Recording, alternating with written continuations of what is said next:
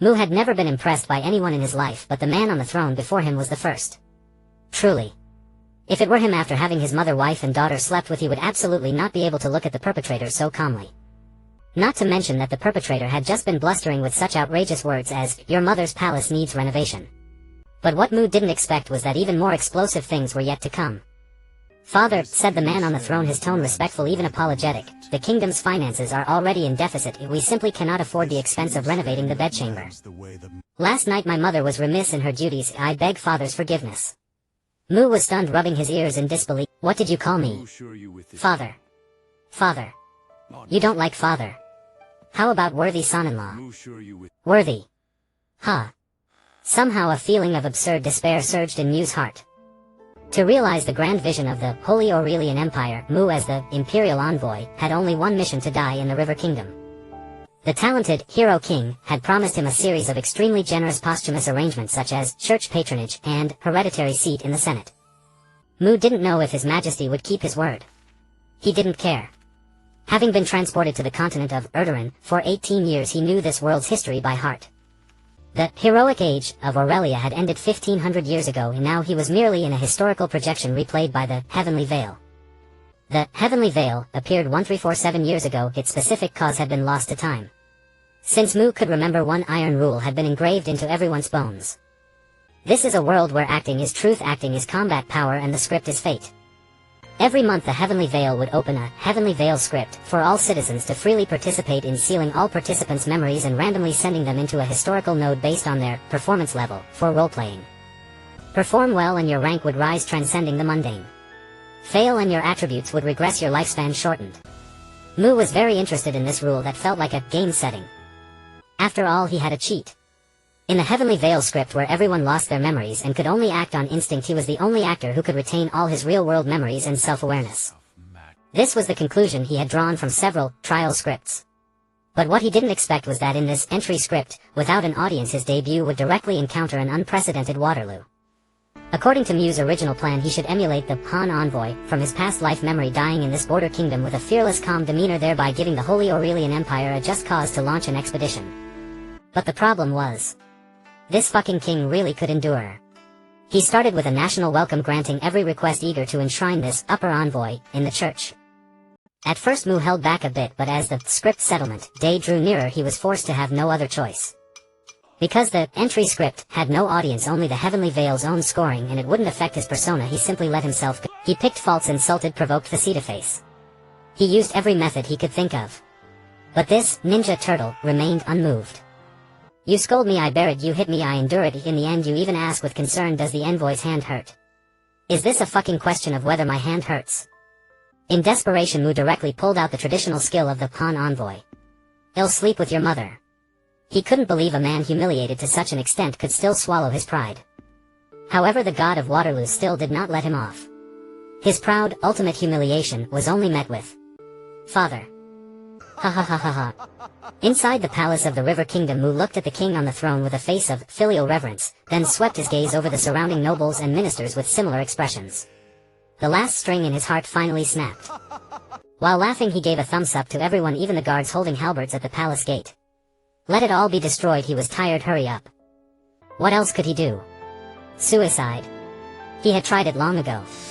Although this country was weak in national power, its magical attainment was not low. Even if he chopped himself into mincemeat, the mages in the nearby wizard tower could reassemble him. Now he was at the end of his rope. Unless a passing hero happened to break through the mage tower's magical blockade, the royal city's cognitive filter, the arcane barrier, permeating the entire city, teleport to him and shout something like, "This is the bond between us," and chop him to death. But the probability of that happening was not less than coming home to find a noble elf in the kitchen presenting 4 dishes and 1 soup and smiling at him, "Welcome home, honey." Mu was almost amused by his own imagination. Let it be. He just hoped his entry script score would be high enough. At least he had a good sleep, right? Mu prepared to settle. The king and nobles saw that he had finally calmed down. The huge stone hanging over their hearts finally fell, and even their eyes were wet. A weak nation has no diplomacy. If not for the thousands of subjects for the crown built with the blood and bone of successive ancestors who would be willing to lower a head that once wore a crown to such an insolent madman.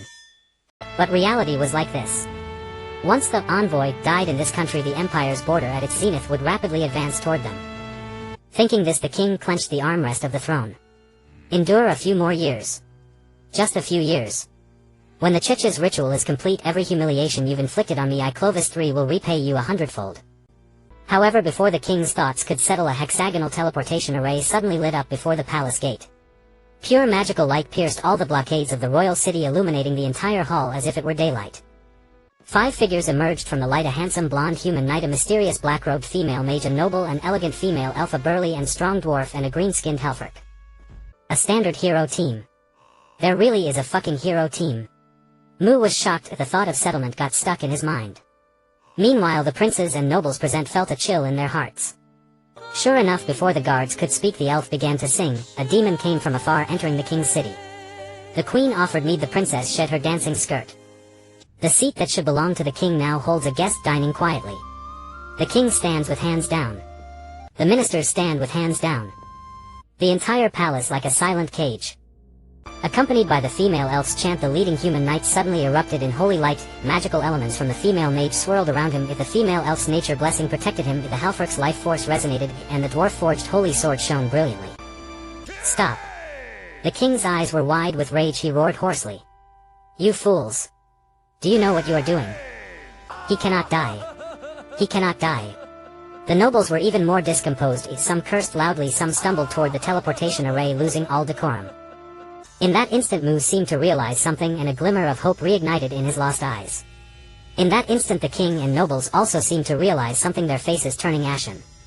The chaotic shouts caused the 5 members of the team to pause for a moment. But only a moment. The elf looked down at these disgraced nobles, her look of contempt unconcealed. She continued chanting, the crown of the kneeling will rust and the throne will collapse. Only the name of the sword-bearer will be sung by wind and time to the ends of the continent. As she chanted, the human knight had completed his preparatory stance. He was too strong. So strong that no one could stop him, no one could even see his movements. With just a dazzling flash of white light, the envoy, seen by all as a demon, was decapitated. One strike killed him clean and neat. The hero defeated the demon. Under the holy light, the corpse had no possibility of resurrection. But precisely because the knight was too strong, he clearly heard the demon utter a low whisper full of excitement, exhilaration, and joy at the moment of death. This is what I call a fucking surprise. The knight froze. Time and space froze in despair. Everything in Mu's sight began to shatter, gradually coalescing into a golden panel. Ding! An emotionless electronic tone echoed in his ears. Completed script, Fall of the Kingdom, historical coordinates, heroic age 23, participant Mu Sotos, number of participants 1, script difficulty no, rank achievement, silence of the Hero King, gold in any script featuring the Hero King. The Hero King's initial impression of you will default to too hard to watch. Achievement description: the knight thrust his sword into the floor tiles, turned and looked at his king. Before he could speak, the king knelt. The nobles knelt. The old ministers of the Privy Council knelt. Those great figures who were once so proud that they disdained even the gods now prostrated on the ground like wheat blown down by the wind. They wept, letting out howls torn from the deepest depths of their chests like the cries of a nation perishing. 3 days later, the Empire's iron cavalry crossed the icy river. The River Kingdom was destroyed. You have obtained title, Shameless Hero, legendary conditions: as an unjust hero, directly or indirectly destroy a historically notorious, chaotic evil faction. Effect: when you play a hero in a script, you will more easily gain the favor of script characters. Hero entries unlocked. Currently active entries 15. You have unlocked low-level titles: King's Good Son, silver condition in a script: make a king voluntarily forced to call you father or worthy son-in-law. Effect: in scripts involving royalty nobility, the target's initial attitude toward you 5. They think you have something epic, troublemaker. Iron condition in a script: simultaneously anger, humiliate 3 or more characters from different factions and get away unscathed or die but achieve the goal. Effect: your provocative actions are more likely to trigger the target's irrational decision.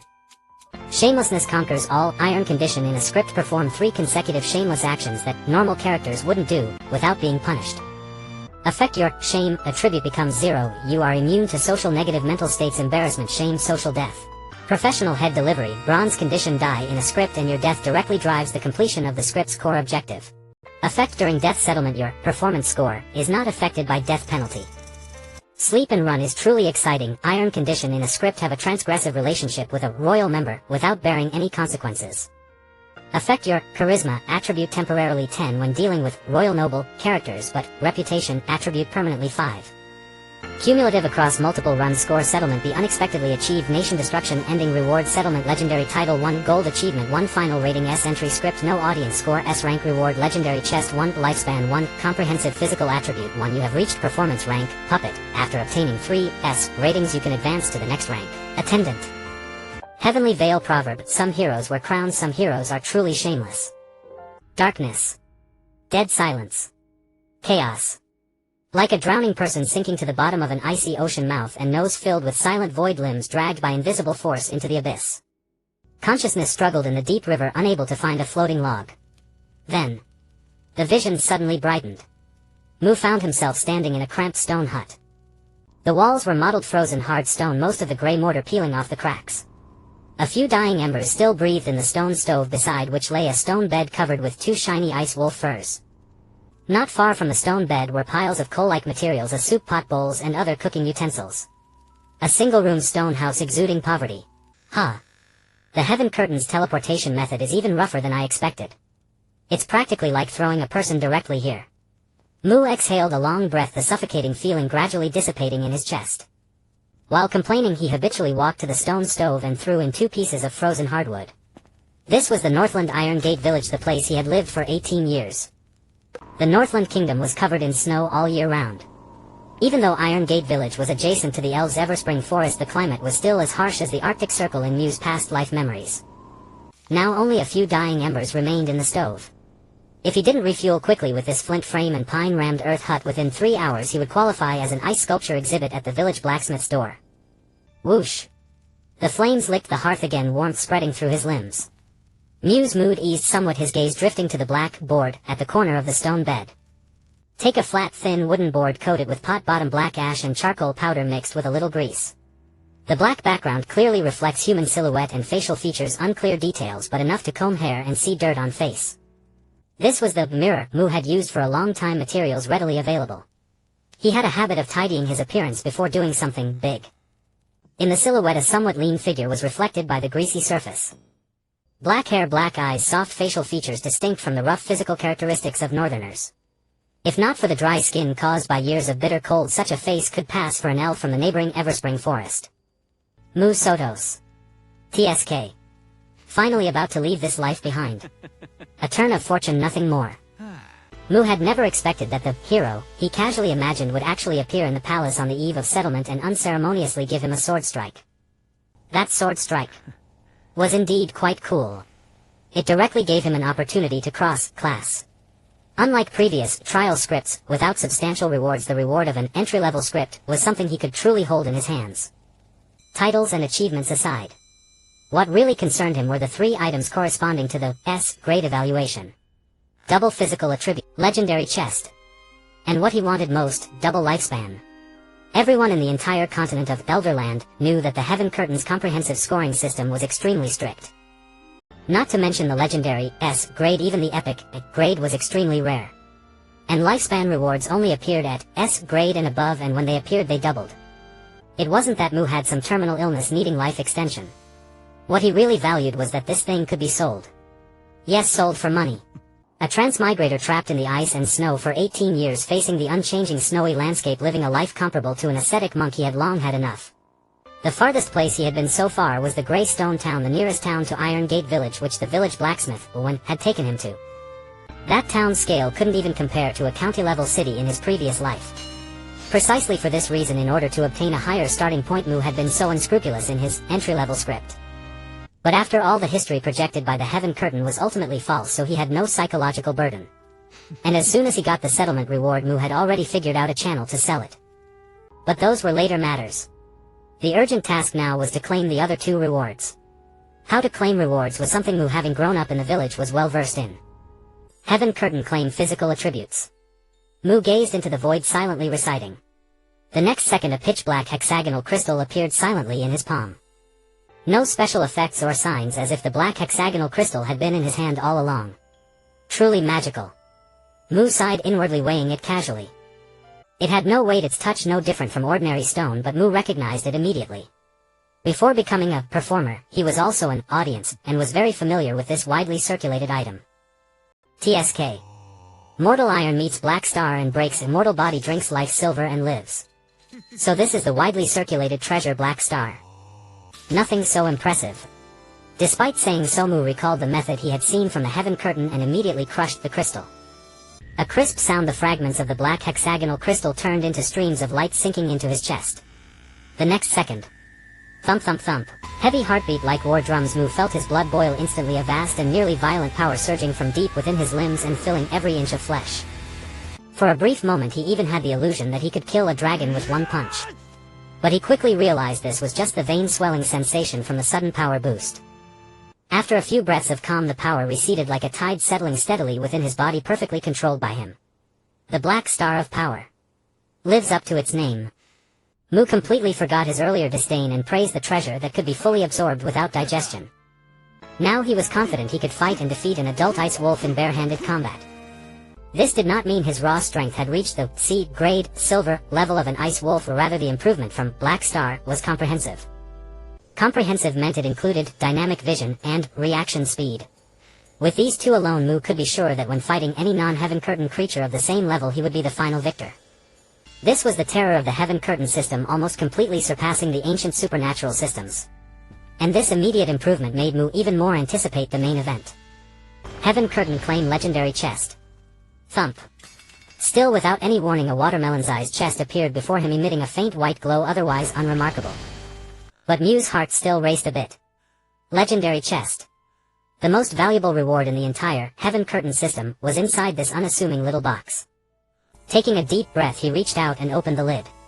Ding! A golden Heaven Curtain panel unfolded before his retina. You have opened a legendary chest. Matching script rewards, please wait. The sudden appearance of the panel didn't surprise Mu. He hadn't eaten pork but had seen pigs run. He had watched many villagers open chests. Opening chests was like a lottery, naturally requiring a dealer to preside. The only entity qualified to be the dealer was the Heaven Curtain. But there was one public rule that concerned Mu. That is, no matter the grade of chest, its internal reward was determined by the plot performed to obtain the chest. Just as a plot classified as romance would not yield a war stomp skill and a war plot would not grant kissing technique knowledge, the political plot Mu had performed would naturally not yield the strong combat rewards he currently wanted most. Even so, this was the legendary chest, after all, and Mu still held great expectations. Soon ripples appeared on the panel. Countless phantom images flashed like a revolving lantern before Mu's eyes. A rusty crown, a sword entwined with thorns, a ring engraved with dragon runes, a thick book with diplomatic records of a weak nation, on its cover a purple potion labeled Queen's Tears. Each phantom appeared. Mu's heart lifted, then dropped when the phantom shattered and disappeared. 3 pure ones. Amitba, Almighty God. Whoever give me a useful skill. What he lacked most now was a decent, supernatural skill to rely on, otherwise the process of exchanging lifespan for money would be more complicated.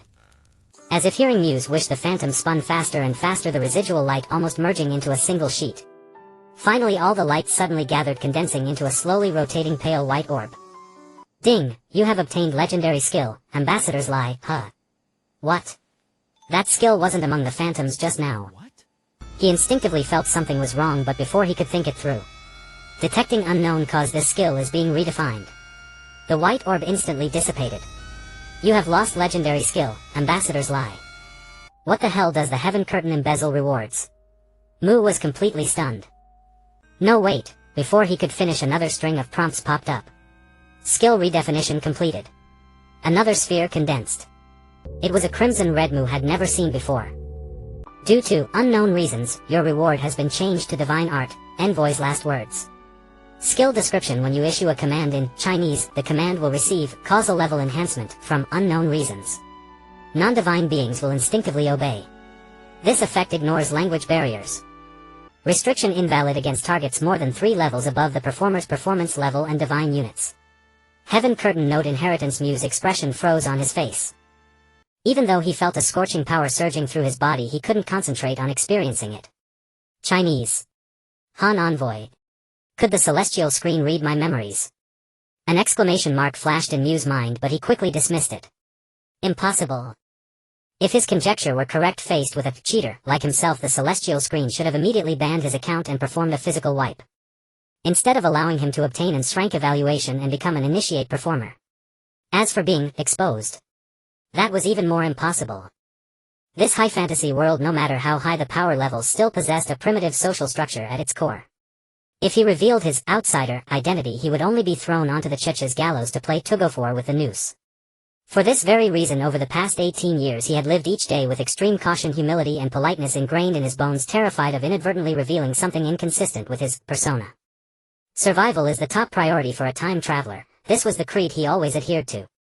Therefore, after eliminating all wrong options, no matter how absurd the remaining choice seemed, it must be the correct answer.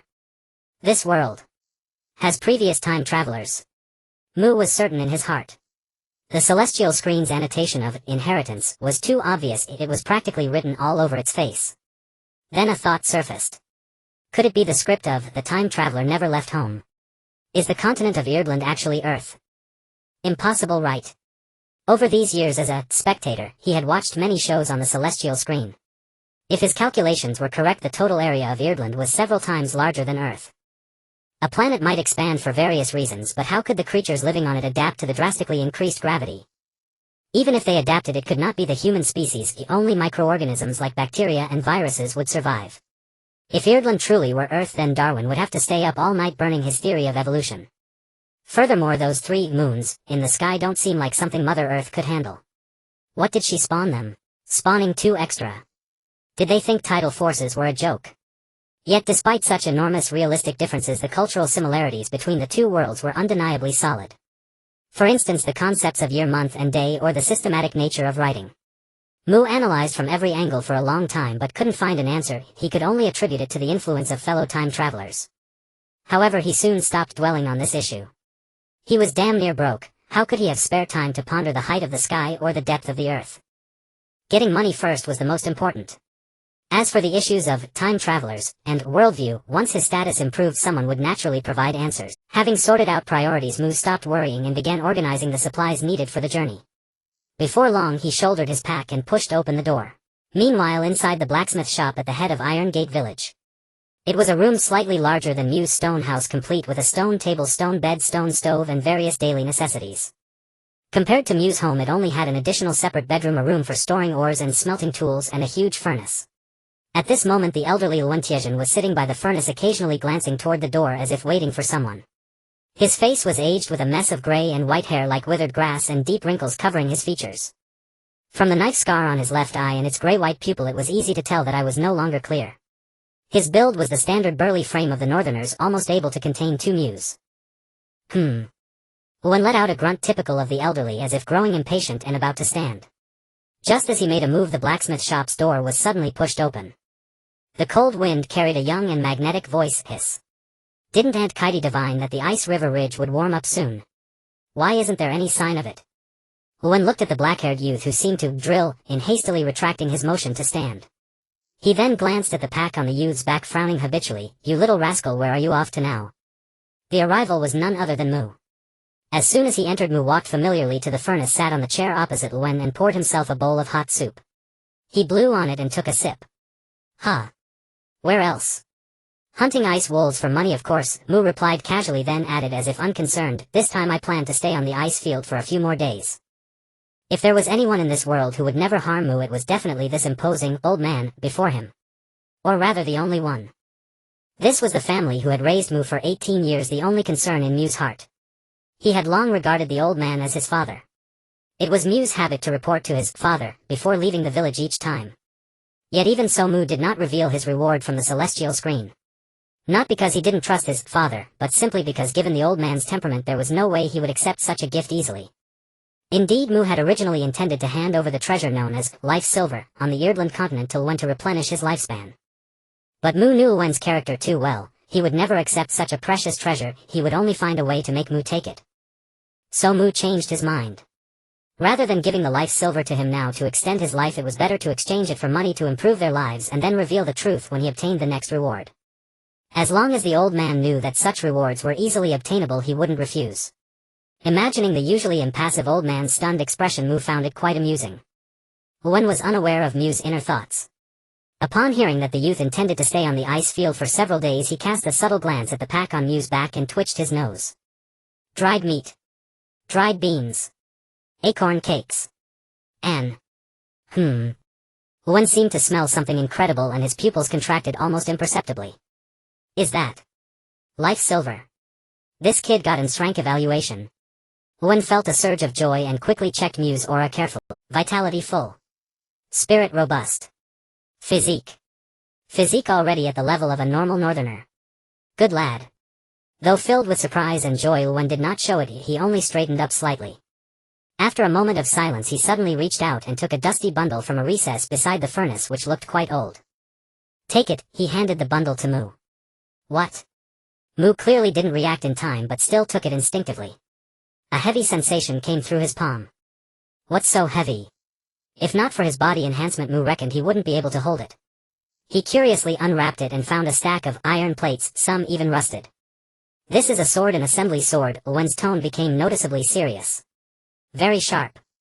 Seems quite sharp indeed. As he spoke, Mu had already assembled the sword and held it in his hand. This was a sword covered in scars and rust. The hilt was iron, the blade heavy, resembling a knight's greatsword, but its sharpness was beyond imagination. Mu merely touched the edge lightly and a cut opened on his finger. Less carelessness, Wen scolded, looking at the blood.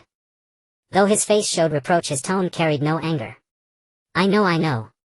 The older you get, the more talkative, even Dad can't escape it. Mu muttered, then quickly disassembled the knight's sword into pieces and stored them in his pack.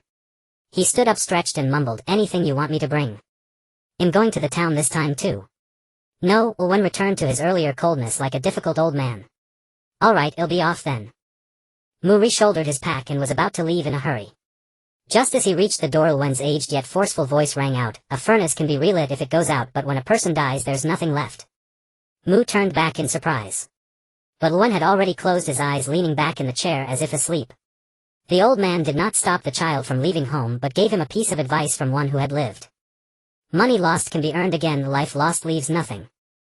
This advice made Mu realize instantly that his father had already known about his gains but had chosen to support him silently without interfering with his decisions. Truly. A warm current flowed through his heart. Mu said nothing more, simply turning silently to leave. Between father and son no words were needed. He pulled open the door and the cold wind dissipated the warmth on his body. The blacksmith shop faced the village main road with the village entrance to the left. Compared to Mu's dwelling in the corner of the village, it was much livelier. Villagers came and went in twos and threes, but upon seeing Mu their talk of harvests and gossip turned to, what bad luck, I just came back and run into the Nightborn going at. Hurry up, stay away from him lest you catch the curse. I really don't know why the blacksmith would pick up such a monster and raise him. Nightborn. That was Mu's nickname in Iron Gate Village. Because of his black hair and black eyes, the villagers regarded him as the spawn of a night and dark spirits union. Mu was long accustomed to this. He simply smiled at the villagers and turned to walk out of the village. Compared to the villagers' teasing, the more important matter now was to sell the longevity in his hands.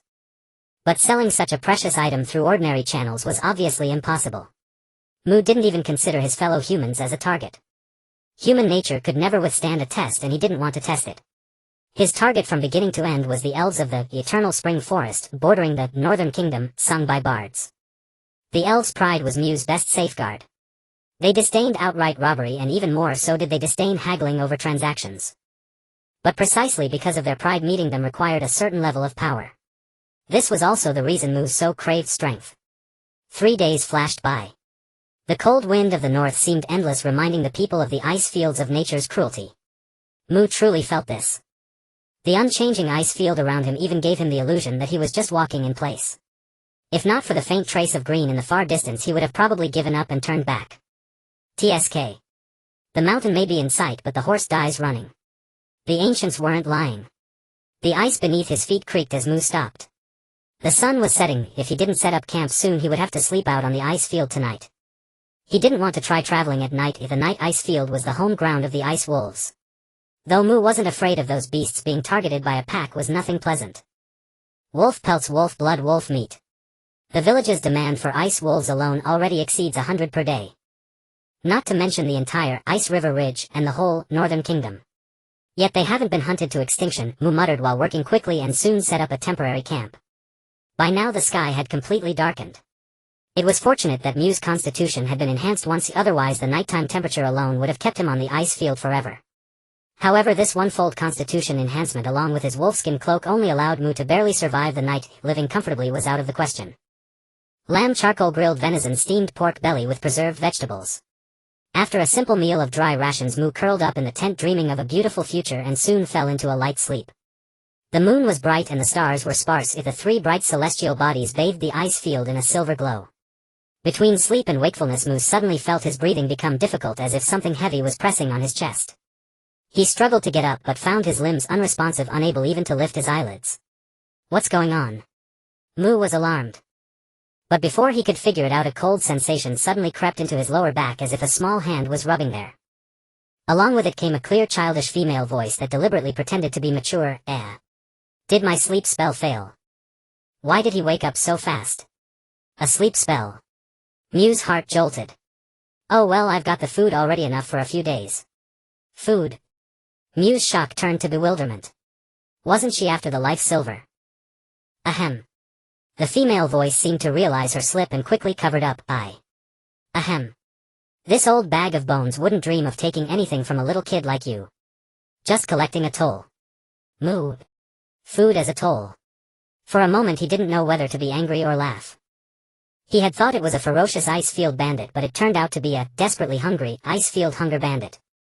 But one thing was certain, the hunger bandit on top of him was definitely not old. Not exactly small either. Because the hunger bandit's methods of stealing food were too childish and took too long, Moo had recovered some bodily functions during the process. Especially his speech ability. So just as the hunger bandit was about to slip out of the camp, Moo spoke. 2 Chinese syllables pronounced accurately and roundly, come back. Vera yueji go. The hungry bandit stiffened as she was about to slip away with the dry provisions. Under an invisible force, her legs turned on their own, dragging her step by step back into the tent, where she collapsed onto Mew's body. Hey. Well, what's happening? Why won't my body obey me? The hungry bandit's crisp, youthful voice lost its feigned maturity, turning panicked. What was happening? The power of divine art, of course. Hadn't she heard of word spirit? Moo silently grumbled in his heart, yet felt relieved. Thankfully the other party meant no harm, otherwise in that situation he wouldn't have had a chance to resist. Still lacking experience. Thinking this, Moo struggled to lift his eyelids, trying to see who exactly had tried to rob him. The hazy moonlight outside the tent filtered in, casting the silhouette of a petite figure. Silver-gray hair cascaded over her shoulders, a few stray strands brushing past Mew's ear. Her delicate fair face was scrunched in a frown, cheeks taut with anxiety. In the dim light her eyes were hard to make out, but they faintly gleamed with a reddish hue. And the long pointed tips of her ears clearly revealed the hungry bandit's true identity. An elf. Mew's heart jolted. They were still some distance from the eternal spring forest. How could they encounter an elf? Weren't they not supposed to leave the forest's bounds? Anne. Silver hair and crimson eyes. An elf of royal blood. Recalling the knowledge he had gleaned as a spectator from the celestial canopy over the years, Mew's inner alarms blared. Before he could think further, the hungry elf, as if realizing she couldn't break free, began to sob. Wah. Vera will be captured. Taken by evil humans. They'll lock Vera in a basement. Hypnotize. Sage. Shame. Tentacles. Mental. Forced. Stop. Moo, face dark with exasperation, cut off the girl's litany and shoved her away. What in the world are you talking about? Was that something I should hear? He felt his idealized image of elves shatter into pieces. Hick. You won't capture Vera. The girl, as if caught off guard by Mew's words, paused mid-sob. Why would I capture you? Moo said irritably. Then why did you hypnotize Vera? You were the one trying to rob me. It was self-defense. So you admit it was hypnosis? Vera grew frightened again. You damn. Was that how she picked up key information? Only listening to what she wanted to hear. He took a few deep breaths to calm himself before looking at the girl again. Listen well, strange elf. That ability of mine is called word spirit, not hypnosis. Don't confuse it with those vulgar concepts you've picked up. Anne. Your word spirit has been dispelled. Now. Immediately. Right this instant. Disappear before me. Otherwise I can't guarantee that the scenes in your imagination won't come true. Since she was just a hungry bandit, Moo didn't intend to make things difficult for her, not even reclaiming the bag of dry provisions she had taken. After all, an elf who had stepped out of the eternal spring forest was essentially a big trouble. Moo didn't want to invite unnecessary misfortune. The best course was to send her on her way quickly. However, upon hearing this, Vera couldn't believe her ears. Her eyes widened. You're actually letting me go. But I'm worth a lot, you know. She mumbled defensively. Moo. Quoting your own price. Are you sane? In the darkness, Mu rolled his eyes dramatically and walked straight out of the tent. Come out. Where do you want to go? I'll point the way. Right now he just wanted to send off this seemingly not-so-bright hungry elf. Huh? Seeing that Mu didn't seem to be joking, Vera's big eyes lit up again. She quickly followed him. Thank you, human. I'm heading to Greyrock Town. Oh, my name is Vera. I'm an elf priest. Hee, already knew your name. Mu muttered inwardly.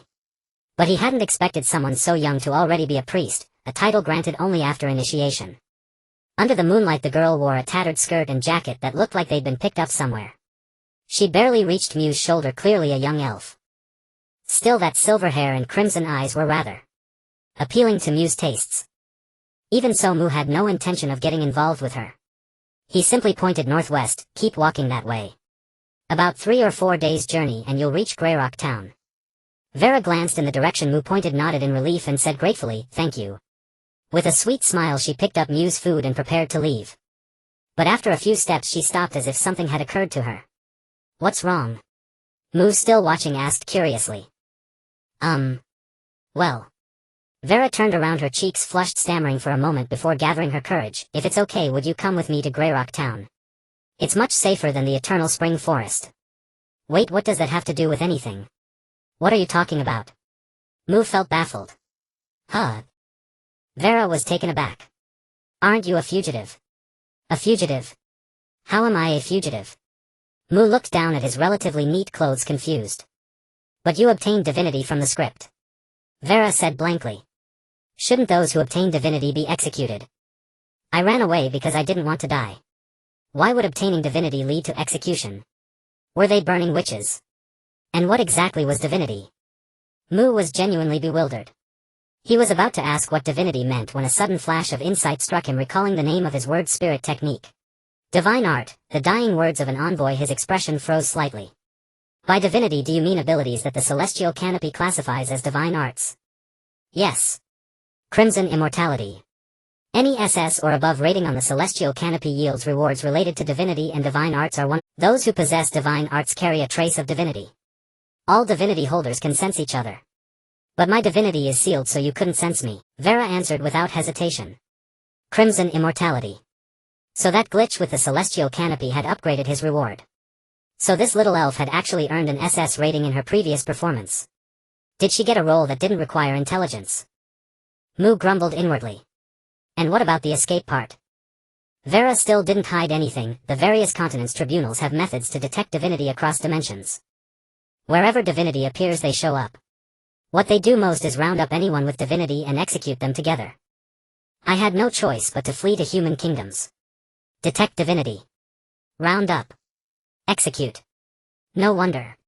Mu's pupils contracted as a previously puzzling question suddenly made sense. Why were the advancement channels in this world so clear, yet the class structure so rigid? With such a vast population of commoners, there must have been a few geniuses with brilliant acting skills. But reality showed that for 1,000 years not a single commoner had managed to cross class boundaries. So that means... No. Not just commoners. Mu refocused his gaze on Vera. Silver hair, crimson eyes, standard elf royal traits. Even royal geniuses were executed when divinity was detected. What did that detection truly mean? Wait. Detecting divinity, Mu's expression shifted drastically. If what Vera said was true and the tribunal had the means to detect divinity across space, they might already be at Iron Gate Father and the villagers. A strong sense of crisis surged in Mu's heart. Without a second thought he rushed back into the tent, grabbed the bag containing his life silver and set off back the way he came. What's wrong? Seeing Mu's frantic haste, Vera hurried after him.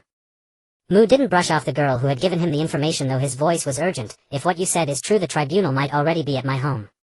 I can't let them do as they please there. In truth, Mu wished Vera was lying.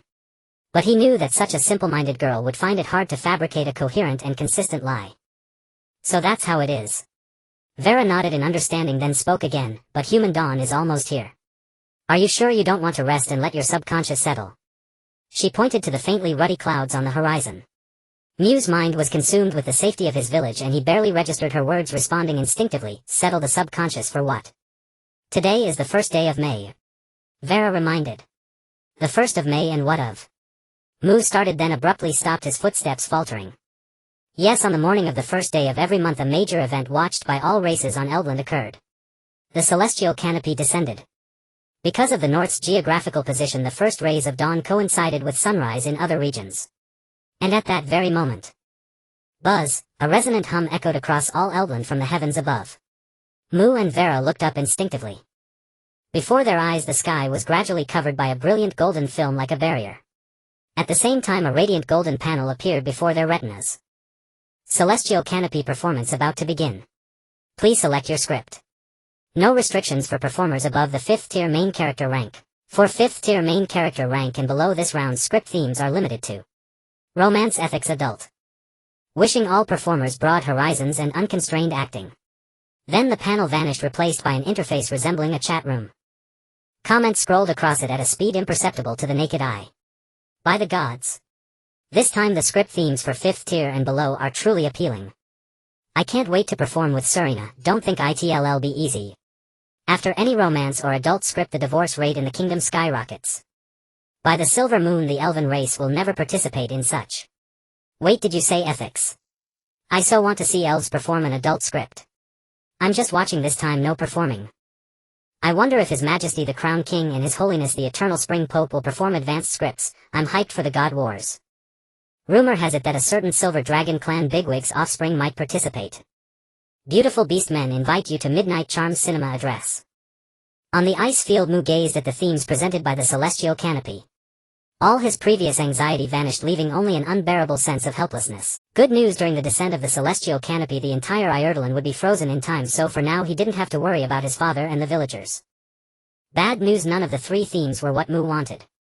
The mere thought of having to perform such plots before an audience sent a prickling sensation across his scalp. Just then Wei La's childish voice, tinged with tears, abruptly interrupted Moo's thoughts. It's over, it's over. Mom said that every opportunity to gain power from now on is crucial and I can't afford to miss it. But these are all themes I've never encountered before. My subconscious will just turn me into a native of the story. What am I supposed to do? Become a native? Moo seized the key information. That's right. For others the script might be another real life. But for him it was nothing but a game. His memories wouldn't be sealed by the celestial canopy. He could decide what to act and how to act. Wasn't it entirely up to him? How could the themes restrict him at all? It was purely because the news from the tribunal had overwhelmed him, causing him to forget this greatest trump card. With that thought, Moo instantly formulated a preliminary plan. What rank are you? He asked Wei La casually. I'm a first-rank puppet, Wei La replied with a pitiful tone. Me too. Want to try teaming up? Huh? Wei La clearly hadn't followed his train of thought. Of course Wei La knew about the team-up function. It was designed for performer teams or small groups like couples, brothers, sisters, etc. With a maximum of 5 members. But I've never actually performed formally. Wei La said with a dejected face. I only performed a war-themed piece once after entering the rank, and then I got arrested. I have no experience at all. She was afraid of messing up and ruining Moo's prospects. Moo naturally understood her concerns and chuckled inwardly. This little one was quite kind-hearted. It was just that her worry was a bit odd. Hadn't she considered whether these 3 themes could be performed by a team of strangers? After all, the sensations in the script were real. But since she hadn't considered it, he didn't need to dwell on it either. Perhaps she didn't care at all. Don't worry about me, Miss Wei La. Just think about whether you're willing to trust me, Moo said. Huh? Wei La's small face clearly showed a bewildered expression, but his earlier act of letting her go quickly made her respond. You were willing to give Wei La food, so Wei La trusts you. That's enough, Moo said with a smile, casually sending a team invitation. Wei La accepted. Instantly a message popped up before both of their retinas. You have successfully formed a team. Looking at the prompt from the celestial canopy and then at the delighted girl beside him, Moo suddenly felt a twinge of guilt. Teaming up with Wei La seemed like a spirofement decision, but in truth Moo had already had the idea the moment the celestial canopy descended. There were some things he couldn't bring himself to ask Wei La because they weren't familiar enough. For instance, what was divinity? Why were the royal family executed even after acquiring divinity? And how had she survived the tribunal? These questions had never appeared in the celestial canopy's performances, nor had they ever been mentioned. Perhaps only Wei La as a member of the elven royal family would. That was why Moo had extended the team invitation. If he could help Wei La in the script, surely she wouldn't be stingy with such important information. As for cheating directly, forget it. He could act however he wanted in the celestial canopy, but in reality he couldn't bring himself to do something so shameless. Meanwhile, Wei La, upon seeing the successful team-up, prompt beamed with joy and wrapped her arms around Mu's arm. "Human, I'm counting on you from now on. Just call me Mu," Mu said with a polite smile, trying to pull his arm free only to find that his strength was no match for Wei La's. "What the hell? I've used the Black Star before." Mu refused to believe it and tried again, even using all his might, but the arm held in her grip remained utterly still. Wei La, as if unaware, said softly, "Thank you, Mu." "No problem." Mu's eyes twitched, and after a few more attempts he finally gave up. The gap in strength was too great.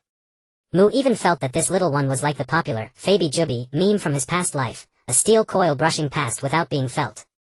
He could only say as expected of a high elf. Anyway, he should focus on selecting the script first. Mu redirected his attention to the light screen. Love ethics adult. He had no intention of taking advantage of this little girl, so avoiding vulgar content was necessary. Given their current situation, of love and adult themes could basically be ruled out if they wanted to avoid those vulgar elements. After pondering for a moment, Mu selected the ethics theme. The celestial canopy gave real-time feedback. Theme selected. Ethics performers Musuatusi Wei Lai Wajigo. Script match complete. In an instant, Mu felt as if the entire ice field had frozen and everything around began to blur, twist and lose color. Only Wei La beside him and the light screen before his eyes remained vivid. Script title, Returning Home. Historical coordinates, Heroic Era 3109. Number of performers 5. Script difficulty, first rank. Puppet. Please select a role from the following options: basic, blacksmith, priest, merchant, chef, guard, farmer, little boy. Advanced, nun, farm woman, doctor, sex worker, tavern owner, foolish mother, little girl. The final years of the heroic era, an age of war. An. Advanced roles. Mu recalled the performance rules. In the celestial canopy script's advanced roles referred to character portrayals of different genders or different races. Such role-playing was more difficult, and the degree of OOC would greatly increase, ultimately affecting the evaluations of the celestial canopy and the audience. Just as a male actor could hardly perfectly portray a female, a dwarf could not perform the elegance of an elf. However, the benefits were also substantial. For advanced role performances, the reward would be increased by 1 additional level upon settlement. For example, if a performer received a grade evaluation, the grade golden chest obtained after settlement would become an grade epic chest. Yet even so few were willing to try advanced roles. After all, if the celestial canopy rated them E or D grade, even if the reward upgraded, their lifespan and physical condition would plummet, a loss outweighing the gain. Mu, however, was unconcerned. He was confident in his ability to handle any role. Based on my years of viewing experience under team conditions, choosing roles from the same family in an ethics theme facilitates the development of the plot. Mu mused as he offered his opinion. Wei La pondered, like the priest and the little boy. Yeah. Hell no. Mu was about to nod when he suddenly caught on and looked at Wei La with an expression of utter disbelief. What kind of stuff do you usually read? Me. Of course, the books at home. Your elven royalty likes to collect this kind of literature. I think your elven race is doomed to end with this generation. Mu's mouth twitched and he decided to skip the topic. I'm going to choose the foolish mother role. He felt this character had a high operational ceiling. Then he'll choose the little girl. Wei La asked. Sure. Yay, Wei La had wanted to pick the little girl all along. Soon each had selected their roles. Script deployment complete. Performance about to begin. Script key information prompt. This is a story about love. Within the Dragon Sleep Mountain range inside the holy temple of the pure-blooded dragon clan, Lena stood with her hands bound behind her back beneath the gallows, weakly watching the dragons judging her and a group of humans who should not have been there. 4. Mere divinity. The tribunal has actually allied with the dragons to capture me. Are you so afraid of the Hero King's return? A colossal bronze-scaled dragon stretched the time-stopping power of the celestial curtain, his eyes larger than a man, staring coldly at her. I cannot interrupt the performance. Go watch her film and do not let her obtain a second piece of divinity. Yes. Everyone in the temple seemed to obey this dragon, responding respectfully. Deep within the royal dungeon of the capital city, Crown City of the Crown Kingdom, the third Prince Soris Aurelian, wearing anti-magic shackles, held an iron shard in his hand, constantly digging at the corner of the dungeon wall. While digging, he cursed loudly, "You idiot with a brain worse than a troll. By the beastman's blood. This prince asked for the key, not this damned piece of iron even a beastman would disdain. Did your mother mate with a beastman? Or is it because this prince obtained divinity that even you, my personal guard, have betrayed me? By the beastman's blood. It seems I have no choice but to participate in this celestial curtain performance. I don't want to rot away on the gallows." Darkness. Silence. Chaos. The sensation of drowning gradually faded. Lena gasped and opened her eyes. In her blank mind a memory slowly surfaced. You are the tavern owner of Wheat Village, a black iron mage usually cold and taciturn, making a living by running the tavern. Occasionally you buy magical potions from the apothecary and help the villagers clear weeds from the fields. Lena naturally accepted this setting, even subconsciously calculating her recent income. A flicker in the corner of her eye caught sight of a middle-aged woman with a sharp face staring at her in shock from the counter. The most foolish woman in the village. The thought rose in Lena's mind. What do you want? She asked coldly. The most foolish woman in the village. Mu suppressed the shock in his heart upon hearing the question. Just now he had clearly seen a woman's phantom flicker across the tavern owner's body, and then she seemed to change, the piece on her face turning to coldness. This must be a performer, right? So the celestial curtain makes performers play roles by directly possessing them.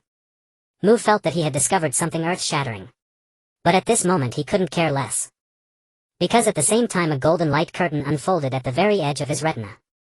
It was the barrage of the audience, which he needed to focus to see: silver dragon, green dragon, blue dragon, golden dragon. The tribunal of the River Valley Kingdom's church. Oh heavens! So many high-ranking spectators. Which great figure's offspring is performing in this script? I've only seen this in 7th order scripts in my entire life. Let me see the cast list. Tavern owner Lena, blacksmith Rune Anvil, foolish mother Mu, Sothoth, little girl Vela, Moonsong, sex worker Soris, Aurelian. My heavens! Anvil of the dwarf royalty. Moonsong of the elf royalty. Aurelian of the crown kingdom. What kind of godly lineup is this? And it's still an ethical drama. 3 royal families. This Lena and Sothoth can't be ordinary people either. Too bad the character details only unlock after the 5th order protagonist, otherwise I'd die to know these two's identities. The information from the barrage was more than enough, but Mu ignored it all and focused on one name. Rune Anvil. That was his adoptive father's name. Was it a coincidence? Mu's heart tightened. Because his father never liked to appear in public and had no interest in performing in the celestial curtain, his rank had always been 1st order puppet. That matched perfectly. The only problem was that his father was not a dwarf and was even extremely tall and robust. But what if that really was his father? If his father received an E or F rating, would his lifespan even be enough to endure the celestial curtain's punishment? No. This script. He had to adjust his plan. What exactly do you want to buy? Behind the counter Lena grew impatient and urged him. Mu reacted instantly, almost reflexively, putting on a sharp and mean expression. Can't I just look? Are you forbidding it? Suit yourself. Lena snorted and sat back behind the counter. Fortunately his character was a sharp-tongued one. Anything he did wouldn't be strange. Once he went out of character, the celestial curtain score would plummet. Mu breathed a sigh of relief. Give me a bottle of weed killer. Mu reached out to Lena. 5 silver coins. Lena casually tossed a green potion onto the counter. Mu's eyelid twitched. 5 silver coins could support him for a month in Iron Gate Village. You heartless goblin. He muttered reluctantly, pulling out 5 silver coins. By the way, this Mu Sothoth is a man, right? The barrage appeared again. From the name, definitely. What courage. He actually chose an advanced character. Didn't the elf royalty and the crown kingdom's royalty also choose advanced roles? Forget that. Do you know who this Lena is? Who? She is the chief mage of the Holy Soul College of the River Valley Kingdom. A bona fide legendary powerhouse. But it turns out her performance rank is only 1st order. Really? Black iron, bronze, silver, gold, epic legend.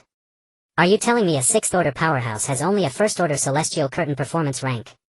Really? I guess the big shot subconscious wasn't suited for some themes, so she never participated. And then she chose an ethical drama. Like hell, I believe you. Well. Mu looked at the discussion on the barrage and felt speechless inside. What kind of big shot would bother with an ethical drama? It was fine for men, but if a girl was taken in the script, how could she face others after? Lying without even drafting. Mu grumbled inwardly, picked up the weed killer and was about to leave. But just as he turned, a sudden wave of heat came from nowhere, instantly sweeping through his body, forcing him to hug his arms involuntarily. He felt his pores breathing, as if a craving from his soul made him unconsciously look at Lena behind the counter. At the same time, Lena was also hugging her arms, looking up at Mu. Their eyes met. Mu's pupils contracted. But Lena just frowned, glanced at Mu, then at the weather outside. Strange, it's early evening, why is it so hot? She didn't suspect Mu at all, thinking it was just the weather, and left the counter to find something to cool herself. But a storm surged in Mu's heart. He had felt this heat before. When he acquired his divine power. He recalled what Vela had said earlier, those who possess divine power are stained with divinity. And divinity owners can sense each other's presence, but if the other's divinity is sealed you can't sense it. Was this divinity? Lena also possessed divinity. Then according to Vela's words, was this so-called Lena also being hunted? Mu quickly calculated in his mind. Only those who were dissolute desperate like Vela or fearless like himself would choose an ethical drama. So Lena was also desperate. Thinking this, Mu turned and left without expression, quickly checking the barrage as he walked. Soon a barrage caught his attention. I swear I'm telling the truth.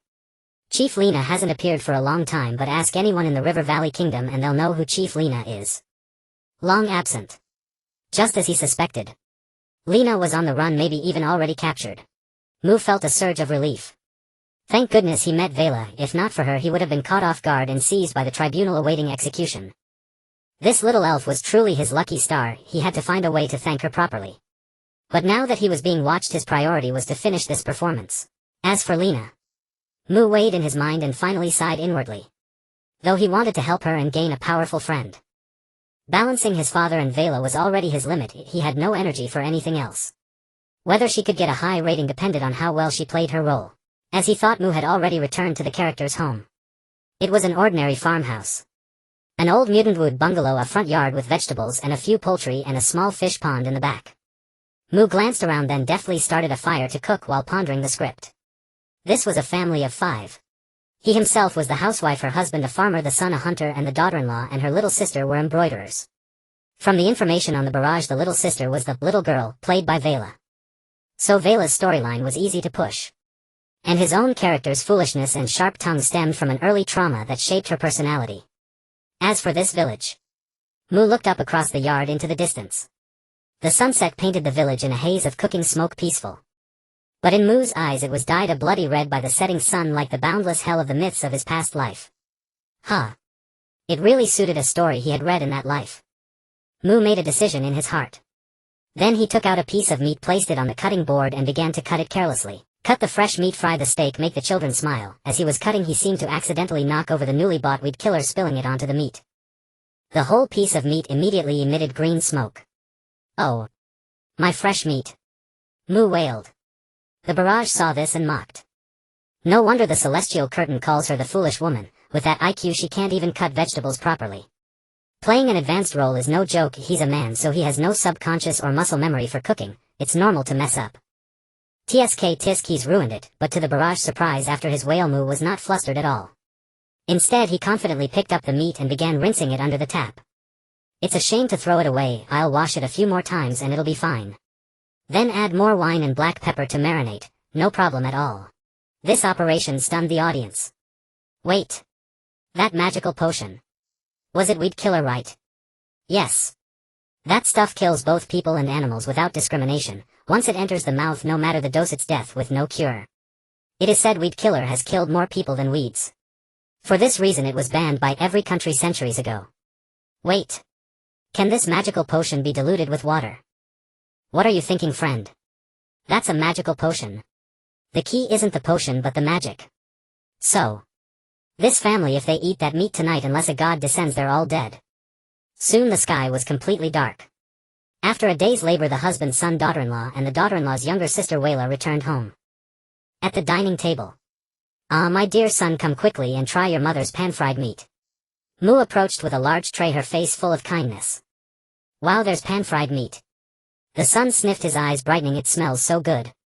The husband also swallowed saliva, looking at Mu curiously. Wife, what seasoning did you use today? It smells wonderful. Of course it's herbal seasoning. I just bought it. Mu stammered, placing the tray on the table. Come on, try it while it's hot or it won't taste good. Just then Sharpie Mu suddenly noticed Wayla reaching out her little hand, trying to sneak a piece of meat. You shameless little wench. Mu flew into a rage, yanking Wayla to the ground and cursing her. Don't you know the rules? A woman must clean the kitchen before she can sit at the table. Do I need to teach you that? The husband and son nodded, repeatedly glaring at Wayla with hostility. Husband, you don't understand any rules. I think you should skip this meal. Son looked at his wife. Since she's your sister, you should leave too. Both the daughter-in-law and Wayla's eyes reddened instantly. Moo didn't hesitate, pulling the two women toward the kitchen while speaking sharply. You've been in this family for years and I still have to remind you of the rules. Next time be more self-aware. Yes, mother. The daughter-in-law held Wayla's hand, nodding dejectedly. Wayla also lowered her head timidly. The three women began bustling about in the kitchen. The audience was somewhat bewildered by this scene. I thought I'd see a grand spectacle of mass poisoning, but it turns out this family is so patriarchal that even the mistress can't sit at the table to eat. By the silver moon above, such a backward custom should have been buried in the graveyard of history long ago. Thank goodness this family values men over women, otherwise Miss Wayla would be in danger. Tisk, anyway, those two men are doomed. Sure enough, just as Moo and the other two were washing the cookware, a scream suddenly came from the house. Ow, Dad, why does my stomach suddenly hurt so much? Me too. What's going on? Hearing the noise, Mew's face changed and she immediately got up to check. The daughter-in-law and Wayla reacted more quickly, but as they started to rise, Moo stopped them. Don't you two slack off. Keep working. I'll go check over there. With that, she limped over. Her legs seemed numb from squatting. The daughter-in-law and Wayla exchanged a glance, dared not speak, and continued working.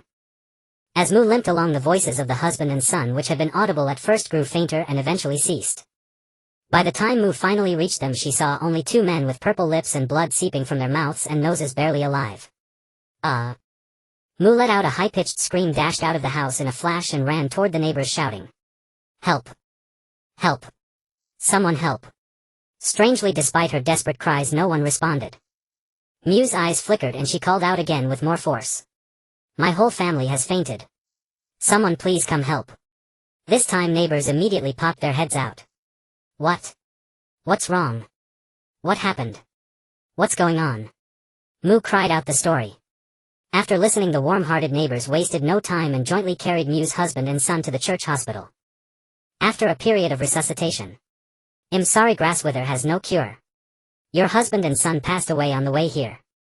The doctor removed his mask, a hint of apology in his tone. Moo was overwhelmed with grief, wailing loudly, "Without you, how can I go on living? Madam, please accept my condolences. Alas, make funeral arrangements soon. The deceased are gone, we will all help." The villagers consoled Moo one after another. Seeing this, a bullet comment lamented. "Well, I guess this is what you call a foolish mother, greedy for small gains, that killed her husband and son. She got what she deserved. Thank goodness these villagers are kind enough to lend a hand. I bet Musuatuosa's final score will be either D or E." Not only did she completely botch the script, but her character was also dragged along by the natives' memories. It's just that her subconscious isn't strong enough. If the crowned king were here, even the most foolish woman would become a queen under his powerful subconscious. The gap is still too great. The next morning, two mortuary tables built of logs and rough stones were placed side by side in the village's only church. There were few people inside the church, only Mew's family and the church's priest. The daughter-in-law and Wayla knelt beside the mortuary tables, occasionally wiping away tears. Moo was conversing with the elderly priest. She sobbed, "Father, my husband and son loved lively gatherings when they were alive. Now that they're gone, I wonder if you could kindly invite some villagers to come to my house for a meal to see them off." The priest looked troubled. "My child, I would very much like to grant your request. But with my influence I can at most invite a few people. You should go to the blacksmith and the sex worker at the village entrance. They are the most popular in the village." "That's exactly what I wanted to hear." "I understand, Father." Moo bowed, wiped her tears, and hurried away. "What do you understand?" The priest was puzzled, but seeing Moo leave in haste, he didn't dare stop and ask, so he suppressed his doubts. According to Maitian village's tradition, for the deceased family members must keep vigil for 3 days. So for these 3 days the daughter-in-law and Wayla had to stay in the church. Moo first went home to get some money before meeting the blacksmith and the prostitute. But as she passed the dining table, her steps halted and she stared fixedly at the unfinished pan-fried meat. "So much left. Throwing it away would hurt more than killing me," she murmured. The bullet comments instantly filled with question marks. Wait. She's not going to. No way, please don't tell me it's what I'm thinking. It shouldn't be. After all this, no normal human would do such a thing." Before the bullet comments could finish discussing, Moo had already taken the pan-fried meat into the kitchen. She chopped the meat into mince, mixed it with some rotten vegetable leaves, and stirred it into animal feed. "Humans can't eat this, but livestock can, right?" Moo said with great confidence. Then she took the mixed feed to the front yard and fed it to the chickens, ducks, geese, dogs, and pigs, watching them eat. The bullet comments exploded. I can't take it anymore. My stupidity allergy is acting up. I'm going to throw up. She killed her husband and son and now she's going after the livestock. Only in such a backward mountain village could she be tolerated. If this were in the city, the Inquisition would have burned her at the stake long ago. This fool of an actress is truly stupid. I thought she was a big shot, but she can't even overpower the subconscious of a peasant woman. I'm done watching. This is blinding. I'll go check out the blacksmith and the sex worker. I'll stick with this perspective for now. I have a feeling this stupid woman will stir up even bigger trouble. The mockery in the barrage did not dishearten Mu, instead it only made his heart race with excitement. Go ahead, curse. The fiercer the insults, the more stunning the reversal would be when it came. Only then could it truly conquer the audience's hearts. It was a pity, his own performance level was still too low, limiting the difficulty of his roles and the duration preventing him from fully unleashing his talents. Otherwise he would have recreated classic scenes like, "Are the white day and the night equal?" At any cost. After adding more feed to the livestock, Mu wore a smile that seemed to say, "Though my husband and son are dead, I secretly rejoice at the few copper coins saved," and murmured, "Now nothing goes to waste." The audience. Still smiling after losing her whole family. My scalp is crawling. Brothers, I can't take it anymore. You go on. I'll watch someone else too. Me too. Mu took in all the curses in the barrage, his heart growing more eager for the impact after the plot's reversal. He stopped paying attention to the jumping words, retrieved a pouch of silver coins from home and set off according to plan, heading to the village blacksmith's shop. The blacksmith was a burly middle-aged man, appearing honest and kind. He greeted warmly, "Customer, what do you need?" Mu gave him a discreet once-over. In the current character's memories, the blacksmith had always been like this, simple, clear-eyed, all smiles for everyone. But Mu saw the coldness beneath that smile. Not because his perception was sharp, but because he had seen that same coldness for 18 years. It was something etched into Luan's very bones, impossible to hide even behind a different face or identity. Mu sighed inwardly. It was his father, no mistaking it. But since it was his father, a little trickery should be fine, shouldn't it? With that thought, Mu suddenly grabbed the blacksmith's arm, pressing it against his chest, and spoke in an overly delicate tone, "Oh, blacksmith brother, don't you recognize me? Why so distant? There's no outsider here. What are you doing? What relationship do we have?" The blacksmith was startled, his composure breaking. "Are you going to deny everything now?" Mu pretended to be aggrieved. At the same time he lowered his voice and whispered a threat into the blacksmith's ear, "What if I strip off my clothes and walk out of your shop? Who do you think the villagers would believe, a widow who just lost her husband or a red-blooded unmarried middle-aged man?" The blacksmith panicked, his face turning red. What exactly do you want? He was genuinely afraid of such a scenario. How could he face the village afterward? "Naturally, I'm going to trick you." Mu chuckled inwardly, seeing his father's expression for the first time and wishing he could take a photo, but he didn't forget his real purpose. He continued in a low voice, "I need you to persuade everyone in the village to come to my house tomorrow for a feast to see my man off on his final journey." The blacksmith's eyes widened. "That's all?" "Yes." Mu nodded. The blacksmith's expression nearly twisted as he looked at his captured arm and took a deep breath. Was it worth doing all this over such a trivial matter? You could have just told me directly. The barrage also expressed exasperation. This person is not only foolish but also has flawed character. Indeed, I don't know how he managed to rank among so many big shots. Mu ignored those comments. But to me it's not trivial. He bowed his head, his voice trembling slightly. This made the blacksmith's expression freeze, as if reminded of some unpleasant memory. After a moment of silence he said, "I agree." The blacksmith's attitude shifted to one of dejection. Sensing the change in emotion, Mu released his grip, bowed, and choked out, "Thank you. You have always been my benefactor. What I did just now, that was a method father taught me. I hope you don't mind." "I knew it. That damned cleric." The blacksmith cursed, shaking his head. Go on, go on. I'll help you persuade them later." He turned away, lit a cigarette, and smoked. Mu bowed again, stared at him for a long time, then silently left. The barrage was baffled by the sudden twist. "Can anyone tell me what happened?" "No clue. I didn't fast forward either. I don't get it either. He was threatening just now and now he's a benefactor. I didn't understand anything else, but I know the cleric is definitely the victim. Things are getting interesting." Leaving the blacksmith's shop, Mu organized his thoughts and set his sights on the sex worker at the village entrance. No one knew her real name, everyone called her San San. Apart from receiving clients, she occasionally sold aphrodisiac potions to make ends meet. Her appearance was extremely alluring. As luck would have it, Mu didn't even reach her doorstep before bumping into San San, who was walking hurriedly. "Oh, what a coincidence. I was just looking for you, Miss San. Mu put on a familiar easygoing smile and blocked her path. San stopped and scanned him from head to toe. Then her first words froze the smile on Mu's face. Where did this big fat pig come from? Get out of the way. You're as fat as a stone pillar in the town. Are you talking about me? Mu pointed at himself in disbelief. Is there a third one on this road? Damn. That mouth was vicious. Mu swore that if he were really a woman in this situation he would have slapped her. San, I didn't mean anything. If there's no point, shut up.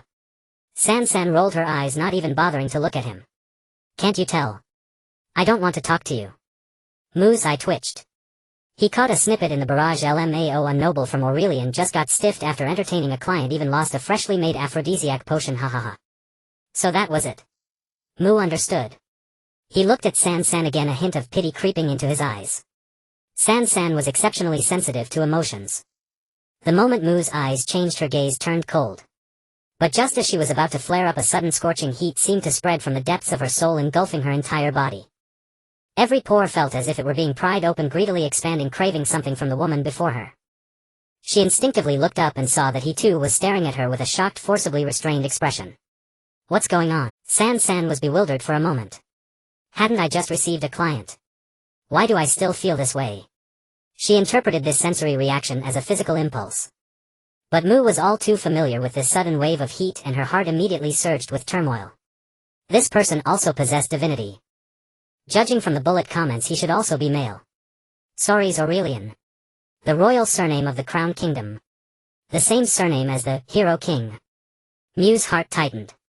A royal scion sharing the same surname as the Hero King had fallen so low as to play a prostitute in an ethical script. Such people value face above all else. Unless forced by dire circumstances, they wouldn't even glance at ethical dramas, let alone play such lowly roles. The pressure that could force someone of such status to bow must be extraordinary. Could it be that even high-ranking members of the human race are hunted for possessing divinity? Mu vaguely felt that the issue of divinity might not be as simple as Vera said. But now was not the time for deep inquiry. Ahem. Sorry, Miss Sanson. Mu put on a dejected expression. My husband has just passed away. Perhaps I'm not in a good mood and it's affecting you. Not in a good mood? Sanson rubbed her arms, suppressing the strange heat, and sneered casually, don't flatter yourself. Your man is dead, aren't you overjoyed? How could that be? Mu said with sincere eyes. You must have misunderstood me. I came to ask you to bring your clients to my home for a banquet to see my husband and son off on their final journey. I think you really. Sanson was about to curse but suddenly stopped. Did you come from the blacksmiths? Her eyes turned suspicious. Yes. Mu nodded. The blacksmith agreed. Sanson pressed. Mu looked at the gaudily dressed woman before him, feeling a surge of emotion.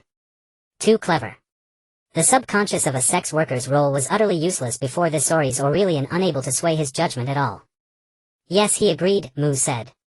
Then I have underestimated you. Sanson's lips curled and her previous disdain vanished.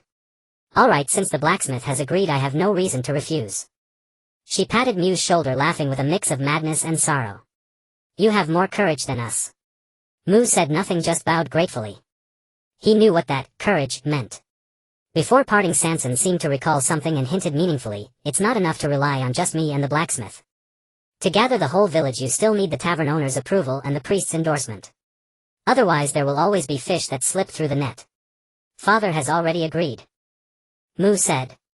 Sanson raised an eyebrow, then waved her hand and turned to leave. Then it's settled. See you tomorrow. See you tomorrow.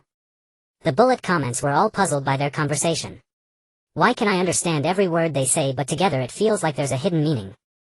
Isn't it just that this woman wants to hold a funeral with some pomp and get the whole village to attend? But the blacksmith and Sanson changed their attitudes way too fast. At first they were impatient, but as soon as they heard about the whole village feast they immediately agreed. Probably related to the characters' past experiences, but we just can't see it yet. I'm getting more and more curious about what happens next. Since there was no useful information, Mu ignored the live stream discussion. After parting with Sanson, he went straight to the village's only tavern and met Lena. As soon as he entered, Mu began to throw a tantrum. My husband and my child were killed by your poison. Boo-hoo, you must give me an explanation today. However, Lena was not as angry or panicked as expected upon seeing this. She just lowered her eyes and said softly, "The blacksmith has already been here, madam." Mu's expression froze. Father has already been here. He's that quick to act.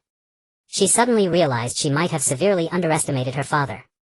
Tomorrow evening you'll have all the villagers visit your home. If possible you can send your daughter-in-law and that little girl to me. Lena gave this reminder. This was basically a clear signal. But Mu couldn't loudly conspire with Lena in front of the audience if for the sake of the later twist she had to keep up the act. She patted her butt and stood up, then cursed loudly under Lena's bewildered gaze, "You bitch. I can see you just don't want to pay. Just wait, you'll get what's coming to you." After cursing she stormed out without even looking at Lena's expression. "Lena." She stared at her, psychotic, performance bewildered. Why does this woman have the same problem as the blacksmith? Can't she just say things directly? Why must she use this performative form? Or could it be? Walls have ears. She quietly used magic to scan the surroundings but found no trace of prying eyes. Strange. Lena furrowed her brows and tapped the counter twice with her fingertips. Never mind. Regardless, tomorrow evening everything will be revealed. After leaving the tavern, dusk was approaching. Mu returned to the church and informed her daughter-in-law and Vera of tomorrow's arrangements, not forgetting to put on a harsh expression. "Tomorrow keep your eyes sharp. If anyone neglects the guests, I'll show you what punishment is." "Understood, mother," the daughter-in-law whispered. Vera also nodded timidly. Mu snorted coldly, wearing a full, wicked mother-in-law expression. But in her heart she was sighing. All preparations were in place. Everything that could be done had been done. What remained was to see how tomorrow's play would unfold. Hope it doesn't fail. She left the church and walked home along the village path. Her mind preoccupied with the banquet procedures for tomorrow, she unconsciously arrived at the doorstep of her own yard. As soon as she stepped in, Mu saw a mess on the ground. Chickens, ducks, geese, dogs, and pigs lay scattered all over, all dead. Who did this? My poultry that I've raised for half a year." Mu let out a heart-wrenching howl. The bullet comments instantly cracked up. Good grief, she still hasn't realized she poisoned them herself. So stupid I'm embarrassed to comment. Ha ha ha, this is hilarious. This isn't an ethical drama, it's pure comedy. However, before a few comments could appear the next second, Mu, still wailing, suddenly picked up a knife and started boiling water. "Since I'll have to buy meat for the feast tomorrow anyway, I might as well use these and save a lot of money." Audience. Oh my god. What are you doing? Stop. After this meal, won't the whole village ascend to heaven together? Wait, isn't this supposed to be an ethical drama? Why has it suddenly turned into a horror film? I get it now, the name of this drama should be A Foolish Woman's Murder Diary. Noted, noted. This Mu Sotos deserves to be selected as the stupidest character of the year. The bullet comments mockery didn't affect Mu's mood, in fact it made her feel even better. She quickly processed all the ingredients, sent someone to call back her daughter-in-law and Vera, and began preparing tomorrow's banquet. All of you remember this. Tomorrow's banquet must not disappoint the guests, nor can there be any mistakes. Especially you. Mu grabbed Vera's braid, ignoring the little girl's tearful look, and said viciously, "If I find you sneaking a bite, I'll throw you outside the village to feed the dogs." "You hear me?" "Yes, I hear you." Vera whimpered. Humph. Mu showed no mercy on the surface, but inside she was sighing. This girl, despite saying, "I've never formally performed before," really knows how to play the victim. If I didn't know the actor's identity, I would have been fooled by her tear, truly worthy of the elf royal family. Just as Mu imagined, at this moment Vela was indeed performing. Or rather, she had been acting since the moment father and brother-in-law were poisoned. Once she thought that in this family only sister could be trusted. Because their experiences were the same. That wench runs so fast, even with her hands and feet bound she can escape this far. Thanks to the entire village's help, otherwise she would have truly gotten away. Don't worry with her sister as a burden she won't escape. It's common for a wife to run away, just chain her up. When I was young and foolish I ran away too, just let her stay for a while longer. Yet among the unfortunate they must support each other and huddle for warmth. But later Vela discovered that her sister was too weak. So weak that she couldn't even stand on her own, let alone rely on her sister. Let's stop struggling. I will find you a good family, one that won't make you suffer like I did. Vela understood her sister's meaning. She also knew how her sister had lived these past years. After all, they were both trafficked. Or rather, nearly all the women in my Tion village had been trafficked. What rights did trafficked women have? They were no different from livestock. Thus Vela could understand her sister's compromise. But understanding was one thing, accepting fate was another. She would never allow herself to grow up and marry any man wasting away in this cage. Since escape was impossible, she would resort to poison. At first it was just simple laxatives and sleeping pills. Taking advantage of the family's exhaustion, Vela packed her belongings and fled overnight. Yet she underestimated the village's unity. She was caught before she even reached the village entrance. Once, twice, 3 times. If it weren't for sister and mother pleading for her, she would have been beaten to death by father and brother-in-law long ago. It was during that time that Vela discovered a troubling fact. Mother had more scars than she did. Did she also run away when she was young? Vela did not know. She only knew that she might not have the chance to live long enough to grow a head full of white hair like mother. Because just a few days later father said at the dinner table to brother-in-law, in a few days let's marry off the younger one too. Sister did not refute. Perhaps this was a good thing after all, even sister had acquiesced. But why did it feel so unwilling? Under the sky, the scene that was originally being live-streamed suddenly froze and rewound, focusing on Vela's monologue. Wait. Is this the settlement? Why did the sky suddenly start settling? What else could it be? The performance collapsed. An ethical script is about to unfold, a village slaughter plot, and with a collapse like this it must settle early. Wait. No. This doesn't seem like an early settlement. Where's the monologue in a settlement scene? Monologue. Is this the replay of the sky's plot? What? This is actually a replay that only appears for highlight moments. How could it be? How can an ethical drama have highlight moments? As the barrage intensified, the scene simultaneously shifted from Vela's monologue to another person. It was a young woman. She had a beautiful face, a graceful figure, and loving parents. She grew up without worry, surrounded by affection. Unfortunately, fate did not show mercy to such individuals. During an outing she was abducted. After much turmoil she was sold to the isolated Maition village. She had run away, caused trouble, and resisted countless times but never yielded. Until her child was born. She watched that child grow day by day, witnessing the child abduct another girl, watching the girl struggle, resist, plead, and compromise. Like watching a cycle repeat. In the end she resigned to her fate. The new blacksmith said if possible he could figure out a way to rescue them. But so what? Freedom held no meaning for a woman in her 50s whose bones had been broken countless times. To think they were human traffickers, oh my god. I should have figured that out sooner. San said during her customer service that she was trafficked. I thought she was just trying to gain sympathy from customers. I feel like I know what's going to happen next. As the barrage began to surge, the sky screen completely switched, transitioning to Mu's first-person monologue. The voiceover was that of a middle-aged woman, husky as if she had been holding smoke and dust in her throat for a lifetime, finally getting the chance to expel it. I am a foolish mother. I once naively believed that I could change the village's customs for my son, teaching him how to be a person. I wanted this village to no longer witness tragedies like mine, but I was wrong. My son grew up, married a wife, but he did not become the person I hoped for. He became more and more like his father. Later my daughter-in-law's sister came to the village to find her sister. She was a very cute little girl. She resembled me when I was young. In the village's terms, such a beautiful girl is called heavenly fortune. The little girl was very stubborn. Even when beaten and bruised she wouldn't beg for mercy. The villagers knew my husband was good at training women, so they sent the little girl to my home. But I didn't expect that my son completely inherited his father's preferences. He looked at the girl curled up on the ground and smiled, saying, "Mom, this type is much more interesting to train." In the scene, Mu sat on a low stool gazing at her son's twisted smile, her eyes filled with dead silence. Tears streamed down her cheeks, unable to make a sound. I spent 25 years trying to raise a beast into a human. But reality told me that beasts are ultimately beasts. And because of this, the beasts made me stop having any illusions. I want to save the few humans left. The scene shifted. At the cutting board, Mu washed the meat soaked in plants and withered grass with a pained expression. "It's such a pity to throw it away. I can just wash it a few more times. Add more wine and black pepper for marinating and it will definitely be fine." This scene, which had previously been mocked in the barrage time and again, suddenly began to rewind. The camera slowly pulled back, moving past Mu's hunched shoulders, past the bubbling pot on the stove, finally landing behind a half-open cabinet door. Their little Vela was lying on the ground watching her mother cook without blinking. The barrage fell silent. Then, as if a valve had been opened, tears mixed with the barrage and surged out this sentence. Was it meant for Vela? Is it telling her that the meat is poisoned? I understand now.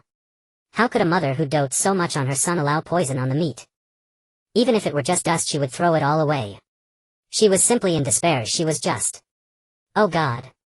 Save this mother and daughter. My heart is breaking. God. The scene shifted again. You shameless little whore.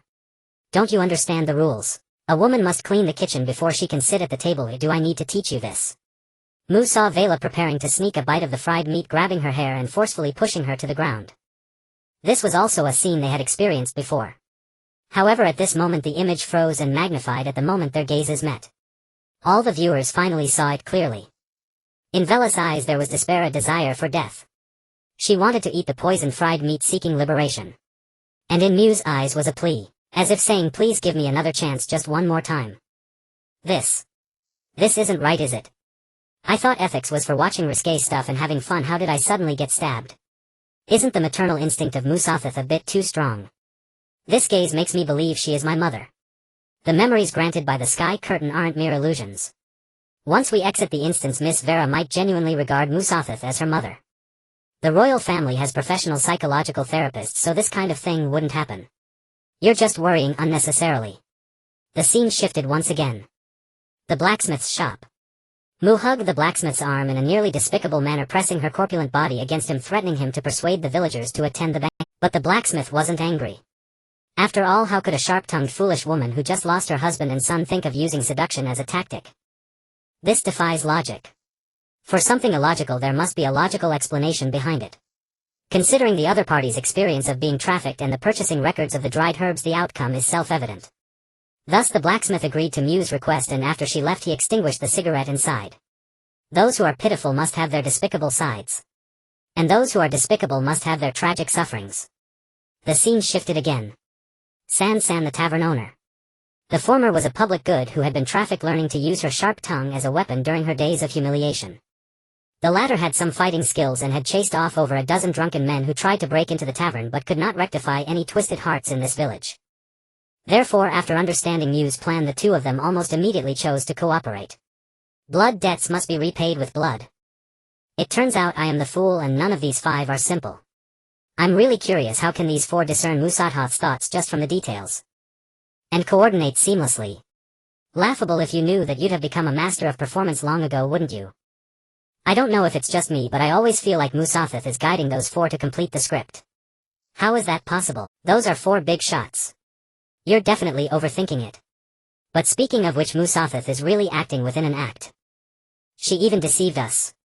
Just how strong is her subconscious? I've only seen such subconsciousness in high-tier performers. Mu paid no heed to the discussions in the bullet screen. All her focus was on the images presented by the sky curtain. It is said that only during peak moments of the plot does the sky curtain grant a reverse chronology, allowing the audience to understand the entire story's trajectory. This was her first time personally experiencing a plot replay, making it hard not to be curious about what would happen next. Soon the scene froze on Mu's current actions, then split into five. The first two scenes, mother took daughter-in-law and little girl to the kitchen to handle a large pile of meat soaked in dried herbs. The third scene, the sex worker donned a cloak, knocking on the doors of her clients to invite them to tomorrow's banquet. The fourth scene, the tavern owner gathered a group of gossiping women washing clothes by the well all afternoon, repeatedly mentioning, I heard that family is holding a banquet without charging a fee. The fifth scene, the blacksmith gathered a few old drinking buddies drinking subpar wine next to the pile of scrap behind the blacksmith's shop, discussing, that family has it tough. An orphaned widow, if we can help we should lend a hand. The three of them enlisted all the middle-aged men, women and ruffians in the village. Using this as a fulcrum, within just a few hours the entire village came to know one thing: tomorrow evening the widow whose husband had died would be hosting a banquet to send off the deceased. Then everyone had their reactions. Some upon hearing this wept and hurriedly dug out the dried meat and a few silver coins from their homes, piling them at Mu's doorstep before dawn. Some remained silent, pulling out their savings from the bottom of their boxes and tucking them into their pockets. In such a scene, not giving a gift would mean they couldn't hold their heads high in the village. Others smiled brightly, rummaging for their finest clothes, thinking that although the widow was a bit old, her two young children might be able to convince someone to remarry. Even more people didn't think at all. They simply heard about a free banquet and came. Everyone had good intentions, each holding a simple and sincere thought, wanting this mother and daughter trio to have a slightly better life in the days to come. That's all. The bullet screen fell silent. After a long while someone typed, shouldn't the people in Mashiankan be the villains? Why is it like this? I can't tell. I can't tell. Who is the good person and who is the bad person? How can human nature be distinguished by good and bad? It's just that this kind of humanity is truly suffocating to watch. It already has that ethical flavor. Let's keep watching. It seems the dust is settling. Just as the bullet screen mentioned, everything had already settled in the tacit cooperation of the five in the script. The next evening, Mu stood at the entrance of her small courtyard looking at the crowd filling the courtyard inside and out, and with an expressionless face she pulled at the corners of her mouth. The blacksmith and San left Meishienkin after inciting the villagers, taking those locked in the woodshed chained in the basement bound in the attic, and those recently abducted women and children with. The tavern owner remained behind the counter, not reminiscing about the past but waiting for daughter-in-law and Vera. The climax of the show was ready. Mu knew that as long as she continued to perform she could achieve an epic conclusion and obtain the coveted high score. It was even possible to touch the S rank once more. But for some reason, just as the moment of the curtain call approached, she did not feel the excitement and exhilaration she had anticipated. Instead, a heavy weight pressed on her chest, tightening more and more, making it hard to breathe. The surrounding noise turned into a buzzing white noise, as if someone was whispering in her ear sentence after sentence. If you just kill them, how are you any different from them? This is merely the history restored by the sky curtain. Is it really necessary to take it so seriously? There are villains here, but there are also good people. Alright, that's enough. You're not the original. Why go to such extremes? You don't have the right to carry out judgment. It's still possible to stop now. Don't forget, the sky curtain previously reminded you that this is a story about love. A story about love. A story about love. Ha! Mu woke from her daze. The white noise in her ears receded like a tide, returning to the bustling human voices, the clattering of plates and bowls, and the cries of children. Mom, are you alright? The concerned voice of daughter-in-law sounded beside her. I'm fine. Mu took a deep breath, her gaze clear. In the next moment her eyelids drooped and she instantly fell into her role. There are 652 households in the village. You all serve them well. If even one person is dissatisfied.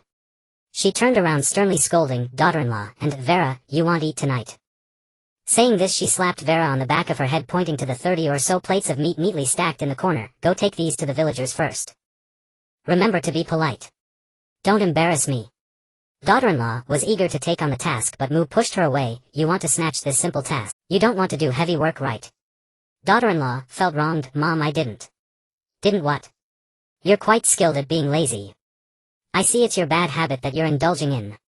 Mom, I really. Enough. Mu saw that Vera had already started serving dishes, impatiently waved her hand. You go inside and get those silver coins and jewelry from your dad's cabinet. Split them into 6 portions. I'll need them soon. Got it. Daughter-in-law wiped her tears, feeling wronged as she went inside. Mu watched her figure disappear behind the door and withdrew her gaze. In the courtyard, Vera was weaving through the banquet with a tray, occasionally collecting some cash gifts and putting them in her pocket. Before long the last plate of meat was served. Vera, head drooping, returned to stand behind Mu, her small hands twisted together. After hesitating for a long time she finally whispered, today we received quite a bit of money. Enough for us to live for a long time. So what? Mu did not hide her feelings in front of Vera. There are still good people. Vera's voice lowered even more. The priest. The nun. The convenience store lady. There are still good people. Mu's actions paused momentarily. She remained silent for a long time, long enough for Vera to think she wouldn't respond. For me. She finally spoke, her voice rough as if ground out of a stone mill. There are no good people here. Just as her words fell, a pair of slender arms wrapped around her waist from behind. Let's leave this place. Vera buried her face in the coarse cloth of Mu's back, muffledly calling out, Mom. Mu's eyes instantly turned red. This wasn't an act. She could feel the surge of bitterness, grievance, unwillingness, and pain erupting from the deepest part of her subconscious. These weren't her emotions, if they belonged to a mother. But she could no longer distinguish between them. They surged forth, pouring into her veins, clogging her throat, leaving her unable to utter a single word. Meanwhile. Bang. Bang, bang, bang, the sound of bodies collapsing like a rapid-fire cannon echoed from every dining table at the banquet. Ouch, why is my stomach suddenly hurting so much? Me too. Is it because this dish isn't fresh? Why can't I see clearly? Wait. My hands. Why are they shaking? Why am I coughing up blood? Ugh. I feel so terrible. Help me call the church's nun. Hurry, help me call. The cacophony lasted only a moment before it abruptly ceased. In its place were the moans of the dying, heavy breaths, fingers weakly clawing at the mud. Those simple faces began to twist, and most did not understand until death what was wrong with this meal. They were just here for a free dinner, that's all. Mu closed her eyes. When she opened them again, the reddened moisture had been suppressed. She pushed away the Vera clinging to her, calmly instructing, "The blacksmith and San have already left. Take your sister and go to the tavern to find the owner. She will take you out of the village." "Mom," Vera looked up, her eyes brimming with tears, "what about you?" "Me." Mu pressed her hand to her chest, pointing at the villagers who were still struggling at the banquet, tugging at her lips. "They'll stay here and keep watch over these beasts. So they won't even find the path to hell." She firmly pushed Vera by the shoulder forward. "Go. Find your sister. All the money I've saved over the years is with her. Remember to have her give a share to the blacksmith and the others. Don't come back." At that moment the sky curtain's image froze once more. Mother and little girl exchanged one last glance. Unlike the last time, the depth of the mother's eyes held resignation and liberation. Like a string that had been taut for 25 years, it could finally snap. The depth of little girl's eyes held pleading. "Please give your daughter a chance." In a brief moment it felt as if 1,000 words were spoken. "Mom." Vera's tears finally burst forth, flowing down her cheeks. "I want you to live. You want me to live." At this moment Mu felt the oppressive emotions in her heart could no longer be endured. Fragments of memories that did not belong to her surged forth like a flood, ignoring the barriers of the sky curtain, flooding into her mind. 31 years ago a girl in a floral dress was pinned down in a pile of straw. "Are you agreeing to find a man?" "Ha ha ha. It's too late. Whoever you get pregnant by will be your man." Her legs were broken, her knees bending at an unnatural angle. She wailed in the mud, her nails digging into the crevices of the stones, leaving behind a long drag mark behind her. "Bitch. This time it's only 2 legs. If you dare run again, it'll take your life." She was bound by the well, the glaring sun above her head, surrounded by a circle of blurred faces. Hunger, thirst, fatigue, pain, fear. Someone squatted down, pinching her chin to lift her face. "Hey, you've only been hungry for 2 days and can't stand it. Come on, drag her to the well at the village entrance so everyone can give her some food to wake her up." "Ha ha ha ha." She was pinched by the neck and pressed by the water tank, water filling her nose and lungs. Her husband scoffed beside her. "You still think of yourself as a person? Do you deserve it? You're just a beast. Don't think about that little bit of pathetic pride." She held a baby sitting by the bed with a vacant look. Someone walked by the door and threw out a sentence. "Look, after having a child she is quite obedient, right?" Ha ha ha. Laughter echoed in the corridors of memories for 25 years. Tick-tock. Tick-tock. Salty liquid dripped from the corners of her lips, spreading a crimson stain on the ground. She took one last look at Vera, bent down and picked up the can of lamp oil by her feet. Then she staggered past each toppled table, pouring lamp oil on everyone. "You want me to live? But I have long since died." She forced a bitter smile, suddenly unable to tell whether she was acting or if Mother was controlling her body. Time and space froze in the flames. The rising smoke and ash shattered inch by inch in Mu's vision, gradually coalescing into a golden panel. Ding! A cold, emotionless electronic tone echoed in his ears. Completed script, return to nest. Historical coordinates, heroic era 3109. Participants: Musotos Velamoon, Song Soris Aurelian, Lena Runanville. Number of participants 5. Script difficulty first order puppet. This time the panel did not directly pop up rewards like the entry-level script did. Instead, one screenshot after another silently unfolded on the golden light screen. The concentration of San as she prepared the herb withering potion at home. The hesitant look in the tavern owner's eyes as he took out the herb withering potion.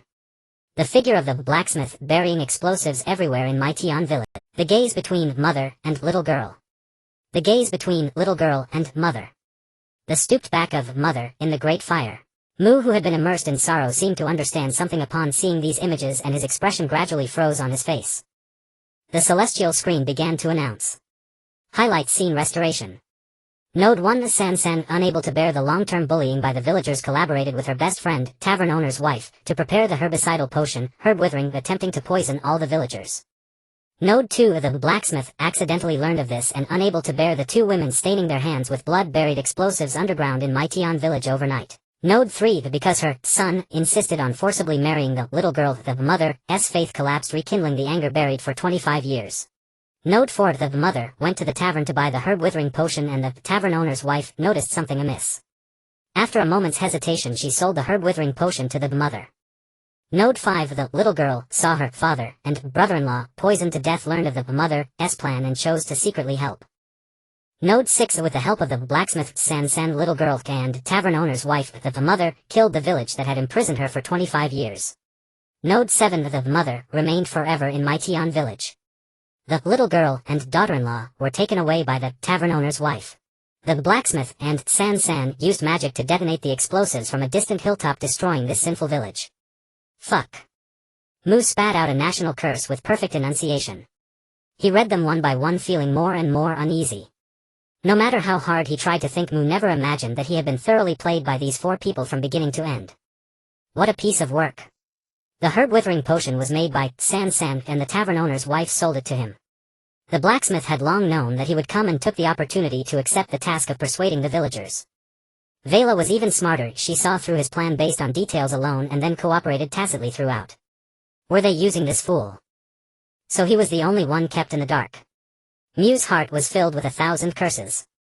But he soon let it go. After all, they had no memories that the so-called exploitation was merely a coincidence, a chance encounter. Thinking this, he suddenly became curious. What would the ending of this script have been in the original history? Was it also the entire village being poisoned to death? However, to Mu's surprise, what the celestial screen first announced was not the original history's ending but the ending of the script they had just experienced. Historical supplement. Before the ashes of Maition village were scattered by wind and rain, the iron hooves of war had already trampled through Hajin. The blacksmith and San fled into the mountains and wilderness. In the second month they died under the swords of a band of exiled noble cavalry, simply because the women they had taken from the village attracted the nobles' covetousness. The tavern owner's wife took the little girl and daughter-in-law northward. When they reached the Bingha ferry, a passing grey-robed mage took a fancy to them and swept them away, people and carriage together. After that there was no news of them. The little girl was 16 that year. The daughter-in-law was 24. In the chaotic times, no one remembered the lives of a few lowly people.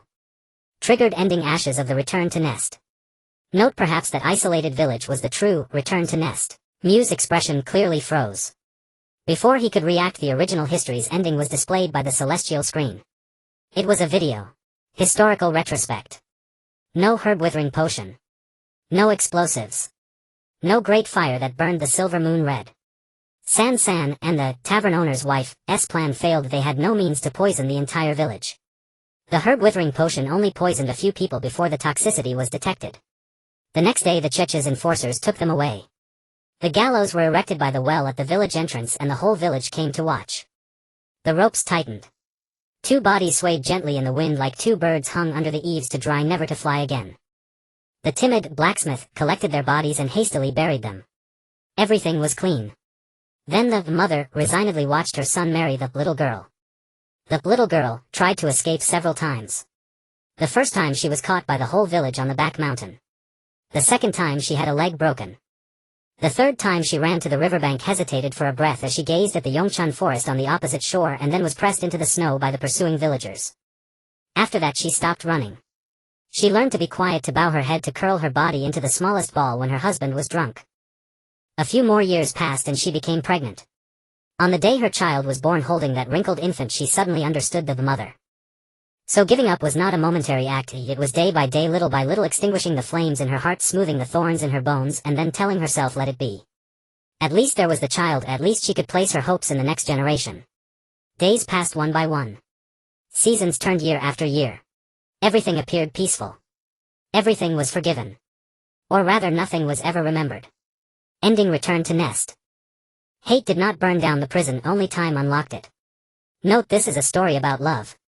Mu watched the words slowly appearing on the light screen and fell silent. He actually wanted to say, I came to show off, to display my brilliance, to be worshipped by beauties and admired by the world. But the thought that had brewed in his heart countless times finally turned into a single word: why? Why this ending? I clearly saved them, yet they were driven to a dead end. Those villagers clearly made them suffer, yet they truly let them live. What did I do wrong? Mu questioned himself in his heart. But in the next moment he knew the answer. It was the social system. It was the social ideology. It was human nature. Using the knowledge he had learned from the 9-year compulsory education in his past life, he easily saw through all of this completely. But this was not what he wanted. He did not want such a flimsy explanation. What good was seeing through? Could seeing through bring the blacksmith and San back to life? Could seeing through make those two women swaying in the wind fall back to the ground? No. What he wanted was not insight. What he wanted was the cycle of heavenly justice. Retribution never misses. What he wanted was clear distinction between good and evil. A life for a life. What he wanted was a clear separation of clear and turbid and a place for the good. But in this world these things that he had once taken for granted did not exist at all. Heavenly justice does not cycle, good and evil are not distinguished, clear and turbid are stirred into a muddy pool, good people die without a burial place while evil people die in their beds. What he wanted was all wishful thinking. A pitiful world. A sour nausea suddenly surged in his stomach as if he had swallowed a red-hot piece of charcoal. Mu bent over and couldn't help dry heaving.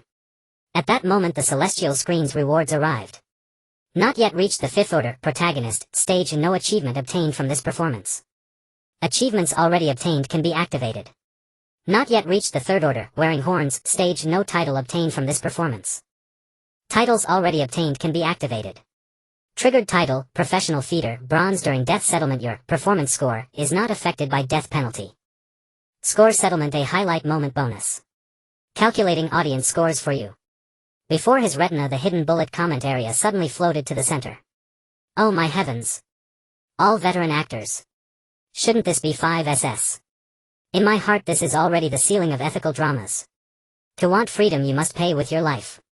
To want life you must give up freedom. This plot. Pain. Too painful. I don't care anymore, it'll give an SSS rating. Don't be silly, the celestial screen won't give you feedback rewards for random scoring. You don't want to waste a scoring opportunity, do you?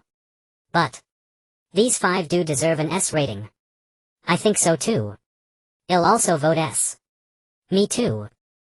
Mu, who had been immersed in frustration, was stunned for a moment upon seeing the screen full of S cries, and then the sour nausea in his heart was somewhat diluted. It was not relief, such heavy things could not be relieved. It was more like a drowning man grabbing a reed, gaining a temporary respite. However, in the face of such tangible benefits the youthful nature eventually prevailed. It seemed that this S rating was secured. He mused to himself. As for the achievement and title system not being unlocked, it was within his expectations. The previous, entry-level script was meant to let performers experience all functions, so it naturally opened all permissions. Now that he had entered the ranks, powerful functions could only be unlocked at corresponding ranks, which was understandable. Thinking this, Mu took a deep breath and forcibly suppressed the distracting thoughts in his heart. Instead of lamenting over the injustice of the system, it's better to be down to earth and advance step by step. If that day really comes, perhaps today's confusion will naturally have an answer. He murmured softly, redirecting his gaze to the bullet comment area to see the final score. But this look made him freeze directly. In the picture the bullet comments of ordinary viewers had disappeared without a trace. Replacing them were hundreds of viewers marked with Fifth Order Protagonist, and above all simultaneously posting the same message. The River Valley Kingdom, together with the Crown Kingdom, Yongchun Forest, Longmian Mountains, Tiji Mountains, and Huangyuan, have issued a continent-wide wanted notice in all of Ierdalen. From today the tribunals of the 6 kingdoms will jointly pursue the following 4 people: Lina Velamoon Song Musoto Sorizori, charges joining the entropy-increasing cult. To ensure that these 4 evil cult members no longer endanger the continent, we sincerely request all viewers to lower the performance rating of these 4 to below level. Any viewer who successfully rates can claim a Black Star or Life Silver at any tribunal of the 6 kingdoms. Thank you for your cooperation. High-level barrage comments scrolled for a long while, ensuring that every spectator of the current script had seen that wanted notice before gradually ceasing. Subsequently low-level comments began to surge. My heavens. Is this true? These 4 top-tier performers have actually joined the evil cult entropy-increasing cult. This is a joint wanted notice from 6 nations' official authorities. How could it be false? I've heard that the entropy-increasing cult commits all kinds of heinous acts with the mission to destroy the world. Every member is a potential sociopathic demon. Exactly. Those scumbags. My family was killed by them. Today, even if I have to suffer punishment, I will make sure these 4 beasts don't get an S rating. I'm so furious. If I had known earlier, I wouldn't have given a favorable review so quickly. No worries, brother, just watch us. Count me in. For justice, no matter the cost. Me too. Driven by self-interest and the moral high ground, the barrage spectators instantly transformed into avengers of justice, throwing themselves into the crusade against the 4. Indeed, in the Heavenly Curtain's judgment, malicious scoring or false scoring would not be recorded into the rating system. But the problem was there were always those who disliked the endings Mu crafted, who loathed ethical dramas, who despised such heavy, suffocating plots. They genuinely detested everything the 4 presented on stage. The low scores these people gave were heartfelt. Though subjective, they were not false. Precisely because this subjectivity came from the depths of their hearts, the Heavenly Curtain would not filter it out. This led to Mu watching helplessly as his audience rating plummeted from SS just moments ago down to A and finally settling at B. Damn it. At this point all of Mu's previous indignation was suppressed by the dire news. He stared dumbfounded at that letter. Give me a decent rating, damn it. Do you really believe everything others say? I don't even know what the entropy-increasing cult is. He knew that once an objective audience rating was adopted by the heavenly curtain it would bestow rewards such as body attributes, money, daily necessities, and so on. Though not substantial, it was still a considerable fortune for ordinary people, even an opportunity to transcend social strata. Yet with just a few words everyone had abandoned their potential gains and given insincere evaluations. This was troublesome. With an audience rating of only B, the final grade could never touch the threshold of S. If the rank failed to ascend, strength would not improve. And with the Six Nation wanted notice now issued, lacking power meant a slow death. Mu's heart tightened. He was well aware that the wanted notice was due to divinity and that the entropy-increasing cult was merely a grandiose pretext. But understanding was one thing. He could not find any way to break the deadlock for the moment.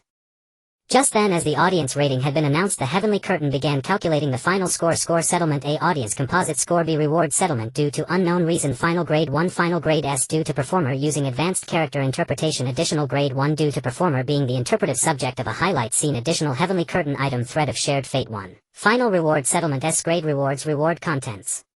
Immortal chest 1, lifespan 5, body comprehensive attribute 1, thread of shared fate 1, current performance rank puppet, acquire 2 S grades to advance to next rank, curtain attendant. Heavenly curtain proverb, the nest is a haven, also a cage. This time after the heavenly curtain concluded its summary it did not eject Mu immediately. Instead a prompt not seen in entry-level scripts appeared. Enter the current scripts performer exclusive communication channel.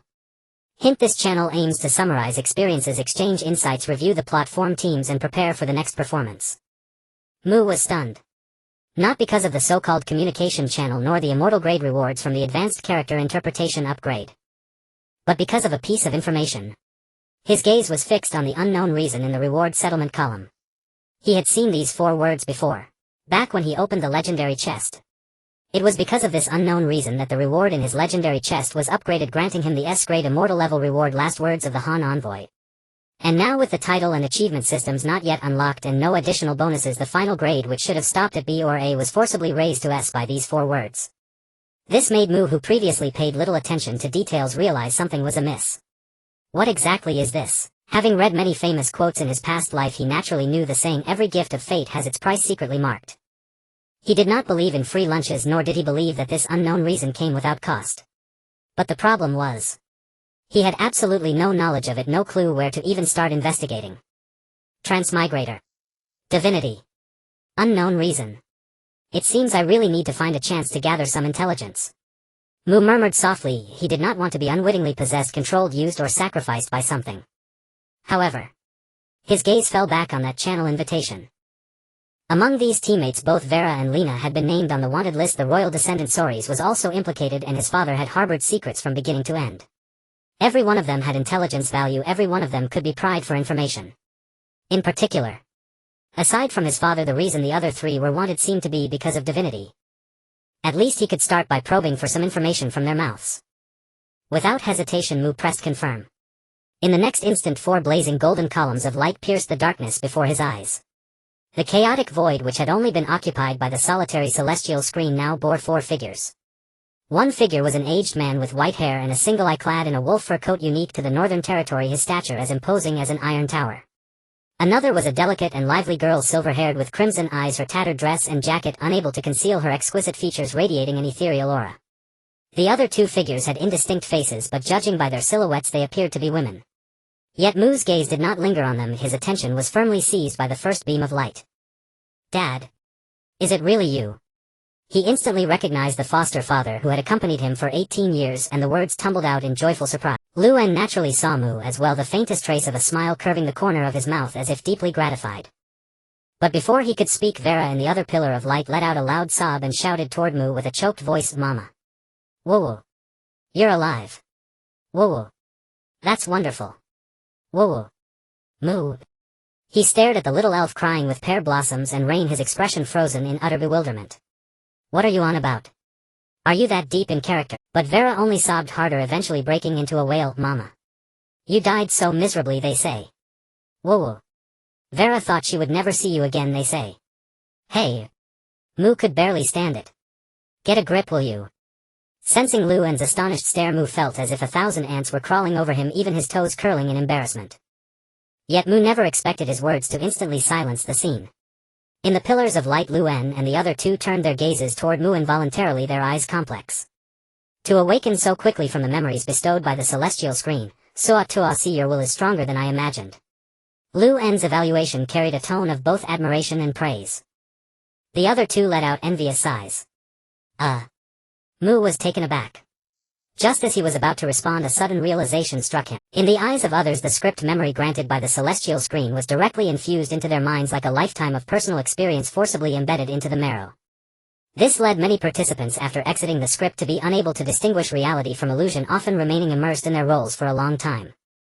In every town across the continent of Ireland, the church had established specialized psychological counseling rooms to dilute those memories with special techniques, retaining only the most essential parts. This ensured that the performer's subconscious and instincts became purer and stronger without letting a single character ruin the rest of their lives. But for Mu, the memories infused by the celestial screen were merely a third-person film, completely incapable of affecting his own recollections. This made him appear incomparably strong-willed in the eyes of others. However, such matters could not be divulged even to the closest of kin. Mu simply went with the flow, lifting his chin. Of course. I am an unknighted knight of the Northern Territory. The virtues of knighthood are deeply engraved in my heart. How could a mere few decades of memory ever shake my steadfast knightly heart? Luen. It seemed his son had secrets. He sighed inwardly, but with outsiders present he had to cover for his foolish son. Ahem. You were born with a strong will, that is your talent, but do not let it make you arrogant. Without giving Mu a chance to speak, Luen turned his gaze to Vera and the other two, shifting the topic. Let's get down to business. The three of you entering this channel surely isn't just to exchange script experiences with us father and son, is it? Speak, what is your purpose? He subtly revealed his relationship with Mu. Sensing his father's protective intention, Mu stayed silent and looked curiously at the other two in the light pillars, waiting for what came next. The next second, however, Vera spoke first. Vera is here to find Mama. I didn't ask you. Mu said with a face full of black lines. I teamed up with you, do you think I don't know who you are? Oh right. Vera suddenly realized, nodding repeatedly. Teammates. Luen instantly extracted the key information, glanced at Vera and then at Mu without moving a muscle, a faint glint in his aged eyes. Had his son gone out and brought back an elf? That was quite a big deal. But he did not make a fuss, remaining expressionless as he looked at the two who had not yet spoken. Private matters could wait, the urgent business was at hand. After a moment of silence, the figure in one of the light pillars finally revealed her true form. It was a woman wreathed in dark purple magical energy with violet hair and violet eyes framed by black-rimmed glasses. A purple-patterned mage robe accentuated an erudite scholarly temperament, but her demeanor radiated an icy aloofness, her eyes devoid of surplus emotion, as if everyone present was merely a string of elements to be deconstructed. As soon as she appeared, she spoke in a clear, steady voice devoid of any fluctuation. My name is Lena, a 6th-rank mage. This script rating was a grade, not sufficient to acquire divinity. I came here seeking a thread of shared fate. Thread of shared fate. Luen frowned as if recalling something and lowered his voice. Are you in danger now? Yes. Lena nodded. No other life-saving methods available. I am at the Dragon Rest Sanctum. My condolences. Luen nodded in consolation. Wait. Why condolences all of a sudden? Mu listened to the cryptic dialogue, completely baffled. Luen explained, the only 8th-rank celestial screen warden on Ireland is there. Its power rivals that of the ancient gods. Nothing but the thread of shared fate can take someone away before it. I see. Mu nodded, his gaze unconsciously falling on the reward settlement interface frozen before his retina. There was an extra line of bonus reward information displayed there. As the performer was the main subject of a highlight scene, an additional celestial screen prop has been awarded. Thread of shared fate 1. Just what was this thing for? Mu inquired in his mind. The celestial screen displayed the detailed celestial screen prop thread of shared fate bound quality. Effect: Fate Pact can form a team of up to 5 of the same rank, and when the celestial screen opens, select group matching to enter the same script. Moon summon thread once per natural month. Teleport all team members to the initiator's side. Bypasses all restrictions. Annotation: A relic of fate, a thread that never scatters. Whoa. Cross-region teleportation that bypasses all restrictions. Even divine magic has rank limitations, this thing has none. No wonder Lena wanted it to save her life, it was far too overpowered. But were there exclusive props for group matching? Couldn't they just team up directly? Wait, if so, then did duo matching also have an exclusive prop? Mu was a little confused. Why design an exclusive prop for something that could be done with direct team formation? If the purpose was convenient teleportation, why not simply design a teleportation prop? Wasn't that a bit redundant? Beside him, Lena, seeing the silence, gave an almost imperceptibly faint despondent sigh. It seems I was asking too much. Ultimately, fate was hard to defy. Luan shook his head as well. Such an item, even the leaders of the races might not have seen it, let alone us first-rank performers. At that moment, the figure in the other light pillar suddenly spoke, a somewhat soft voice, its gender indistinct. Forget that damn thread of shared fate. By the blood of beasts, if you ask me, your highness, you'd better leave some last words while you can. Hey you, the one from the Anvil royal family, right? His highness has been caught because of divinity and is about to be hanged. By the blood of beasts. Can't be saved. But his highness still has plenty of property in Crown City. You go and inherit it somehow. Don't let that beastly tribunal get their hands on it. His words were defiant, but anyone with ears could hear the resentment in his tone. Lena, upon hearing this, hesitated for a moment before adding, the third prince and I share the same predicament. I am now a prisoner awaiting judgment. If it is possible. Stop. Mu cut in, waving his hand repeatedly before Lena could finish. He looked at the two, one masking fear with profanity, the other wrapping despair in calmness, and felt a heavy heart after just experiencing return to nest. He had already endured enough partings and deaths in one script. He did not want to go through it again. Don't talk about those pointless things. The three of us don't want to hear your last wishes either. Mu was no saint, and although he had decided to help, he would not do it for free. At least he wanted some benefit. Right now, I just want to know, how much do you two know about divinity? Why does the tribunal sentence every performer who possesses divinity to death? Why not even spare royalty?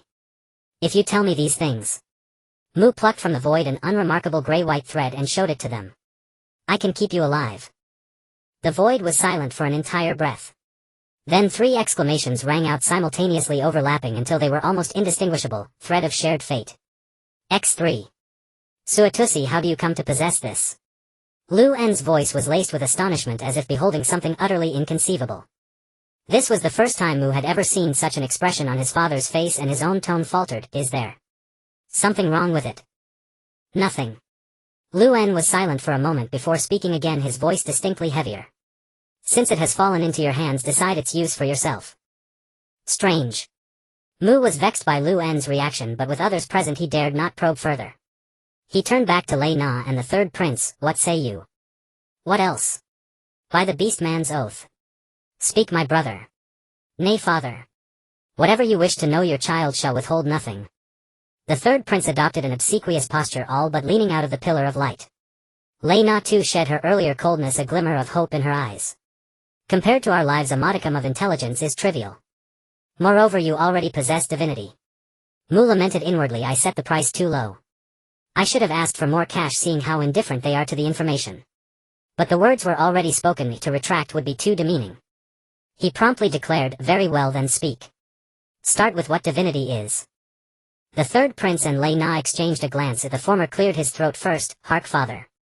Divinity as it is known has been passed down since ancient times in Elardan. Just as the third prince was about to launch into an impassioned oration, the celestial interface before the five of them abruptly flared to life, and an emotionless electronic chime cut him off. The current celestial interpretation has concluded.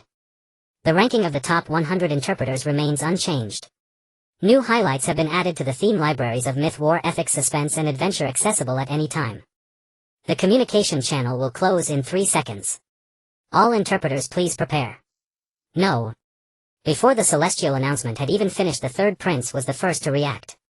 He lunged toward the edge of the pillar of light, screaming hoarsely at Mu, Father, save me. Mu's reaction was even quicker than the third prince's. The moment he saw the notification that the channel was about to close, his fingers had already clenched the gray-white thread. His father and Vera might also know something about divinity, but one dwells in the northern wastes and the other, by elven lifespan, is still young. Surely they know less than Lei Na and the third prince, who hold high positions. Moreover, all four of us are now wanted, sharing the same interests and predicament. Binding together is better than fleeing separately. Mu swiftly convinced himself. Celestial artifact, thread of bound fates used successfully.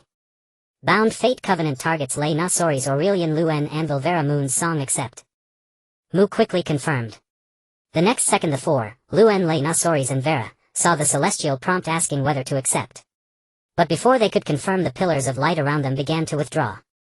Their vision blurred, chaos surged from all directions, and that familiar drowning suffocation seized each of them once more. Darkness. Deathly stillness. Chaos. Then a sudden jolt awake. On the icy plains of the northern wastes the sky was already bright. The brilliant golden curtain high above had dissipated with the rising sun, and even the surrounding snow and ice were veiled beneath the morning radiance, no longer biting. Mu shook his dazed head, ignoring Vera, who was also still groggy beside him, and activated the teleportation function of the thread of bound fates. You have used the moon's summon thread. Once per natural month, teleport all squad members to the summoner's side, ignoring all restrictions. He wondered if they had time to agree. Resigned to fate. Meanwhile, in the Dragon's Rest Sanctuary, beneath a gallows suffused with a certain high energy, Lena had just weakly opened her eyes when a sharp shout rang out beside her. Don't give her a moment to breathe. Execute.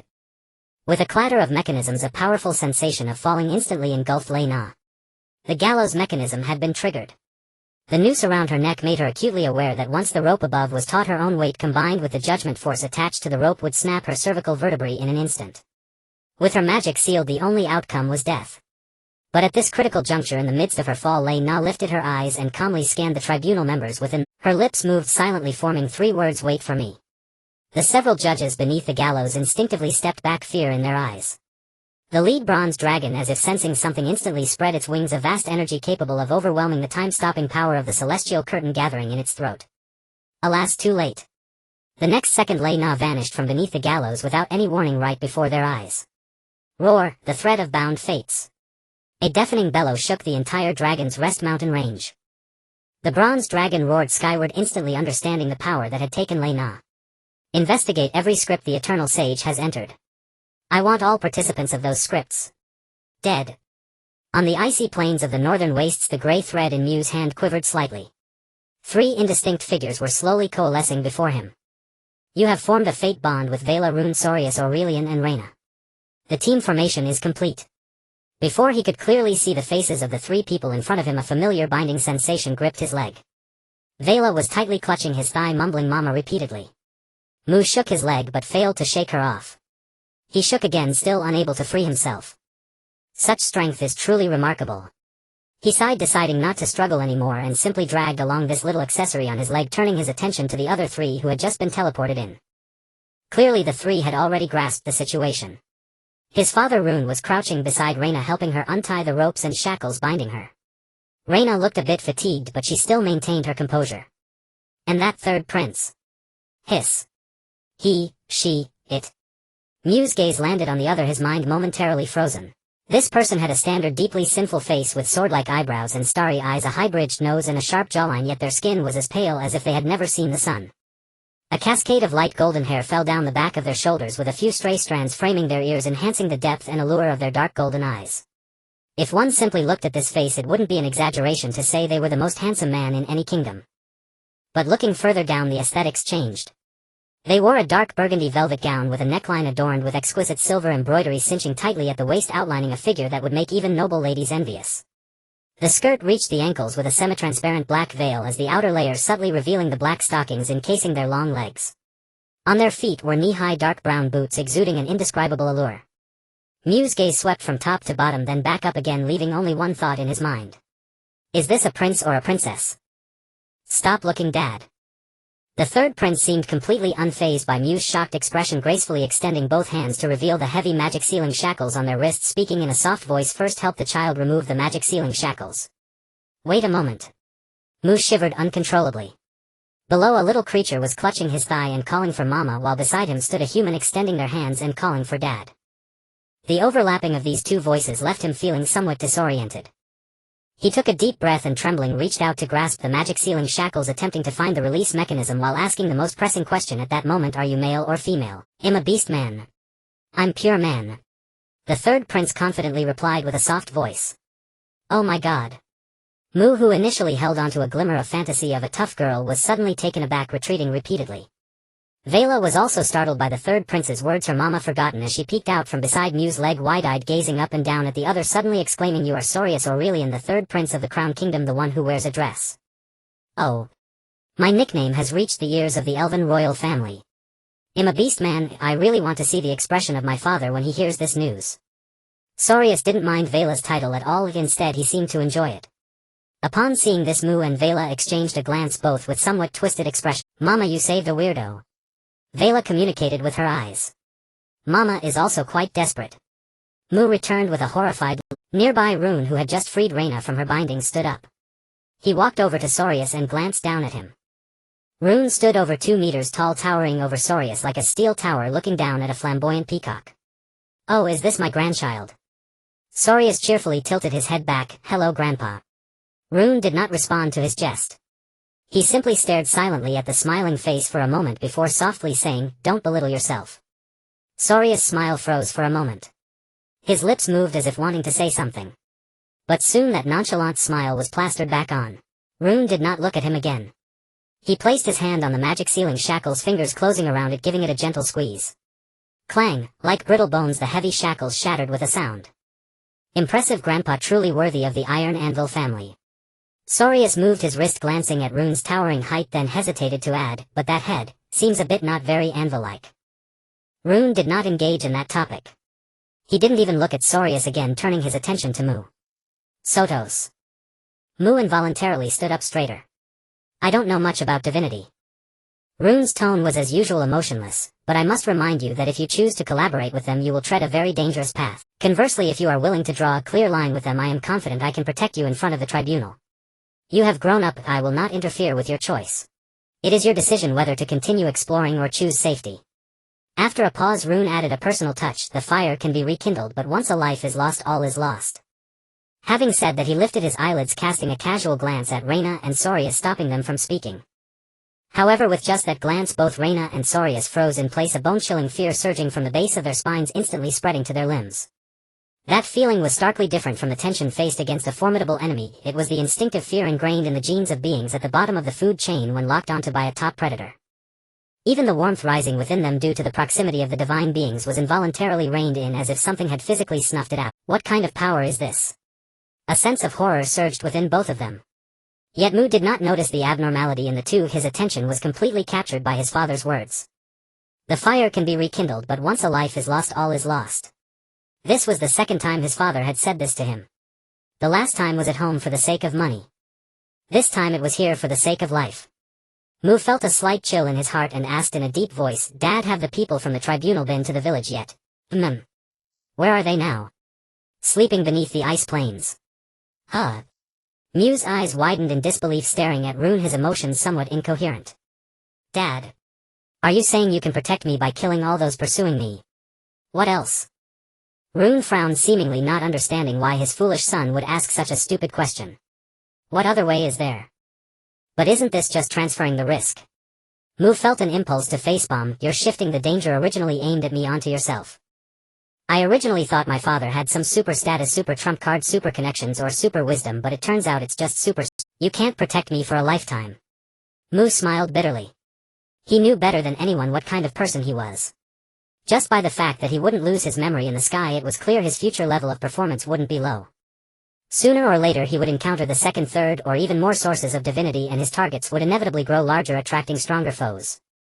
By that time, could his father still kill all of them for him? "I can." Rune's tone remained steady. "So tell me your answer, Sotos." Mu fell silent for a few seconds. Then he suddenly started to laugh.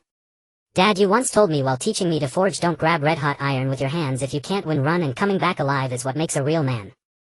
You also told me when you sent me off, the fire can be rekindled, but once a life is lost, all is lost." "I remember every word. Not a single word forgotten." Mu paused, looking into Rune's murky yet still sharp single eye. "But you never taught me that if survival means having Dad take the sword for me or having the villagers bleed for me, then what does this survival even mean? I was picked up by you from the frozen river. Without you I would have frozen to death in that winter long ago. The life you gave me shouldn't be used just to survive. I am not unaware of how dangerous that path is. On the contrary, I know exactly what lies ahead. It is the tribunal, it is class, it is the powerful, it is those big figures whose names I can't even pronounce. But so what? Everyone eventually dies. The people of the North do not fear death, they fear dying without meaning. If I back down today and the tribunal comes knocking tomorrow, where else can I retreat to? Retreat to behind you. Retreat to the cellar of Iron Gate Village. Retreat to beneath the ice of the frozen river. Retreating a step won't lead to a vast expanse, it's a bottomless abyss." He gritted his teeth. "The fire can be rekindled. But some things once extinguished are gone forever. Like pride, like responsibility, like He articulated each word infused with the North's characteristic simplicity and stubbornness, like a man should never let his father take the sword for him. As the words fell, the wind and snow suddenly fell silent for a moment. The surroundings plunged into complete stillness as if no one dared to break this heavy yet heated standoff between father and son. Rune remained silent. He simply looked at Mu, his eyes reddening. He suddenly realized that the child he had wrapped in furs smoked with hardwood and protected with silence had grown very tall. In those black eyes deemed ominous by the villagers, the morning light from the ice plains was reflected as well as his own. A long silence enveloped the few of them. Long enough for Vela to unconsciously hold her breath, for Soria's nonchalant smile to completely fade, and for Reyna to lower her violet gem-like eyes. As if the entire wind and snow of the ice plains were waiting for this father's response.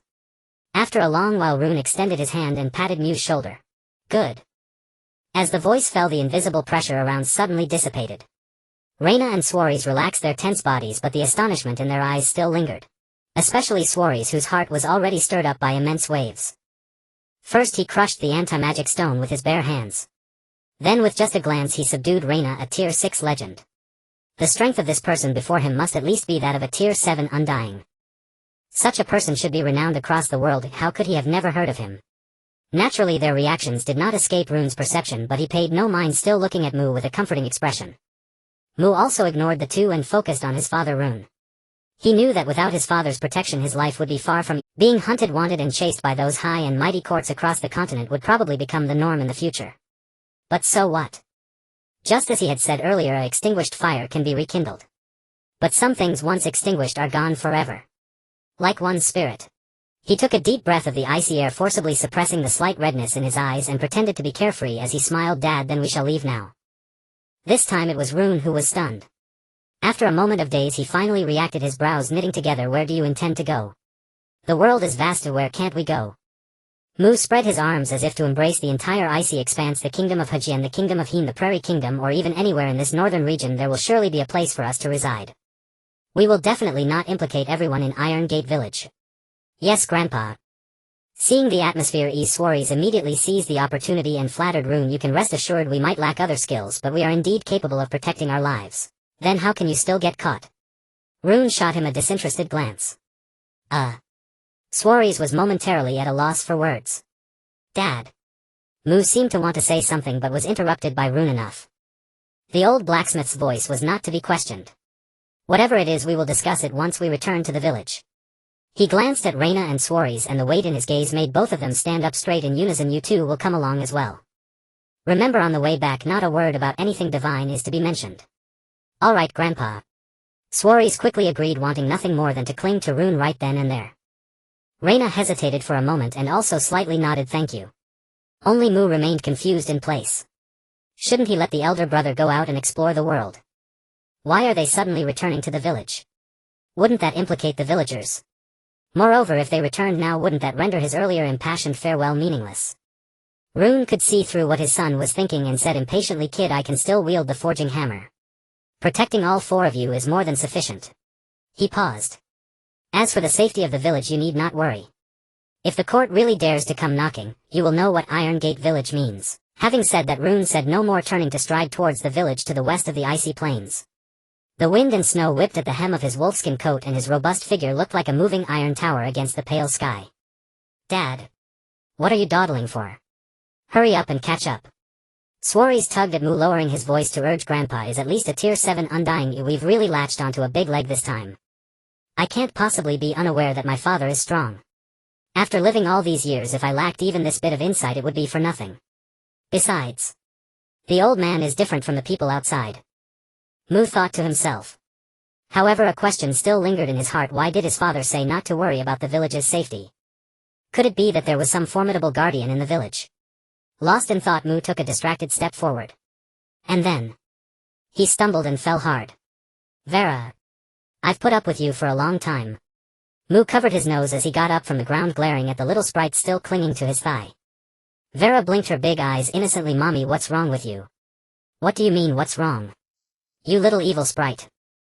Quickly let go of my leg. Oh. Vera was very obedient, immediately releasing Mu's thigh, then leaping onto his shoulder. As she leaped, her form seemed to shrink as if collapsing, with not a hint of power fluctuation emanating.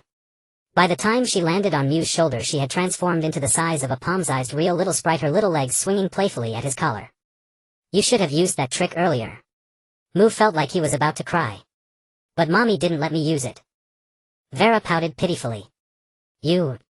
Mu was exasperated, but there was nothing he could do. He could only cover his still aching nose and stride towards Rune. However, the two behind him were frozen in place. A divine art without any divine aura. Reyna was the first to speak, her calm demeanor replaced by a hint of surprise. How did you do that? Suarez was equally incredulous. Wait. Mu naturally knew they were referring to Vera's ability. Earlier Vera had told him that her divinity was sealed for some unknown reason. However, he guessed it wasn't anything good. But Mu naturally couldn't say that, as it was Vera's privacy. Instead, he pointed at Rune leading the way ahead. Dad said not to talk about these things on the way. Have you two forgotten? Hearing this, Reyna and Suarez immediately fell silent. Seeing this, Mu let out a sigh of relief, no longer saying anything, and began to focus on the journey. He did not notice that at this moment, sitting on his shoulder, Vera's eyes sparkled with a fleeting glimmer of moisture, and the grip around his hair tightened as if she was becoming more affectionate. The wind and snow on the icy plains were completely unpredictable. One moment it howled fiercely by his ear, and the next it could stop abruptly, leaving only a deafening silence. However, for the two seasoned hunters on the icy plains, this was not much of an obstacle. In just 2 short days, under the guidance of Rune and Mu, the five had already caught sight of the outline of Iron Gate Village. They had spent a day less than when Mu had left the village alone. Iron Gate Village was not too large, with fewer than 200 households. To the east lay an endless icy expanse, while to the west ran an ice river stretching north to south, directly leading to the extreme northern icy sea. Because of this geography, the territory where Iron Gate Village was located was habitually referred to as the Ice River Territory by the northern people.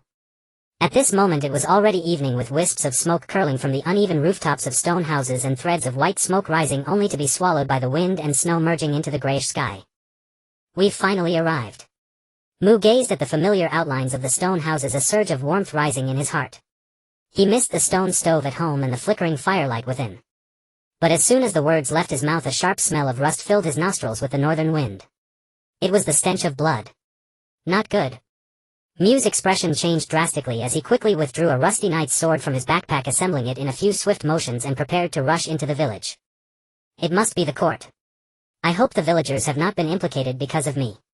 He fervently prayed in his heart. Reyna's reaction was almost in sync with his.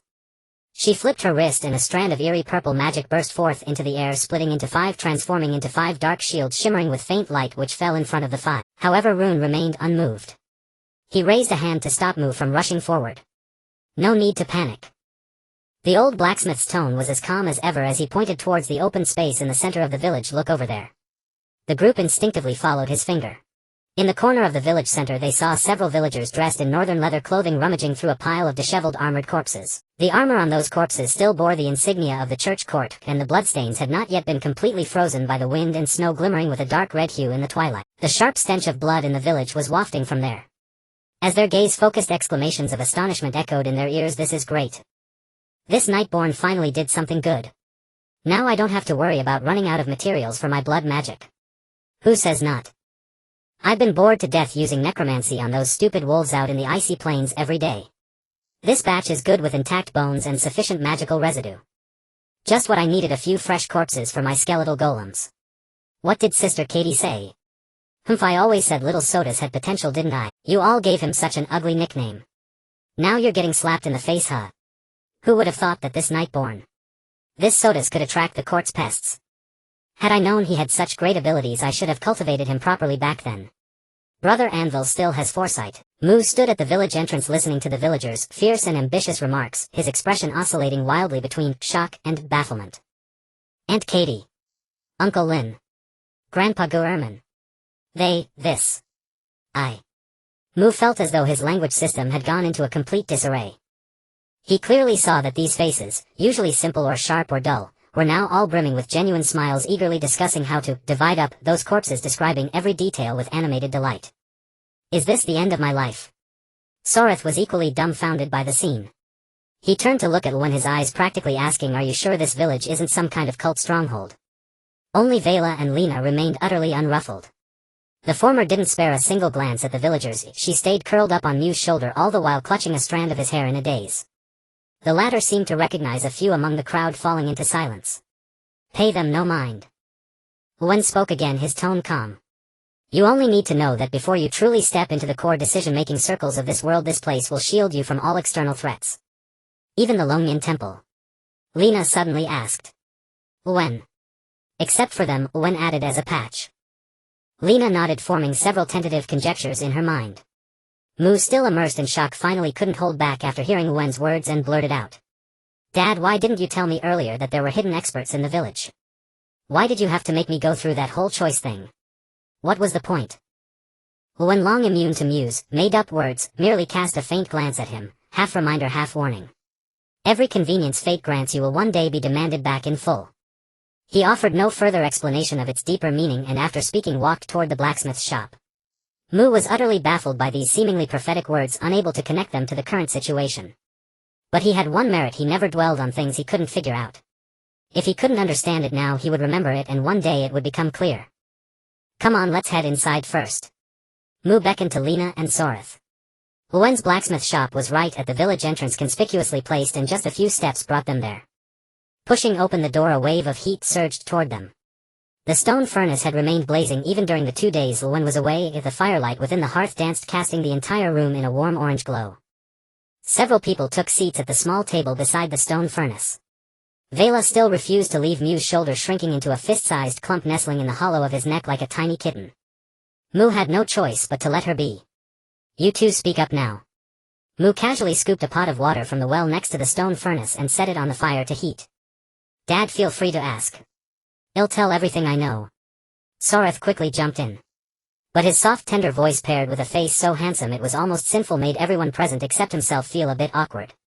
Mu twitched the corner of his mouth, wanting to tease him but finding no suitable pretext, so he steered the conversation back on track.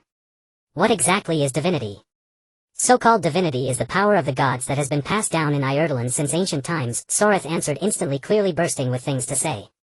Put simply, it's the power used by the gods recorded in ancient texts. Whether divine arts or divine artifacts, anything connected to the gods was left behind by them and naturally contains divinity. Once those things recognize you as their master, that portion of divinity will follow you. The divinity of different gods has different properties, Lena added. For instance, the plague god that swept across Ireland tens of thousands of years ago, his divinity cannot be tolerated by mortals. The only result of forcibly accepting it is rotting into a pool of pus. So divinity is just the various attributes of divine power. Mu couldn't help feeling exasperated. He had thought this was some earth-shattering secret, hesitating to even ask Vela. If it was this simple, he could have just asked her directly back on the ice field. But then another question occurred to him. If divinity is really that straightforward, why did the tribunal put to death all performers who possess divinity? And why did they not even spare the royal family? He felt there were far too many holes in this. The Tiamas historical playback had already proven that the gods truly existed, and some had even participated in scripts from the divine age. The things they used would inevitably be tainted with divinity, and there must be countless people in today's world who have come into contact with those items. So the question is, does the tribunal intend to kill all of them? How many people would that be? What Mu could think of, Lena and Soreth could naturally think of too. But obviously they had some scruples, their expressions showing hesitation. Hey, you two aren't planning to clam up, are you? Mu's eyes turned sharp. Remember, I just saved both your lives. Dad, you misunderstand. It's not that we don't want to, it's... Soreth wore a pained look. It's that, by the beast, we don't even know where to start. He stood up, pacing back and forth anxiously. The stuff in here is too beastly complicated. If I really had to explain from the beginning, it would take a whole year. The third prince isn't lying, Lena added, her tone softening, clearly feeling a bit guilty. Then just hit the key points. Don't you know how to summarize? Mu was exasperated. Had he saved 2 idiots? Oh, Dad, you really can't summarize it. Soreth looked about to cry. Some things you can figure out on your own, but if I say them out loud, he'll be dead by the beast within the next second. Oh, I don't believe that. Mu's temper flared. In a world where all gods had perished, what kind of thought crime could there be? He was about to retort, but beside him Wen raised a hand to stop him. Sotos, he's telling the truth. I know about this too. Huh? Mu was stunned. So there really is a thought crime. Thought crime. Lena repeated the term, nodding. That's apt. But seeing Mu's confused expression, she felt a bit sorry. He had just saved her, and yet she couldn't even answer a simple question. It was truly discourteous. After a moment's thought, Lena came up with an idea. Mr. Sotos, I can try to give you hints in a way you can understand. You yourself can deduce the reasons from there. How about that? Great idea. Mu's eyes lit up. The higher-ups have policies, we have countermeasures. As expected of a mage, your head works fast. Come on, start your performance. Lena nodded, pondered a bit, then began. Given that all the gods have fallen today, what kind of power could possibly make the thought crime you mentioned a reality? She emphasized the words, thing, and power. Mu blinked and tentatively answered. The Tianmu. The hints from those two words were too obvious. They directly ruled out the option of living beings. And in this world, the thing with the greatest power, aside from the Tianmu, he couldn't think of any other. Correct. Lena leaned forward slightly, her speech quicker than usual. For a mage habitually cold and aloof, this bordered on enthusiasm. But before she could continue guiding him, Mu's expression suddenly changed, as if he had followed some clue to an incredible conclusion. He abruptly raised his hand. Wait a second. Let me ask you a question first. Go ahead, Lena said, somewhat surprised. Mu's tone turned serious. Tell me, in the performance sequence listed by the Tianmu, the ranks 8th rank Tianmu executor and 9th rank Tianmu sovereign, are they literal? As soon as the words left his mouth, Lena first froze, then her expression became almost excited, a strange light flashing in her eyes, and even her intellectual face showed a faint blush. That is exactly right. Beside her, Sorath's eyes went wide with disbelief. Dad, have you known the answer all along and just been playing dumb? He couldn't believe anyone could deduce that far from just those few clues. Even Wen looked at Mu with suspicion. But Mu was already beyond caring about. A storm was raging inside his mind. Tianmu executor, literally meaning one who executes, controls the Tianmu. Tianmu sovereign, literally meaning the lord of the Tianmu. In the Tianmu's top 100 performers, ranking the 9th rank, Tianmu sovereign, had never appeared, but there was one 8th rank, Tianmu executor. The Dragon clan's 8th rank Tianmu executor, the destined Dragon Emperor. It was he who used the thought crime under the Tianmu. That explains it. Mu muttered unconsciously, the truth that would make the Dragon Lord personally seal it off and force the whole continent to cooperate. Behind it must be a secret that all high-ranking figures are unwilling to let be touched. Divinity itself isn't enough. The destined Dragon Emperor is already comparable to a god. With his proud and willful temperament as shown in the performances, it's unlikely he would bother doing such a thing just to stifle another potential god. That would be beneath him. So, something even more troublesome than gods. Mu's reasoning sped up, and in a flash a name crashed into his mind. He blurted out. It's the usurper, the hero King Sol Aurelian. Only someone who actually slew gods in history would make the continent's high echelons so fearful. His deeds of hunting gods are still sung among the long-lived races. By the old emperor above. Sorath sat back down, heavily staring at Mu with a dazed expression. Is this man even human? Even the wisdom of the ancient great sages can't compare. Sotos, did you really not know the answer? Even Wen couldn't resist asking. Lena stared fixedly at Mu, the usual calm in her gaze completely gone, replaced by a burning intensity and longing that seemed almost ready to drip. Hearing his father's question, Mu snapped back to reality and opened his mouth to answer, only to find he didn't know how to respond. Say he knew. That would be too far-fetched. He had grown up right under his father's nose with no independent source of information. Say he didn't know. Then he couldn't explain how he had deduced it step by step. Would he have to explain to them concepts like thematic targeted filtering method, hierarchical deconstruction method, multi-source cross-validation method, logical reconstruction method, and key point extraction method? That would be like speaking a celestial language. All he could say was that the educational philosophy back in his homeland was just too overpowered, allowing even an ordinary graduate student to see the big from the small and reconstruct the thinking logic of a powerhouse from another world from mere traces.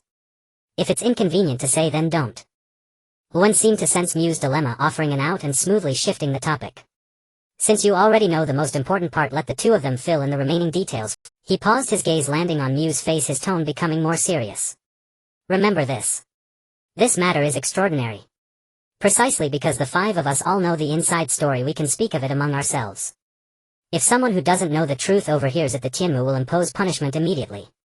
Mu nodded solemnly, ignoring Sorath's overflowing desire to speak, and turned his attention to Lena. Lena took a deep breath, suppressing the surging thirst within her, and struggled to steady her voice. You just asked why did the tribunal execute all performers with divinity, and why did they not even spare the royal family?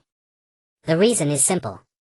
Because divinity can break through the limitations of the Tianmu, allowing the holder to use divine power within the script world. Huh? Mu's head practically hung a question mark. But scripts seal our memories. Even if I had divinity, I wouldn't remember to use it. And just for that they have to execute everyone who possesses divinity. He felt the high-level figures of this world must have some serious mental issues. Not divinity holders, divinity-holding performers. Lena corrected. What's the difference? Mu shot back. Fewer deaths then. If they just don't participate in Tianmu performances they can live. Then I thank the tribunal lords for their grace on behalf of everyone. Of course it's not just that. Lena's voice regained its usual composure. Before you became a performer you were also a spectator of the Tianmu. Have you ever seen any script related to the hero king appear on the Tianmu? Mu was taken aback, but before he could answer Soreth cut in. The answer is not a single one. Soreth stood up, his tone unusually somber. That Tianmu executor has sealed off all scripts related to the hero king. For the entire 1,500 years of ancient history no one has ever touched upon them, no matter the genre. Only those who possess divinity might break through that seal and reach the buried part of history. That's the real reason the high echelons wanted to execute all performers who held divinity. And the deepest layer of all, Lena took over. Her voice remained calm, but everyone present could sense the emotion suppressed beneath that steady tone. Because divinity is immortal. Once one reaches the 8th rank mythic stage of the gods, as long as the corresponding divinity has not perished, even if they are killed they will be reborn in the divinity sooner or later. Many of the current high-ranking officials of the continent were rebels who split the Holy Aurelian Empire. How would they dare let the hero king come into contact with his own divinity? Even if it's only in the history replayed by the Tianmu, the hero king might still return from history by touching his divinity. And once the hero king is resurrected, not a single one of those traitors will escape. When she said this, a clear flash of hatred appeared in Lena's eyes. But Mu was once again feeling a bit exasperated. He hesitated, started and stopped, and finally couldn't help himself. You mean that only those who possess divinity can participate in scripts about the hero king? They may participate, Lena corrected. The final outcome still depends on the Tianmu's matching. Mu glanced at serious Lena, then at the complex-faced Soreth, then at his adoptive father Luan, who seemed somewhat wistful. He hesitated, then spoke. Then what if I told you, before I obtained divinity I had already met the hero king in a Tianmu script and even helped him conquer a country? Would you believe me? What did you say? You've seen the ancestor. Sotos, this is no joke. Hearing this, the expressions of Rena Thors and Rune they became shocked, stunned and serious, almost blurting out. Even Vela, who had been nestling on Mu's shoulder tugging at his hair in a daze, lifted her head and mumbled in a soft, sweet voice, Mommy actually met the hero king. Mu had anticipated a strong reaction from them, but not this strong. He subconsciously leaned back against the chair and gave a dry laugh. Yet this reaction confirmed a certain speculation in his mind. I have indeed met the hero king, Mu repeated. To prove he wasn't lying, he slightly shifted his consciousness and pulled the celestial screen interface to a newly appeared tab. Team information. This was the interface automatically generated by the celestial screen after they had successfully formed a team of 5.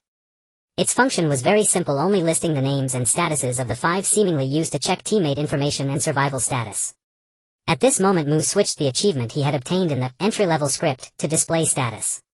Performer, Mu Sotos, updated display information. The 4 people present simultaneously received the prompt and subconsciously looked at their respective celestial screen interfaces. Performer achievement: silence of the hero king. Gold attribution: Mu Sotos. In any script where the character, hero king, exists, the character, hero king, will have a default initial impression of you unbearable to look at. It's actually true. Rena murmured, her eyes fixed on that line of brilliant golden text. The celestial screen never dispenses rewards without cause. If you hadn't truly met Lord Hero King, it would be impossible for a title related to him to appear. She lifted her head, those amethyst-like eyes gradually brightening. Mr. Sotos, in the next script world, could you take me with you? The words had barely left her mouth when she realized her loss of composure and hastily added, my subconscious and instincts can adapt to any role involving magic, scholarship, politics, intrigue, advisory, people's livelihood, agriculture, commerce, and diplomacy. No matter which genre you are suited for, I am capable and will never let you down. At this moment her tone carried a pleading note, a stark contrast to her earlier elegant and intellectual demeanor. Before Mu could answer, Thors had already dashed over in a single stride, tightly gripping his hand with eyes full of anticipation. Dad. Please take me too. As long as it's a female role I can play it. He was even more agitated than Rena. If in this life I can see the ancestor and contribute to his return. By the beast man's. It would be worth dying for. Mu looked down at his reddened fingers from the grip, then looked up at the dark winered velvet dress Thors was wearing, his expression nearly twisted as he struggled to break free. Get away from me first. I respect your personal style, but I'd rather you maintain a bit of distance. Being pressed so close by such a large femboy, Mu felt his hairs stand on end. So Dad, are you willing to take me? Thors paid no attention to Mu's disgust, his delicate voice full of longing. Fine. I agree, just let go of me. Mu was about to break down. How was everyone stronger than him? Thank you, Dad. Thors immediately let go, stepped back 2 paces and stood still with a brilliant smile on his face. I really... Mu gritted his teeth and rubbed the hand Thors had held against his clothes as if it had touched something unclean. After rubbing several times he calmed down and asked helplessly, you both possess divinity yourselves, you could see the hero king on your own, so why insist on teaming up with me? What are you after? He felt that not only the high-ranking officials of the continent but even these 2 before him might be seriously unhinged. Perhaps it was swine fever. At this Thors' expression visibly froze. You don't know. What should I know? Mu asked grumpily. Of course performers with achievements and titles are given priority to match scripts related to them. Thors looked at Mu in surprise, then turned to Rune, his tone carrying a hint of confusion. Didn't you tell Dad? Mu was taken aback and subconsciously followed Thors' gaze to Rune. Rune shook his head. I was not aware of this matter. The words were crisp. But everyone present could clearly see that there was no trace of surprise on that wrinkled old face. This. Thors hesitated but chose to shut up honestly. He was afraid of being silenced after exposing the big shot. Hiss. Old man's reaction is strange.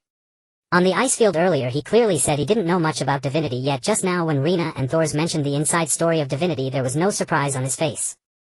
Now he clearly seems to have known the mechanism of title matching all along, yet pretends not to. Could it be that old man has some kind of restriction? Mu muttered in his heart, thoughts like thought censorship, ideological imprint, oath, contract, seal, flashing through his mind but with no way to confirm.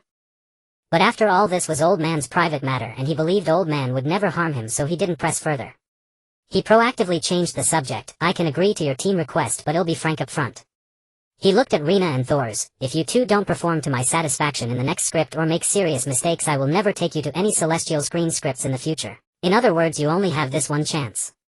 Although in the previous script the 2 had already proven their abilities. But ability is one thing, teamwork requires mutual understanding. Once there is a difference in philosophy in the script, it would be less troublesome to just tie a dog by your side. Don't worry, Dad. Thors repeatedly assured. Rena stood up, bowed slightly, her etiquette exceptionally impeccable. Thank you, Mr. Sotos. Alright. Mu waved his hand, brought over the hot water that had been boiling on the stove and poured a cup for each. Steam rose gently from the stone table and he used the act of pouring water to suppress the awkwardness from earlier. Since it's decided, I naturally won't go back on my word. It's getting late today and you must be tired after 2 days of travel. Rest for a while, I'll get you something to eat. Hearing Mu say this, the others suddenly felt a wave of fatigue seep from their bones. First participating in a full script performance, then hurrying non-stop across the ice field for 2 days, even if their bodies could endure, their spirits were somewhat worn out. Especially Rena and Thors. 2 days ago one was enduring despair on the gallows, the other was scraping wall dust in a dungeon waiting for death. Mu also understood their hardship, so even though he still had many doubts in his mind, he did not continue to press. Soon he skillfully rummaged through Rune's kitchen for ingredients, quickly prepared a dinner and brought it up. Icefield wolf meat, dried icefield wolf meat, icefield wolf blood soup. Already starving, the others didn't mind the monotony of ingredients and began to eat heartily. The north is short on supplies, so make do. After eating, I'll take you to my place to rest. Mu said with his mouth full of jerky, cheeks bulging, speaking indistinctly. Luckily there are 2 empty stone houses next to mine, you can stay there. They were all built by old man, remember to pay him rent. The moment the words landed, Rena and Thors both stopped eating. Knives and forks hovered in midair, their expressions turning awkward. This made Mu's eyes instantly sharpen and he stopped chewing. You don't mean you have no money? He had actually planned to fleece these 2 rich dogs. One was a royal prince, the other a 6th-rank mage. Any piece of equipment on them would be enough for him and his old man to live on for a year. Rena lowered her eyelashes, her cheeks slightly flushed. Mr. Sotos, Mr. Anvil. The storage items I carried were confiscated by the Inquisition, so indeed. I am short of funds at the moment. In all her years she never thought she would one day have to admit she had no money. Thors buried his face in his hands. Any other humiliation he could swallow with a smile, but being broke, to this 3rd prince born with a golden spoon, was like uprooting the last shred of his dignity. Alright, just stay for now, we'll talk about money later. Rune seemed quite understanding of their embarrassment and settled the matter decisively. Hearing old man say this, Mu couldn't keep pressing. He lowered his head and muttered softly, I thought I wouldn't have to worry about money from now on, but turns out I still have to sell life silver. He suddenly looked up with a glimmer of remaining hope at Rune. Old man, a great powerhouse like you must be quite wealthy, right? Going through tough times before, was it all to temper me, and when I succeed you'll give me a fortune worth billions? I have no money. Rune replied succinctly. Then where did the money go? Mu persisted. I don't know either. Do you even hear what you're saying? Mu was left speechless. After a wave of speechlessness he resignedly sighed. Since old man said so, what else could he do? He couldn't exactly pry open old man's mouth, could he? He turned his grief and anger into appetite, picked up his knife and fork to dive in. Then he looked down. The plate was completely empty. Where is my big piece of wolf meat? Mu was dumbfounded. Right then from his shoulder came Vela's soft sweet baby voice, still craving, Mommy, is there more? Mu stiffly turned his head. There was palm-sized little Vela lying on her back in the hollow of his shoulder, her tiny hands covering a round bulging belly, her big ruby-like eyes staring at him, pleadingly filled with craving for food. You ate it all. Mu's eyes widened. MHM. Vela nodded. What about my share? Ate it too. How can you be so brazen? Just go carve up another wolf, isn't that fine? Rune looked at his son's pathetic demeanor with a disapproving gaze. Don't tell me you think our family can't afford to raise one elf. This domineering statement instantly awed Vela, her childish voice full of admiration. Grandpa is so cool. So now you're pretending to be rich, huh? Mu was completely dumbfounded, unable to understand his old man's logic. Just now he said he had no money, but now raising an elf didn't even make him frown. But to get a full meal he had to return to the kitchen, drag out another Icefield wolf frozen stiff by the cold air from the storage room, and start processing it with a knife. After repeating this process twice, Mu looked at the third skeleton of an Icefield wolf stripped clean, then at Vela's palm-sized figure, and finally asked the ultimate question, how the hell does this little thing pack away so much meat? Rena also had a strong academic interest in this. She rested her chin on her hand, staring unblinkingly at Vela's round little belly, trying to find the principle. For the rest of the meal it was basically Rena eating slowly while the others gathered around watching Vela eat. Alright, why so many questions? Rune stopped their increasingly intense curiosity. It's just eating some wolf meat, not something precious. Mu wondered in his heart. It felt like old man was deliberately protecting Vela. But since the head of the household had spoken, he naturally couldn't say more and grudgingly let it go. After resting a while, Rena proactively helped Rune clean up the tableware. Her movements were brisk, like a distant relative staying under someone else's roof trying to appear useful. Afterwards the four left Rune's blacksmith shop and walked along the village path toward Mu's house. Behind them the blacksmith shop's door was gently pushed shut by the north wind, and the firelight from the hearth leaked through the crack, casting a flickering orange-eyed line on the ground. After the door was fully closed, Rune, sitting by the stone stove, suddenly shifted from his earlier calmness, his expression turning grim. Trouble Sotos actually brought those two back. He muttered to himself as if speaking to some invisible presence. The next second a somewhat aged female voice sounded in his ear as if carried by the wind from very far away. Which trouble? Aurelian's descendant. What does Soul's descendant amount to? Rune's tone carried a hint of irritation. I'm talking about the other two. The aged female voice suddenly let out a sneer, rough and dry like sandpaper scraping across an anvil. The elf of the Moon Song family. And that one? The Eternal Night Sage. In your eyes even they are considered trouble. Do you want me to help you sink them to the bottom of the Icefield? Don't do anything unnecessary, Katie. Rune's voice turned abruptly cold, carrying a warning. Then, as if drained of strength, he raised a hand to rub his forehead, his tone revealing a sense of helplessness. You simply don't understand. What don't I understand? Katie's aged voice was clearly taken aback. Rune fell silent. The silence lasted for a long time before he slowly stood up, walked unsteadily into the storage room, took out a bag of silver coins placed in an awkward position, and weighed it in his hand. Then, with an unprecedented heaviness in his tone, he uttered a single word: bride price. The night deepened. At the other end of the village path, Mu led the three to their lodgings. It was a row of 6 stone houses standing in pairs, neatly aligned like 6 great boulders resting in the snow. 3 of them were already occupied, the remaining 3 stood empty. All were the work of Lun the blacksmith. Mu had assumed everything would go smoothly, that he could return home and collapse into rest, but the moment they began allocating rooms, trouble arose. Originally Mu had planned to let Vera and Rena share one room, take one for himself and give the last to Soris. But to his utter astonishment, Vera refused to leave his side. No amount of coaxing could persuade her. She wouldn't even lift her eyes, clutching his hair tightly and burying her face in the crook of his neck, whimpering softly. Snap out of it, I'm not your mother.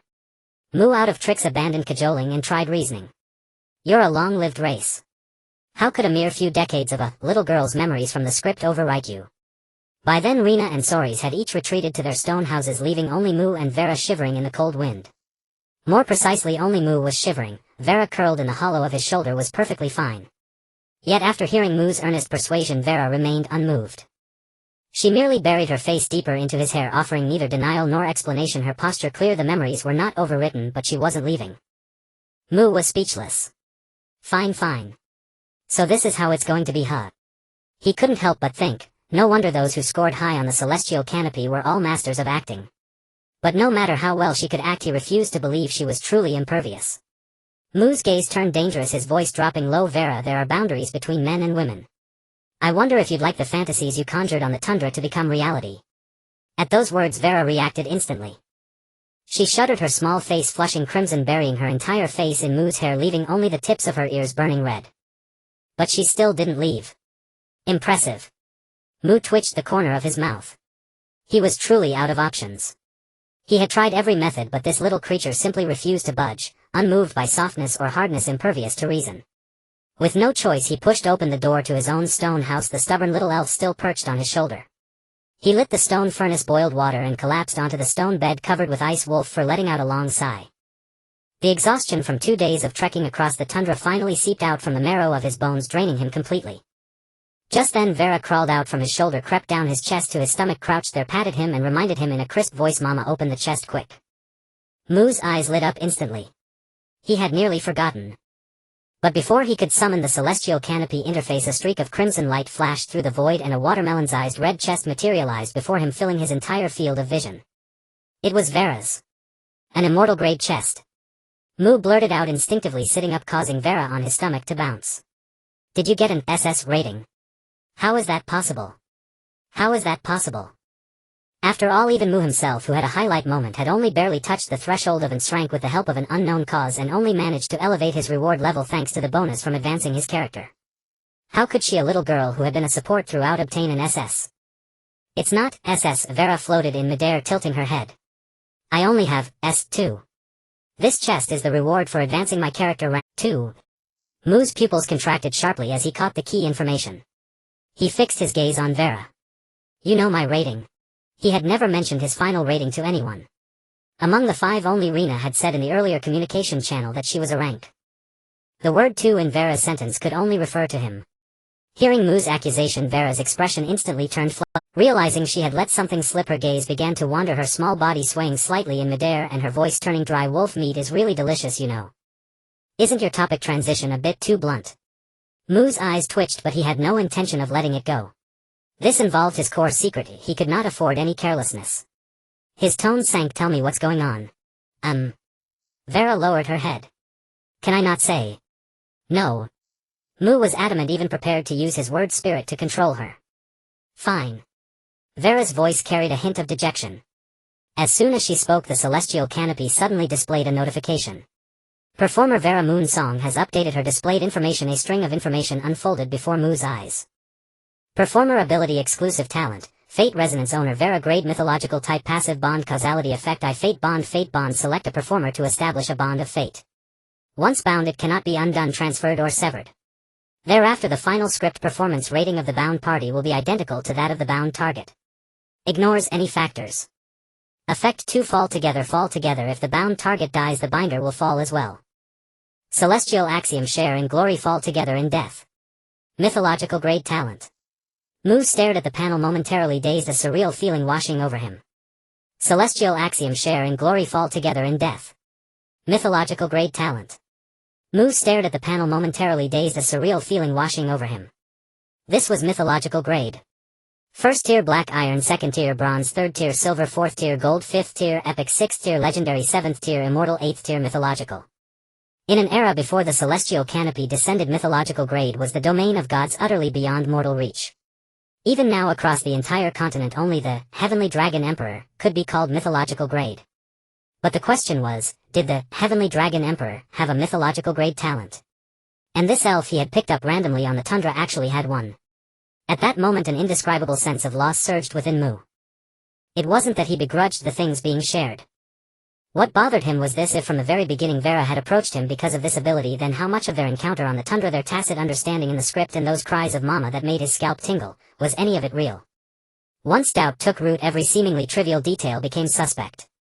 For instance, in the vast tundra comparable to several megacities, she had happened to meet him.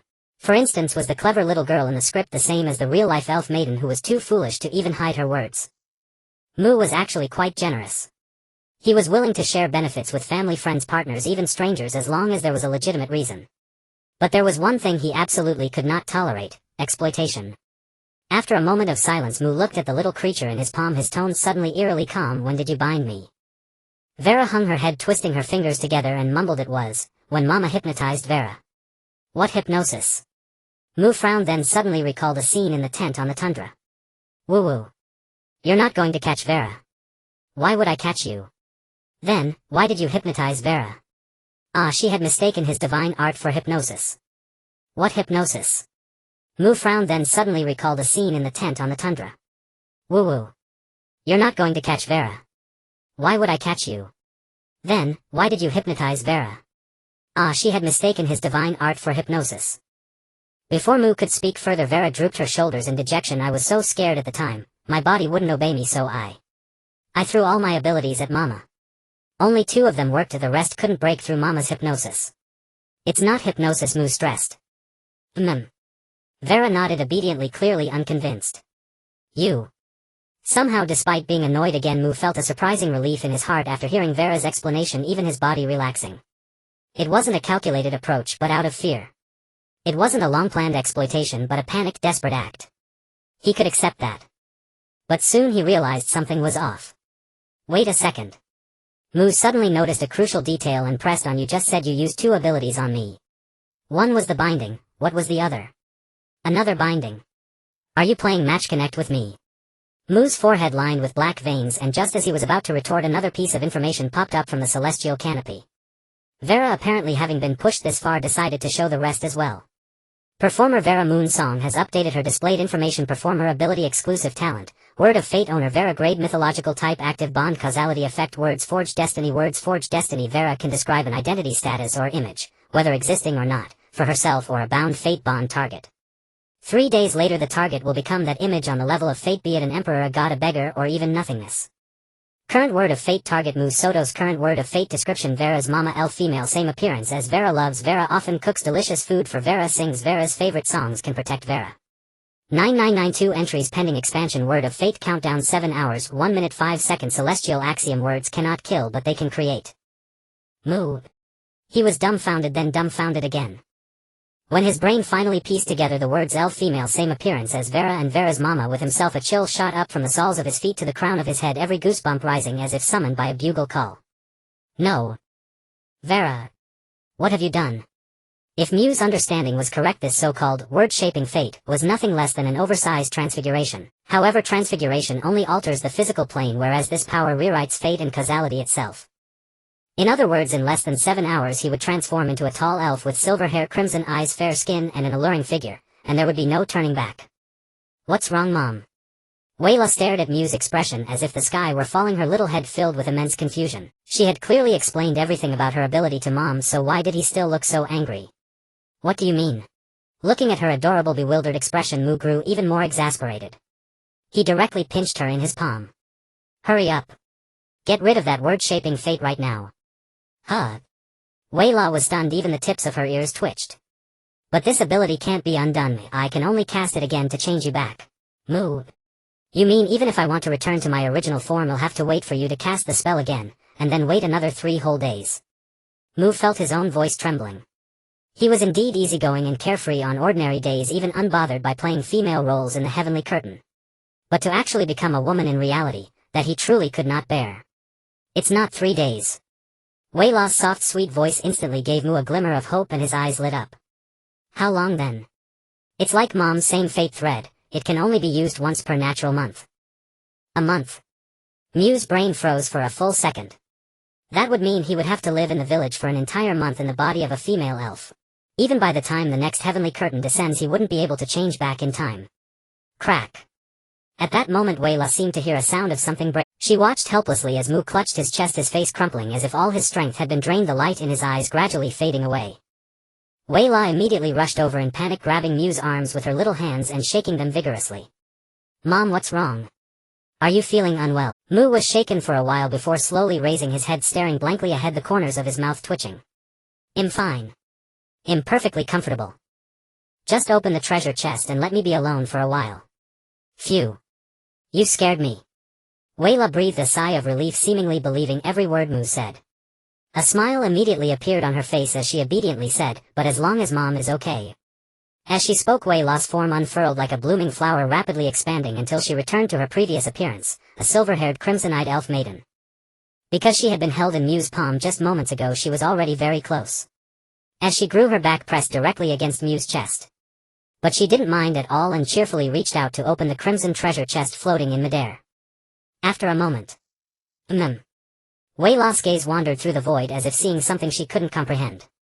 Her little mouth opened slightly. "Mom, why does the item I got have a question mark?" As she spoke, she reached into the void and plucked out a round emerald green object, holding it in her palm to examine. The object resembled a newborn grass sprout, crystal clear all over, with a subtle vein of light like a flickering flame within. Mu, who had been immersed in the despair of his impending transformation into a woman, was struck like lightning the moment his peripheral vision caught sight of the object. He abruptly sat up straight and blurted out, "A jade pendant." "What is a jade pendant?" Wayla repeated the unfamiliar syllables haltingly in the common tongue of the continent. "It's just an ornament," Mu answered casually, but his mind was in chaos. Wayla had actually obtained a jade pendant. How could it be a jade pendant? This was a goddamn Western fantasy world. Which Western fantasy world would have something like jade? No matter how incredible the previous transmigrator was, he couldn't have casually implanted Eastern culture into a sword and sorcery alternate world, could he? Was it restored by the heavenly curtain? But having been an audience member for so long, he had never heard of a performer's reward being a jade pendant. Mu couldn't figure it out for a moment. Yet he had a faint intuition this jade pendant was likely obtained because Wayla had bound herself to him. Without hesitation, Mu directly summoned the heavenly curtain interface with a mere thought. Instantly, a crimson treasure chest identical to Wayla's appeared before the two. Mu reached out and lifted the lid. Ding! You have opened an immortal-grade treasure chest. Matching plot rewards, please wait. After a brief pause, brilliant golden text spread before his retina. You have obtained the immortal-grade item, San Chun Hui. San Chun Hui. Quality immortal. Type ornament. Effect. Perhaps it can be used in some performance. Heavenly curtain annotation: the sun rises and the moon sets for 3,000 autumns. Its light shines upon the world and refuses to withdraw. Never ask when the inch of grass will repay, only let this heart drift eastward with the flow. The next moment, a pale golden sunwheel-shaped jade pendant fell into Mu's palm. It felt slightly moist in his hand, carrying a faint trace of warmth, as if someone had held it in their palm for a long time to warm it before passing it on. There really was a question mark. Mu stared at the 3 golden question marks hanging in the effect column, a guess growing clearer in his mind. He lowered his head and reached out to Wayla, who was nestled in his arms. "Wayla, show me your jade pendant." Wayla handed it over without hesitation. Seeing this, Mu felt a warmth in his heart and his previous doubts vanished. Being able to hand over something so important without reservation, this trust spoke volumes. Though this trust came inexplicably, trust was trust. As long as it existed, it was enough. He took Wayla's emerald jade pendant and held it in his palm, then summoned the heavenly curtain panel again. High-grade items could be directly inspected via the heavenly curtain while held. This was basic common knowledge on the Elbland continent, essentially a free appraisal service. The heavenly curtain instantly responded. Ding! Cun Chao Xin. Quality immortal. Type ornament. Effect. Perhaps it can be used in some performance. Heavenly curtain annotation: the grass sprout knows spring as soon as it breaks ground. Though humble, it never forgets its gratitude. Even if broken on a snowy and windy night, when the spring breeze blows, it will take root again. It really was something related to his homeland. Mu's heartbeat suddenly quickened. Looking at the shape, the patina, the polishing technique around the hole. This was clearly a pair of mother-child composite pendants from the Western Han period. But how could a jade pendant appear in the heavenly curtain's rewards? Mu's thoughts raced. The heavenly curtain would not randomly generate rewards unrelated to the script, and the only script he and Wayla had experienced together was Return to the Nest. A pair of mother-child pendants corresponding to the mother and little girl they played. Such a perfect match could not be coincidence. And this kind of rare item beyond the scope of normal rewards and pointing to a specific identity connection he had heard of before as a viewer. It often indicated a special script hidden by the heavenly curtain, triggerable only under specific conditions. And the key to triggering it was an unremarkable yet significant item like this. Such events were extremely rare on the continent, but not unprecedented. Once a performer had used the key to a hidden script to successfully play a deity during the divine era. After the performance, he loudly declared that he would become the next deity. This was not an empty statement, it was an objective fact. The special nature of the heavenly curtain determined that participants could bring back all the memories of their performed characters. Bringing the memories of a deity into the present world held value far beyond a mere heavenly curtain reward. The incident caused a sensation at the time, and even the young Mu had heard of it. Unfortunately, that lucky person only appeared that once and then vanished without a trace, perhaps secretly executed by the continent's higher-ups. But none of that mattered now. What mattered was that completely unintentionally he had stumbled upon a path that might lead to the transmigrator predecessor. A treasure, keep it safe. Mu placed the Kunkeoxen back into Wei La's palm, his tone unconsciously softening. Wei La agreed wholeheartedly, carefully tucking it against her chest, then nuzzling her fluffy little head against Mu's chin as if it were the most natural thing in the world. Her soft silver hair carried a faint scent of grass and with the unique fragrance of an elf.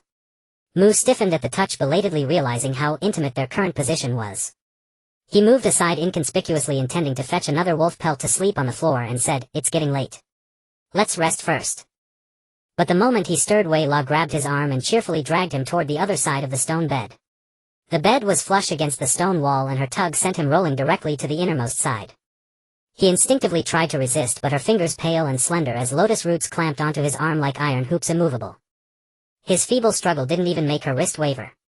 "I want to sleep on the outside." Wei La, utterly oblivious to his futile flailing, stuffed him into the inner side of the stone bed, and then content did an elven roll into the wolf pelt bedding. Mu. All right then.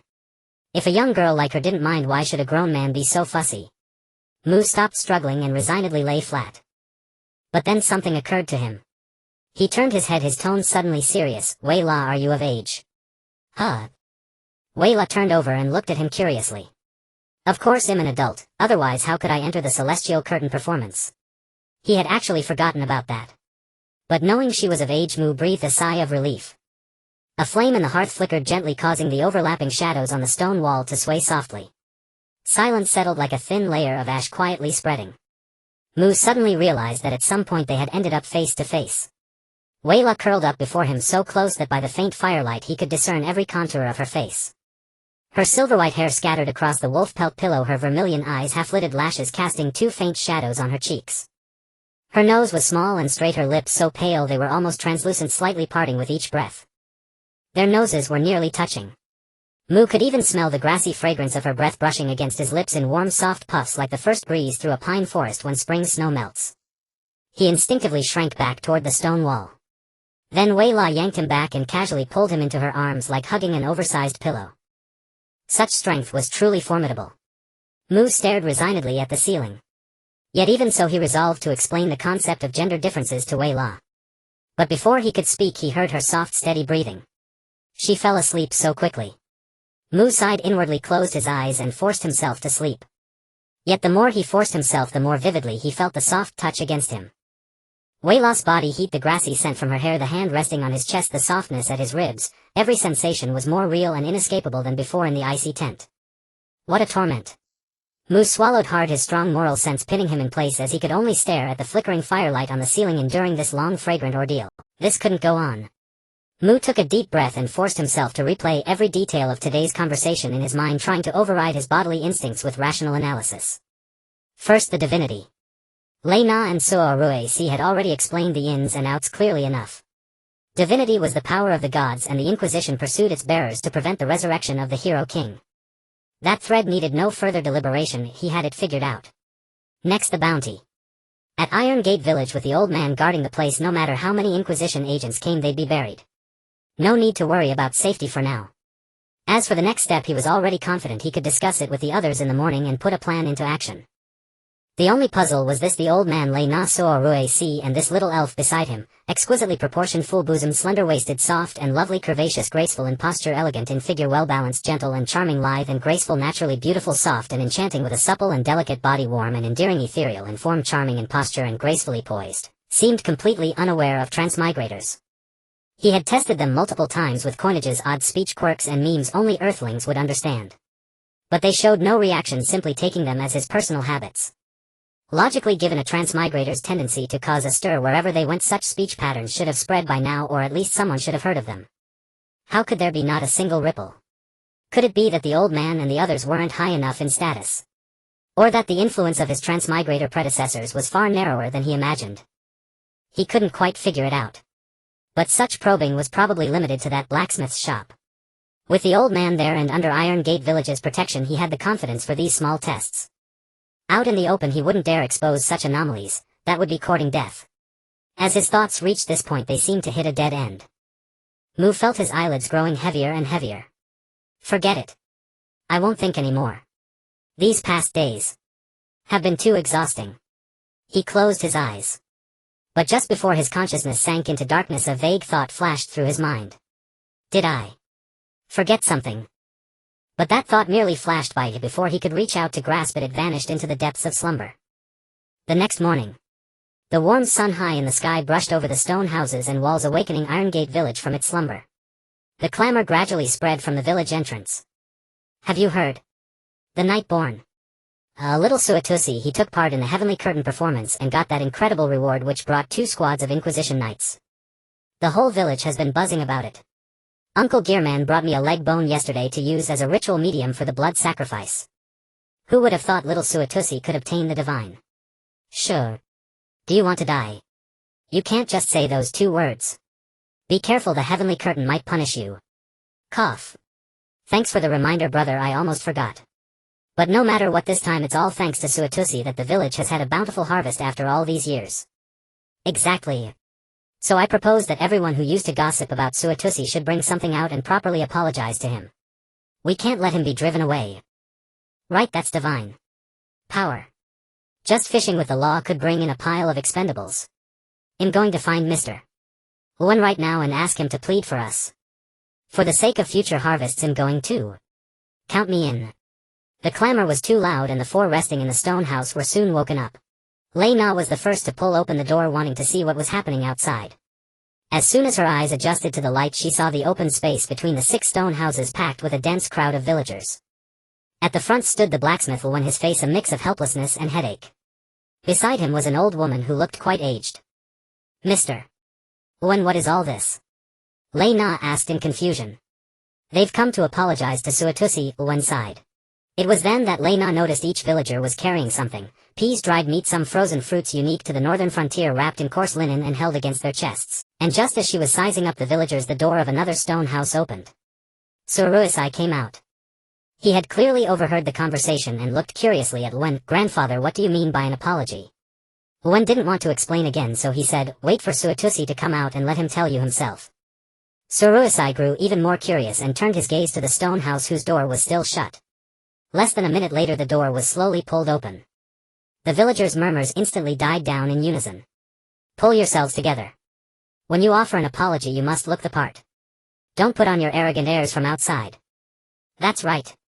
We old relics outside the Heavenly Curtain system will be surpassed by Suatusi sooner or later, and we might have to rely on him to support us in our old age. Alas, the Heavenly Curtain only cares about the performance effects and the brilliance of the plot. That alone keeps 90% of the continent's population as mere puppets. It's only natural that we're being left behind. Forget it, enough of that. The priority now is to win Suatuosi's forgiveness. Just as the villagers were chattering, the door of the stone house was finally fully opened. Yet what no one present expected was that the one who stepped out of the stone house was not the black-haired youth they remembered. Instead, it was an adult female elf about the same height as Mu, wearing his old wolfskin coat and trousers. The villagers. Wen stared at the elf before him, silver hair, crimson eyes, sharp ears, and a tall, slender figure, and after a moment's daze he understood. Weila probably had some divine art that could enlarge or shrink her body. This must be her grown-up form. That appearance. The little rascal has good taste. He sighed inwardly, then asked, Weila, is Suatusi still resting? Lei Na and Suruisai in front of the other 2 stone houses thought the same, so they weren't surprised by Weila's transformation. But no sooner had Wen spoken than a small head popped out from beside the adult elf. The face was identical to the adult elf's, just smaller. It was Weila. Grandfather, were you calling me? Weila glanced curiously at the crowd packed in front of the door, then looked up at Wen. Wen. Lei Na. Suruisai. The 3 expressions first turned to bewilderment, shifting between the 2 elves' faces, then froze into stiffness.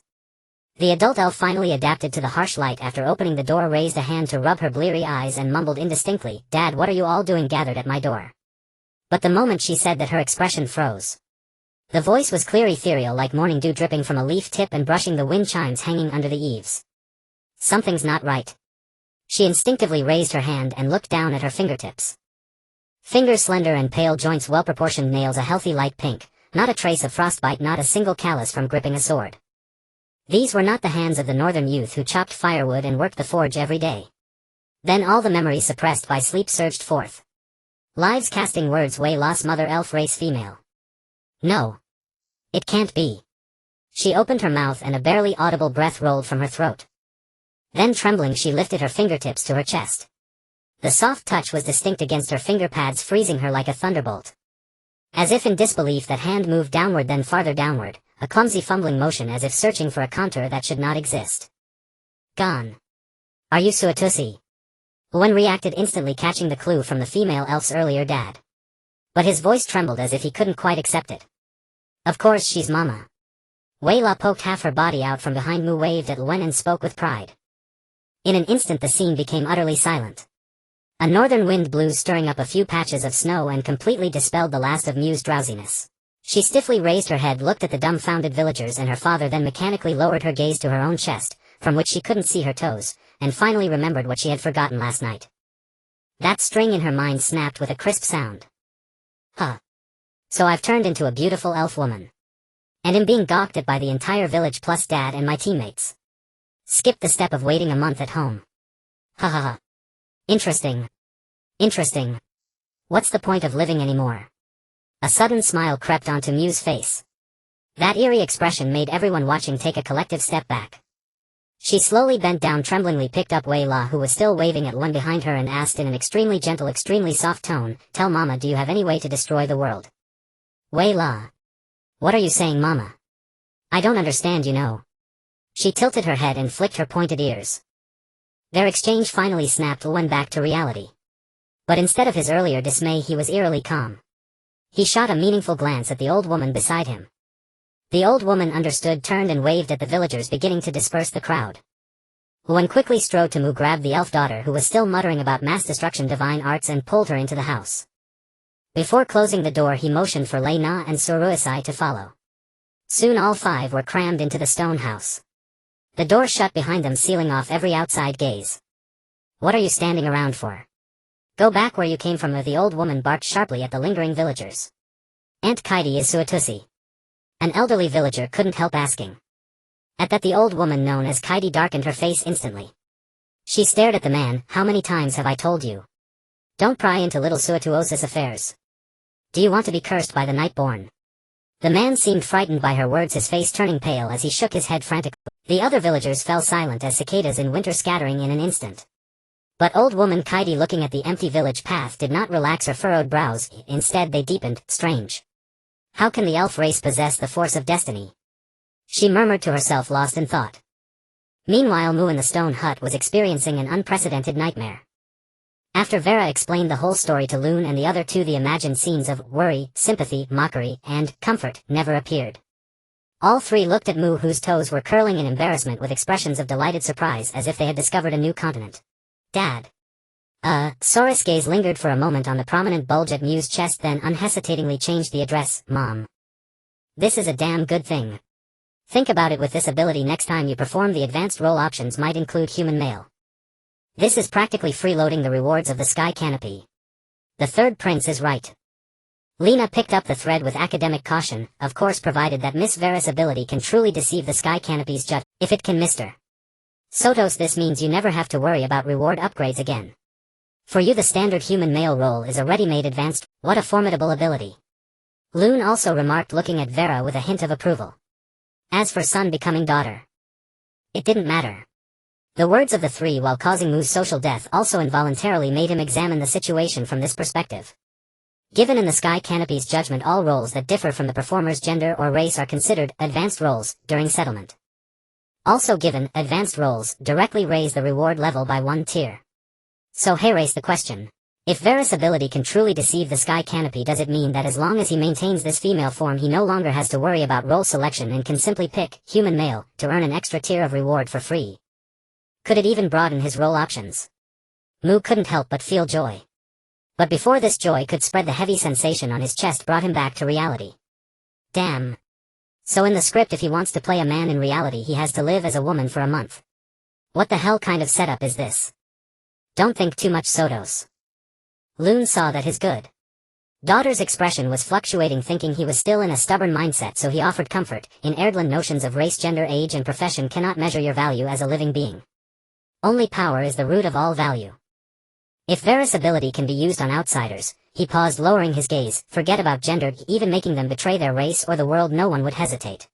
These words were very blunt, but they struck the hearts of everyone present.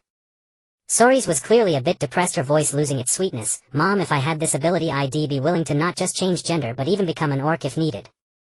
So that's how they all think. Mu suddenly realized that his own gender cognition could not fully apply the mindset of his past life. This was a Western fantasy world. He was merely lucky enough to be found by his father as a baby and taken back to Iron Gate village for upbringing, and coincidentally the villagers had the ability to protect him. If it had been a different start, forget gaining power, he wouldn't even have passed the Inquisition's trial. With his father backing him, Iron Gate village's protection, and Vera and teammates by his side, he could afford to agonize over his gender here. Without these, he probably wouldn't even have the right to agonize. People always fuss over trivialities in safety, forgetting that staying alive itself is a huge stroke of luck. In the end, he was too sentimental. Thinking this, Mu silently summoned the sky canopy in his heart and navigated to the titles tab. One piece of information came into view. Black Iron title, Shameless Invincible under Heaven, achievement condition: perform 3 consecutive shameless actions that normal characters wouldn't do, in a script without being punished. Effect: your shame attribute is zeroed, granting immunity to social negative mental states: embarrassment, shame, social death. In the Sky Canopy system, effects from achievements are passive abilities that take effect in real time and become permanent once obtained. The effects granted by the title system, however, require the performer to actively equip them, and regardless of rank, only one can be active at a time. Without hesitation, Mu removed his currently equipped professional feeder and replaced it with Shameless Invincible under Heaven. Since he wasn't in a script now, the effect of a performance score not affected by death penalty upon death settlement was temporarily useless, so he might as well switch to something useful now. The moment he switched titles, Mu felt all the negative emotions like embarrassment and shame vanish cleanly from his heart. His back straightened, his chest also. No, he didn't want to feel that yet. He even calmly glanced at Sora's dark burgundy velvet dress without any emotional stir. Don't worry, I'm fine now. A smile reappeared on Mu's face. He even picked up Vera and placed her on his lap. Vera happily wrapped her arms around his neck and planted a kiss on his cheek with a smack. The two elves, one big and one small, snuggled together, presenting a picture of maternal affection and peaceful times. Naturally, Loon and the others saw Mu's new title in the party channel and didn't know what to say for a moment. All that persuasion for so long was less useful than a single title. In that case, Soto stay in the village this month. Loon spoke thoughtfully. I'll handle all the hunting activities for this period. I'll replenish supplies for you and Vera. When your appearance returns to normal next month, you can act freely. Mu naturally knew that his and Vera's current appearance was unsuitable for appearing on the ice plains, let alone hunting ice wolves. The village might not fear the Inquisition's pursuit, but it's best to avoid the attention of top continental powers. After all, their faces now had standard elven royal features. Once noticed by the evergreen forest, it would invite unnecessary trouble. I understand, Dad. With things clarified, there was no need for further discussion. Mu began leading Vera, Soris and Lena to familiarize themselves with the village environment and surrounding terrain. The three thus settled in the village. Thus the days flowed by in this rare tranquility. In the blink of an eye, 28 days had passed. June 1st, 1347. During this near month, 3 significant events occurred in Taimen village. First, the Knights of the Inquisition arrived 3 more times. Each time, without exception, they inexplicably shattered into pieces upon entering the village, automatically disassembled into spellcasting materials, sorted and neatly arranged. One could say it was a delicious buffet descending from the sky. Second was the villagers' attitude toward Vera and the other 2. Because the 3 of them grew too close to Mu, the villagers avoided them, as well as if old Lady Katie's words had cast a shadow of Nightborn upon them too, completely forgetting their earlier fawning apologies. This also resulted in the 3 barely getting to know any villagers, only aware that the people in this village were all immensely powerful. As for how strong, where they came from and why they lived in seclusion, they knew nothing at all. Lastly, there was Mu's elven identity. After growing accustomed to this elven body, Mu was astonished to discover that the power it contained was utterly unprecedented. A single ordinary punch could carve an endless parting into the earth and sky. He tested this power on a whim once while bathing in an icy river with Vera. The scene was so overwhelming that they silently agreed to only bathe from then on without any further extraneous tests. This also made Mu instantly grasp the terrifying nature of Vera's mythical talent, Word of Fate. Everything it described would truly manifest in reality. Even vague statements would come true in a way so reasonable it was chilling. For example, the phrase "can protect Vera." To protect Vera, one naturally needed strength surpassing hers. Thus this body possessed such clearly overpowered might. Mu knew that such an outrageous matter if leaked would bring danger to Vera. So he kept it hidden, even imposing a gag order on Vera forbidding her from mentioning it to any third party. This too was for Vera's protection. Beyond these three events there were only trivial daily matters, like the yellow waste that often filled Vera's mind, hardly worth mentioning. At this moment the five, Mu, Loon, Vera, Rena and Soris, gathered once again in the blacksmith's forge, seated around the stone table beside the stone hearth. Outside the window the night had not yet fully faded. The silver moonlight lay upon the village path, stretching the shadows of the stone houses long and thin, as if the entire village held its breath awaiting a certain moment. Old Man Dawn is breaking the celestial curtain, is about to descend. Would you like to join us for this performance? Mu asked, looking at Loon, who was slowly sipping hot water. Loon set down his wooden bowl, nodded, then shook his head. Depends on the theme. It seemed the old man didn't want to hold them back. Mu understood but said nothing, merely nodding. Over the month all questions worth asking had been asked. Aside from some private matters, like Vera, Soris and Rena's past experiences, they had grown quite familiar with one another. Thus before the celestial curtain descended there was nothing left to discuss if they only needed to wait quietly. Time passed second by second. At a certain moment a faint white light silently streaked across the distant horizon, tearing the tranquility of the night. The next second the first ray of dawn plunged to the earth and the entire sky was abruptly flooded with boundless golden brilliance. The celestial curtain suspended high above slowly manifested. It's coming, Mu whispered in warning. Before the words faded a curtain of light forcibly covered the retinas of all five. The celestial curtain performance is about to commence. Please select your script. Participants above the 5th order protagonist rank have no restriction. For participants at or below the 5th order protagonist rank, the themes for this session are limited to War, Adventure, Adult. May all participants have broad acting paths and perform freely. Then the curtain of light vanished and the chat room interface slowly appeared. Comments began to surge heavens. The adult theme appears again for those below 5th order. How low is the probability? 1 in 6 Thitwo, since the celestial curtain has only 62 theme categories. A brother of mine wanted to see an elf perform in an adult script before he died. Last time the Saint Crown King suffered a crushing defeat, killed by the Plague God in a divine script, barely retaining his rank. I wonder if Hell seek revenge this time. Rumor has it that last month a scion of a high-ranking Silver Dragon clan got involved in an ethics script. TSK Tisk, the recording is still circulating on the black market. How many strong figures will have their images shattered this time? I hope there are plenty of laughs. Like the Heavenly Destiny Dragon King becoming a coward in the script, hee hee, how thrilling. Beautiful Orc invites you to Midnight Charms Cinema address. 4th Order War. I the Orc race accept all challenges, come match if you dare.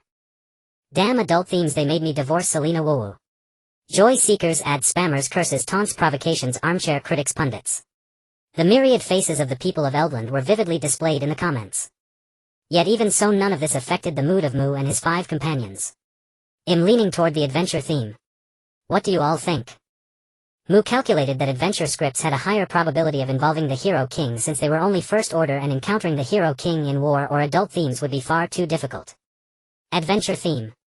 Loon mused, nodding. I can participate. No problem, Mom. Soris grinned in response. Among them he had the broadest range, able to play any female roles, so the theme was no issue for him.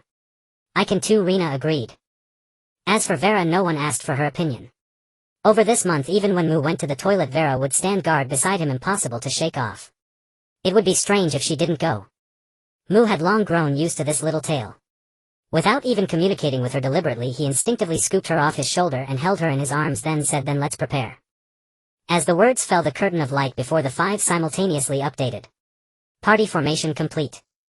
Theme selected: adventure performers Mu, Moon's song, Vera, Moon's song, Loon, Anvil, Soris, Aurelian, Rena. Script matching complete.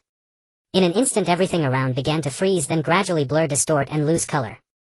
Only the figures of the 5 and the curtain of light before them remained vivid. Script title: The Fall of the Kingdom. Historical coordinates: Heroic Era, Year 22. Number of participants 10. Script difficulty: 1st order puppet. Please select a role from the following options: Priest, Demon, Hunter, Common, Knight, Mercenary, Village Priest, Commoner, Mage, Elven, Ranger, Dwarven, Blacksmith, Thief, Orc, Warrior, Bard, Slave, Assassin, Undead, Demon, Goblin. Mu's gaze lingered on the line Heroic Era, Year 22 for a few seconds. In his entry script last time he had performed in The Fall of the Kingdom with historical coordinates Year 23. Year 22 was exactly 1 year before everything he experienced had occurred. So was it the same script? Mu guessed inwardly. Meanwhile Soris upon seeing the words heroic era instantly lit up with excitement, exclaiming it's truly the heroic era. We succeeded. Rena also shed her icy demeanor and smiled. Don't celebrate too early. Mu poured cold water looking at them. Given our social status, in reality the role selection will only offer low-level roles from the continent. Thinking we can meet the hero king through such identities is nothing but a fool's dream. These words gradually extinguished the joy on Rena and Sora's faces. Indeed. Once formal performance begins, the celestial curtain assigns roles based on the performer's real-world social status. Those of higher status receive higher-level roles, conversely only grassroots roles appear. As for them, regardless of their former status, from the moment the Six Kingdoms Inquisition issued a joint wanted order, they had only one identity left: fugitives. A fugitive's social standing goes without saying, the lowest of the low. Hoping to meet the hero king through such an identity was pure delusion. Having realized this, both felt a pang of disappointment. But then Mu suddenly changed his tone, a slight smile curling at the corner of his mouth. However, the good news is that I have performed this script before and am thoroughly familiar with parts of the plot. The others were startled, then brightened. Soris was about to ask when Mu interrupted. No need to ask, you'll tell you everything I know. Pausing, Mu adopted a reminiscent look, a trace of world weariness settling on his delicate elven features. It was my entry script. Heroic Era, Year 23. The Hero King personally tasked me to die in the River Kingdom. I accepted the critical mission, resolutely prepared to sacrifice for the Empire. He omitted the part about sleeping with all the women of the royal family, altering it to single-handedly clashing with the entire royal city and making a heroic sacrifice. As he narrated, he sometimes lowered his voice to build suspense, sometimes gestured to mimic battlefield clashes. At the climax, even Loon's gaze grew fixed. By the orc's balls. My mother is too powerful. Truly worthy of Mr. Sotos. Mom is just that amazing. The audience was utterly captivated. Varys' eyes sparkled with adoration, nearly leaping out of his arms. Even Loon looked at Mu with newfound respect, silently adding, this little brat even fools his own father. He's bound to achieve great things.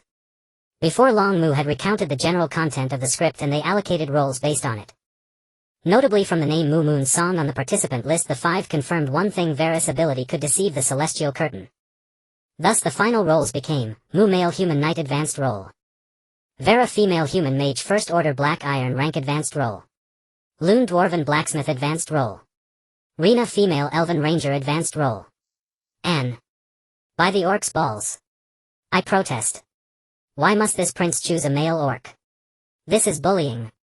Outright bully. Suo Ruisi's voice emerged from the pillar of light, filled with grief and indignation. As the one who held the deepest respect for orcs across all of Ireland, he felt that his teammates were conspiring to persecute him. Naturally, as a safety net, Mu replied without a second thought. Suo Ruisi paused, realizing that the purpose of this arrangement was indeed to ensure a baseline. The formal team formation mode of the celestial screen took into account the overall performance of the group during the enactment. By dispersing each member across different races and factions, it ensured that even if the collective performance faltered, one individual could lift the team's lower limit, preventing a total collapse. This allocation method was called the safety net. But the problem was, why couldn't he have been assigned to play a demon or an undead instead? Why did it have to be an orc? Did they not know that he despised orcs more than anything? Suo Ruisi nursed his grievance in silence, daring not to speak. Seeing this, Mu Luen and Lei Na could only sigh, utterly speechless. And you call yourself a third prince? Not a shred of political awareness. Besides the safety net, are you even utilizing the racial advantages from different species? However, explaining all these intricacies to Suo Ruisi was far too complicated, so they decided to let him comprehend it himself once they entered the script. Since there are no objections, prepare yourselves, Mu said as he pressed the confirm button. Aye. The prince has plenty to say. But before Suo Ruisi's agitated voice could finish, the celestial screen lit up with a prompt: script deployment complete. The enactment is about to begin. Script key information prompt: this is a story about the direction of the sword's tip. In an instant, everything before their vision vanished, their consciousness sinking as if plunging into the deep sea, memories fragmenting. At the same time, a new memory was slowly implanted under some grand majestic force. Of course, Mu was excluded from this. From Mu's perspective, he was now watching a knight's early life in fast forward. Age 1, born in Mon Village to a poor farming family. Age 5, due to exceptional intelligence, he was sent to the Knight's Manor of Baichiao Ridge under Mon Village as an unpaid page. Age 8, entered the ranks of a second-tier bronze knight, astounding the entire manor. Age 10, ascended to a third-tier silver knight, shaking Baichiao Ridge. Age 12, reached the fourth-tier gold knight rank, becoming the celebrated prodigy of Baichiao Ridge, full of youthful ambition. Age 14 Mu became a 5th-tier epic knight chosen by the Grand Duke of Baiqiao to formally serve as a Lord Knight of the Baiqiao family. Age 16 Mu for strictly adhering to the Knight's Code and stopping the son of the Grand Duke of Baiqiao from violently extorting commonwealth, he was exiled by the Baiqiao family, stripped of his Lord Knight status and reduced to a wandering knight. Same year, seeing through the corrupt nature of the nobility, his faith crumbled and the oath system he had cultivated shattered, causing his power to regress to a 1st-tier Iron Knight. Age 18 disheartened, he returned to Mon village, took up farming and abandoned all cultivation. Is that it? Mu found the character's life story utterly baffling, a torrent of complaints surging within him. What a pathetic epic level thunderous waste. Why be so disheartened? The nobility was corrupt, so damn well rebel. Even dying in the act of rebellion would make him a man. Going home to farm was being a coward from start to finish. Playing the knight like a whipped dog. But on second thought, with such a genius reputation, there seemed to be a lot of room for manipulation. Mu quickly calculated in his mind, soon sketching out the skeleton of a plan, a smile curling at the corners of his mouth. Meanwhile, in the capital of the Northern Kingdom, Winterfall Castle, the northwestern sacred district at the Chapel of Eternal Spring. 5 knights of the tribunal were making final deliberations beneath the celestial screen. We have confirmed using the divine power granted by the Pope. In this script, Fall of the Kingdom, we have been matched with individuals who are the subjects of a full-scale manhunt by the 6 kingdoms, reported a knight holding an emerald leaf-shaped object to his colleagues. All 5 have frowned the eldest knight. No, only 3, and we cannot confirm their specific identities. Understood. The eldest knight nodded, then issued an order: cancel all promotion tasks for this performance. Those hunted by the 6 kingdoms must be drenched in blood and guilty of heinous crimes. Their instincts and subconscious will inevitably stain the enacted characters' hands with blood.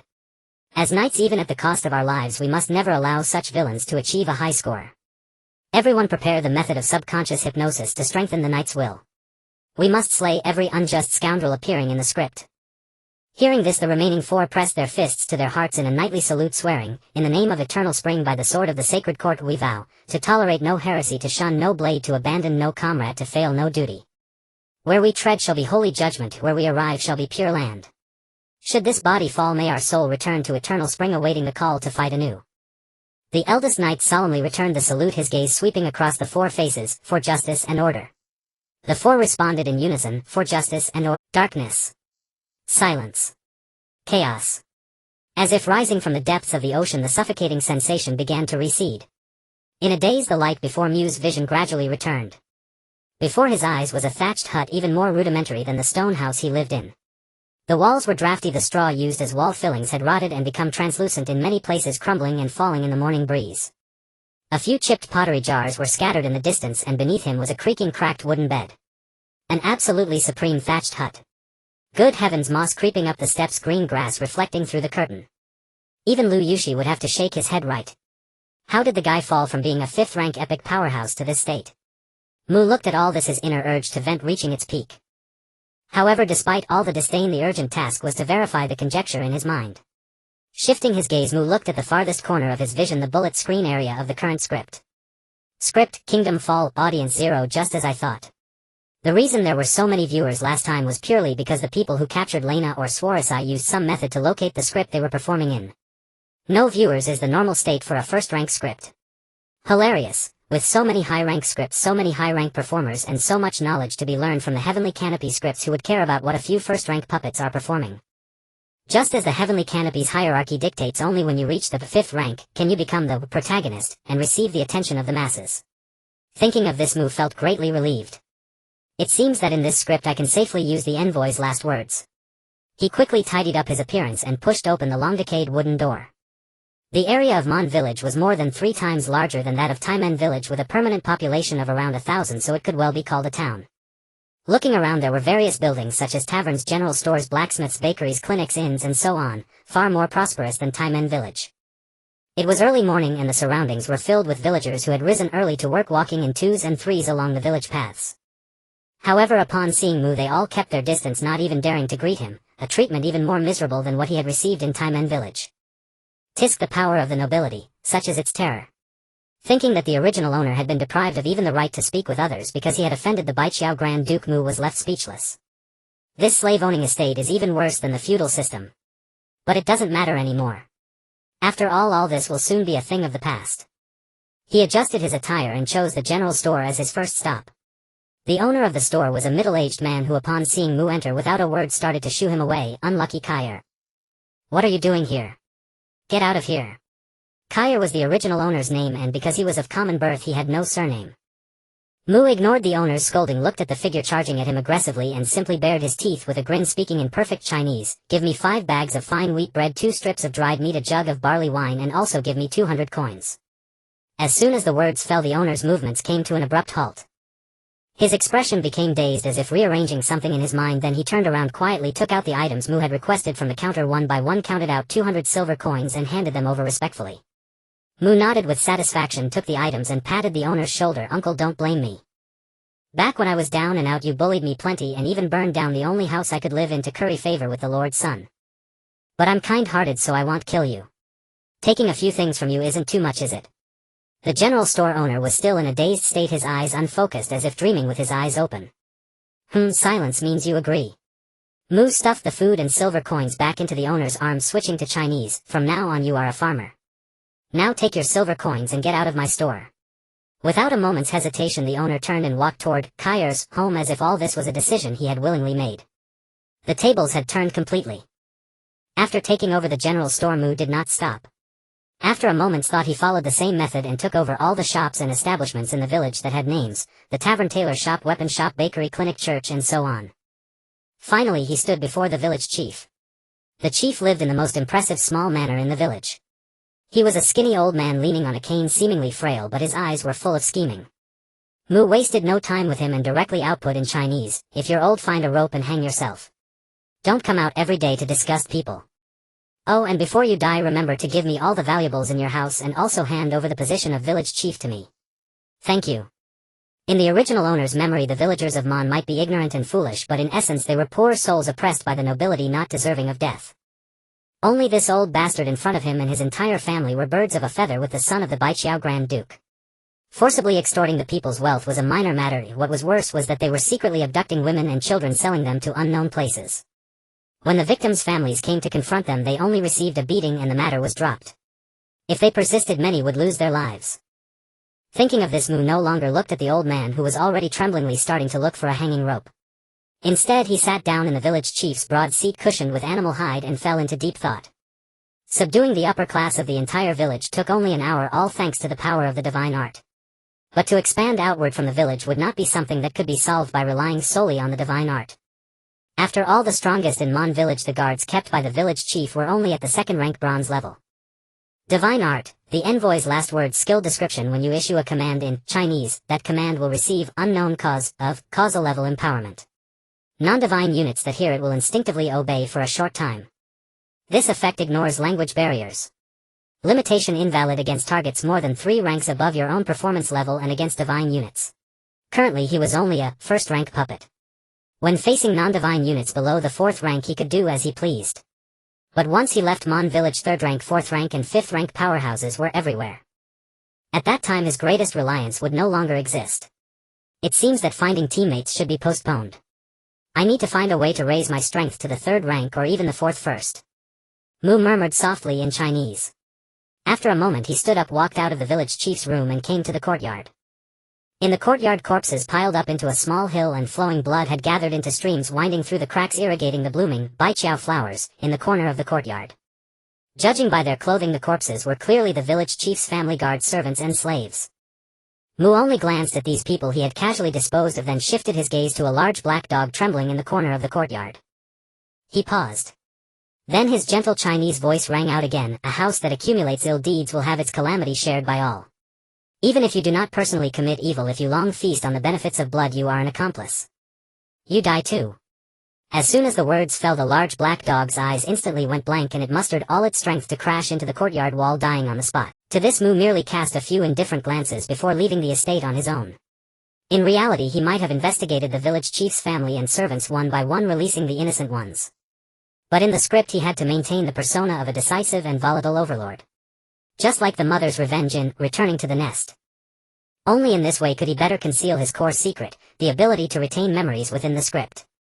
As for so-called transmigrators, divinity, divine arts, Chinese, none of that mattered. As long as he didn't expose himself in reality in the script, this radically altered life, even his race could be false. What was there to hold back? Even if an accident occurred and he was found out, so what? Wasn't this bound to be exposed sooner or later? Could he go his whole life without using divine arts? Ever since being wanted by the Inquisition, Mu had come to terms with it. Since a confrontation was inevitable, it was better to reveal a few more trump cards early on to make the other side think twice. Therefore, after leaving the estate, Mu took the village chief's token and arrived at the central square of Mon village, summoning all the villagers. Because it was the village chief's order, the villagers quickly gathered in small groups. But upon seeing that the summoner was none other than Kair, who had offended Duke Baiqiao, the crowd erupted in uproar. The illumined Kair. How can it be you? Goddess of fortune above. This scoundrel must have stolen the village chief's token. You wretched peasant, hand it over. How dare you touch the village chief's token? Little Kair, don't do anything foolish. You've already offended the Lord. If you offend the village chief too, you'll have no way out. Sigh, this is trouble. Mu swept his gaze over the crowd and raised his hand to gesture for silence. Silence. The noise gradually subsided. Everyone wanted to see what this illumined Kair was about to do. Mu took in all those curious, contemptuous or pitying glances, then spoke. Listen, all of you, my name is not Kair, I am the incarnation of justice. After 1,000 years of slumber I have awakened today, and my mind has returned, old memories revived. This body, this life has been devoted to the order of justice. The leaders of your village betrayed divine law, secretly harbored evils and embezzled offerings. I have already punished them according to the law and sent them to their end. If anyone has doubts, you may go to the Church of Fortune and ask the bishop, has the order of justice been rekindled in this land? At these words the villagers were stunned. The square fell into dead silence. Just then a fat man dressed in clergy attire stumbled out of the crowd and fell to his knees with a thud. He first looked up at Mu, and upon receiving the latter's silent cue he lowered his head and said in a trembling voice, the goddess of fortune has issued a divine oracle commanding us to follow the incarnation of justice, purge traitors and eradicate the evil forces lurking in Baiqiao Ridge. Though he spoke these words, the fat man was on the verge of tears in his heart. Not long ago he had witnessed this peasant he always looked down upon charge into the church alone, uttering strange words to his thugs.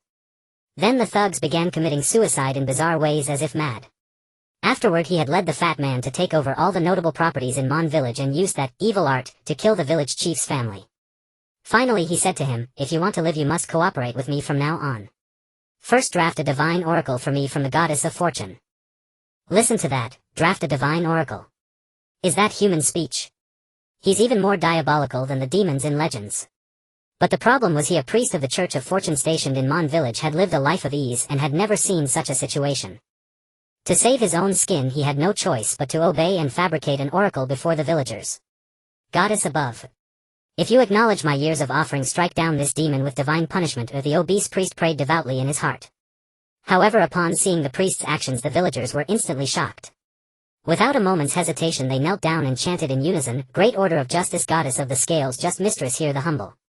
Throughout Ireland, from nobles to commoners who hadn't heard of this deity who governs justice, even children could recite the venerable name of justice. As for impersonating justice to scam, even the priest of the goddess of fortune had said so, how could it be false? Moreover, those who blasphemed by impersonating the gods had been struck dead by lightning from a clear sky. So the villagers believed it without a second thought. Some who had bullied Kair in the past wished they could smash their own heads to the ground, confessing their sins. Mu watched the villagers' reactions, feeling both sorrow and a sense of reflection. Whether in the modern world or an otherworld, an information gap was always the greatest weapon. According to the history he knew, long before the heroic era began, the fully fledged hero king had stormed all divine kingdoms and slaughtered every existing god.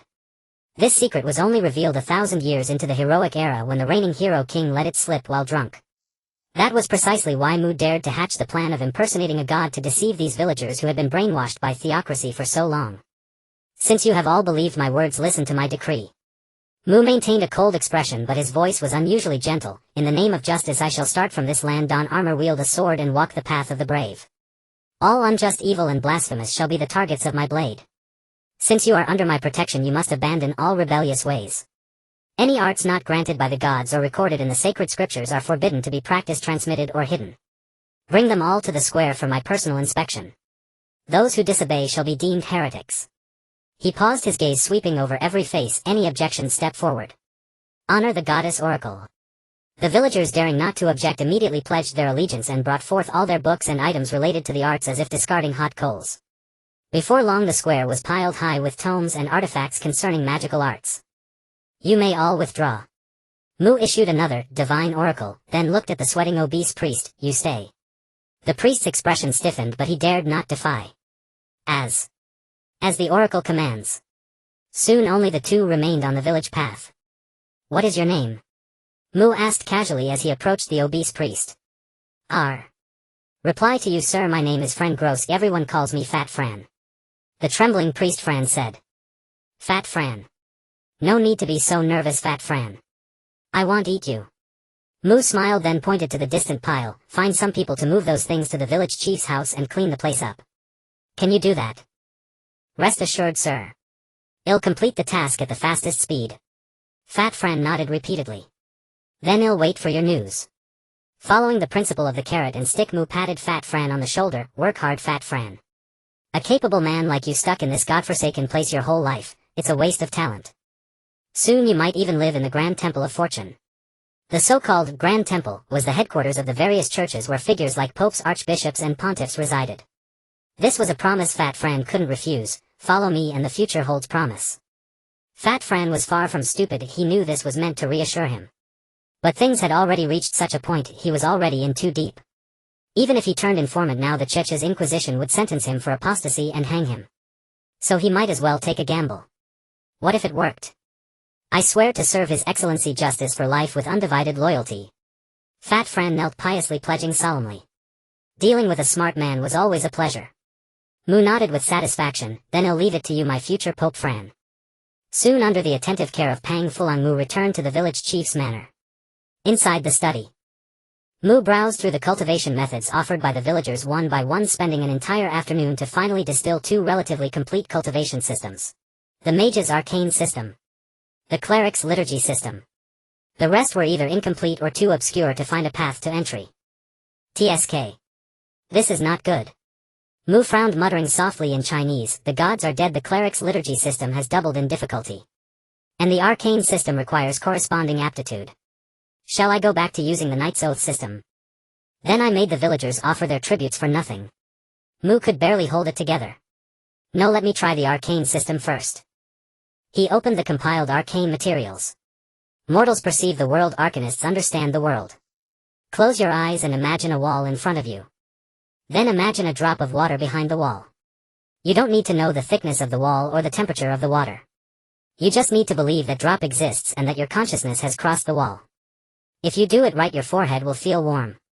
Then I congratulate you, you have learned the water drop meditation and successfully entered the world of arcane.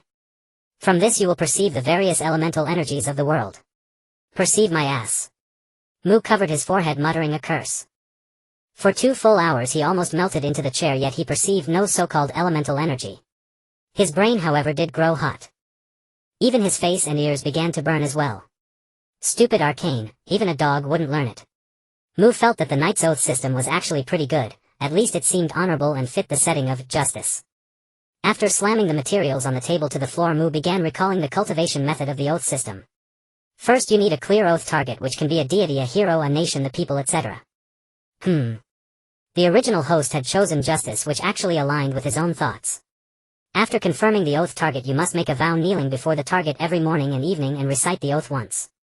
Acceptable. Adhere to no broken oath for 30 consecutive days, meaning you must not break any promise you make regardless of its size. Are you serious? Undergo an oath confirmation, loudly recite the oath content in a public place and have at least one witness confirm it. What the hell kind of abstract social death experience is this? Final step through a triple ritual, comprehend the oath heart. At the moment of oath confirmation you will receive an oath mark on the back of your hand, thus entering the ranks of the Black Iron. 666. Mu finally understood completely. This oath system was in essence a psionic system. The deeper the faith in the oath target, the stronger the oath power. As for where the power comes from, of course I reckon. And the continent already had a complete mature cultivation process for this system. As long as one followed the steps, they could continuously reinforce psychological suggestion, solidify faith, and finally gain power from the oath to advance. But the problem was he simply couldn't have unwavering faith in anything. As a modern person from the 21st century, he could believe in a 2D wife but believe in an abstract concept. Are you kidding me? This is troublesome. Mu sighed. If he couldn't obtain power above the 4th rank, Han envoy's last words would be stuck at the stage of only effective below 4th rank. Everything he envisioned thereafter would become mere empty talk. If only there were a way to hypnotize myself. Mu whispered. But then his expression suddenly froze. Han Envoy's last words. Could it work on himself? The celestial screen described this divine art as ineffective against divine beings. Having divinity. Does that count as a divine being? Wayla didn't seem to be immune to this divine art, did she? On the ice field when he used the word spirit to command her to return, she was clearly controlled. Should he try? Mew's heart pounded. After hesitating for a moment, he found a mirror in the study and held it up before him. The mirror reflected a young and delicate face with slightly curly brown hair, blue eyes, and a high nose bridge, a standard appearance of the Hejin kingdom. But Mew had no time to admire. He took a deep breath, recalled the oath that Kyer had once recited, and spoke in flawless Chinese, "In the name of justice, by the sword of faith I swear, indulge no heresy, flee no blade, abandon no comrade, disgrace no mission. What I tread shall be holy judgment, where I arrive shall be pure land. Should this body fall, may my soul return to the order of justice, awaiting summon to fight again." As the oath fell, Mew felt the sweltering sensation that came with meeting a divine being suddenly surge in his heart. But that feeling lasted only an instant, then was overwhelmed by a transcendent, pure, sacred will. With almost no resistance, his consciousness plunged into darkness. At the same time, Mew's blue eyes began to transform into gold. The once dim knight sword mark on the back of his left hand suddenly burst into dazzling golden light. Then the mark transformed into a burning knight's greatsword grasped in his hand. Everything in the study seemed to dim, leaving only the expressionless youth and the burning knight's greatsword in his hand still retaining color. My heart and deeds are like a clear mirror, all my actions are justice. Echoes layered like a deity's voice rang from the youth's mouth. But before the youth could act, in another instant the space before him shattered like a broken mirror. Time seemed to freeze at that moment. The youth's indifferent expression, the dust in the air, the flickering flames on the sword, everything was frozen in this small study. In the next instant a hand clad in dark gold armor slowly reached out from the broken space. Its index finger lightly touched the youth's brow. Bo, a sound like a water droplet falling into a still pond rippled through the air, and a circle of ripples instantly appeared on the youth's brow. Immediately after, a ball of golden light, pulsating, struggling like a flame, was drawn out from the ripples and fell into the palm of that hand. The gold in the youth's pupils instantly extinguished, and the burning knight's great sword in his hand transformed back into the oath mark, returning to the back of his hand. Having completed all this, the hand clad in dark gold armor, as if its mission was done, did not linger a moment. Holding the pulsating golden light, it slowly withdrew from the broken space. The crack silently closed behind it, restoring to its original state as if everything that had just happened never existed. Time began to flow again. In the study, the dim light reignited. The setting sun outside the window bathed the room in a warm orange hue. Everything was as usual except for Mew's figure falling from midair to the ground, proving that what had just happened was no illusion. At the same time, in Baiqiao City, hundreds of miles away, a middle-aged man with refined features, dressed elegantly and wearing gold-rimmed glasses, suddenly stood up from his chair in a study within the Baiqiao Grand Duke's manor. His gaze fixed intently out the window, his face filled with horror. The Hero King. The alarmed cry of the refined middle-aged man startled the steward outside the study. The door was hastily pushed open. "Your Highness, what has happened?" The steward strode in and inquired with concern. The refined middle-aged man was none other than Duke Baiqiao. He did not answer the steward's question, his gaze still fixed on the window. The oppressive aura around him grew stronger until the steward beside him could no longer bear it and knelt to the ground. Only then did he slowly withdraw his gaze, speaking with a heavy tone, "We can delay no longer." He looked down at the steward. "Alvin, how goes the situation in the dungeons?" The steward Alvin replied reverently, "Your Highness, various factions have presented in their respective territories a total of 12018 children and 2989 suitable aged women. The previously captured orcs, elves, undead, dwarves, trolls, and other exotic races, one each, have been separately detained, ready for use at any time. As for mythical races such as the Dragon Clan and Demon Clan." He stole a glance at Duke Baiqiao, then cautiously added, "No trace has yet been found." Duke Baiqiao nodded and instructed, "First send the offered women and children to the Church of Wealth. Then tell Pontiff Ma Munsilver, the tribute of Baiqiao territory has been fully presented under the witness of the Goddess of Wealth. Within 3 days the second batch of offerings will arrive here.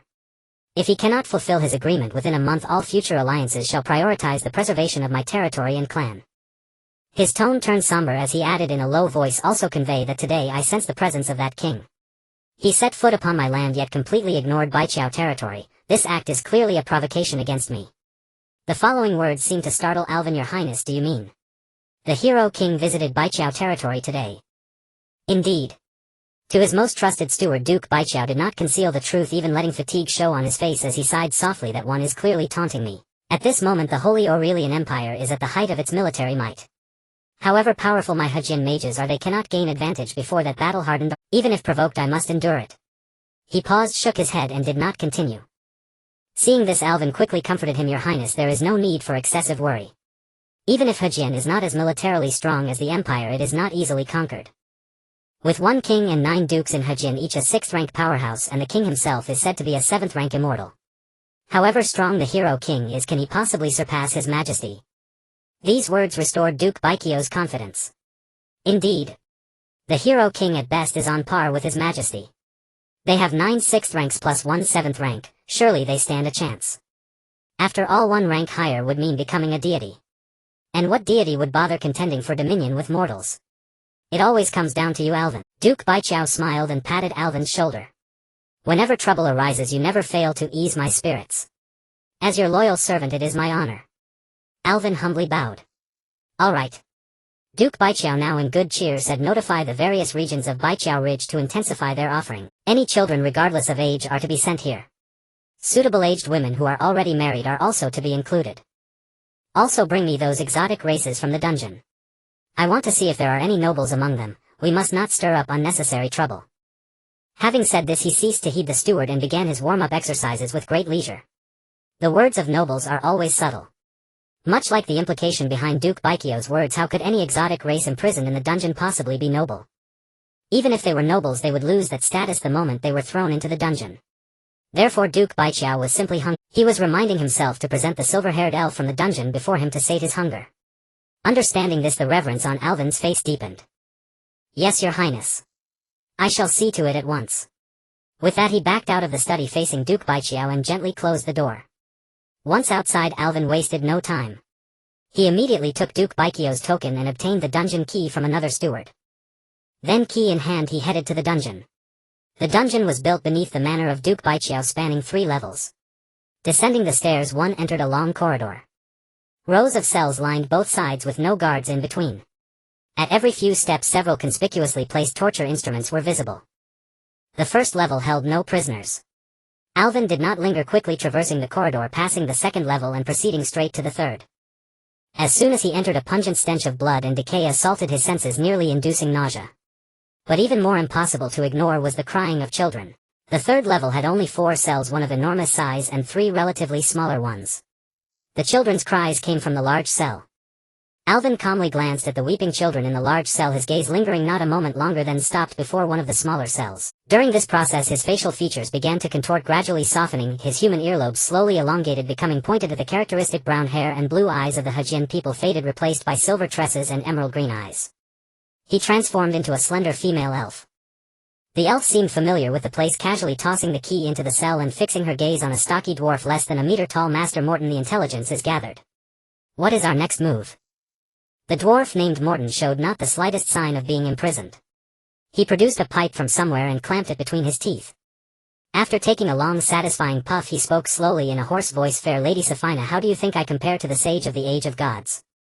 The elf Safina usually held great respect for the wise and revered the sage of the age of gods, and she frowned at this. That jest is not amusing, Master Morton. So you know it's a jest. Morton looked at her overly serious expression, exasperated, and barked, come now.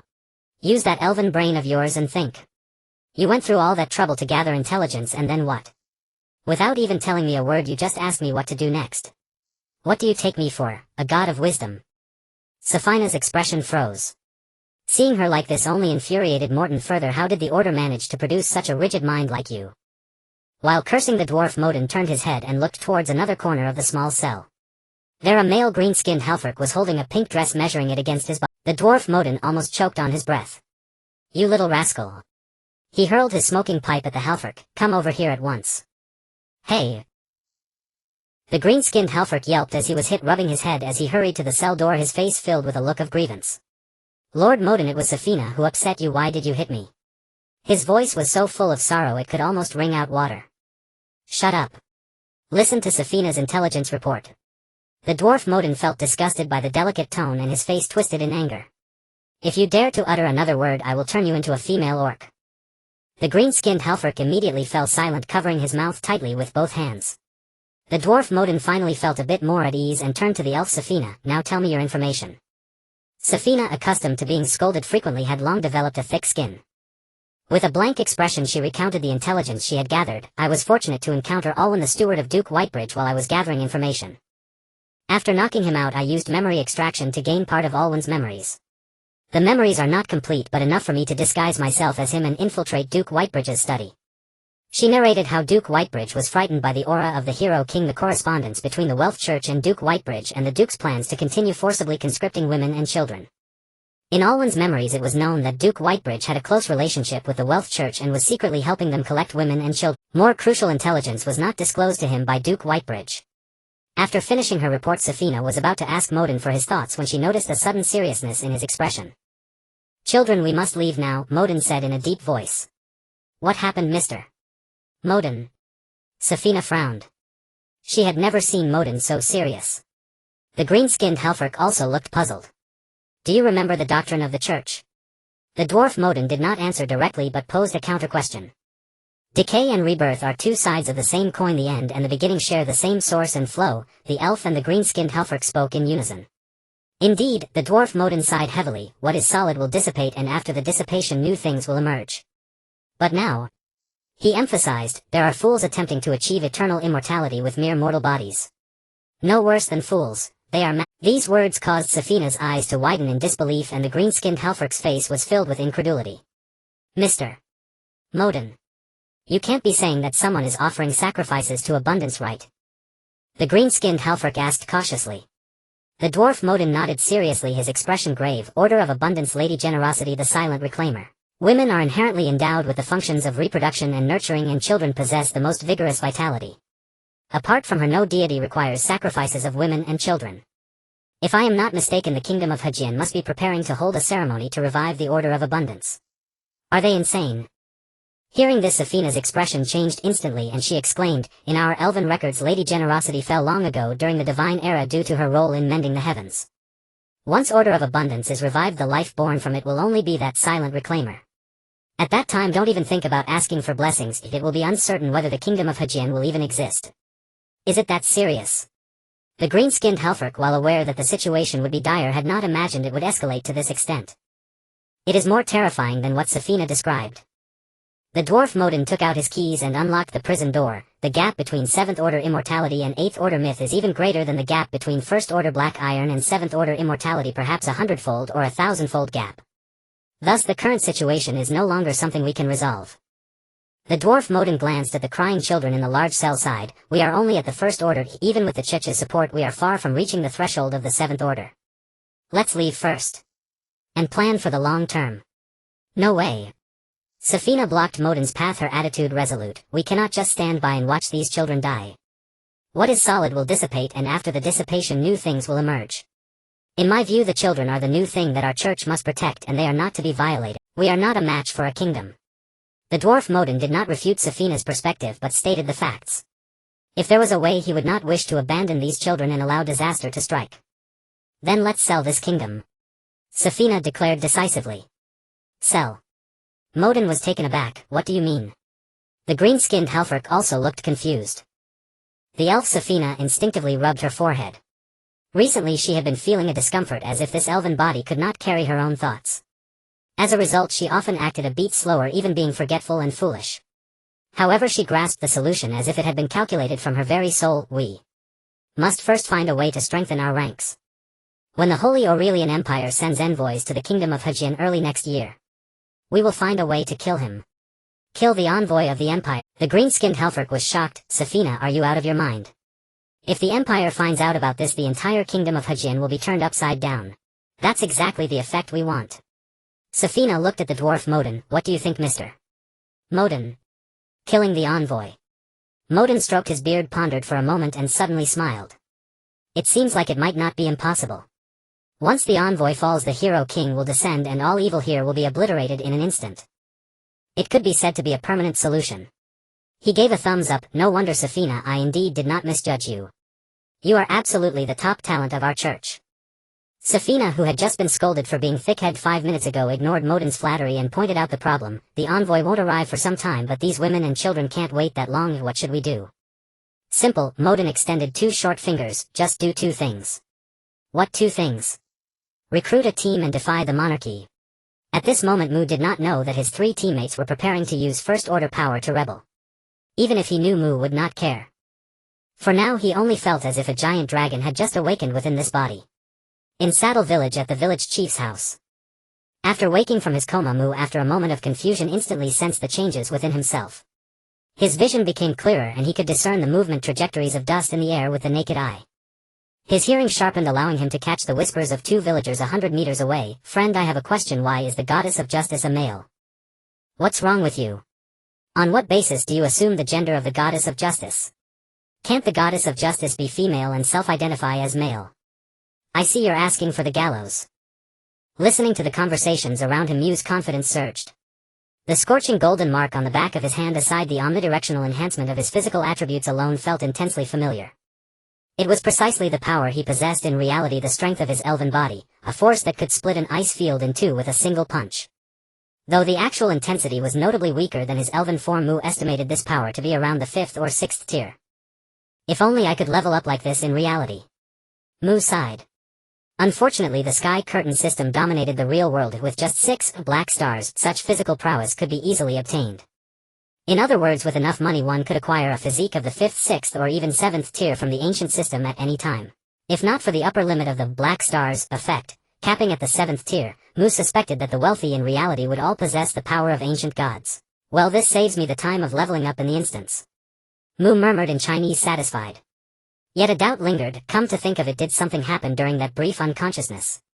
After contemplating the most critical issue of power, Mu finally recalled the strangeness from before. This surge of strength had come without reason. He looked down at the brilliant golden oath mark on his hand and cross-referenced the information about the oath system in his mind. 1st tier oath taker shadow sword. 2nd tier oath holder broadsword. 3rd tier covenant keeper single-edged sword. 4th tier oath knight sword. The mark has already formed into a knight's sword, meaning I am an oath knight 4th tier gold grade. But what about this physical strength that clearly surpasses the 4th tier? Mu even had a faint illusion during that brief coma he had touched a higher rank only to have it forcibly stripped away by some force. But that force had only taken the rank itself, not the reinforcement already fed back into his flesh. Otherwise, without the blessing of black stars, how could he possess a physique that only high ranks could bestow? Something was wrong. Mu instinctively glanced at the current live stream viewer count. 0. It seemed that before the 5th tier extracting information from the barrage was impossible. He wondered when viewers would discover his highlight moments in Returning to the Nest and become his fans. After prolonged thought without resolution, Mu set aside his doubts and refocused on the performance itself.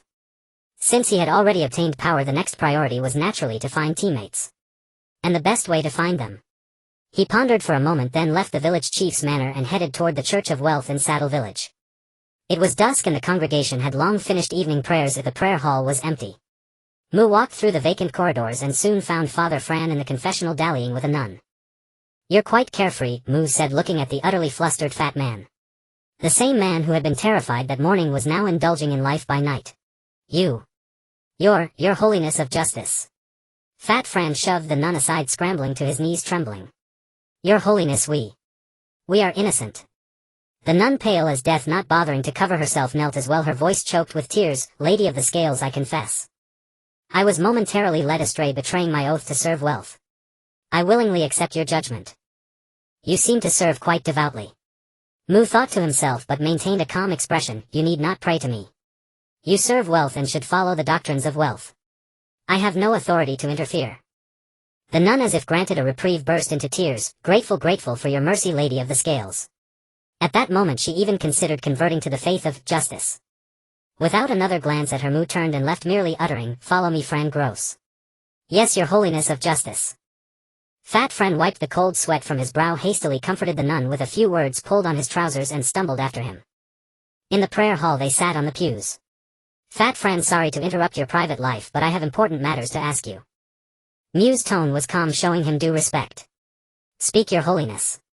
Fat Fran indeed relaxed, his tone sincere. Mu recalled the original owner's memories and asked, Tell me, what is the order of wealth? What is the order of justice? And what is the meaning of the divine epithets? These were the questions he most urgently needed answered. His earlier disguise before the villagers had been a makeshift strategy based on the original owner's memories. He had never actually encountered information about the gods. Now, before making his next move, he had to thoroughly understand the deity he was impersonating and even learn about the other gods. Only then could his subsequent plans proceed smoothly. Yet this question stunned Fat Fran as if he had heard something unbelievable. You don't know the meaning of the divine epithets. Should I? Mu retorted. Good heavens, wealth above. What blasphemous heresy is this? Not only are you unpunished, but you don't even know the meaning of your own epithet. Fat Fran was utterly bewildered. He swallowed hard and explained in detail, the order is the most primordial power in the world of Alderland. Gods were born from the orders, and each order corresponds to two deities. For example, the order of wealth corresponds to my lord goddess of wealth, patron of merchants, and the heretical witness of contracts. Here Fat Fran stole a glance at Mu and quickly lowered his head. And for instance, your order of justice corresponds to the lady of the scales and the just mistress. According to ancient records, you fully occupied the order of justice as early as the divine era. Those two divine names both refer to you. As for the meaning of the epithets, they naturally come from the order and the gods born from it. Gods born from the order. I see. Mu nodded thoughtfully, seemingly unconcerned about how much ignorance he had just revealed, and continued, tell me about the faiths in the River Kingdom. Besides Wealth River and Journey, what other faiths exist? Again a question of common knowledge. Fat Fran's suspicions grew, but he answered promptly, besides these three mainstream faiths, there are the lies worshipped by the lords of Twin River City and the fertility worshipped in Whitesand Ridge and Whitebridge Ridge. That's it. Mu looked at him. That's all, your holiness, Fat Fran affirmed. Not many faiths. Mu pondered for a moment, then raised his eyes and asked in an extremely calm tone, then if I wanted to replace one of these deities, where would be the best starting point? Fat Fran's expression froze instantly. He stared blankly at Mu, his lips quivering for a long moment before finally squeezing out a distorted voice, you. What did you say? Isn't it clear enough? Mu gazed at Pang Fulang. Then I'll say it again. If I wanted to replace one of the gods, where would be the best entry point? Replace a god. Do you need a physician to examine your brain? At this moment Pang Fulang felt as though the folds of his brain had unfurled. Your Grace, you must be joking, right? He asked with a trembling voice. Do I look like I'm joking? Mu said calmly, or do you think I cannot accomplish it? You can't accomplish shit. Pang Fulang cursed wildly in his heart. If I had known you were a madman, I would never have cooperated with you no matter what. Who are the gods? They are the true rulers of this continent, beings who can annihilate an entire kingdom with a flick of their wrist. You with your meager ability dare to dream of replacing a god's faith. You must have drunk too much. Yet despite the turmoil in his heart, Pang Fulang dared not show it. After all, he had never seen a god, but the one before him was truly a ruthless figure who could slaughter an entire village single-handedly. Your Grace. Perhaps we should discuss this at length. He adopted a compromise and cautiously probed. Mu could roughly guess Pang Fulang's thoughts, mostly a lack of trust, so he revealed a little, you only need to give me the answer. As for the divine punishment you fear, why not consider why we, after all our plotting, are still safe and sound? That must be because wealth recognizes my faith. A thought flashed through Pang Fulang's mind, one he himself didn't believe, and his expression froze. No. Hadn't he cooperated with him not only to gamble on a slim chance of promotion, but also to see him make a fool of himself? But why, after disguising himself as justice for so long, had no divine punishment fallen? Even the false oracle of wealth he had fabricated received no response. Could it really be, as he said, that he is the goddess of balance? Beads of sweat as large as beans rolled down Pang Fulang's forehead. In the fear buried deep in his eyes, other emotions clearly emerged. You. He tried to ask something but dared not be too direct, ultimately only stuttering. Just answer my question, Mr. Pang Fulang. Mu patted his shoulder, his tone gentle. As for other questions, time will give you the answer. Mu meant that after the performance ended, the stage would naturally close, so there would be no need to explain much. But to Pang Fulang these words were a tacit admission of his suspicion. Cold sweat flowed more densely from his forehead. Why, your Grace, no, Lady Goddess of Balance. If you wish to plunder the faith of other gods, your servant suggests you start with abundance. O Goddess of Wealth. With a god before me, I, Pang Fulang, can only help you this far. Wu may you soon gaze upon your servant and see this justice who wishes to usurp your faith. In Pang Fulang's heart, Mu now appeared as a malevolent deity who wanted to devour his own god, a twisted justice. He even felt dazed, as if he had returned to the era of gods, playing the role of the most devout follower of his own deity. Mu could naturally guess what was going through Pang Fulang's mind, as it was the result of his deliberate guidance, so he said, abundance is it? Continue. Pang Fulang swallowed hard. In the entire River Kingdom, only Baiqiaoling and Baishaoling still maintain abundance churches. The Abundance Church in Baiqiaoling is right next to the Wealth Church in Baiqiao City. If you have the inclination, you can You can perform miracles at the Abundance Church and the believers will naturally transfer their faith to you. Mu knew that his words concealed a test wanting him to perform a miracle to confirm his identity. This was understandable after all. The matter was too bizarre, anyone would find it impossible to believe based on mere empty words. So Mu decided to oblige him. He cast a calm glance at Pang Fulang and switched to Chinese. Tell me, have you killed anyone, harmed the innocent, or done anything guilty? As his words fell, Pang Fulang's eyes instantly glazed over as if sinking into a dream. No. Thinking of the other's usual extravagant behavior, Mu changed his approach. Have you used your position to oppress the people, coerce women, or collude with the village chief? Never.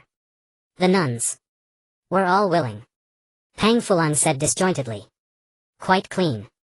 Mu finally revealed a faint smile, stood up, and his tone grew slightly more formal. Wake up. From now on you are the Pope of Justice. Pang Fulang's eyes instantly regained clarity. He leaped to his feet and stared at Mu in disbelief. You just a divine technique. Mu interrupted him, his tone even gentler than before. Justice always needs to distinguish good from evil, doesn't it? Yeah. Pang Fulang nodded vigorously, no longer having any doubts in his heart, and knelt on one knee. I believe only in the order of justice. Rise. Mu said, starting tomorrow go to the surrounding towns and spread my name under the title hero. Say the hero was born from the torrent of fate, wielding the sword of covenant to cleanse all filth from the world, fulfilling the duty of a knight and restoring lasting peace to the riverlands. If anyone inquires deeply, you say that the hero needs companions to aid him, and those with aspirations may volunteer. He looked at Pang Fulang and raised 4 fingers. Your task is to find 4 people among the volunteers or inquirers. First, a mage female who likes to use strange catchphrases when speaking. Second, a dwarf male with a serious and meticulous temperament skilled in forging. Third, an elf female who admires all kinds of knowledge and is erudite. Fourth, an orc male who has a fondness for women's clothing.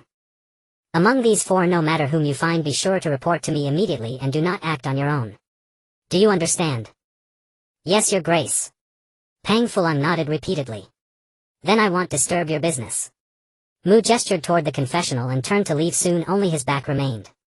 Pang Fulang watched the figure disappear at the end of the corridor as if suddenly understanding something, and hurried back to the confessional, leaning close to the ear of the nun who was still devoutly praying and whispering a few words. Thus at midnight, Mu, who was preparing to rest at the village chief's house, suddenly heard the bedroom door being gently pushed open. A young girl looking very delicate and wearing a nun's habit walked in and slowly knelt by the bed. Your Grace, I have come to serve you. As she spoke, she raised her hand to her collar and began to undress. I want the nun's habit. That thought flashed through Mu's mind, and he quickly stood up to stop her. Did Fulang send you? He instantly understood the reason. The girl nodded blankly. Mu felt speechless inside. It seemed that his earlier gesture had made that fat man misunderstand. However, with the principle of since you're here anyway, he pulled the girl up and said in a gentle tone, Pious nun, I need you to do something for me. What? The girl's eyes visibly wavered. Mu seemed not to notice her anomaly and suddenly raised his tone. Go and wake up that damned fat man Fulang. Tell him that I order him to run 3 laps around Mon village, and he is not allowed to rest even 1 foot short. If I find out he dares to slack off, he knows the consequences. The girl's expression instantly froze. That's all? She asked softly. Mu nodded. That's all. Go quickly, don't delay tomorrow's morning prayer. A flicker of bewilderment passed through the girl's eyes. She nodded blankly, turned and exited the room. The door was gently closed and the bedroom fell silent again.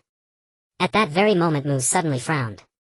He raised his hand to his chest and murmured softly in Chinese, Divinity. Just at the moment when that nun stepped into the room, he clearly felt a strange heat surging from the depths of his soul. It was clearly a resonance that only occurs between holders of divinity.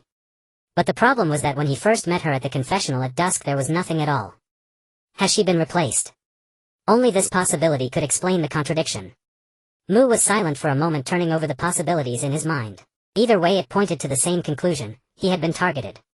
Possessing divinity meant that the other party held at least one divine art or artifact. Acting directly against such an existence was too risky.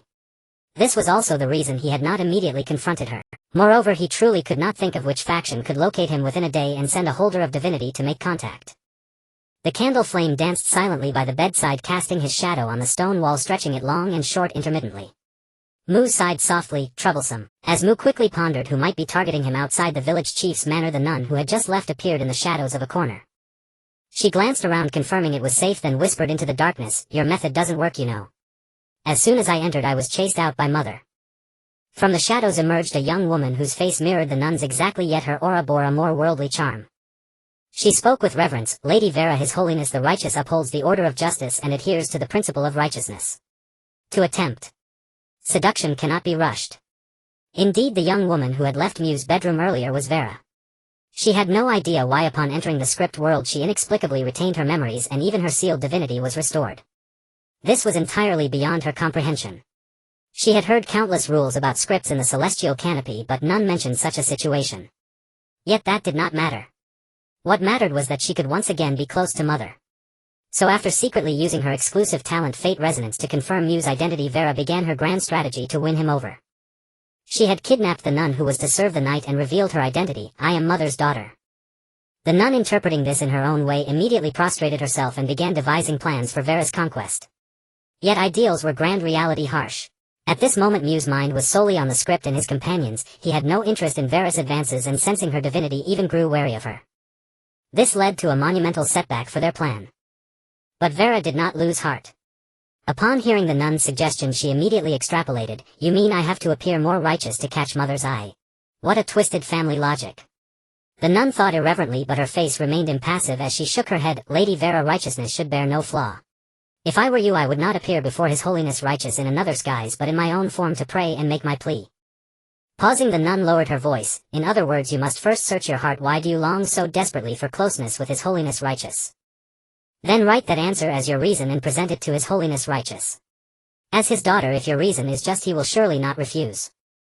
In the nun's worldview, the current situation was a classic family ethics drama. A daughter craved the attention of her divine mother, but the mother was solely devoted to righteousness, neglecting her child. This had twisted the daughter's heart. In this drama, the nun's role was that of a guide, leading the daughter back to the right path while restoring the mother-daughter bond. The first step was to help Vera learn to communicate with her mother. The nun even speculated that once everything settled, she might ascend to the divine kingdom of righteousness and shed her mortal form thanks to this service. Thus she devoted exceptional attention to Vera's affairs. But Vera herself was bewildered. Why did she yearn to be close to Mother? How could she know? All she felt was that the moment she met Mew on the ice field, it seemed her life's purpose had been fulfilled. As long as she could stay by his side, nothing else mattered. Being close to him was merely an instinctive urge, not strong, just something she felt like doing.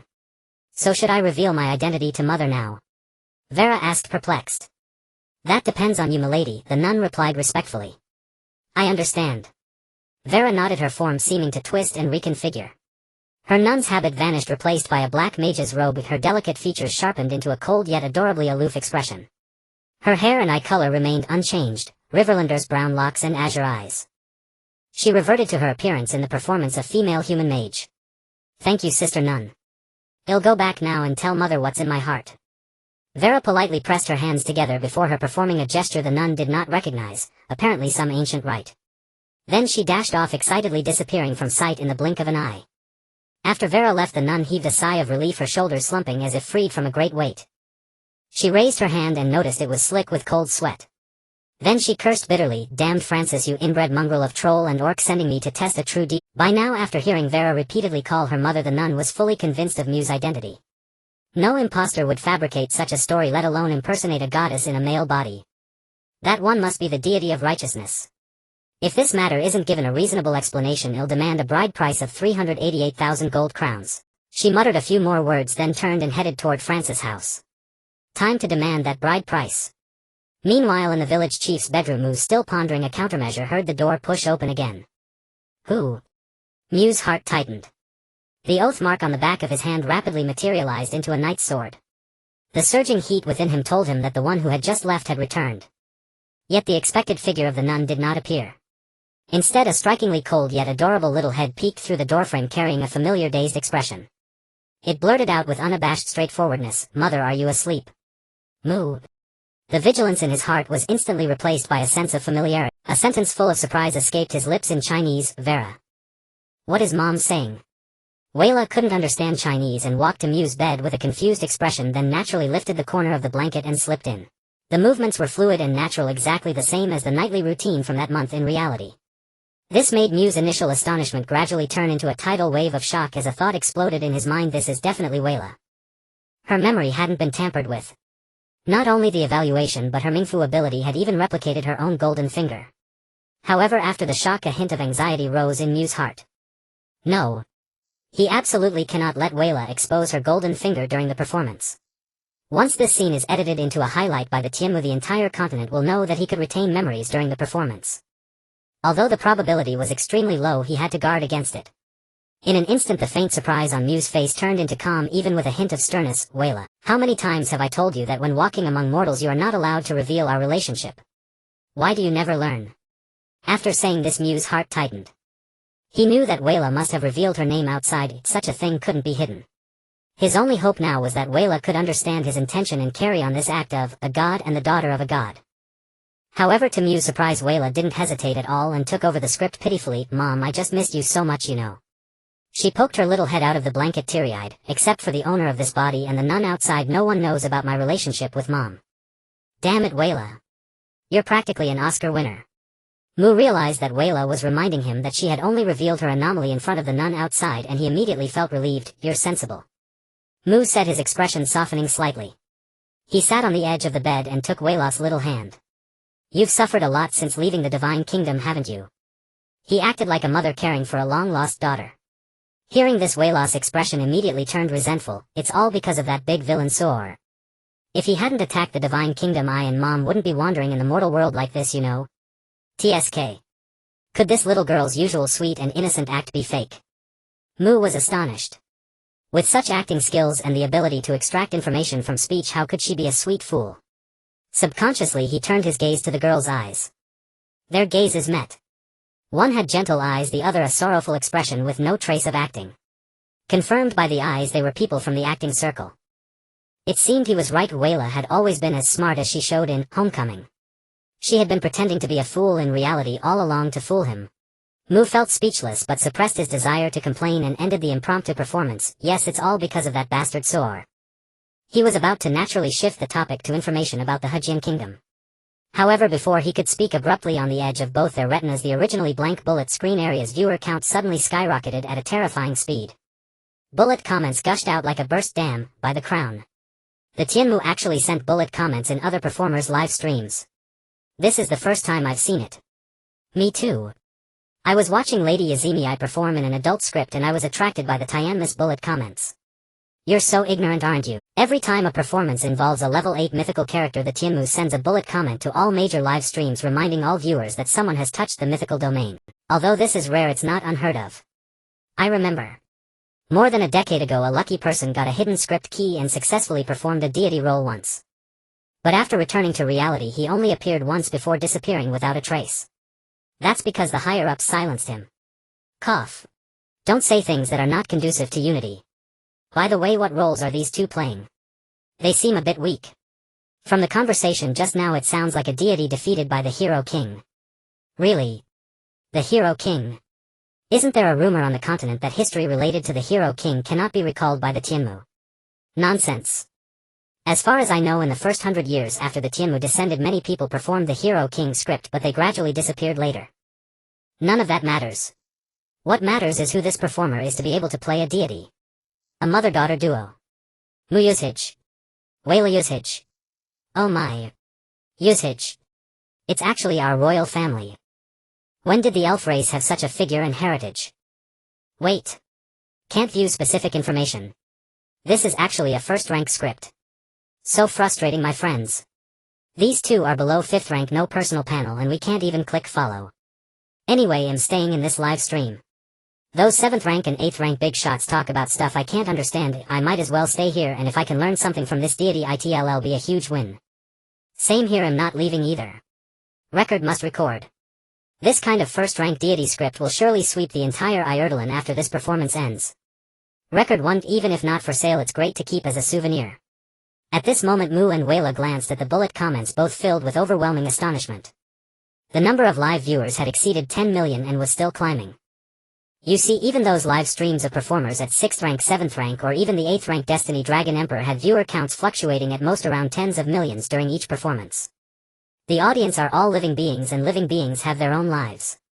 Not every viewer chases high-rank live streams. Many watch streams that they are familiar with or interested in, such as Family and Friends or the most popular adult scripts in the Tianmu system. After all, lewdness is the primary driving force. And precisely because of this, the true value of tens of millions of viewers is even more evident. This was truly top-tier popularity. It was the result of the official channel personally diverting traffic from major live streams.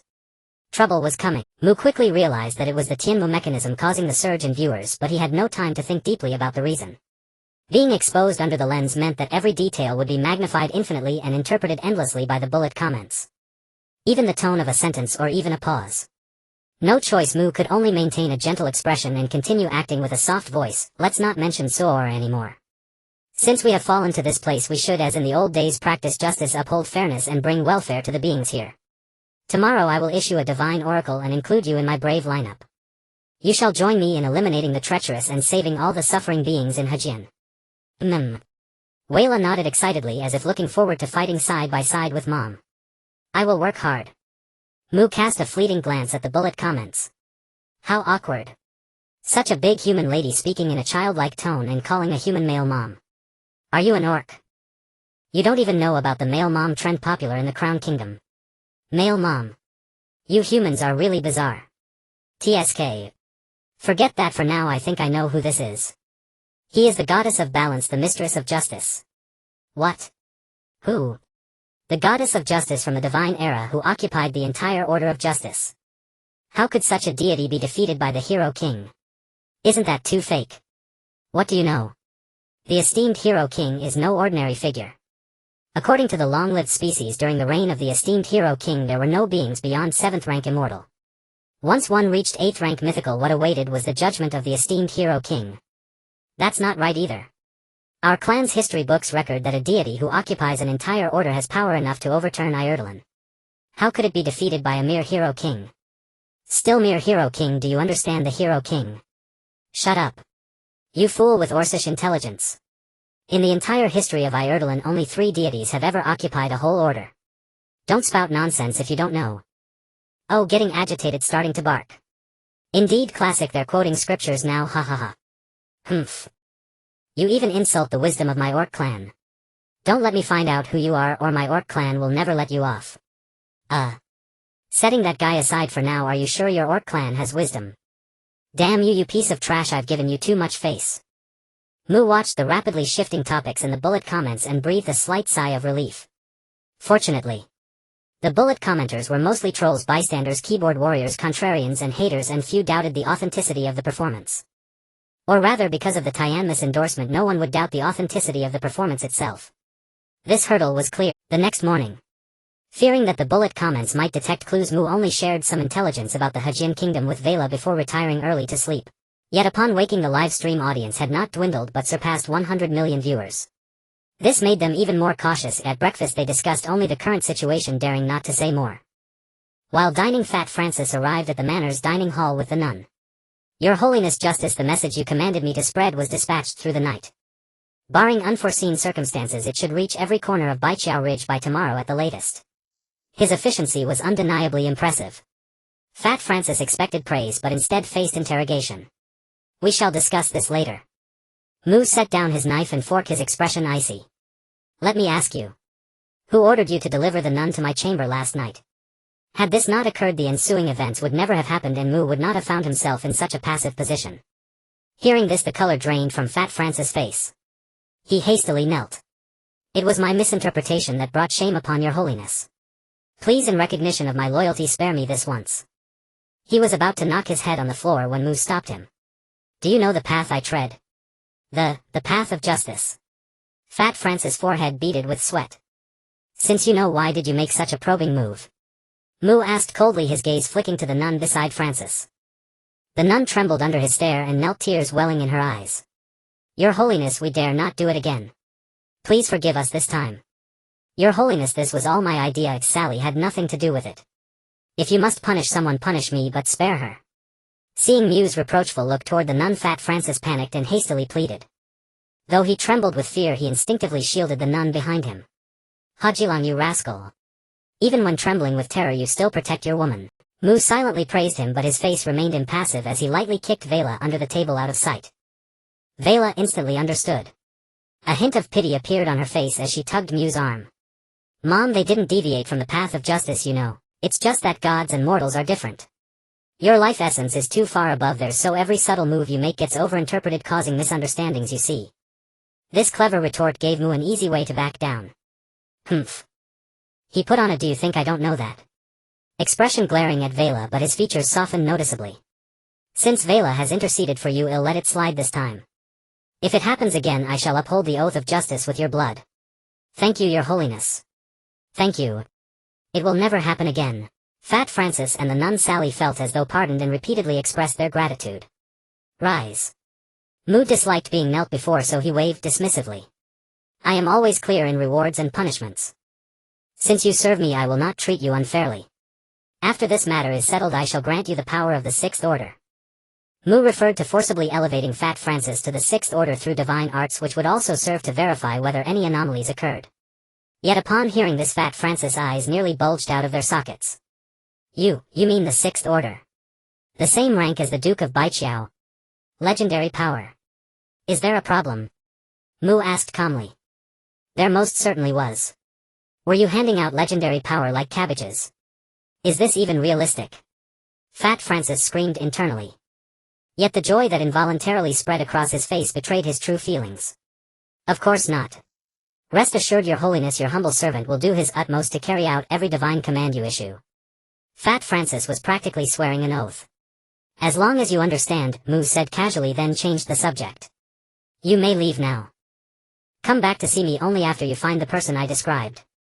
Yes, your holiness. Without a moment's hesitation, Fat Francis grabbed Sally the nun and hurriedly retreated. Their footsteps faded down the corridor, and Mu could faintly hear Fat Francis whispering to the nun in a trembling voice, "Did I hear that right? The Sixth Order, the Sixth Order." After they left, Mu and Vela, adhering to the principle that too much talk invites mistakes, used cultivation as an excuse to close their eyes and meditate. In truth, they were observing the bullet comments. That fat guy's luck is insane. A nobody chosen by a god and even granted legendary power. I'm so jealous. If I had Sixth Order, I could be a Baron Lord in the Higa Kingdom. Exactly. Back in the early heroic era, a Sixth Order legend could even be a dude. Why envy the fat man? Aren't you all jealous of the actor playing this god? As long as he doesn't mess up, maybe in a few months a second god will appear on the continent. Give me a break, buddy. Can a god compare to Heavenly Destiny Dragon Emperor under the Sky Dome system? I think you're just salty. You're all missing the point. Haven't you noticed? Besides the two gods and the god's daughter, the other 8 are no ordinary folks either. You mean those 5 moronic knights in the Twin River capital? Don't you think their subconscious is terrifying? Eliminating all traitors and heretics. The chief wealth knight even judged 2 nobles. My god, judging nobles, that's no ordinary hiss. When you put it that way, it makes sense. Could those 5 be connected to the path of justice? No, guys.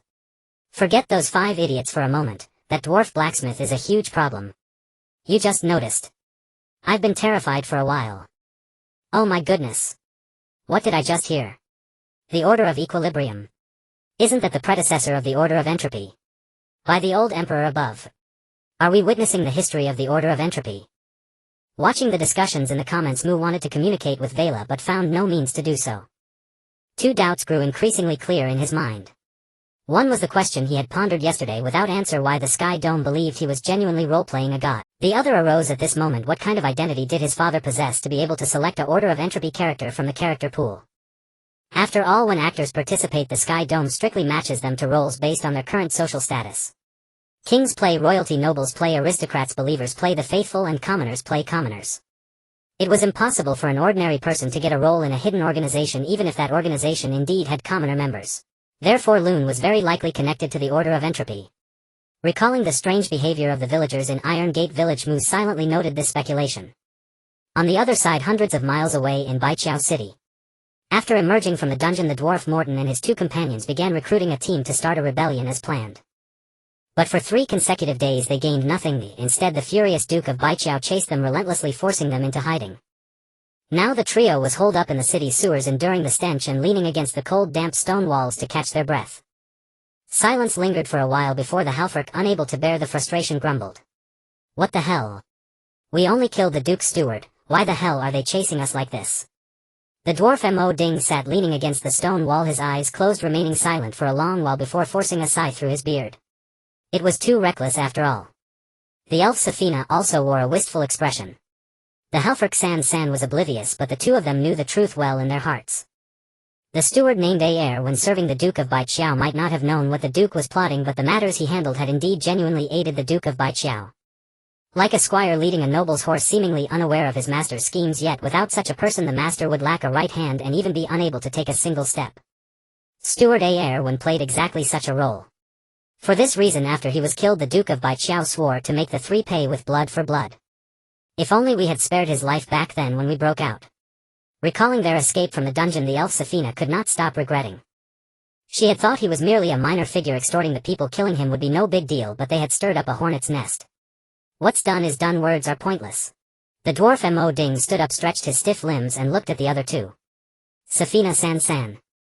Baiqiao City is no longer safe for us. The first priority is to leave here and find a remote village to lay low. As for recruiting a team, it can also be done in the villages. Hearing this, the halforc called San looked distinctly bewildered. You haven't told me why the Duke of Baiqiao is hunting us yet. The dwarf Mo Ding and the elf Safina looked at him helplessly. He's just bored, Mo Ding sighed. By the humans. How can there be such an unreasonable fellow? San believed it and seethed with rage. Safina, unwilling to bother with the foolish halforc, turned to Mo Ding. With the strength of the sect, commoners can become effective combatants. Do you have any plans for this, Mr. Mo Ding? Mo Ding nodded. Although the order of equilibrium of the sect has been weakened by the Hero King's rule, it is not difficult to strengthen ordinary followers to the 4th tier gold level. For practitioners of equilibrium like us, we can elevate our strength to 5th tier epic or even 6th tier legend. So for this recruitment we should focus on spreading the doctrine, attracting like-minded followers, quality over quantity. Understood.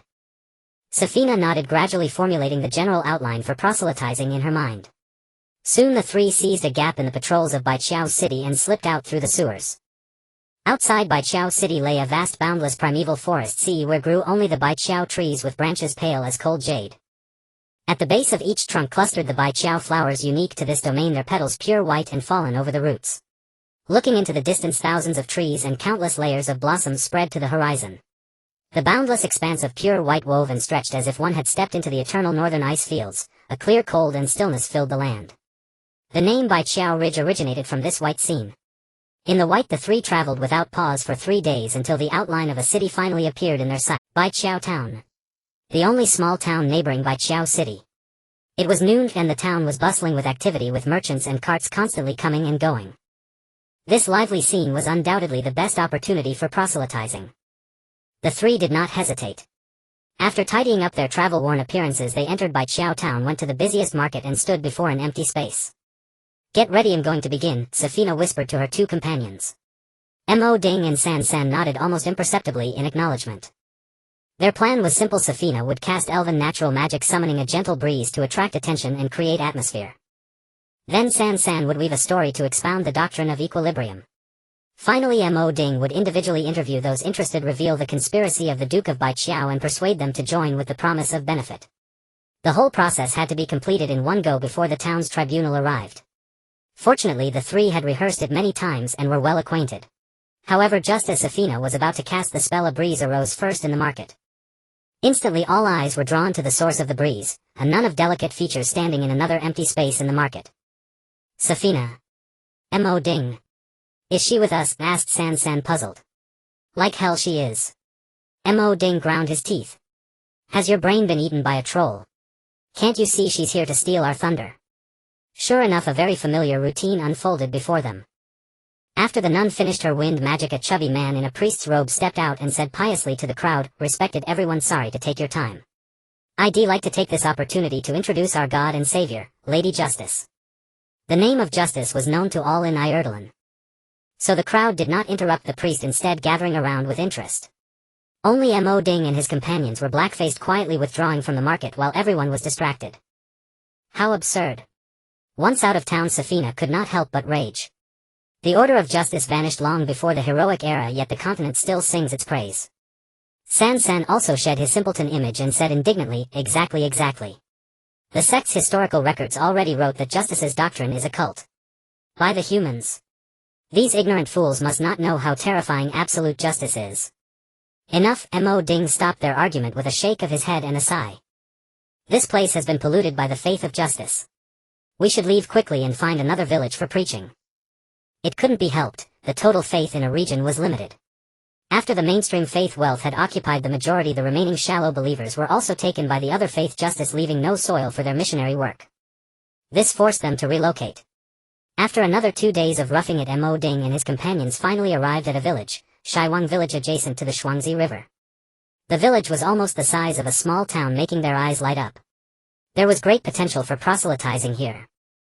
But before they could enter the village, an elderly woman came up to them with a beaming smile. "Dear travelers, may I take a moment of your time? I'd like to tell you about our God and Savior, Lady Justice." The three's expressions instantly stiffened. After a struggle, they managed to escape the old woman's preaching, but they had completely lost the chance to preach in Shaiwang village. Helpless, they had to set off again and arrived at another village 1 day later. Then, "May I take a moment of your time?" The three's expressions twisted. Another struggle and escape. After 2 days of traveling, they reached the next village. "Great Order of Justice, Goddess of Scales, Just Mistress." The three fled again, wandering for days. "He shall don armor and wield a sword in the name of justice, walking the path of courage. All unrighteous, evil and God-opposing beings shall be the targets of his sword. The wicked shall be slain." After a full half-month of trekking amid the endless praises of justice, their mood gradually shifted from anticipation to numbness. Tell a joke. In a country that worships wealth above all, the common villagers secretly offer sacrifices to justice. Probably only the dead could keep a straight face. Clovis 3, oh Clovis 3, you are truly a competent ruler. You don't even know your own country has been infiltrated by justice like a sieve. At that moment, Mo Ding stood in a remote suburb of a village, his clothes ragged and his face haggard, muttering as if in mockery. Beside him, Safina and San San were also as disheveled as beggars. "Let's try once more," said Safina upon hearing Mo Ding's words, striving to rally and suppress her gloom. At such times the team needed encouragement to rekindle morale. If the spirit faltered, the road ahead would be tough. So Safina took on that role. "Then let's try once more." Mo Ding nodded at Safina, a wave of relief rising in his heart. This child has become self-reliant. Then he glanced at San San beside him, who was trying to change into women's clothing. Mo Ding immediately retracted his relief and gave him a kick. After a chaotic scuffle, the three tidied their ragged clothes and stepped onto the village path. This was a village of moderate size, not as populous as a town, but still with many people. At the village entrance, a weathered stone tablet bore the name, Mon Village. This time the three did not encounter the familiar process. After setting foot in Mon Village, everything was the most ordinary rural scene in their cognition. Under the afterglow of the setting sun, villagers returning from farming were bustling about, some chatting about finding forest frogs in the fields today, others saying the widow next door has a narrow waist and wide hips. On each face was weariness, yet also a rare contentment uncommon in other villages, as if this simple ordinary life was all they ever sought. Finally, no, damned goddess of justice. Sanson looked at all this, letting out a mournful exclamation with tears wetting his eyes. Safina and Mo Ding also relaxed as if relieved. "It is already dusk. Let's find an inn to stay for tonight and plan the missionary work tomorrow." Mo Ding instructed the two. Sanson and Safina had no objection. The three began walking along the village road, their gazes constantly glancing over the shop signs along the way. The blacksmiths at the village entrance, Linda's Grocery, Sally's Bakery, Maddie Village Clinic, Fran's Open Air Tavern. This Maddie village seems small, but it has everything, a nice place. Safina nodded slightly as she walked, quite satisfied with the infrastructure and humanistic environment. Beside her, Sanson's eyes were gleaming, clicking his tongue. "Hey, there's even a tavern. This clinic is also nice, run by nuns. The bread from this bakery smells so good. What a treat tonight. By the humans. Look at that, Church of Justice, it's almost as big as a duke's estate." Sanson pointed excitedly at a massive building beside the clinic. But as he pointed, the smile on his face gradually froze. Safina and Mo Ding's expressions also stiffened. It was a gray-white stone building with 12 heavy colonnades on the front that stood taller than all the buildings opposite combined, cutting the sunset into segments of shadow like knightly swords fallen to the ground. On the lintel, a line of text was engraved in the common tongue of the continent: Cathedral of Justice. Justice. Cathedral. Mo Ding seemed to force out the words from his throat. At that moment the three were like lambs drenched by rain, with only the most primal desire for food left in their minds: grass. "Still want to preach?" After a long silence, Safina asked. Her words plunged the atmosphere into silence again. "Preach. Where to?" The Church of Justice here had even replaced the Church of Wealth. Where was the market for their preaching? Mo Ding let out a hoarse sigh. "Let's rest first. As for preaching..." He paused. "Well, talk later." He actually wanted to say tomorrow, but swallowed the words. The experience of the past half-month had undoubtedly made him lose faith in preaching. Suppressing their gloom, the three soon arrived at the inn of Matty Village. It was a two-story building. The innkeeper, a middle-aged woman with a kind face, said, "Welcome, three guests. May justice be with you." Moding's eye twitched, but he could only reply with a polite smile, "Thank you, madam. Please prepare 3 rooms for us." "No problem." The middle-aged woman handed over 3 keys enthusiastically. 8 copper coins per person, includes a meal and free hot water. However, just as the 3 were about to pay, a mature and charming female voice came from outside the inn. "Wait a bit, I have something to find them." A tall, graceful woman in a black mage robe with a splendid figure came bouncing in. As soon as the middle-aged woman saw the visitor, she immediately stood up from behind the counter, beaming, and greeted her. "Oh, it's Miss Wayla. Are you looking for them?" she said while discreetly pulling back the keys she had just handed to the 3. Moding's temple twitched slightly. He looked at Wayla but found her unfamiliar, so he asked with confusion, "And you are?" Wayla blinked. She wanted to call him Grandpa, but due to the live stream she brought the conversation back. "My name is Wayla. Mother sent me to invite you for dinner. May I ask who your mother is?" Moding pressed. In his impression, they had always kept a low profile and should have made no friends. As for people of Duke Whitebridge, that was even more impossible. If so, the Inquisition would have come instead. Who is mother? The question seemed to baffle Wayla.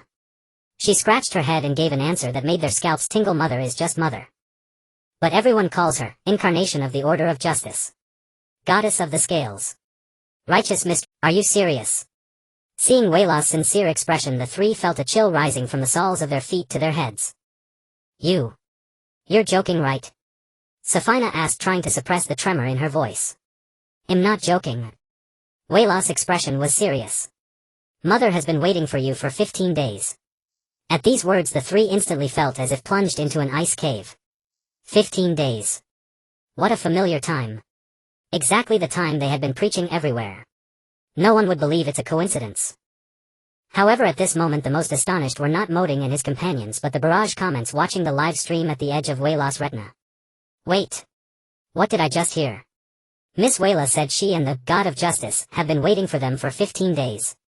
My brain is about to explode. Can someone explain why this divine interpreter says she has been waiting for her teammates for 15 days? The Heavenly Veil absolutely cannot retain memories. Even the Heavenly Dragon Emperor couldn't. So I guess it's just a coincidence. Behind every coincidence in this world is inevitability.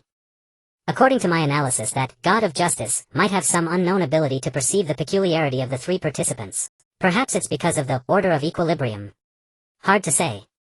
But I'm more inclined to think it's the God of Justice's ability, since the Order of Equilibrium is no different from goblins in her eyes. So the God of Justice might have the power to see the future, even foreseeing the existence of the Heavenly Veil. By the old Emperor, I feel like him in the northern snowland, trembling uncontrollably. Don't forget this God of Justice improved farming tools, advanced planting techniques, taught medical knowledge, and was almost omnipotent during these 15 days. It's not impossible that she foresaw the Heavenly Veil. I don't care how powerful these big shots are, I just want to see the story unfold. Exactly. 2 of the teammates have become a god and a god's daughter. Ha ha ha, this is so amusing. By the way, don't you think Miss Wayla's use of that mature voice to act cute is divine? I think that Halfrek is cuter. The barrage of comments did not disturb Wayla. Her micro-expressions remained unchanged as she maintained a curious posture, awaiting the response of Mo Ding and his 2 companions. However, Mo Ding and his companions were now at a loss. According to the records of the Equilibrium Order, the Order of Justice had vanished long before the heroic era. Although a vast amount of faith remained, no one had received a response from the source of that faith for ages. More importantly, so-called justice had never received a single positive evaluation since the Age of Gods. That is an outright evil god. Mo Ding and his companions clearly recalled the evaluations in the Order's records of all those who had audience with justice. He is a madman. A paranoid. An incomprehensible god. She loves the world. But what she loves is the concept of the world, not any specific individual. Wrong. We are all wrong. He is not a god. He is merely a sword with wings. Do not assimilate the divinity of justice. Remember. Have you ever seen a scale? Justice is that scale. It does not tilt, does not waver, does not shift a single bit because you kneel. His mercy is his cruelty, for he never leaves an inch of leeway. These warnings were branded like tattoos in their memories, and at this moment every word burned in their minds. The moment they recalled the warnings left by the seniors of the Order, Mo Ding and his companions felt even more terrified, wishing they could flee immediately. But helplessly the other party had accurately uttered phrases like, waited for you long, and 15 days. This was enough to indicate that the deity had been observing them for a long time, merely refraining from action. As for the possibility of an imposter deity, Mo Ding and his companions exchanged a barely perceptible glance. Others might not know, but they knew all too well. To successfully impersonate a deity, one must first make people believe, obtain the corresponding faith, and activate the corresponding order. Once the order was activated, if the corresponding deity still lived the next moment, you would face the hostility of a true god, most often manifesting as divine punishment. If the corresponding deity was dead, then fine. Under the rules of the order, you would genuinely obtain all of that deity's divinity, divine authority, form, and memory. And lose self, consciousness, soul, and body. By then you would completely become him, becoming the master of the corresponding divinity and divine authority. Congratulations. And precisely because of this, no matter how unwilling in their hearts, Mo Ding and his companions now had only one choice. Compromise. Because that deity was unquestionably real. Then I trouble you to lead the way, sir. Mo Ding squeezed out a smile uglier than a grimace, speaking helplessly. Great. Wei La cheered and promptly began leading the way with bustling energy. Seeing Wei La heading out of the inn, Mo Ding suddenly lowered his voice and instructed his companions, no matter what happens in a moment, try not to speak. Leave everything to me, understood? Sai Feina and San San quickly nodded. Given their experience, dealing with a deity was like an ant gazing at the stars. Letting the dwarf blacksmith, who had lived who knows how long, handle the negotiation was the wisest choice. Before long the three followed Wei La to the manor of the village chief's family. The manor was not small in area, with a tranquil environment, the courtyard full of white chocolate flowers. The main building was a 2-story stone house engraved with vine patterns. As soon as they stepped through the manor gate, a gentle male voice came from the stone house, Wei La, first take the guests to their seats. I'll be down shortly. Wei La replied with a grin, okay mommy. Then she prepared to lead Mo Ding and his companions into the stone house. However, just as Wei La started to move, she noticed that Mo Ding and his companions' expressions had become somewhat strange. After a moment of thought, Wei La suddenly realized, don't misunderstand. Mommy is using a male body this time. The balance goddess using a male body. Mo Ding and his companions were momentarily unable to accept it. Was this not a bit too modern? However, despite their inner complaints, they dared not show it. They had no choice but to obediently follow Wei La to the dining room of the stone house. The dining room was lavishly decorated in the consistent style of the Church of Wealth. At this moment, beside the long dining table, a fat man dressed as a priest had been waiting for quite some time. Fu Lang. Fat Fu Lang saw the four entering, first bowed to Wei La, then turned to Mo Ding and his companions. Everyone, we meet again. It's you. Sai Feina saw Fat Fu Lang and recalled the fat priest who had been preaching for justice in White Bridge Town, clearly taken aback. You have keen eyes, sir. Fat Fu Lang praised, then showed a wry smile. Unfortunately, your three's ability to conceal yourselves was too clever. His Grace Justice instructed me to find a dwarf, an elf, and an orc, but I missed the three of you. In Fat Fu Lang's view, the three before him were clearly a white-haired old man, an intellectual, an elegant lady, and a handsome young man. This was completely inconsistent with the description given by Mu. This also caused him to miss their traces when searching in White Bridge Town. After hearing Fat Fu Lang reveal their identities, the three also realized that it was not realistic to disguise themselves in the domain of a deity. So they simply stopped concealing. In an instant, a dwarf less than a meter tall, an intellectual yet somewhat dazed elf, and a halforc in women's clothing replaced their original appearances.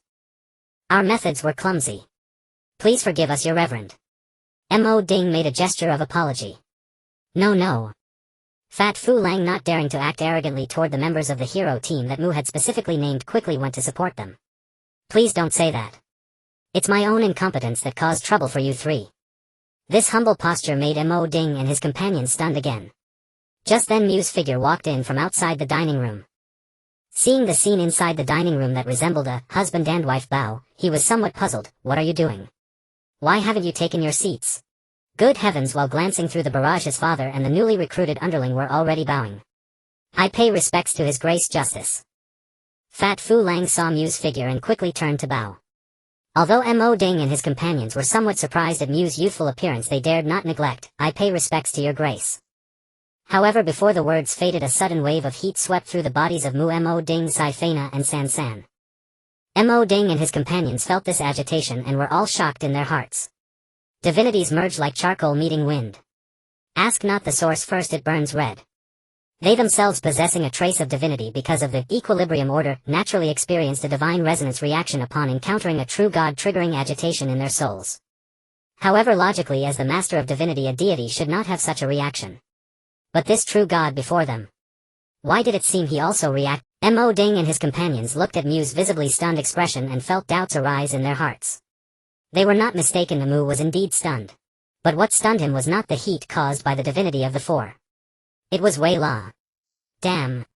This little girl clearly had the ability to freely conceal her divinity. The reaction when divine holders meet does not include you, does it? Not even pretending. Mu cursed inwardly. Every time he remembered Wei La saying to him earlier, "My divinity is sealed," he became furious. But with the audience present, his primary goal was to handle the current situation. After pondering the information he had seen on the barrage earlier, Mu put on a look of understanding and said gently, "I see. You are actually people of the entropy increase order." Mo Ding and his companions were all confused. What is the entropy increase order? How could they not know they were part of this order? But before the three could speak, the super foil Wei La came online again, whispering as if reminding, "Mommy. Wrong timing. What a talent, Wei." Mu inwardly praised even for giving 0.00 of the fact that Wei La had deceived him earlier. He then touched his forehead, appearing as if suddenly enlightened. "Apologies, it was my oversight. In this current era your order has not yet changed its name. It should be called the Equilibrium Order." As soon as the words fell, the barrage instantly exploded. What did I just hear? What does current era mean? By the matriarch above, what it means is that it saw through the heroic era all the way from the Undead Scourge Holy Sword War Great Fracture era and Seven Kingdoms melee to the curtain. By the gods. What kind of power is that? Does a deity that occupies an entire order really possess such might? Does the heavenly mandate Dragon Emperor truly have the strength of such a god? Or perhaps it was just a fragment of the future. Or some kind of prophetic ability. Friend.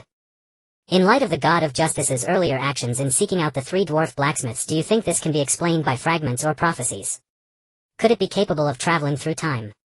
As above so below, if this is the pinnacle of arcane arts, the miracle of the one. The person above is clearly an obsessed tutor from the Saul Academy, spouting that old theory about the pinnacle of magic being comparable to divinity. As the comments said, Moding and his companions looked as if they had seen a ghost, their expressions rivaling that of an old man checking his phone on the subway. You mean our order will later be renamed the Entropy Order?" Safina asked, almost trembling. "What's wrong with that?" Mo walked to the head of the table and sat down, gesturing for everyone to take a seat, his tone calm. "There is so much wrong, okay?" Moding and the other two were about to lose their minds. Forgetting the fact that an order devoted to balance would change its name to entropy, even the act of speaking about the future was abnormal. Mo seemed to read their thoughts and said calmly, "Do not speculate on my divinity, do not fear my authority. Whether you trust me or not means nothing to me. I summoned you here only to invite you to join my hero squad and bring peace to the Riverlands. That is all. As for whether you agree or not, it also means nothing." These words perfectly demonstrated the deity's disdain for force. That was the effect Mo wanted. Under the audience's gaze, he had to exude the aura befitting a god, and the more impressive the better. Whatever it took to seem impressive, he would do it. The reason was simple. If Mo was currently acting as an ordinary mortal, then all his words and actions must be consistent, or else the comments would overanalyze and backfire. But gods are different. A god could say, "I will slaughter you all today and I spare your lives tomorrow," and no one would sense any contradiction. Because the will of a god is inherently inscrutable, there is no need for explanation between mercy and wrath. Therefore, when Mo acted in the persona of a god, all his anomalies were absorbed once and for all. His familiarity with history. The omniscience of a god. His judgment of the future. The prophecy of a god. His discernment far beyond his own rank. The wisdom of a god. The loftier the facade, the less it would be questioned, and the less it would expose his greatest secret. He would not lose his memories after entering the script. So this is a deity that occupies an entire order. Peering into the future, knowing the past, and even holding it lightly. As a spectator, I have witnessed many high-level scripts and met many gods. But I have never seen a god like the God of Justice, who possesses such divinity. By divinity I mean not the power of a deity, but that aura. No wonder before the Curtain era the faith of the God of Justice spread across the continent. The source of faith turns out to be such a god. Friends, to be honest, if I weren't certain that all gods have been slaughtered by the hero king, I would want to believe in the God of Justice too. Me too. Glancing at the comments, the slight unease in Mo's heart gradually dissipated. This move was correct again. And after hearing Mo's indifferent reply, the expressions of Moding and the other two were exactly as Mo had expected. Safina bowed again, her voice a bit bitter. Your Grace, I was inconsiderate. Moding and Sanson also lowered their heads, silent. If you could anticipate that a god could foretell the future, that would be a miracle. Mo thought inwardly. But at this moment he felt more apologetic. It was indeed unfair to trick his teammates like this. He still needed to find a way to bring them along. Don't be like this, Mo said, his tone returning to warmth. Just tell me whether you are willing to join my hero squad. Moding looked up at Mo, hesitated for a moment, then braced himself and asked, May I ask why your Grace wants us to join? And what is this so-called hero squad? To uphold balance, there are things that cannot be done even at the cost of death. For example, eliminating threats for the Riverlands kingdom and executing justice. This did not align with the teachings of balance. Decay and rebirth are two sides of the same coin, ending and beginning spring from the same source. All things exist in a dynamic equilibrium: life and death, light and darkness, order and chaos, giving and taking, effort and reward. Any action that breaks this balance, whether out of goodwill or malice, will trigger a chain reaction, ultimately leading to greater disaster. Therefore they could rebel, they could rebuild order and restore equilibrium in a destroyed realm, but they could not bring a decaying place back to life. That was also the reason Moding dared to ask Mo. As for the teachings of balance, Mo had seen people mention it in the comments and was not unfamiliar. To put it bluntly, the foundation was corrupt. If the deity of balance were alive, it would probably kill its own father in rage. But for Mo, this corruption was exactly what he needed right now. He looked at the three. I want you to join because the Riverlands are about to collapse. After the collapse, order will crumble and all things fall into imbalance. That is what your order is best at, weaving balance anew over the ruins. As for what the hero squad means. Mo paused, his tone flat as if pronouncing a verdict. The hero squad is to bear my will and execute my judgment. Wherever the sword points is where injustice lies. Any being that goes against justice, regardless of race, name, or previous reasons, falls under this banner. And dies. Moding and the other two instantly felt as if they had fallen into an abyss. Your Grace. What you mean by where injustice lies? Refers to? Sanson asked bravely. Mo said softly, still gentle, the vested interests. All of them. This remark seemed casual, but in truth it was the optimal solution that Mu had pondered for a long time before arriving at. In his view, the essence of transcendent beings like deities could be classified into three categories: rules, concepts, and definitions. Regardless of the type, each must adhere to its own designated role. Justice executes justice. Plague spreads pestilence. Balance maintains equilibrium. Once straying from this role, such an entity can no longer be called a deity. Born a god, one is a god. To rise from weakness to strength is called cultivation. Therefore Mu was highly confident that the so-called goddess of justice was precisely that kind of deity, one who upholds absolute justice with eyes that tolerate not a single grain of sand. It was for this very reason that he had played the part of such an aloof figure. And after Mu uttered the words vested interests, Mo Ding and his two companions instead became less tense.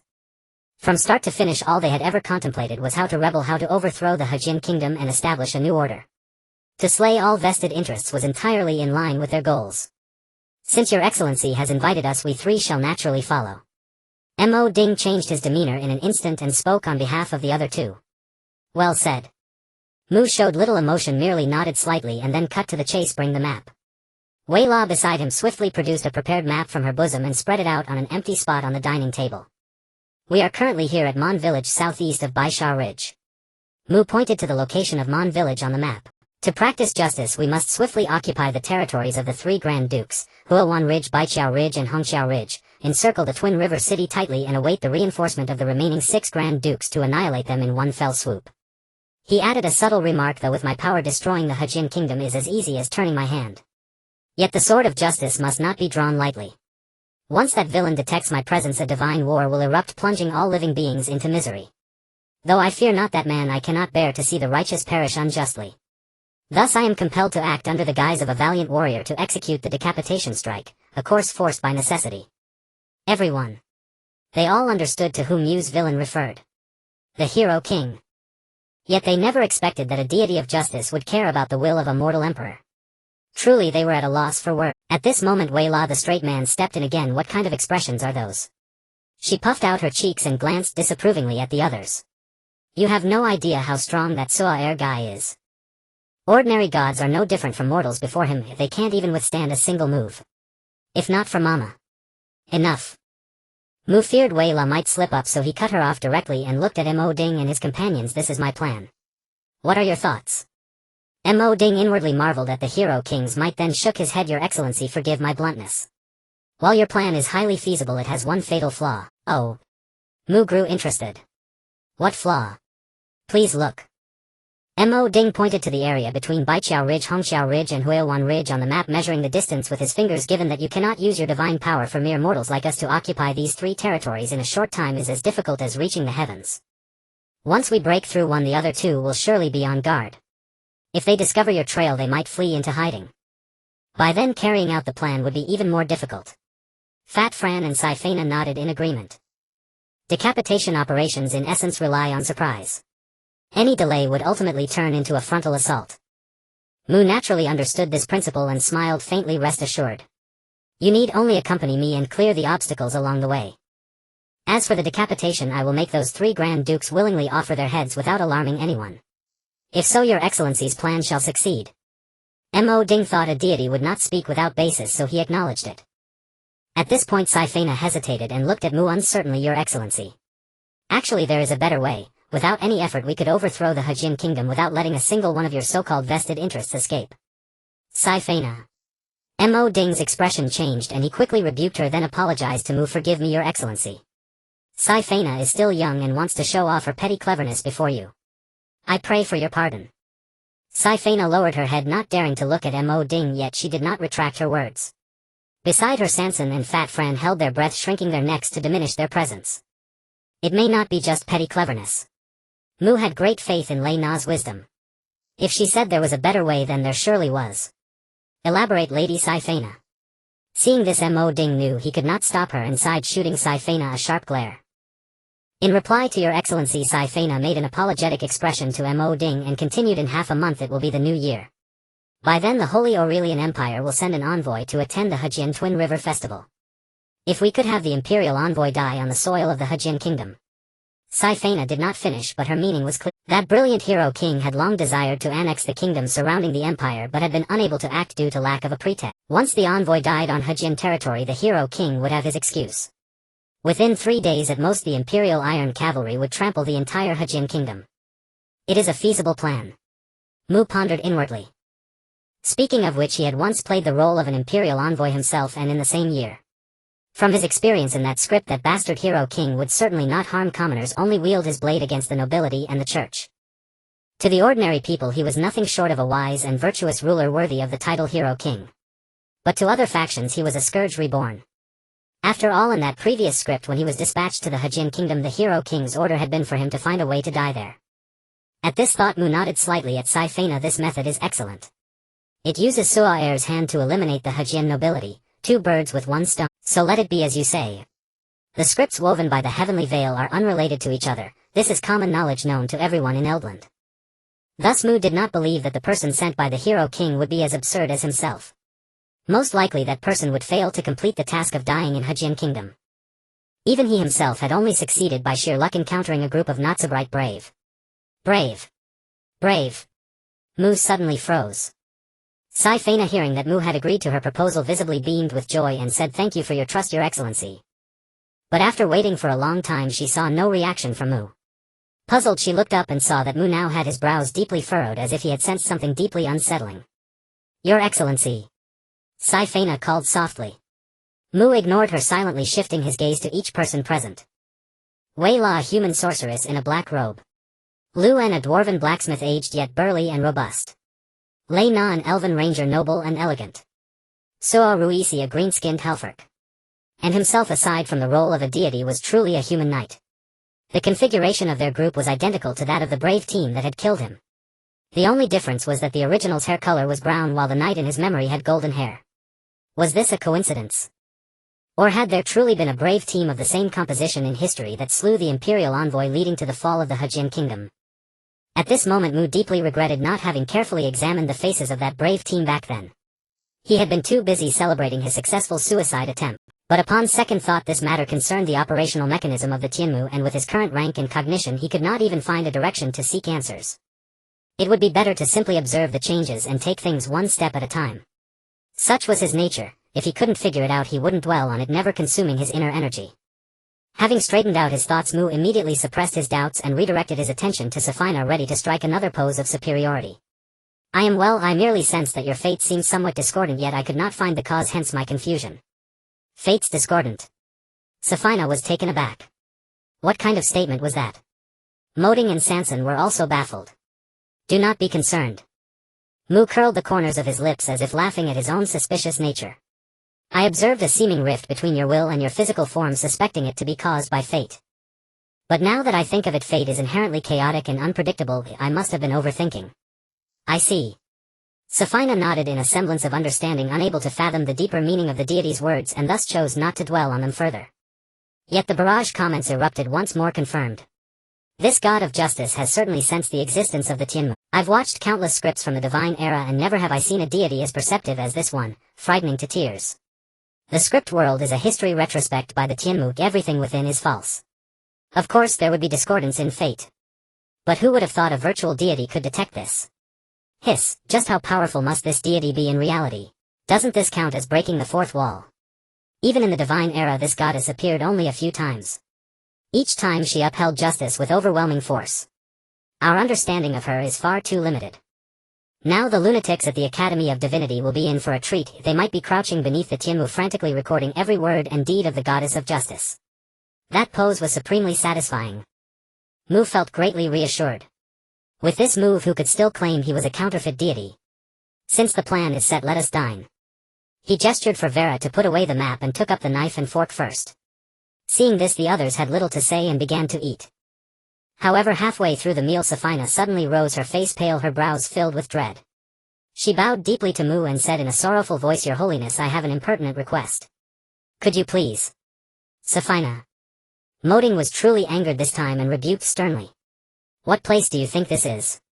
He genuinely feared that Safina with a single ill-chosen word would provoke the deity's wrath and be slain on the spot. Such things had happened before with deities lacking humanity. Safina bit her lip, knowing Moding meant well, yet some things she had to accomplish, otherwise she could not face her own conscience. But Mu's attitude once again defied the expectations of the three. He was calm and gentle. "Do not worry, Lord Moding. Since you have joined my ranks of heroes, you are my friends. How could I refuse a friend's invitation?" This. Moding was stunned. Having lived for countless ages and encountered not a few deities, he had never met one so approachable. In this light, his own behavior seemed rather indifferent. "I was too presumptuous, Your Holiness of Justice." Moding apologized sincerely. Seeing his father suffer such embarrassment, Mu felt in his heart a surge of utter delight. He wished he could record the scene and watch it over and over. Ha ha ha. Old man. Did you ever think a day like this would come when you thrashed me back then? Now the tables have turned. Although he longed to burst into laughter, Mu maintained a composed demeanor on the surface and said to Safina, "Pray continue." Safina was truly grateful now. Her eyes reddened slightly as she bowed heavily to Mu. "I beg Your Holiness to save the women and children of White Bridge Ridge, if they can barely hold on."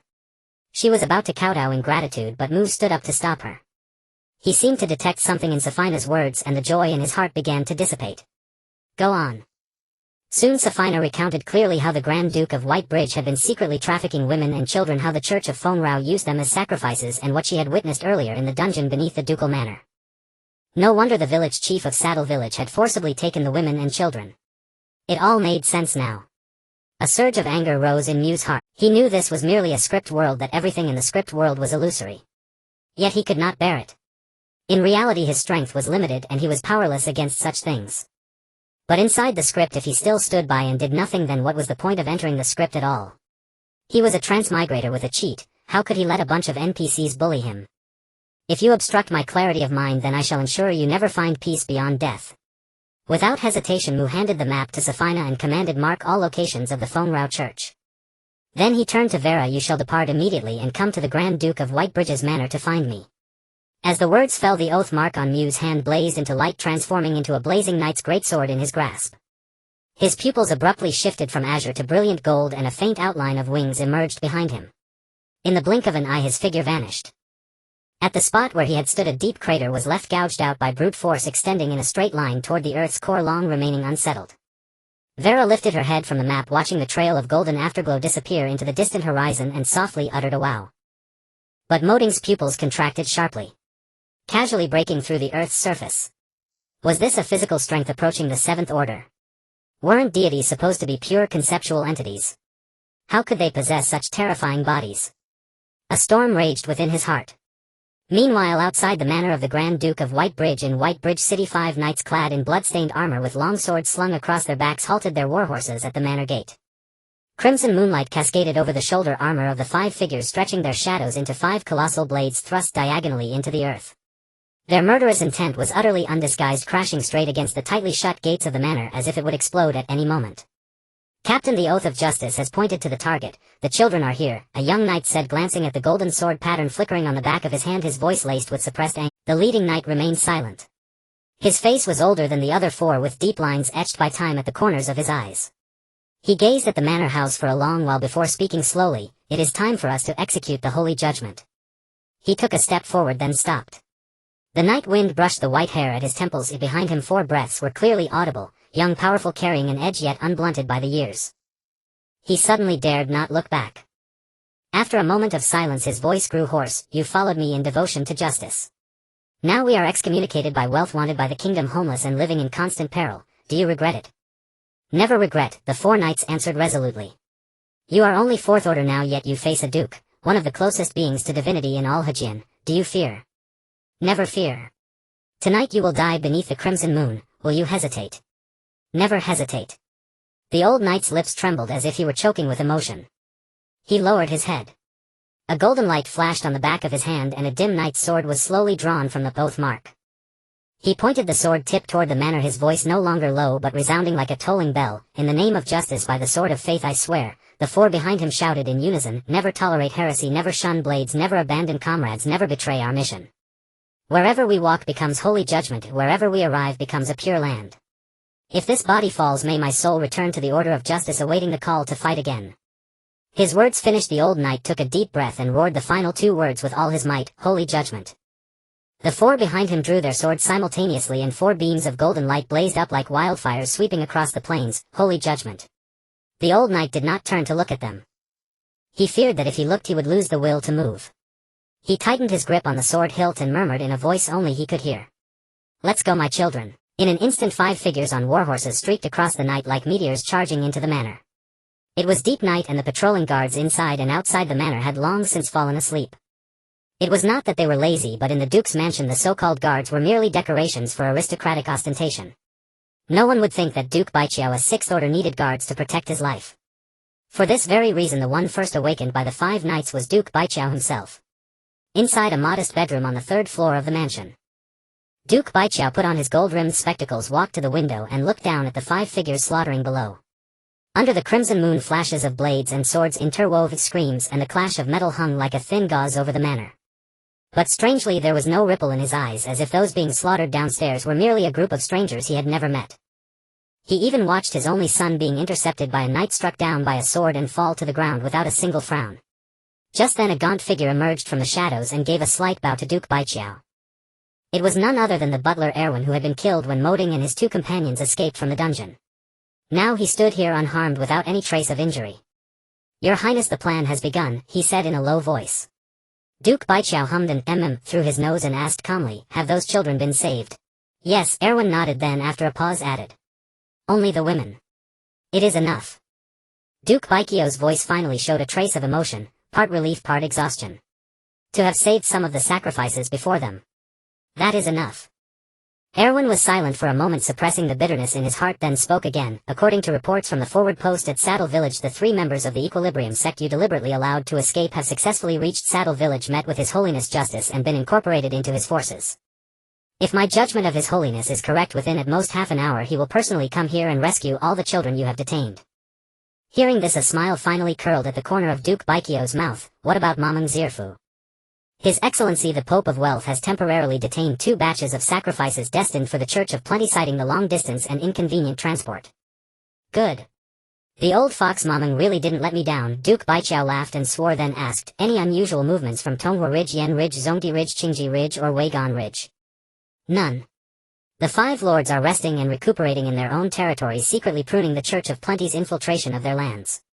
"Then I am relieved." Duke Baiqiao smiled in relief, took off his glasses and with a wave of his hand retrieved a great knight's sword shimmering with brilliant golden light from the void. On the back of his hand an oath mark more dazzling and magnificent than those of the 5 knights downstairs glowed brilliantly in the dim room. "It is time to play out the final act." Erwin had followed him for many years, naturally hearing the bitterness pressed beneath that calm tone. He hesitated again and again but could not help speaking. Your Highness. Duke Baisha, Duke Hongxiao, Duke Huilan, Duke Sibo, 4 of the 9 lords have already fallen. Now you too are about to give everything. Is it truly worth it? If you were willing you could easily leave this place, even surrender to His Majesty the King. Silence. Duke Baiqiao spun around, his face long immersed in books, now carrying a hint of anger. You want me to surrender? He stared at Erwin as if confirming he had heard correctly. You have followed me for decades. You watched me wipe out the dens selling children, watched me secretly intercept sacrifices sent to the Church of Plenty, watched me lay these plans over the years, all to bring the people of Baiqiao territory back before I die, and now you want me to surrender. He suddenly laughed.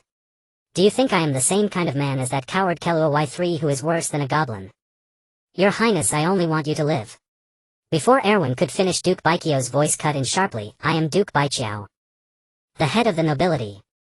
I must be a model for my people, seek their welfare, act as their master. Not be a dog for that damned vile filthy demon. Since I bear the name of Baiqiao, how could I abandon my people and raise such scum for the kingdom? If I stoop to join those beasts, what face would I have to meet my ancestors after death? What face to meet my father? What face to meet the generations of my Baiqiao subjects? But you will die. Erwin choked. Every man dies, Duke Baiqiao said coldly. I will die. The Baiqiao family will die. But before that I will use my death to make Kelua Y3 understand. If the kingdom's survival must be watered with the blood of its subjects, then I would rather let the banners of Aeruian fly over Hajin. Crimson moonlight poured along the windowsill, spilling onto Duke Baiqiao's face, reflecting his spine as if forged from iron. Erwin knew that it was impossible to persuade him further. His master had long resolved to protect his people with his life. Erwin lowered his head and said nothing more.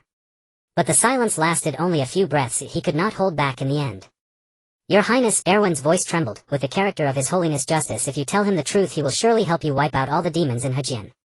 Why must you choose death? This was his greatest doubt and also his greatest pain. He truly could not understand. The entire Baiqiao Ling was under his master's control, and news of the descent of the Goddess of Justice had already reached the Duke's mansion. Yet perversely his master not only refrained from seeking help from that deity, but watched as he recruited members of adventurer teams in towns and villages, raised the banner of purging Hajin, took the 3 aliens under his wing, and even actively covered up their movements to prevent forces outside Baiqiao Ling from noticing. And his master did all this only to lure that deity to the Duke's mansion, and then die at his hands. Upon hearing Alvin's question, Grand Duke Baiqiao suddenly fell silent. The silence stretched on for so long that the sounds of battle downstairs gradually faded before he spoke softly. For a reason. What reason could compel you to face death? Alvin was visibly agitated. A reason that would force Aurelian to act personally. Alvin froze. The only being known as Aurelian was the Hero King. Yet he could not grasp how this was connected to the Hero King. Before he could inquire, Grand Duke Baiqiao continued, the matters involved are too secretive, and knowing too much will do you no good. You only need to remember one thing. He looked at Alvin with growing solemnity, enunciating each word. Since the heroic age there have been no gods in this world. If there were, they would be false. False. Tears still clung to Alvin's face, but his mind was reeling. Your Grace means. His Holiness Justice is not a deity. He recalled the news from Mon Village and instinctively retorted, but His Holiness clearly possesses divine authority and that indescribable power. How could he not be a deity? Moreover, His Holiness truly established a church and faith at Baisha Ridge. If he were false, he would have been punished by divine retribution the moment he received faith, and would have been completely annihilated. By false I mean other gods that might appear, not the one in Mon Village, Grand Duke Baiqiao explained. This seemed somewhat contradictory. Alvin looked at Grand Duke Baiqiao with bewilderment. Having been his steward for decades, Grand Duke Baiqiao did not wish to leave Alvin with hidden dangers after his departure, so he spoke plainly. Do you recall the aura we sensed earlier from the direction of Mon Village? You mean the Hero King? Exactly. But what does that have to do with the Hero King? Alvin grew more puzzled. Grand Duke Baiqiao smiled, instinctively caressing the knightly great sword in his hand, his tone tinged with reminiscence. He slew all the gods of Elderland before the heroic age. Not one survived. What? Alvin's eyes widened in disbelief. How is that possible? He was merely a mortal. How could he commit such an audacious act? A mortal killing a god. One such feat would already be shocking, but all of them.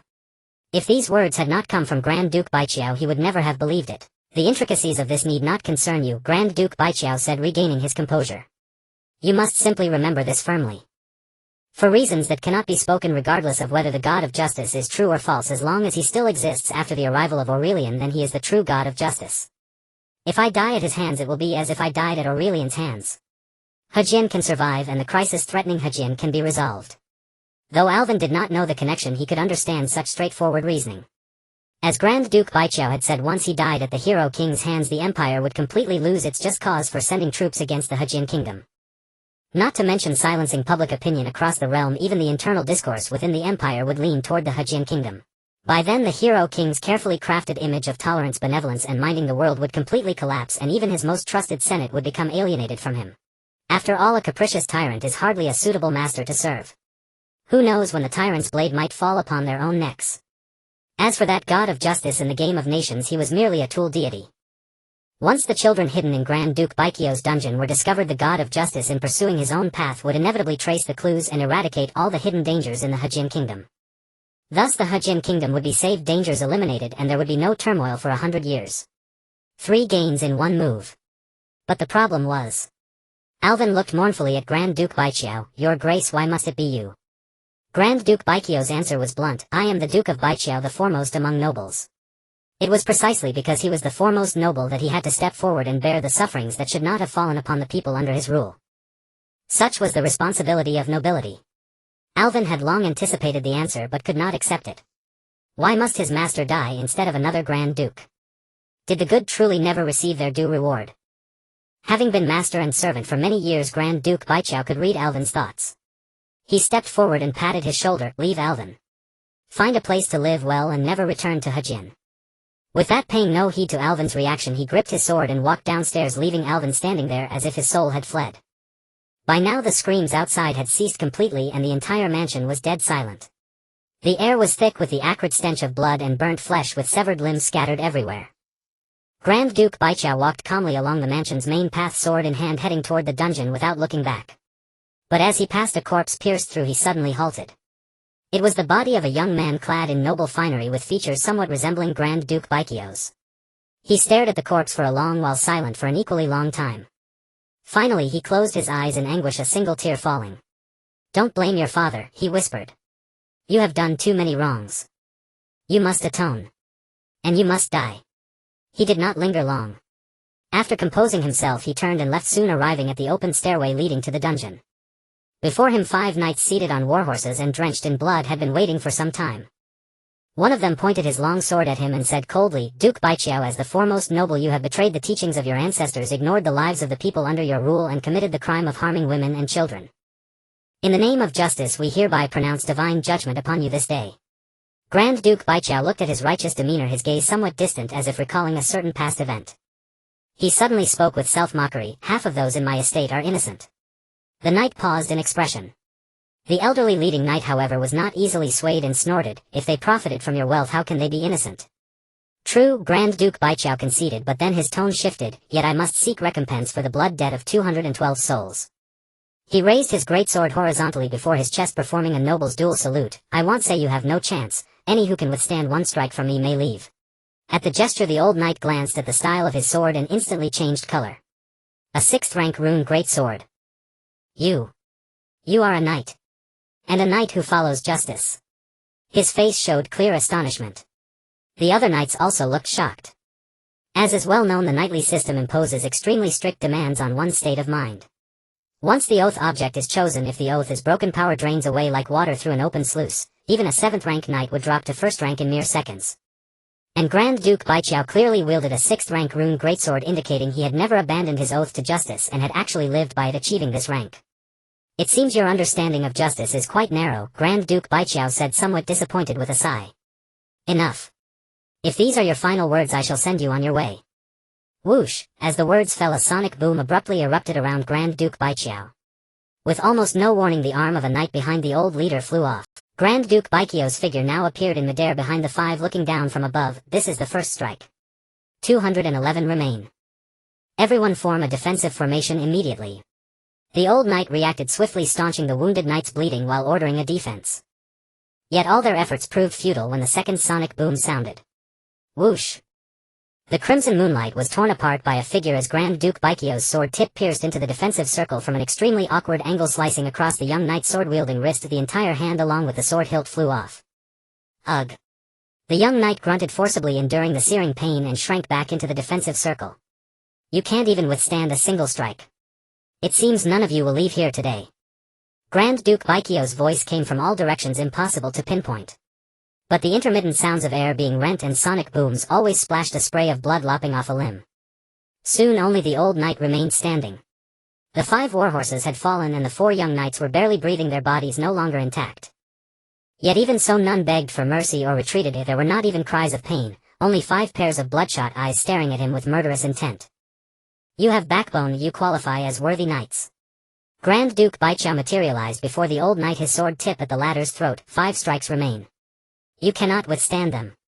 For your metal, leave your last words. Ha! The old knight spat weakly, disdainfully. I shall await you in hell. Await the day when justice judges you. A dull last testament. Though he had long prepared himself to be misunderstood, being judged thus by these 5 true knights of justice still stung somewhere deep in his heart. Nevertheless, these 5 had to die. Not only to avenge his family, but also to ensure that when the god of justice descended, he would destroy him in a fury. Only then would no variables remain in the plan. In the next instant, the golden glowing rune greatsword swept horizontally again, swinging heavily toward the old knight's head. Captain! No!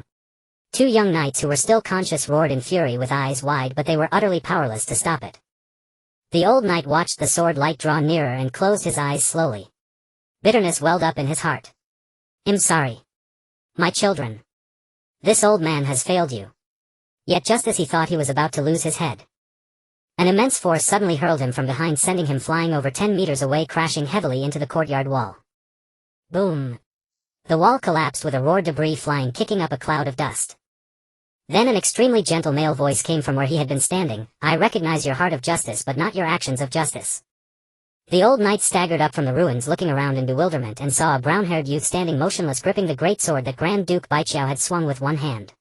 The gleaming golden rune greatsword was firmly clamped between 3 of his fingers, thumb on the spine, index and middle fingers on either side of the blade, as if holding a chess piece. It was Mu who had rushed over. How is this possible? The old knight's eyes bulged, utterly unable to believe that anyone could block a 6th-rank knight's attack with their bare body. The 2 young knights lying on the ground were also stupefied, speechless. Yet none were more stunned than Grand Duke Baichao. He stared incredulously at Mu, intercepting the blade barehanded as if his worldview had been overturned, murmuring involuntarily, how can a deity have such physical strength? Shouldn't you be immune to mundane attacks passing through like a sword-slicing rain? Hearing this, Mu's heart suddenly lurched. This bastard had actually seen a deity before. And he even knew that he himself was a deity. In an instant, Mu ran through all possibilities in his mind and reached a conclusion. There was a traitor in Horse Village. His intelligence was already in the hands of the man before him. Unwittingly, Mu's and Grand Duke Baikyo's eyes met at the same time. One was calm as an ancient well, yet harbored secret astonishment. The other was stunned and puzzled, yet concealed a death wish. Confirming the look, they were both actors. Mu. Grand Duke Baichao. Damn. Exposed. To what now? To. The situation became extremely awkward. Mu gradually realized that under the endorsement of the heavens, the audience would find it hard to doubt his impersonation of a deity. However, the natives in the script were different. Among them were some high-ranking beings who had indeed witnessed deities and even interacted with them. With his half-baked understanding of deities, he seemed full of flaws in their eyes. Yet what Mu did not expect was that the Grand Duke of Baichao at this moment was completely opposite to what he imagined. He looked at those calm and unruffled eyes and his heart skipped a beat. It was an indifference that came from the depths of the soul, a detachment that emanated from within, and a condescending gaze that seemed to overlook everything. It was the gaze of someone who had transcended, like an outsider observing those within the play, where every action carried a strong performative purpose. Therefore, the person before him was undoubtedly a deity. No mortal could give him such an impression apart from a god who transcended reality. It was even possible that he was among the elite of the deities. This could also explain why he possessed such immense physical strength. Some high-ranking deities indeed liked to use the bodies of living beings. But he could not possibly be the god of justice. His own gaze was too unfamiliar. The god of justice would never fail to recognize himself. Upon realizing this, the Grand Duke of Baichao inwardly lamented and cursed the hero king in his heart. Soul. You foolish pig-headed idiot. Do you even want to see what you've let in? Make me face the true god. Has your brain really not been gnawed by a troll? Although the scene was awkward to this extent, the two still did not wish to break character. Mu was the first to regain his composure, making a decisive decision to play the act all the way through. With a crack, the knight's great sword inscribed with runes broke under Mu's fingers. He lowered his gaze, holding the broken sword in his hand, and gently spoke. I observe that your spiritual awareness shows no flaw. Why the pretense? Is there a hidden reason? He turned the earlier silent gaze into an observation of the Grand Duke of Baiqiao. Naturally, the Grand Duke believed this explanation, trying to hide his thoughts from a true god, was simply a fool's errand. Still, he did not want to explain the plan, so he fabricated a plausible reason and replied calmly, there is no hidden agenda, only for the sake of longevity. The abundance could grant information about longevity, which is widely circulated among the high-ranking individuals of Ireland. Using this as an excuse was quite reasonable for the Grand Duke of Baiqiao. Mu had also learned this information from Lena earlier. But the problem was, what the hell kind of excuse was that? If you were going to fabricate something, at least come up with a good one. If you were even a villain who would go to any lengths for longevity, you would never choose justice as your vow partner. Mu felt extremely speechless in his heart. In the memories of the original owner Kale, he had lived in this manner for a while. Although he had never seen the other party, he had heard from others he was someone who did not care for beauty, did not enjoy pleasure, did not value power, and was a busy person immersed in political affairs all day long. It was because of this that the original owner had hated everyone in the manor, but had never hated the Grand Duke of Baiqiao, even though he was the culprit who stripped the original owner of his knight status. In the original owner's heart, the Grand Duke of Baiqiao might be the only reason he had not yet lost faith in the nobility. But such a person now claimed that his reason for trafficking women and children and disregarding life was for longevity. Would you care to repeat that while looking at the vow mark on the back of your hand? Do you know that lies cannot deceive me? Compared to the Grand Duke's thoughts, Mu was more inclined to uncover the truth and eliminate the real villains. At the same time, he was also relieved that the Grand Duke of Baiqiao did not doubt his identity, so he was not prepared to make it too difficult for the other party. As long as there was a legitimate reason, he was ready to let him go. However, the Grand Duke of Baiqiao did not follow Mu's intention. Your Grace, the Grand Duke spoke in a seemingly calm tone, but with a hint of pleading, since the divine age scheming has been a game where the winner takes all. I have already lost everything, why must your Grace be relentless? Since our Abundance Church has performed the act of sacrifice, we are naturally willing to accept all punishments. This fellow really has a tough mouth. Mu felt a bit of a headache. In the system of Ireland, the oath system of knights was the most stringent. Once one betrays the oath, their standing would plummet rapidly, regarded as the most powerful testament of divine miracles. Even if you kill a whole family, as long as the vow mark about justice is on your hand, others will only think you killed the deserving. Thus, with the vow mark on the Grand Duke of Baiqiao's hand, he could not be a true villain. This was also the reason Mu did not kill him immediately. However, before he could continue to apply pressure, the old knight he had just saved staggered over, looking directly at Mu with eyes full of disbelief. Your Grace, are you a deity? The old knight did not think that the Grand Duke of Baiqiao would speak without basis. The only ones who could be called your Grace were either the Pope or a deity. But the Pope does not look like this. Upon hearing this, Mu cast a light glance at the old knight and replied nonchalantly, my name is Justice. As soon as the words fell, the vow marks on the backs of everyone's hands lit up simultaneously, dazzling and radiant, the brilliant golden hue nearly illuminating the entire manor. The old knight's pupils constricted sharply, and he quickly knelt on one knee, performing a reverent act of prayer. Golden level Justice Knight, praise our Lord Justice. The Grand Duke of Baiqiao also stared in astonishment at the mark on the back of his hand, his mind a chaotic mess. How could the vow of justice respond to the words of another deity? But at this moment the most bewildered was still Mu. What does it mean that I casually said something and justice responded? Is what the heavens said true? Am I really playing the role of a deity without knowing it? Then why do I not have the memories and powers of a deity? Although his heart was already in a state of extreme confusion, Mu still maintained his composure and casually said, there is no need to kneel before justice, just act accordingly. After saying this, he looked again at the Grand Duke of Baiqiao. I give you one more chance, Lord of the mortal realm. Answer my question. The urgent matter was still to clarify the information about those children that Lena mentioned. As for other twists and turns, it could wait until the performance was over to review with Vera. The Grand Duke of Baiqiao was pulled back to reality by Mu's voice, and after a moment of silence he shook his head. Your Grace, there is no hidden agenda in this matter, we only seek longevity. Do you know the consequences of deceiving me? Mu's voice was no longer gentle. There is no deception. The Grand Duke of Baiqiao lowered his eyelids. I have observed your adherence to the principle of justice for many years and offered you a chance. Why are you so stubborn? Mu sighed lightly, his tone carrying a hint of humanity, as if helpless. Do you not think I cannot deal with the evil of a mere small kingdom? The Grand Duke of Baiqiao said nothing, but his attitude was self-evident. You may speak beautifully, but today I will also find a way to die at your hands. Looking at his unyielding demeanor, Mu's heart also grew a bit irritated. In that case, do not blame me for being merciless. Just when the Grand Duke of Baiqiao thought he was about to meet his end, in the next moment he suddenly discovered that the eye color of the deity before him was rapidly transforming into a dazzling golden hue, as if molten gold was burning in the depths of his eyes. A knight's great sword continuously burning appeared in his hand. At the same time, a voice that seemed to come from multiple people speaking simultaneously emerged from the deity in different languages, tones and emotions. You must speak the truth. Who is the one selling women? Who is the one harming children? Who is the one betraying wealth? Who is the one sacrificing for abundance? As soon as the words fell, the Grand Duke of Baiqiao felt as if his soul had been completely extracted at that moment.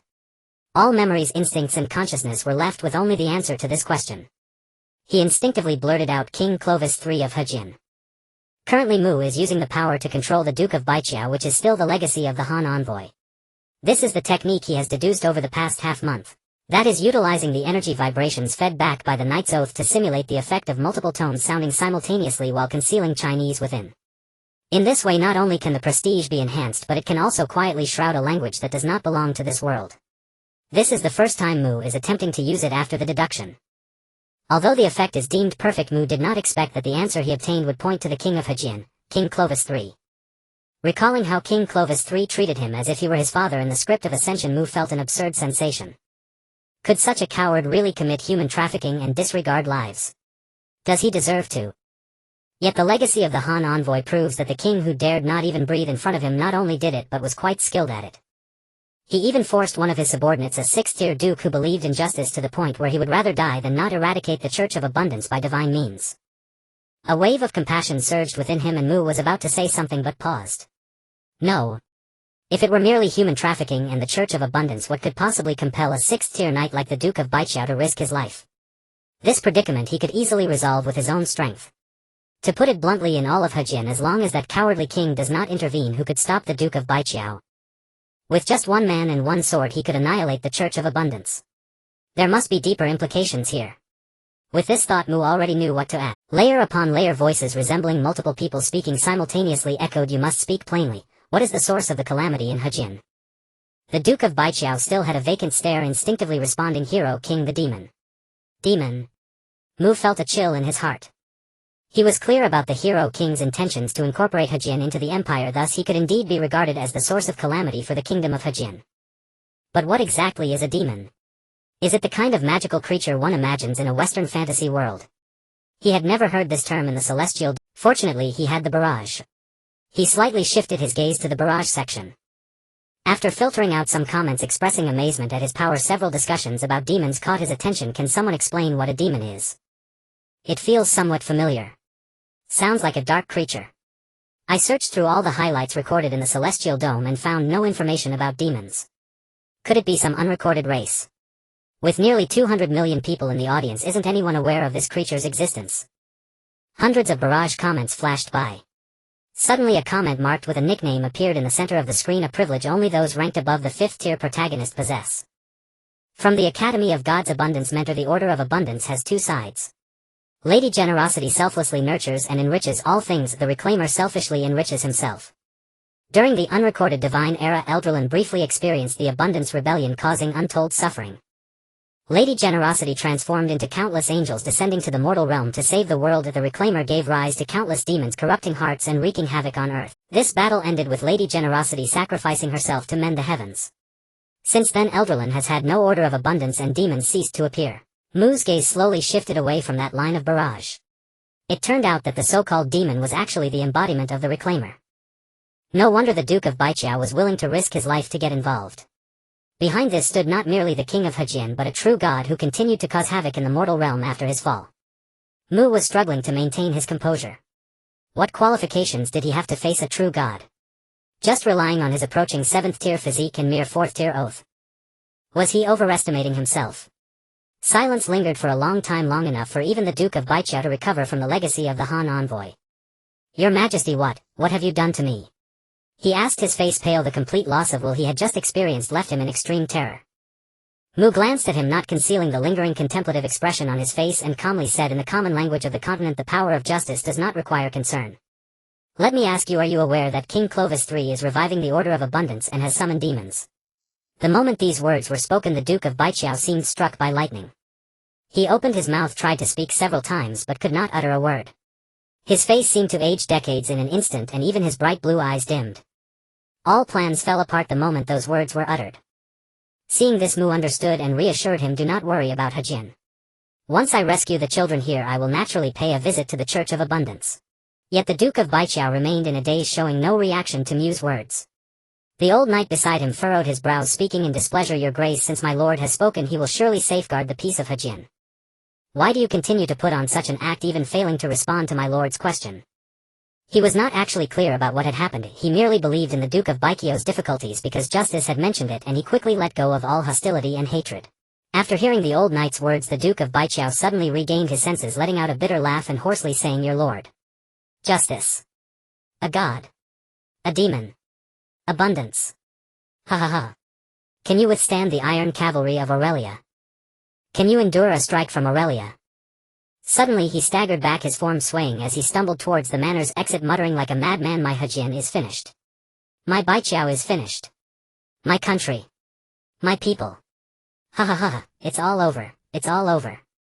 At that moment the Duke of Baiqiao completely broke down. He gave up almost everything, his beloved one, the nobility passed down through generations, his only offspring, just to have this god representing the will of the hero king kill him, leaving the hero king with no reason to invade the kingdom of Hejin. But that god was too clever enough to easily pierce through his disguise and expose his plan. Everything he had sacrificed collapsed and ceased to exist with a few words from that god. Mu looked at that desolate figure, and a wave of sadness and compassion surged within him. He was not foolish and could naturally discern the hints in the words of the Duke of Baiqiao. The Duke of Baiqiao was never afraid of the so-called abundance, nor demons, or even himself. What he feared was the sacred Aurelia Empire, which dominated most of Aurelia's territory with ambitious designs, and the brilliant emperor of that empire, Sol Aurelia. His entire scheme was to resist the invasion of the empire. What puzzled Mu was that the Duke of Baiqiao seemed very certain that as long as he killed him, the empire would no longer attack the kingdom of Hejin. What hidden truths lie within this? Could it be that the goddess of justice he is playing is somehow related to the empire?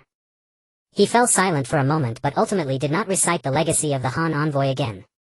Even if this were merely a script, even if everything before him was just a recapitulation of history. A loyal man who has lost everything should not be humiliated further. This is the bottom line. The bottom line for Mu as a person. The staggering silhouette gradually vanished beneath the crimson moonlight. Mu watched for a moment, then turned and strode toward the dungeon. Go see your companions, he instructed the aged knight beside him. The old knight treated Mu's words as divine oracles, departing without hesitation as if on a pilgrimage. Gazing at the old knight's devout back, a flicker of irritation stirred within Mu. His comrades were on the brink of death, yet the man remained by his god side. Ha! It seemed he now understood why the hero king had once slaughtered the gods.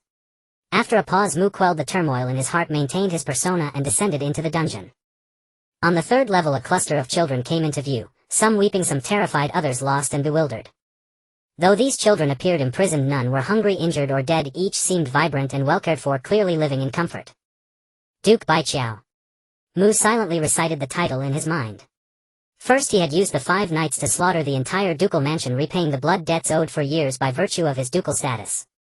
Then he orchestrated the descent of the God of Justice, unleashing divine punishment to rescue the children and women destined to become sacrifices. This duke was impeccable in both character and strategy. Had Mu truly been the God of Justice, the plan would have succeeded. Alas, he sighed inwardly. He was no god, only a mortal. A mortal, after all, harbored mortal inclinations and loyalties. He admired Duke Baiqiao's audacity to sacrifice himself, appreciated his benevolence toward the people, and pitted his helplessness against Mu, yet he loathed the kingdom of Hejin with every fiber of his being. Slavery. Serfdom. Caste system. Capital monopoly. It amassed every institution Mu had despised in both his past and present lives. Mu truly wished this kingdom did not exist, which was why he had formed the Brave Squad, and scoured villages and towns for companions. In Eldland's legends, the Brave and the Dragon were subjects of popular fantasy, the former symbolizing justice and order, the latter evil and chaos. By raising the banner of the Brave, Mu not only sought companions but also broadcast a signal to the outside world: I stand for justice. This would lay the groundwork for his true purpose: rebellion. Yes, that was the sole goal Mu had conceived upon entering this script. Initially he had planned to play the god, starting with the easiest to usurp, faith, gradually consuming the kingdom's faith and the people's hearts, then surrounding the cities from the countryside to seize all of Hajin. But ever since Lena told him of the bountiful church, he only wanted to destroy Hajin in the simplest way. Every second this wretched kingdom existed made Mu sick. Yet thanks to Duke Baiqiao he discovered that among Hejin's nobility there were still those who harbored righteousness.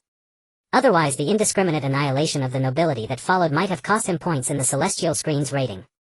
In truth, the script world could indeed affect Mu's emotions, for everything here was history that had truly occurred. But what he cared about most ultimately was the harvest. That was the real reason he had refrained from killing Duke Baiqiao. After all, even though the celestial screen claimed in every stream that he was playing the god, that was merely the persona assumed upon entering the script world.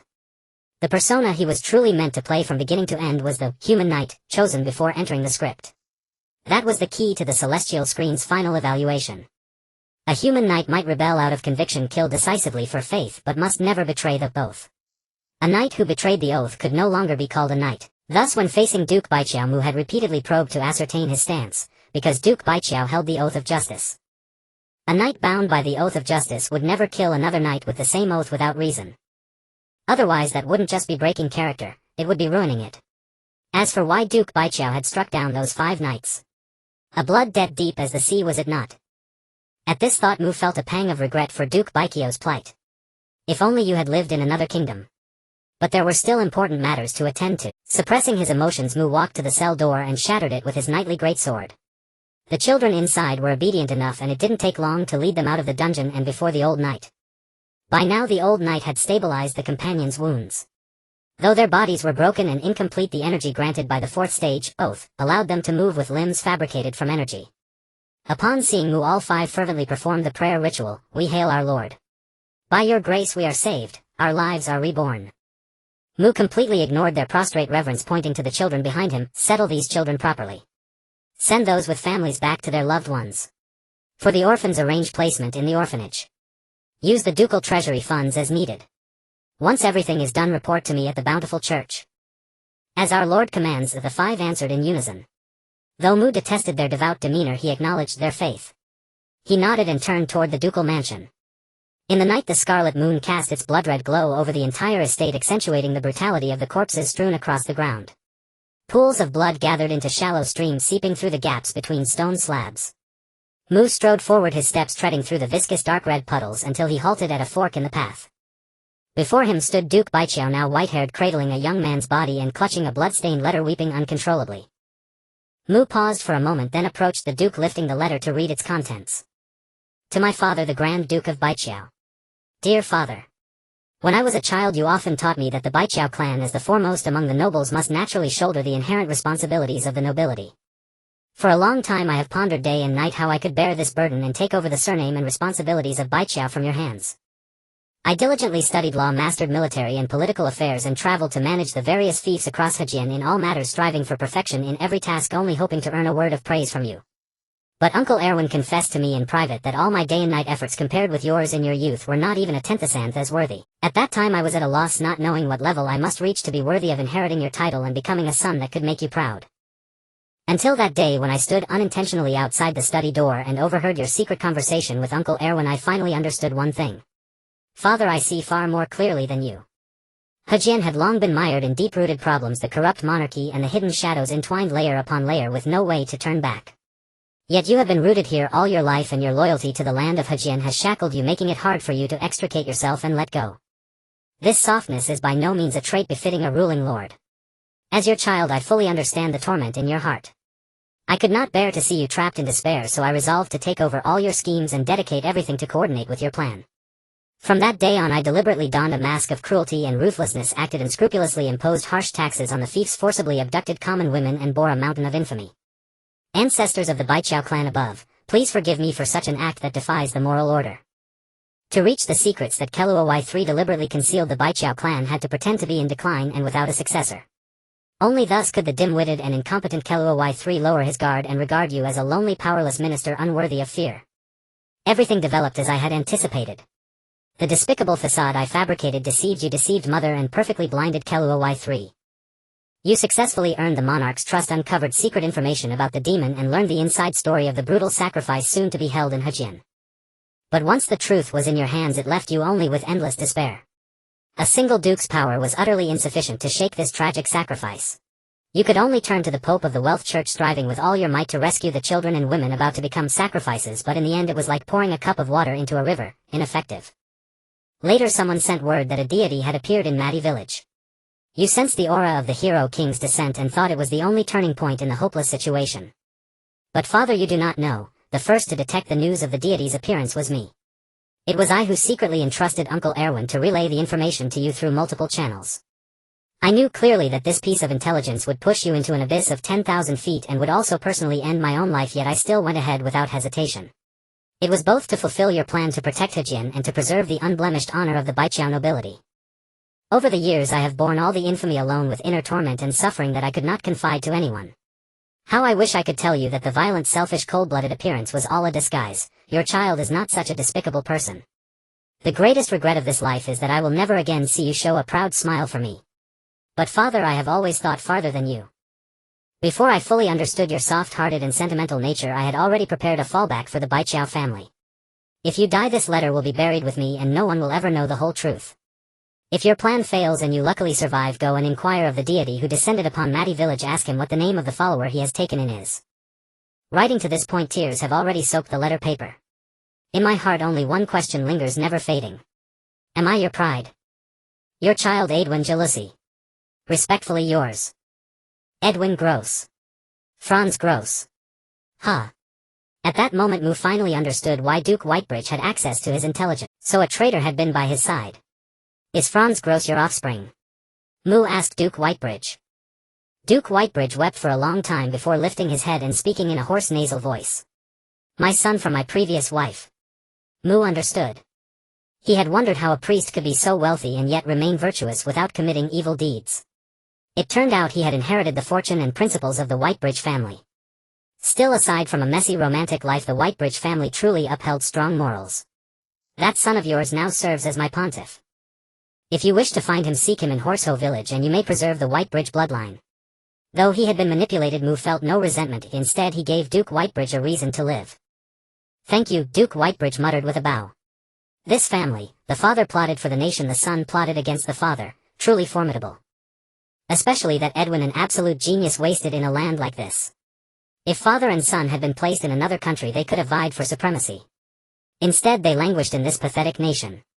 Mu mused inwardly. He paid no more attention to Duke Whitebridge and continued toward the mansion. May I ask your holiness? To which order of deities do you belong? Duke Whitebridge's voice came from behind.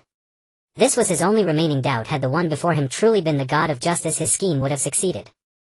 But Mu, faced with the question, froze. What now? How should he answer? Could he keep bluffing?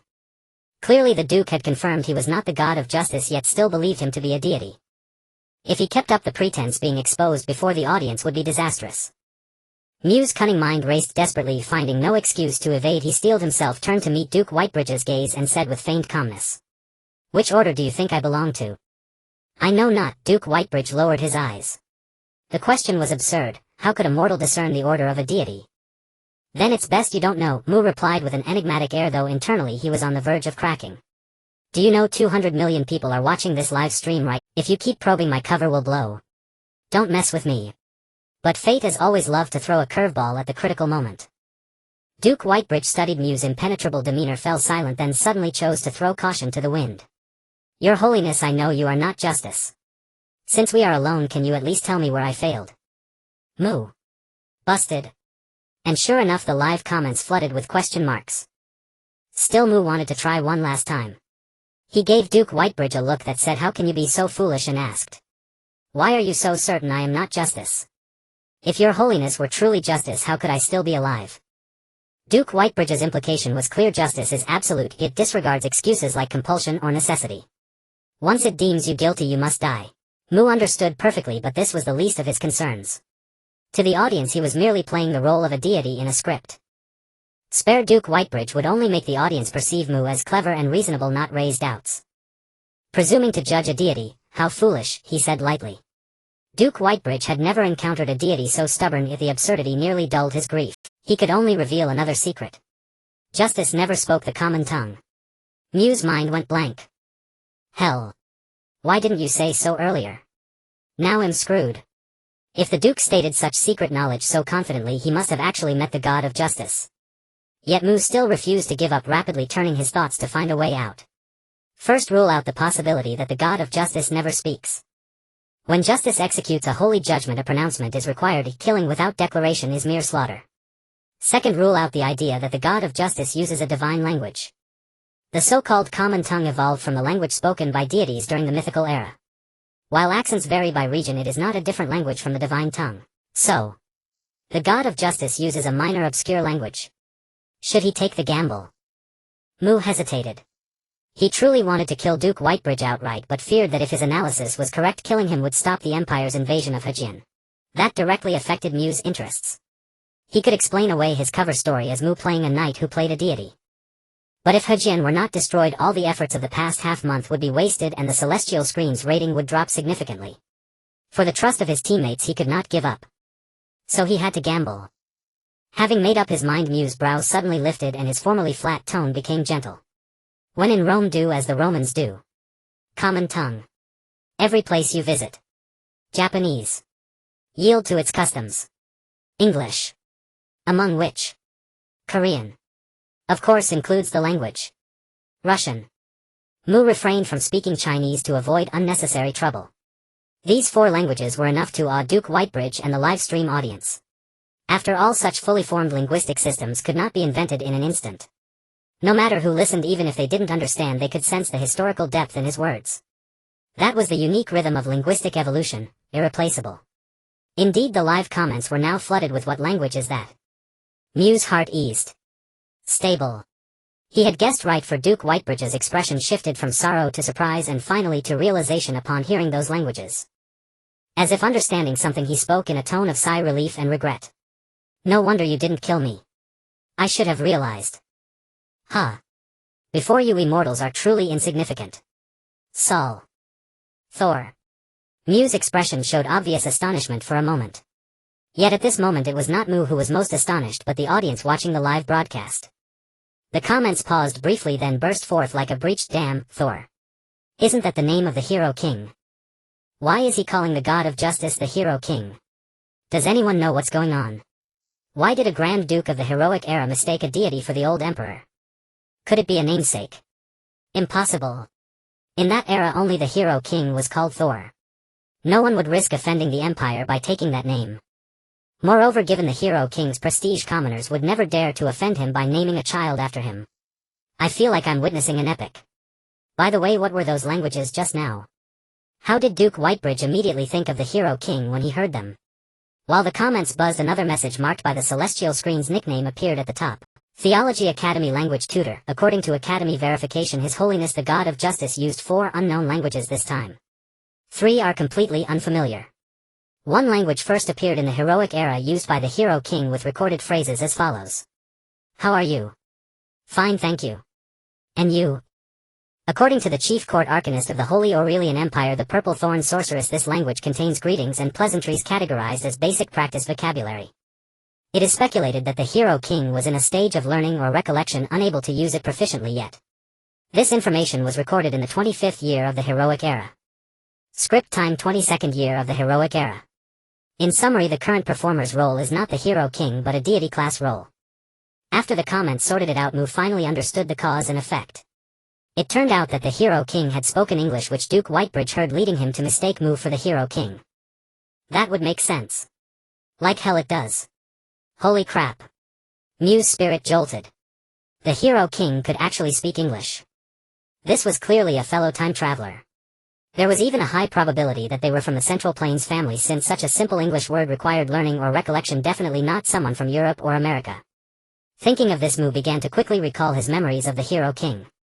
Sotos, I entrust the matters of the Riverlands to you.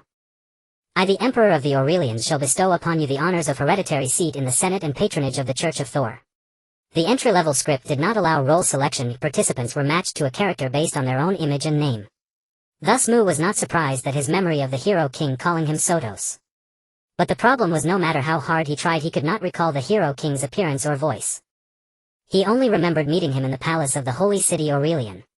Hiss. Could it be that his fellow time traveler had erased his memory? A fellow time traveler reconstructed by the celestial screen could actually influence him beyond the screen. What level of power was this? Was his fellow time traveler that formidable? Mu refused to believe it was simply his poor memory. It must have been an effect. Could what his father and Lena said be true, that with divinity the hero king could be resurrected from the celestial screen? From false to real. That would be too terrifying. Meanwhile, Duke Whitebridge, seeing Mu's expression change markedly, became even more convinced of his assumption. He sneered, "Thor, I thought you would uphold the Empire's dignity and not stoop to such despicable acts. Now it seems you are no better than this. Using such a disguise to scheme against my Riverlands, ridiculous." In his mind, since the hero king had done this, even if the Riverlands fell, he would have won a round. It was the other who had lost face first. But his words almost made Mu lose composure. Just thinking about the previous script and now this solid evidence. Mu wanted to say that the hero king's appearance of diligence and love for the people, righteousness and honesty were all an act. In truth, that guy was full of tricks. But since it was a fellow time traveler, possibly even from the Central Plains family, he didn't want to speak ill of him. So he assumed an intrigued expression, "To mistake me for Thor, how amusing. It seems Thor has secretly learned my divine language." He had to insist he was the god of justice. Though he didn't know what language the god of justice spoke, it didn't matter as long as he could cover it up. As for convincing the other, he no longer expected it. Just as Duke Whitebridge was about to sneer again, 4 streams of light shot rapidly outside the manor, eventually forming 4 figures that landed before the two. Vera, Safina, Modin and Sanson. The brief heat of meeting other divinity holders washed over them. Seeing this, Mu's heart leaped with joy. Help had arrived. Sure enough, as soon as she landed, Vera pounced on Mu, hugging him tightly, rubbing her little face against his and cheering, "Mommy, I'm here." After rubbing for a long while, she noticed the white-haired aged Duke Whitebridge and the corpses on the ground. "Mommy, did you kill people?" she exclaimed. "Not my doing," Mu said succinctly, casting a pointed glance at Duke Whitebridge. Duke Whitebridge's entire body stiffened when he heard Vera call out "Mommy." How could the austere hero king have a daughter? Yet he still clung to disbelief, secretly hoping this was just a stooge the hero king had hired. But the next moment Vera shattered his hopes completely. She leaped onto Mu, her form rapidly shrinking midair until she became a palm-sized black-robed little mage sitting on Mu's shoulder, saying softly, "As long as it wasn't Mommy's doing. I don't want to see Mommy's divinity weakened by mistakenly killing a good person." "Damn it, Vera. You're a genius." Mu was grinning inwardly, but on the surface he showed a motherly smile, saying gently, "Don't worry, Mommy will be careful." Though he said that, Mu immediately caught the key information in Vera's words. Killing a good person by mistake will weaken divinity. In other words, the god of justice cannot mistakenly kill a good person. Perhaps other deities had similar restrictions, probably related to the order. But what Mu cared about was not this. What he cared about was that this information came from Vera's mouth. It seemed this little one knew quite a bit. He would have to question her thoroughly after leaving. But for now, this divine intelligence should be enough to bluff Duke Whitebridge. Nearby, Modin's gaze lingered on the stunned Duke Whitebridge for a moment before he turned and bowed to Mu. "May I ask your holiness, have the children here been rescued?" Mu nodded, pointing his sword tip toward the dungeon. "I have sent 5 knights to escort them if there will be no trouble." "By all that's human." Sanson grinned and gave a thumbs up. Safina's eyes reddened slightly and she bowed again. "Safina thanks your holiness on behalf of the children. May your holy seat be eternal and justice endure." What cultured words. Mu thought, then said solemnly, "Lead the way for me to the place of abundance." Hearing this, Vera immediately pulled a map from her bosom, enlarged it and tossed it to Modin. In her view, since she had already tied her rating to Mu's celestial screen, she might as well leave all the performance opportunities to others while she slacked off on the sidelines. Wasn't that perfect? Mu naturally understood this and didn't stop her. He did not speak further with Duke Whitebridge. Since the Duke hadn't taken his own life, it meant he intended to live on. Whether he planned to find his illegitimate son in Horsetown, continue serving the Riverlands, or pursue other schemes, it was no longer Mu's concern. Parting ways then was the cleanest break. Soon the 5 figures receded into the distance under the crimson moonlight. As the Grand Duke Baijiao watched the 5 depart, he sat back down beside the young man's corpse in utter dejection, cradling the body pierced through. "My son, was I wrong?" His voice was ethereal, as if his soul had departed. All around a dead silence fell, even the chirping of insects ceased. "If I was wrong, why hasn't justice revoked my oath?" He gazed at the radiant 60-year oath mark on his hand, tears streaming down once more. The crimson moonlight silently spilled into the courtyard, while the night wind occasionally lifted a few scorched ashes, swirling them between the corpses and broken swords. Thus did the Grand Duke Baijiao sit amidst the pool of blood, holding the young man's body motionless as the last unyielding stone in this ruined landscape. Until at some point the wind abruptly ceased. It was an absolute sudden stillness, as if the entire world had been gently paused by an unseen hand. Dust, blood, flames, tears, even the crimson radiance of the red moon, everything froze in that moment, leaving only the Grand Duke Baiqiu's thoughts still flowing. Then the space before the Grand Duke Baiqiu cracked like a shattered mirror. A hand clad in dark golden armor slowly reached through the rift, holding a resplendent golden scroll woven as if from flames. It was an imperial decree. The next second a voice layered infinitely as if countless beings spoke simultaneously in different tongues. Tones and emotions emanated from the spatial rift. Thus decrees the hero king, let the Grand Dukes of Hejin, Baiqiu, Baisha, Hongqiao, Huilan and Sibo, who harbor loyalty and uphold the nobility's code protecting their people and lands amidst chaos, though mired in mire, never forgetting ancestral precepts nor their lordly duties. Their hearts are clear, their deeds worthy. In recognition of your fealty I grant this decree. When the imperial iron cavalry enters Hejin, wherever they pass, no city shall be razed, no citizen slaughtered, no book burned, no custom extinguished. The name of Hejin shall remain, its literature preserved, its lineage continued. All who are not complicit with demons shall not be held accountable for their past regardless of origin, they shall be imperial subjects under the same protection. You five shall stand as witnesses to the heritage of Hejin. With your blood continue the history of Hejin. With your bones bear the soul of Hejin. Hejin may perish, but Hejin may also endure. This decree witnessed by the sun and moon, attested by heaven and earth. Aurelian's soul by his own hand. End of Hero Era, Year 22. With those words the scroll was tossed before the Grand Duke Baiqiu by the gauntlet hand. The Empire's intent was clear, this was a notification, not a negotiation. Whether he accepted or not, the outcome was the same. In the next instant the hand clad in dark golden armor slowly withdrew from the spatial rift and time resumed its flow. The Grand Duke Baiqiu stared at the decree for a long silence. Then he burst into laughter, unbridled, unrestrained, exultant. Only when he could no longer sustain the laughter and began coughing did he stop. Panting, he picked up the young man's body, cast not a single glance at the decree, and turned to walk out of the mansion. A voice, bitter, sorrowful, anguished, gradually faded into the night. My son, your father has won. Meanwhile in Baiqiu City the five were hurrying toward the Church of Abundance. Just before reaching the church, a fat old man in clerical robes blocked their way. The stout cleric examined them for a moment, then beamed at Mu, pressing his right thumb and forefinger together and tapping them against his chest. Your Holiness, I am Mammon Silver, current Pope of the Church of Wealth. Honored to meet you. A perfectly standard wealth church prayer gesture. Mu judged inwardly, then observed the face that bore a striking resemblance to Fat Francis. He struggled to keep a straight face, finally managing a neutral expression. Pope of Wealth, what relation are you to Francis Gross? At this Pope Mammon's beaming expression froze, his tone turning uneasy. He is the son of my close friend Baiqiu, so naturally. He is my nephew. Brilliant. The same thought struck Mu and Vera simultaneously. Anyone who didn't see it now would be a fool. No wonder the Grand Duke Baiqiu, a man indifferent to women, had such a thing as an ex-wife. So he was cuckolded. Yet their bond was so strong that the Grand Duke Baiqiu hadn't gone berserk against the Pope. Now the Baiqiu line was utterly extinguished. Though come to think of it, this wasn't entirely insurmountable. The Grand Duke Baiqiu was still alive after all, he could simply sire another heir. No big deal. Suppressing his gossipy curiosity, Mu pressed on. What delays me? Pope Mammon sighed in relief, then grew solemn. Your Holiness, the women and children taken by Clovis III in the Church of Abundance have been rescued by my knights. They are currently housed in the Church of Wealth's dungeon awaiting your disposition. This was an open declaration that his every move was under surveillance. Mu's heart stirred. He suddenly sensed that from the Grand Duke Baiqiu to this Pope, none of these people seemed to harbor any reverence for the divine. What was their reliance? Could it be that they feared not death? Puzzling but irrelevant to him, after all he was merely a counterfeit. So he feigned ignorance. There's no need to consult me. Since you saved those lives, the disposition is yours. Do not betray the trust of wealth.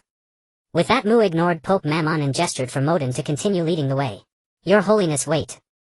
Pope Mammon rushed before Mu again, looking anxious. What else? You cannot go to the Church of Abundance. Your reason? Mu replied expressionlessly, but in his hand the blazing knight's greatsword materialized again. Pope Mammon's pupils contracted at the sight of the sword, silently cursing the Grand Duke Baiqiu's ancestors to 1,000 generations. You Trolliger hybrid bastard. Didn't you say this one definitely wasn't the god of justice? He's even brought out the divine artifact of justice, judgment.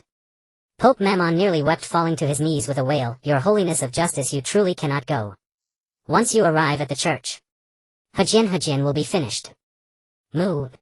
What nonsense is this? Is there any connection to what was said before? Just then Vera on his shoulder frowned, then spoke timidly. Mommy, the one you hated most back then, is now inside the Church of Abundance. Do you want to go and fight them? Have you started babbling too? Mu was startled and looked down at Vera. She gazed up at him with eyes devoid of any jest. Is this a warning? He read her expression, his mind sharpening, quickly mulling over her words. The next second his breath caught and a torrent of shock surged within him. Back then, referred to the past of the identity he was currently portraying, the deity's past. Most hated one, the root cause of all this tragedy. And that pronoun them directly unveiled the answer. At this very moment within the Church of Abundance there was a God. Although he was unsure how Vela knew, Mu did not think she would speak without reason. He was left with only two paths: either heed the words of Pope Mammon and return the way he came, avoiding the possible existence of that deity. Or he could choose the path of risk and probe into the depths of that deity, testing his luck.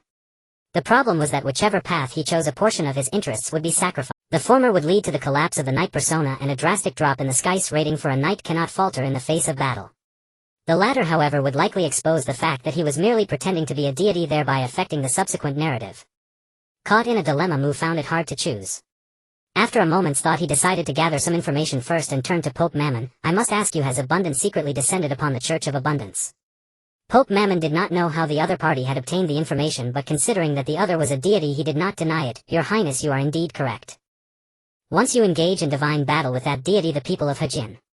He hesitated, saying no more, but his meaning was quite evident. In the common understanding of the Elterland continent, the power of the 8th rank was enough to obliterate a continent with a single blow. By that time it was hard to say whether the people of the Hajin kingdom, let alone neighboring nations, could escape unharmed. However, upon hearing this, the expressions of Moding and the others instantly changed. What did you say? Moding blurted out, his face filled with disbelief. The Order of Abundance has already been awakened. Yes, Pope Mammon replied, his face showing bitterness. How could this happen? How could this be? Moding's eyes turned red instantly. Let's fight them. At worst we can detonate the balance and perish together. San clenched his fists, gritting his teeth. Beside them Safina was trembling, her breath quickening. To let abundance awaken again. At least it requires the life force of millions of women and children. Clovis 3. How dare you? How dare you? As she spoke the last part she nearly roared. This caused Mu's expression to stiffen for a moment. He instinctively looked at Vela on his shoulder. Vela looked back at him with sorrowful eyes and nodded. Beast. Mu instinctively tightened his grip on the sword hilt. If this were just an ordinary movie he would feel distressed, angry and regretful, but he would never lose his reason. Yet this was the history restored by the sky. All of this had indeed happened. Millions of women and children had been sacrificed as offerings by the whims of those in power. Mu felt something within him crack. Yet he had one strength: the more out of control his emotions became, the clearer his thoughts became. He suddenly thought of the coincidences in the entry stage script, recalled the strangeness when he used the words of the Han envoy earlier, and remembered that the sky had certified him as playing the role of a deity. All the details connected at that moment, prompting him to address Vela again. Can history be changed? He was asking whether he had the ability to alter history, believing that Vela could understand his meaning. Indeed, after a moment of silence Vela nodded, revealing a puzzled expression. Didn't Mom share that power with others when she was in the divine realm? Did Mom forget to mention it? At this point Vela was still helping Mu maintain his persona. Mu naturally understood Vela's protection of him. He had already regarded this little one as his own, so he did not mind focusing all his attention on the conversation and instantly grasping the hidden information within her words. Divine realm, real world, sharing Vela's mythic level talent. If that power, you are right, you indeed possess the ability to modify history. Combined it meant that Mu truly had the ability to alter history within the sky, and Vela had copied a portion of it. Can it be used? This seemed like Mu asking Vela if she could use this ability, but in reality he was asking, how should I use this ability? I don't know. Vela shook her head, but seeing the slight fluctuation in Mu's gaze she quickly added, however, I feel that as long as no one is watching me I can use that power. No one is watching. Mu realized that Vela meant that in the absence of an audience. And within the system of the sky there were only two situations in which one could perform without an audience. The first was the entry stage script, where one performed in their true form without an audience. At that time he must have genuinely altered history, which is why there was the current narrative of the imperial envoy visiting the Hajin kingdom. The second was the progression from 4th rank mask to 5th rank protagonist, from 5th rank protagonist to 6th rank star of the play, from 6th rank star of the play to 7th rank crown performer, from 7th rank crown performer to 8th rank sky executive, from 8th rank sky executive to 9th rank sky master. These 5 rank advancements involved the progression script. This was the promotion tournament belonging to the sky system, open only to one person and with no audience. This meant that Mu would have 5 opportunities to change the history of the sky.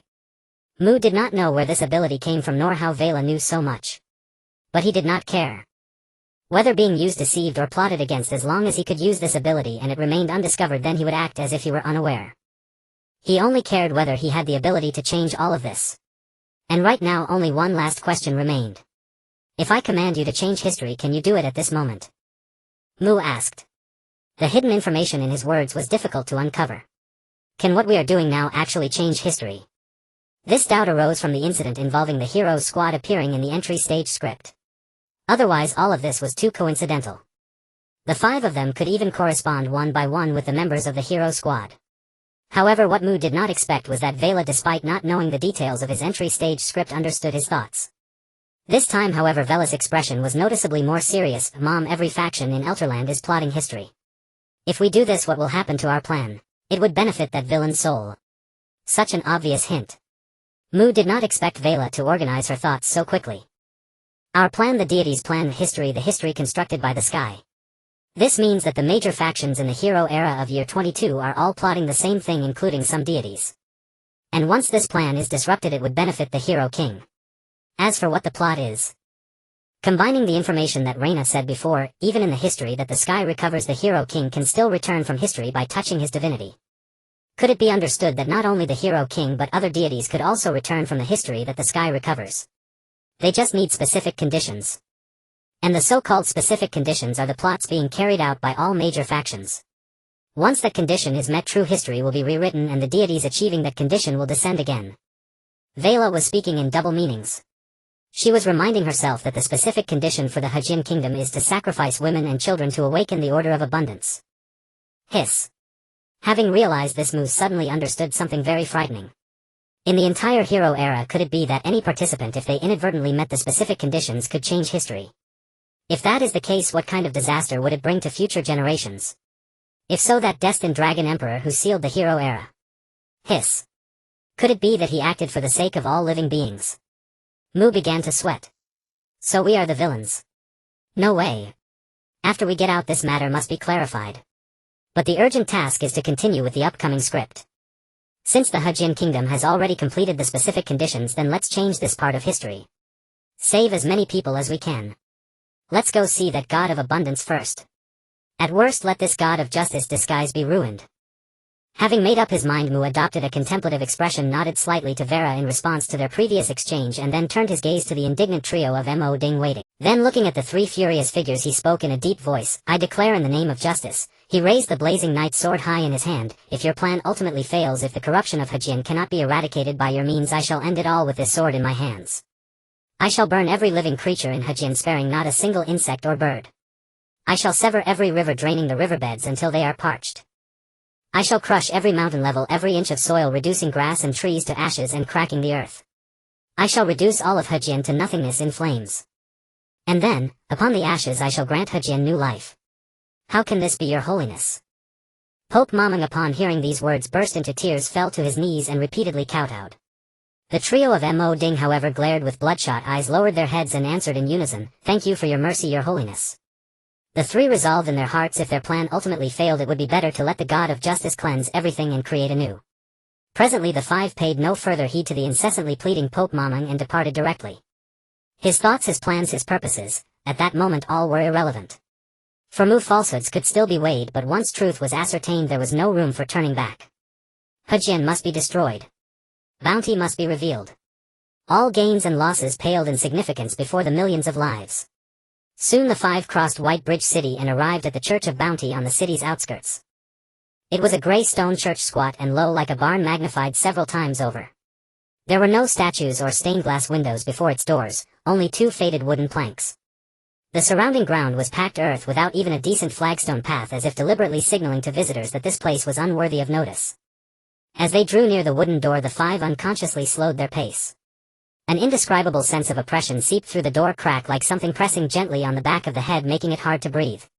Your holiness, do we need to prepare? San, sensing this oppressive feeling, swallowed and asked cautiously. No need, Mu replied in a restored gentle tone. I come not to start a divine war, only to inform. Inform? San was taken aback. Mo Ding and Safina were also puzzled. Inform him not to participate in the Battle of Hajin.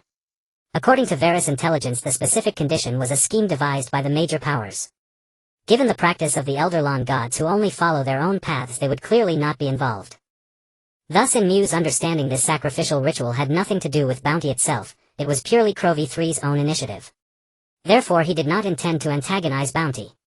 Yet he could not be certain. He planned to probe first upon entering. Upon hearing Mu's response, the three of Mo Ding spoke no more and silently followed him into the church. It was deep night and the church was pitch black.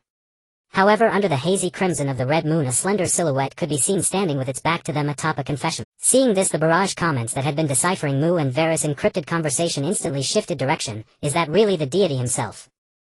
In the Destiny Dragon Emperor livestream, there are only sub-deities like soil, lake, water, river, flowers, and grass. This is the second true deity I've ever seen. Then who was the first? Of course it's the god of justice. You beast-brained fool. By the way, what do true deity and sub-deity mean? Do deities have classifications? Laughing to death, of course 8th order mythical beings have classifications. Do you even watch Lord Destiny Dragon Emperor's broadcasts? Let me explain. Like the goddess of justice's daughter Lady Vera, a true deity's first-generation direct descendant is born at 8th order mythical level. But since she wasn't born from the order, she can only be called a sub-deity under the order of justice. I see. But by the way, what should Lady Vera's divine office be? Goddess of magic. Who cares about that? Let's just watch the show between justice and bounty. That's the best part. This must be the silent reclaimer. Looks kinda cool.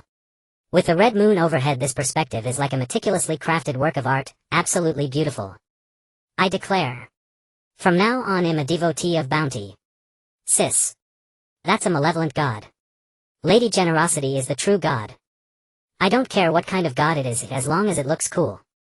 The clamor of the barrage did not affect Mu's thoughts. However, the appearance of this bounty did catch him somewhat off guard.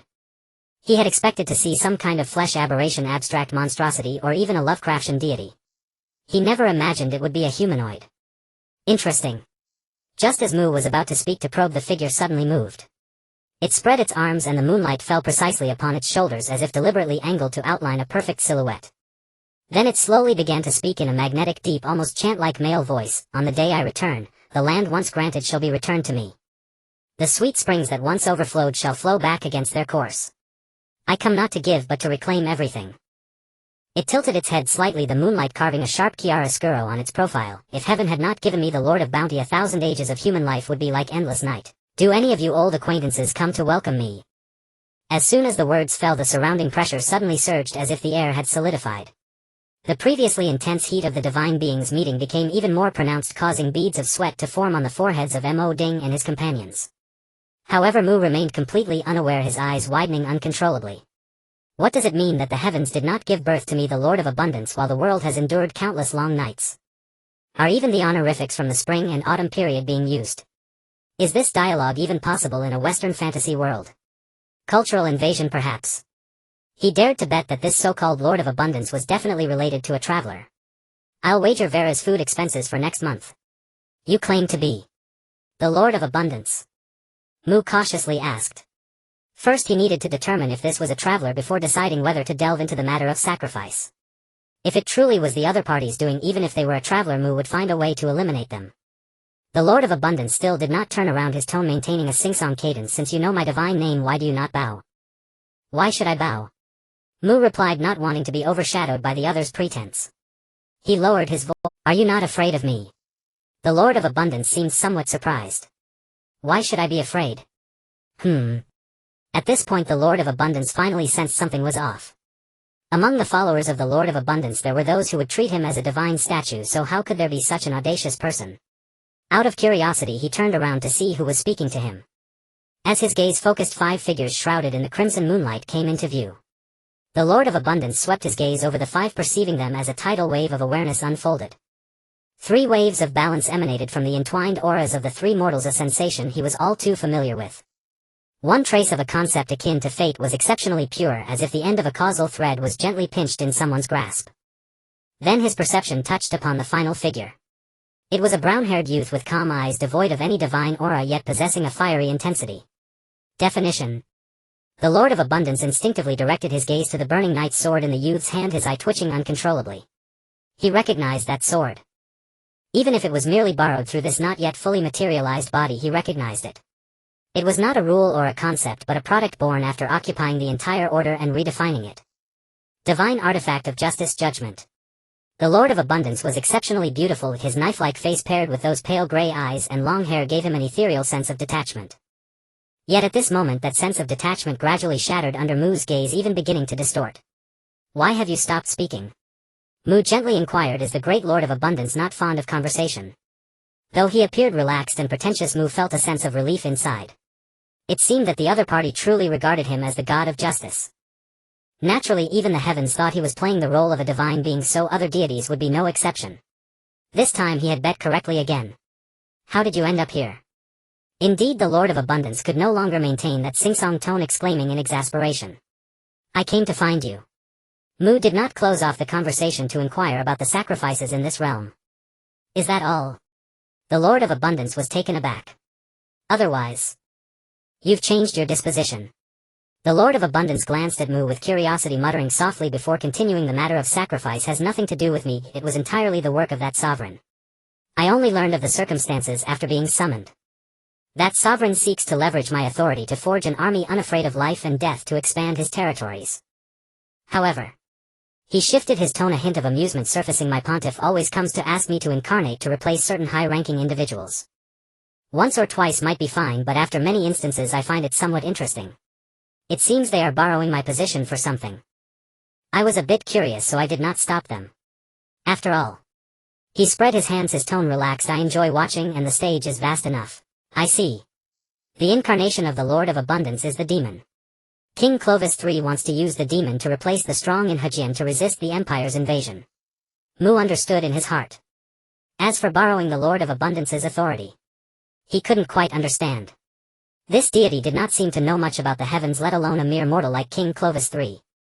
So it should not be a scheme to turn fiction into reality, making the script become true history.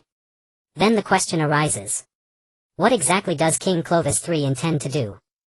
Is he willing to pay such a high price just to resist the imperial army? The women and children of Hajin are almost dead. Even if they successfully resist the empire, what then? Will there still be a future for Hajin? At this moment, Safina, who had been listening quietly to the conversation between the two deities, seemed to have thought of something and suddenly spoke softly. "Your Grace of Justice, I once posed as the steward of Duke Baiqiao and learned some news from Duke Baiqiao. He instructed me to tell the wealth pontiff the offerings from the Baiqiao territory have all been presented under the witness of the goddess of wealth. Within 3 days the second batch of tributes will arrive here. If he cannot fulfill the agreement within a month, I will prioritize the preservation of my territory and family in all future pacts. Additionally, please convey that today I sense the presence of that king. He once stepped into my territory but completely ignored the Baiqiao territory, which is clearly a provocation towards me."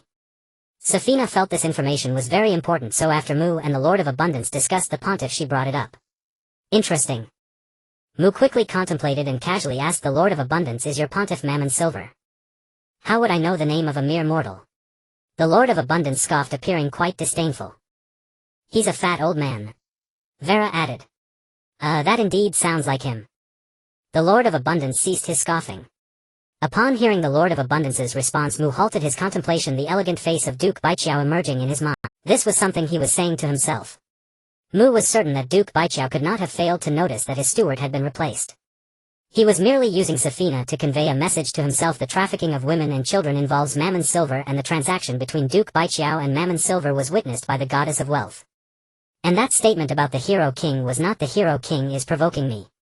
Rather, it was the goddess of wealth is provoking the hero king. So, the mastermind behind all the plots regarding the kingdom of Hajin is the goddess of wealth. Mu raised his head, looking at the pale gray eyes of the Lord of Abundance, only to find that the other party was also turning to look at him. "I have been schemed against." The Lord of Abundance clearly recognized the problem, revealing a playful smile. "It seems the madam can no longer sit still and wants to pin the blame on me so she can go out to catch her breath. How could I disappoint her good intentions?" With a wave of his hand, the Lord of Abundance plucked a piece of pitch-black void from the air, reclaiming a concept of distance from a space connecting the void to another unknown place. The surrounding light was swallowed by that void, dimming. "Since this is your territory, I shall take my leave." The Lord of Abundance walked towards the void, speaking as he went, "Make sure to treat the madam well for me. I will go collect some divine authority as compensation, lest she thinks we are easy to bully." Upon finishing his words, the Lord of Abundance completely vanished into the void, which then closed. The church returned to its dim appearance under the crimson moonlight. Mu deeply wondered what Feng Rao Jun meant by stepping outside for some fresh air and returning. He sensed a profound secret hidden within those words. Yet the circumstances offered no room for further inquiry. He could only watch as the other departed. One thing, however, was certain: Feng Rao Jun was certainly not a transmigrator. His tone of speech and linguistic quirks bore not the slightest trace of a transmigrator. Evidently he had once encountered fellow transmigrators from another world. Who then is this Madam Boss mentioned by Lord Feng Rao? Surely none other than the goddess of wealth. So even deities maintain private informal titles among themselves. Did you notice? Lord Feng Rao seems genuinely fearful of the god of justice. Upon seeing him he couldn't even utter a single courteous phrase. Probably got beaten by him before. Is the goddess of wealth truly the shadow mastermind behind the Hejin kingdom? How ruthlessly cruel she must be. She ordered the sacrifice of millions without hesitation. The historical rupture of the heroic age is devastatingly severe. Were it not for the celestial screen, we descendants would remain utterly ignorant of such atrocities. Mu usage, hurry up and level up, both of you. I desperately want to follow one to wanting to follow. I rely solely on this channel to grasp the truth about true deities and the heroic age. Mu paid little heed to the torrent of commentary. After a moment's quiet reflection he addressed Modin and the other two: remain here a while. Once the 5 nights return we shall deliberate our next course. Your Grace, do you intend to wage divine war upon the goddess of wealth? Safina asked anxiously. Modin and Sanson stood equally tense. Divine war? Not in the slightest. I don't even know where the goddess of wealth resides. Mu sighed inwardly. Historical records from later eras clearly stated that the hero king had slain all deities before the dawn of the heroic age. Yet here within a single kingdom 2 had already appeared. Fortunately the god of justice seemed to have perished, otherwise Mu himself would surely have met his end. But such thoughts remained unspoken. Instead he feigned hesitation and declared, I previously pledged to you, should your plan to slay the imperial envoy fail, I shall then obliterate Hejin. Should I contend with the goddess of wealth, Hejin shall surely fall prematurely. Mama. Promises must be kept. Vera interjected before he could finish seizing her cue. Let us first strike down the imperial envoy. If we fail there will still be time to destroy the Hejin kingdom. Modin and the others instantly turned grateful glances toward Vera, their shoulders visibly relaxing. Observing their reactions, Mu suddenly recalled the scene at the conclusion of the homeward script's final settlement. Each one schemed and calculated, each performed with subtle artifice. Could it be that these 3 had already undertaken some monumental deed, of which he remained wholly unaware? Mu harbored doubts, but then reconsidered. All mortals harbor private motives so long as their ultimate goals aligned. Minor deviations along the way seemed inconsequential. After all, if allies earned greater merit, that too was welcome. Since you speak thus, very well, I yield. Mu feigned concession and gently patted Vera's small head. Vera leaned in playfully, her large eyes curving into crescent moons. Mama is the very best. The 5 settled into silence, choosing a prayer bench at random to rest. Night gradually receded with the passage of time. The crimson moon vanished and the eastern horizon faintly blushed with dawn's first light. The 5 nights returned. The elder knight approached Mu and knelt upon one knee, bowing deeply. Your Grace, we have fulfilled our duty. All the children have been safely placed. Mu gave a slight nod, his gaze sweeping slowly across the 5 knights' faces, one by one. 5 figures clad in blood-stained armor, 5 shattered bodies, 5 pairs of weary yet fiercely luminous eyes. They had fought their way from the Duke's manor to the Temple of Abundance, wounds still unbandaged, yet every last act of mercy and restitution had been completed. He paused in silence, then subtly vibrated his vocal cords to mimic the simultaneous voices of dozens of living beings, each speaking in distinct tongues, tones, and emotional registers. Among them Mandarin rang out clearly, in the name of justice, and you have walked this path treading upon flesh and blood to hallow my way, wielding blades to affirm my name. What you hold is no longer mere steel, it is the very locus where my gaze falls, and what you think is no longer self alone, it is the tangible extension of my will. What you do is my doing, whom you protect is my protection, and justice is no distant abstraction, it rests now upon the very tips of your swords. And now the faith you uphold shall ascend from this very place. At these words the knight's eyes glazed over instantly, then rekindled with fervent, devout, unshakable conviction. The oath sigil upon their hands began to shimmer, its pattern dissolving and reforming anew. This was Mu's first application of the Han envoy's last words to deepen another's faith. He awaited the outcome with keen anticipation. After all, he had no precise knowledge of how far the faith might ascend. The line, your faith shall ascend from this place, had been improvised on the spot. Consider it an experiment. Soon thereafter the sigil's reformation concluded. Without hesitation Mu activated his ability once more, awakened. Instantly clarity flooded all 5 knights' eyes. In that moment they felt unprecedented lightness, spirit and body alike reborn, renewed. The elder knight instinctively glanced at his forearm, the oath sigil now bore the stark radiant imprint of a rune greatsword. Rune greatsword. 6th tier. He murmured, then widened his eyes in disbelief. The other 4 knights stared at their own sigils, frozen in stunned silence. None could fathom that a rank requiring decades of arduous cultivation, or perhaps never attained in a lifetime, had been bestowed in a single divine utterance. Behind them Modin and the others exchanged glances, each seeing bitter resignation reflected in the other's eyes. This was divinity, power to them was but a casual gift. Even Vera studied Mu several times, but her expression betrayed no astonishment at his feat, as though she marveled not at that he could do it but at how this ability could be wielded. Meanwhile the livestream's commentary erupted, by the ancient emperors. A single sentence elevated 5 4th-tier knights to 6th tier, this is the power of a deity. Divinity Academy Justice Instructor, my entire life's research feels like a jest, and Divinity Academy Plague Instructor, this defies all logic. To elevate a being's tier without granting divine authority, such a thing is fundamentally impossible. N Bloodaxe Tribe Skullsplitter, do deities obey logic? I once battled a swamp deity, my entire body dissolved into mire, utterly powerless to resist. Firehammer Clan Firehammer, power is power, elevation is elevation, like forging a blade, even supreme strength demands proper technique and method. Such forced ascension may well be a craft reserved solely for deities. Red Dragon Burning Heaven, the heaven-fated dragon sovereign cannot accomplish this. Divinity Academy Wealth Instructor, according to our archives all systems of Eldrin originate from the primordial sequence. Thus I surmise only a deity who commands the entirety of that sequence can freely elevate the tiers of their followers. Though the heaven-fated dragon sovereign surpasses most true deities in strength, he remains but a demigod. His inability to wield true divine arts is unsurprising. How terrifying. Such overwhelming divinity, if unleashed in combat, what cataclysmic force would it unleash? He even perceives the future, last time he foresaw the very existence of the celestial screen. I'm sobbing. Silence fell. Though the comments in the barrage brought Mu a secret thrill, he did not let himself become inflated. The identities and powers within the script were after all merely illusory. He was nothing more than a first-order puppet. Even passing the tribunal required his father's shelter, let alone fulfilling any ambitions. Confronting the bountiful Lord Hedon, that suffocating pressure still loomed vividly before him. Ultimately it had been a rash impulse. After a moment of reflection, Mu suppressed the surging emotions one by one, then turned his gaze back to the 5 knights who regarded him with awe or reverence. He spoke calmly, this 6th-order power is not granted for you to enjoy idly. I command you to seek out the wealth Pope Mammon's silver and secure all the women and children imprisoned in his church. Then within half a month traverse the riverlands and in my name pass judgment upon those who traffic in women and children. Upon hearing this the 5 knights knelt on one knee, their right fists pressed to their hearts, heads bowed, and murmured, we obey your holiness's oracle. By the sword we swear, with our lives we fulfill. With that they rose, bowed once more, and pushed open the church doors. Morning light squeezed through the crack of the door, gilding their battered armor with a golden radiance, and their footsteps were soon swallowed by the clamor of the street. M.O. Ding. Mu shifted his gaze to the trio led by M.O. Ding. Your Holiness. The 3 followers of the principle of balance did not hold the same fervent reverence for justice as the knights, if they merely nodded in acknowledgement without performing any ritual. I want you to disperse across the Twin River City and secretly investigate whether the Wealth Church has any other activities beyond awakening the Order of Bountifulness. This was the most urgent matter. If he failed to learn what Clovis III intended to achieve by exploiting the Bountiful Lord's divine rank, he might miss the greatest secret of the current timeline. Knowing it later would be far more difficult. After a moment's thought, Mu patted Wei La on his shoulder and instructed, go and assist them. Sending Wei La was purely out of fear that Luan and the others might stray without their memories.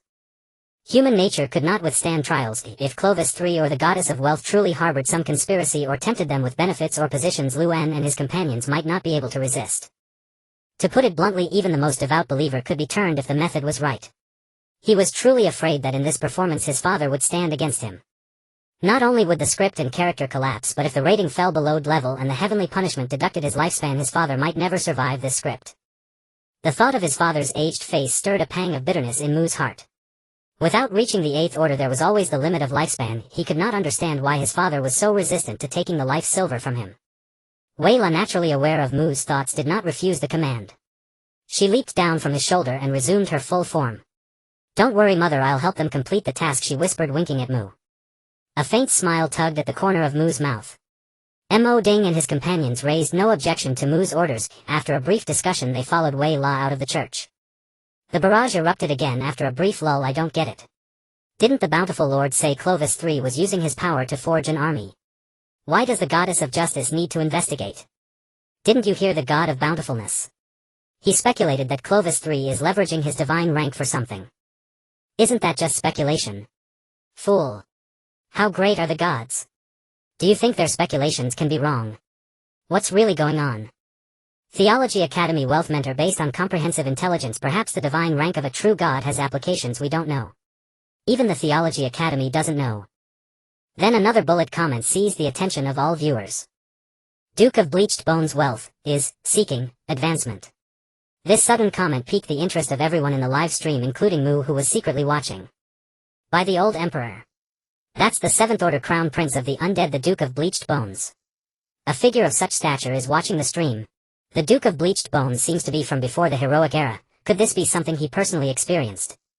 Your Grace, can you elaborate? What's going on? What does wealth seeks advancement mean? Theology Academy Wealth Mentor. If Your Grace is willing to share intelligence, the Academy can offer 3 7th Order undead spells as compensation. Duke of Bleached Bones reward, unnecessary. Not a secret. Wealth already holds the contract authority to merge, fully occupy the order of wealth. Advancement requires weakening the divinity of contract. Bountifulness can attract the attention of the usurper. The barrage viewers were baffled by this message, but Mu instantly connected all the clues, his pupils contracting. The titles of the wealth deity were patron of merchants and witness of contracts. In the common understanding of the Alderland continent, the goddess of wealth referred to the patron of merchants. And the Duke of Bleached Bones meant the patron of merchants had already obtained the authority of contracts, awaiting only a ritual to merge and thereby fully occupy the entire order of wealth. Mu did not know what would happen if the merchant completely mastered contract, but he was certain it would bode ill for mortals. As for the bountiful lord, he was merely a tool deity brought out to divert the hero king's attention. Interesting. Mu let out a soft chuckle. He was certain that what he had pieced together was only the tip of the iceberg. The depth of this matter was such that dwelling on it sent a chilling, suffocating dread down his spine. Yet. He slowly rose, his fingers brushing the flame on his knight's sword. Do what you do, love what you do. Since he was playing the role of a god, he would see it through to the end. Let's see if their dirty tricks could surpass the might of the god of justice. Unbeknownst to Mu, at the very moment this thought was conceived, a strand of molten gold ignited among the brown hair at the back of his head. Like a flame. The next instant a deafening sonic boom exploded within the church. The ground was instantly pierced, forming a deep shaft straight to the earth's core. Stones flew, dust filled the air. From the perspective of the live stream audience, it took only a single frame skip for Mu's figure to appear before another building. Pure white marble walls inlaid with gold filigree, 12 crystal chandeliers hanging from the dome, scattered gems in the floor crevices. Every inch of stone silently proclaimed the overwhelming wealth of its master. At the foremost altar stood a goddess statue cast in pure gold with a cunning expression and lavish robes. It was the goddess of wealth. This was the Church of Wealth in Baijiao City. It was early morning and the church was sparsely populated, yet still brightly lit, gilding Mu's figure in a layer of luxurious gold. The worshippers who came and went were adorned with jewels and fine attire, clearly wealthy and noble. Those of more modest status were directed to the side hall outside the church to conduct their morning prayers. Disgusting, Mu remarked. A church that distinguished between its worshippers. He truly couldn't see the point of faith in such an institution. He did not bother to look at the statue of the goddess of wealth. He had seen it many times before in Mon Village. His purpose here was to search for traces of the ritual and see if he could uncover the specific methods. Just then several acolytes in charge of the mass noticed Mu and approached with a squad of paladins. How did you get in? The lead acolyte eyed the plain white robe Mu wore, devoid of any insignia or embroidery, and demanded. Mu instinctively glanced down at his attire. This white robe had been prepared by Fat Francis, a garment befitting the Pope Pontiff or Patriarch. Embroidering the insignia would confirm his identity. In the original plan, Mu intended to replace the faith of a church, don their robes, and take over. But plans changed. After deciding on the decapitation strategy, this robe became useless. After a moment's thought, Mu decided not to tangle with these people. He looked at the lead acolyte and his layered Chinese-infused voice rang out again. Has the church issued any commands recently? Before his words faded, his form had already turned into a blur, knocking out everyone behind the acolyte. The acolyte, utterly oblivious to the commotion behind him, stared blankly and spoke mechanically. His Holiness the Pope ordered us to purchase large quantities of supplies and deliver them to the dungeon. These were daily necessities for the captured women and children. It seemed Pope Mammon was cut from the same cloth as the Duke of Baijiao. Anything else? No. Truly watertight. Mu didn't think a ritual involving a deity would be known to someone of this acolyte's level. His status was likely too low. From now on, convert to justice, Mu said. Since he couldn't extract any information, he didn't press further. He merely changed the acolyte's faith and strode deeper into the church. Upon hearing this, the acolyte actually pulled a dagger from his robe and slit the throats of the unconscious men on the floor. With a few dull thuds, the scent of blood began to permeate the air. Then with a fanatical look, the acolyte muttered to himself, in the name of justice, all worshippers of wealth deserve to die. With that he charged toward the figures engaged in morning prayer in the nave. The entire church of wealth descended into chaos. Grom. What are you doing? Paladins. Come stop him, he's gone mad. Heavens. This is the church of wealth. How dare you, a lowly acolyte, kill people in front of the goddess? Subdue him. Subdue him now. I pay so much in taxes every year, and this is how your church treats me. Don't kill me, please don't kill me. Cries of shock, curses and pleas for mercy interwove, echoing beneath the lavish dome. Mu paid no heed to the commotion behind him. Ordinary people's understanding of justice was narrow, but precisely because of that narrowness they could easily distinguish good from evil. He believed the acolyte would not harm the innocent. Or rather, when one already worshipped capital, could there be any innocence?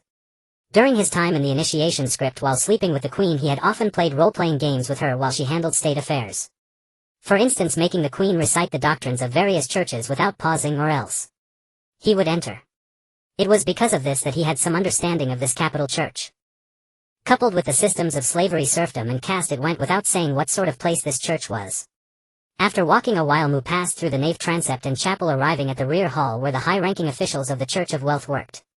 Here stood a 4-story building adorned with the same extravagant decor as outside. He pushed open the door to reveal room after room of vast offices. Following the room numbers upward, he found the door marked Bishop of Wealth at a corner on the 3rd floor.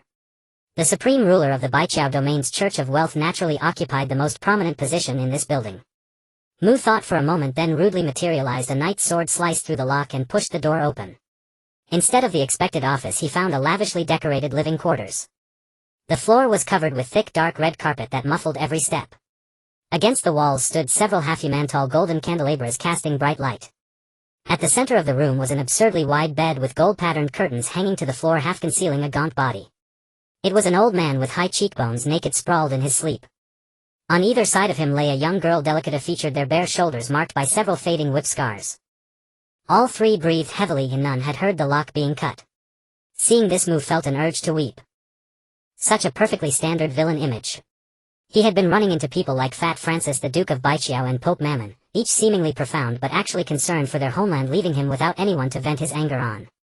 Suddenly encountering such a classic villain from storybooks, he was almost moved to tears. Finally, he could enjoy himself.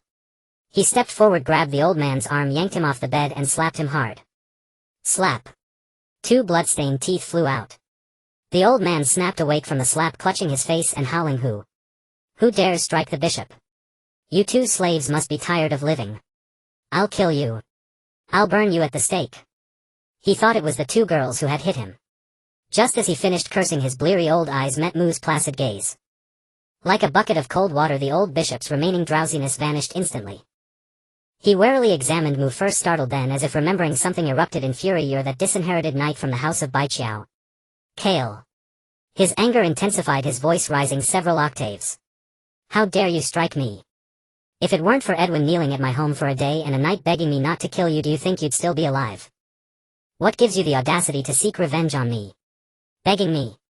Mu's eyes darkened. This old man not only knew the original host, but his words implied there was more to the original host's expulsion from the house of Baiqiao. He began to rapidly sift through the original host's memories.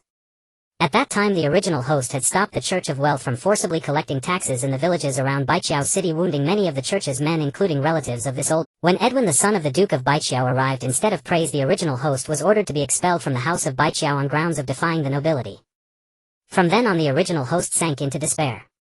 Now it seemed the original host was supposed to die. Edwin had used many means to barely save his life. But the question arose, why would the son of a duke have to beg a mere bishop of a branch church? You seem to have quite the background. Mu looked down at the old bishop and asked softly. Just finding out now, you clod. The old bishop sneered, covering his face. Listen well, I am Geoffrey Clovis, the uncle of Clovis III. Uncle of Clovis III. Mu's eyes gradually brightened. What? In the Riverlands, who would dare impersonate a member of the royal family? Bishop Geoffrey declared haughtily. So that's how it is. No wonder the heir of Duke Baijiao knelt and begged on his knees. After all, this old man turned out to be a royal relative. Mu was utterly delighted. Were he not in supreme control of himself, he would have burst into laughter on the spot. Just as he was troubled by the lack of intelligence, a pillow arrived at the moment he felt drowsy. As the saying goes, if heaven offers an opportunity, rejecting it brings calamity. Seizing such a splendid chance, without hesitation, Mu lifted Bishop Jiefuli from the ground in one swift motion. Slap. Another palm struck the aged face, sending a few more teeth flying. Bishop Jiefuli let out a miserable shriek, his face covered in blood, yet he could not break free from Mu's grip, so he could only curse loudly, "You low-born, dare to strike me again. I will surely kill you. Hang you under the gallows for all to see, so everyone knows the consequences of offending a noble." His roar was so loud that the two slave girls on the bed were startled awake. They opened their eyes to find Bishop Jiefuli, face bloodied, held in the hands of a brown-haired youth. Mu glanced sideways, expecting to see fear, numbness, or hope, those eyes of the oppressed he had witnessed in the script of Returning to the Nest. Yet none of the anticipated expressions appeared. Instead, the two delicate faces bore undisguised fury, staring at him as if he were the greatest villain. "Release Lord Jiefu at once," one of the girls shrieked. "You low-born! How dare you lay hands on Lord Jiefu?" The other immediately echoed. Bishop Jiefuli wiped the blood from his face, a vicious glint flashing in his eyes. Ignoring the excruciating pain in his cheek, he hissed at the two girls, "You too. Kill him. If you kill him, I swear in the name of Keluawai to restore your status as free persons, and in the name of the Church of Wealth grant you the title of nuns." The two girls' eyes blazed with fervor at his words. They did not hesitate for a moment. Turning, they each retrieved a silver-white staff from a hidden compartment in the bed. The staves were suffused with a faint flowing magical aura, clearly not ordinary objects. The next instant both staves were raised simultaneously, their tips gathering blinding white light aimed directly at Mu. The light in the entire room dimmed under those two beams, and a sharp wave of magical power filled the air. Mu watched the undisguised fury and zeal on the slave girls' faces, then glanced at the staves in their hands. A flash of memory from his original self's training in the knight's mansion crossed his mind. He lowered his eyes silently and murmured, "Third-rank silver mages, fourth-rank light magic blazing arrow, two magical geniuses yet willing to serve as slaves." A strange bitterness welled up in his heart. As he murmured, two streams of incandescent light carrying nearly fourth-rank magical power shot toward Mu's face, one aimed at his brow, the other at his right eye. This attack was merciless, intended to pierce straight through his skull. The two slave girls narrowed their eyes, a trace of barely controlled excitement flickering on their faces. Bishop Jiefuli, ignoring the blood and grime on his face, had already curled his lips into a savage grin. He had already rehearsed the commands he would shout next: finish him off, dispose of the body, and seize that blazing knight's sword as a trophy. However, the two glowing beams they had pinned their hopes on burst into a dazzling golden white spark upon contacting Mu's brow and right eyeball, then extinguished. There was no penetration, no searing, no sound of bones cracking. Mu didn't even blink. The lingering magical energy in the air seemed to be suppressed by an invisible hand, quickly fading into silence. This sight made Bishop Jiefuli and the two slave girls stare wide-eyed. One of the slave girls almost squeezed out from her throat, "Lord Jiefu. He is a legend-rank powerhouse of the 6th Order." Another added tremblingly, "Only a body at the 6th rank can completely nullify magic below the 5th rank." Bishop Jiefuli's twisted ferocity gradually turned into terror. His gaze at Mu now held only fear. You are definitely not Kair. Who the hell are you?" He refused to believe anyone could rise from a worthless state to a 6th rank powerhouse in just a few years. Mu did not answer his question. He casually tossed Jiefu aside, the withered body rolling twice on the floor, knocking over a golden candlestick and letting out a pained howl. Then Mu walked over to the two slave girls. After a moment of silence, he extended his hand, gently touching the lash mark on the collarbone of one of the girls, a wound so deep the bone was visible. He traced the scabbed scar slowly a couple of times, suppressing his emotions as he asked, "Does it hurt?" The two slave girls, already trembling from the scene moments ago, now dared not even lift their heads, let alone answer. They shrank, their shoulders huddling together like drenched fledglings shivering in the rain. Mu could no longer contain his emotions. To bully the weak viciously and grovel before the strong, how despicable. He patted the cheek of one slave girl again, using the legacy of the Han envoy, and a layered voice resounded, "Tell me, does it hurt?"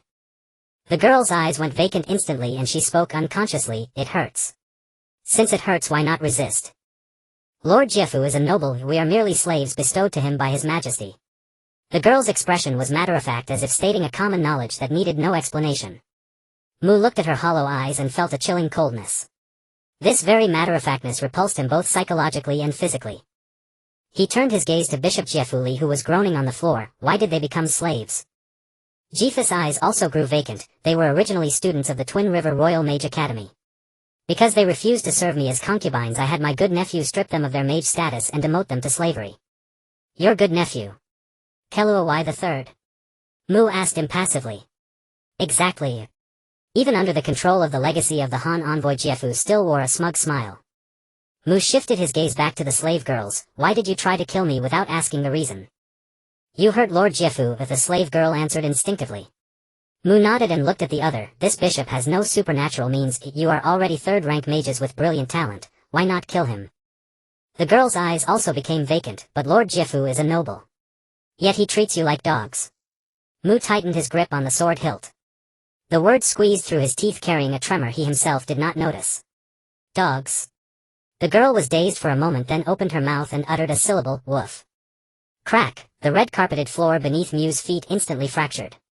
His gaze had completely changed, becoming something hard to describe with anger or sorrow. It was more like a person standing at the edge of a well, peering down into the depths only to find the well empty, a chasm that could only be filled with countless sacrifices. He had always thought that the oppression of commoners by nobles in this world was nothing more than bullying, exploitation, plundering, words he had read in books. But now he understood those words were wrong. The most terrifying thing about this world was not that the nobles could not be defeated, but that the commoners did not know they could stand up. After a long silence, Mu slowly crouched down to be eye level with the vacanted girl. What if someone told you that you could be a human being? But Lord Jefu is a noble, she said. Mu nodded and said nothing. He stood up, but his figure stumbled as if he could no longer control his strength. Seeing Mu's reaction, the barrage instantly erupted into an uproar. Now I understand why the God of Justice has such a bad reputation. Does His Holiness usually deal with such things? I want to kill them. Two innocent girls twisted into this state. They dare not resist the nobles, yet they bully the weak. The hero king is right. Such pitiful people must have their hateful aspects. The old emperor was right to abolish those systems. If they were still in place today, we commoners would suffer even more. A bit strange. Isn't the God of Justice supposed to have no tolerance for impurity? Why didn't he act immediately in this situation? Idiot. The one playing the god is that Mu Yuji Go. Wait. You mean that Mu Yuji Ge's subconscious can even affect the memories of a god? Could she be a born performer? Divinity Academy Justice Instructor. The Academy announces an invitation to the Elven Royal Lady Mu Yuji Go to serve as an instructor at our academy. Sigh. I remember now. This person seems to be wanted by 6 countries combined. And the Divinity Academy dares to take her in. Divinity Academy Language Instructor. The wanted person is Mu Sua Tuasi. What does that have to do with Mu Yuji Go? With Wei La Yuji Go Soa Rui Cao Rui Lian and Lei Na, 3 wanted criminals of the entropy cult right here. Isn't it obvious who Mu Sua Tuasi is? The 6 nations have less wisdom than an orc, even getting gender, race and name wrong. Lady Mu Yuji Go is a beautiful elf. Speaking of which, your Divinity Academy is quite bold, daring to accept members of the entropy cult. Aren't you afraid of being implicated? I heard that the Academy Director is also a 7th rank crowned spirit. It's uncertain who would implicate whom. The content of the barrage no longer mattered to Mu at this moment. There was only one thing he wanted to do now. Kill. A wise man once said. Mu adjusted the exposed clothes of the 2 slave girls, his movements slow as if buttoning up his own child. Countless tens of thousands of slaves and peasants overthrow their cannibalistic enemies there. The peasants' actions are entirely correct, their deeds are excellent. I wish to emulate that sage's actions, to avenge you, to seek justice for you, and to liberate your free will. He let out a light sigh. The expression that had remained indifferent all along suddenly turned grave. But I cannot. I lack his courage, nor do I possess his knowledge. I cannot save those who willingly debase themselves.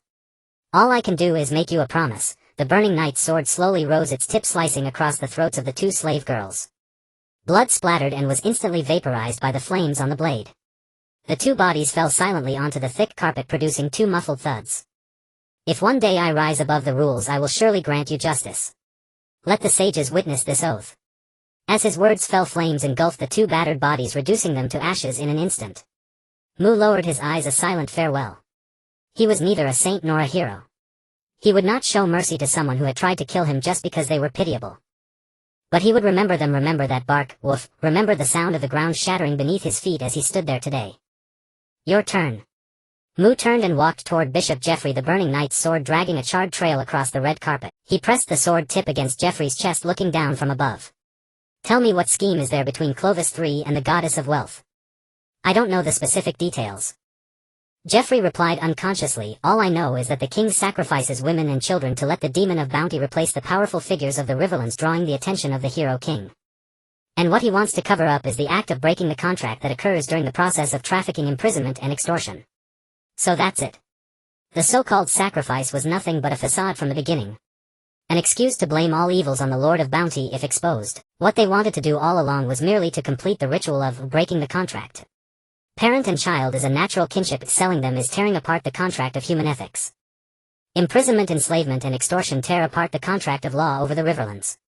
So, what the goddess of wealth needed for her ritual was a large number of contract-breaking acts that went unnoticed by the hero king. Mu finally understood. No wonder his title Shameless Hero had labeled the Riverland kingdom of the heroic era as a chaotic evil force. Such acts could only be described as heinous. He struggled to suppress the rage in his heart. The main storyline of the script had now fully unfolded. Next, only personal grudges remained. Let me ask you. Mu placed one foot on Jeffrey's chest, leaning down to look at him from above. How did you train the slaves into such a state? Cough. Jeffrey struggled to breathe under the pressure, speaking with difficulty. Beneath the Church of Wealth in the 1 King and 9 territories of the Riverlands there are dedicated training rooms and slave markets. Truly a capitalist way. Mu showed no surprise. Is it the same here? Yes. How do I get there? The entrance is below the dungeon. Quite a clever place to choose. Mu glanced one last time at Jeffrey, then grabbed his knight's sword in one hand and hoisted one of Jeffrey's legs with the other, dragging him toward the door.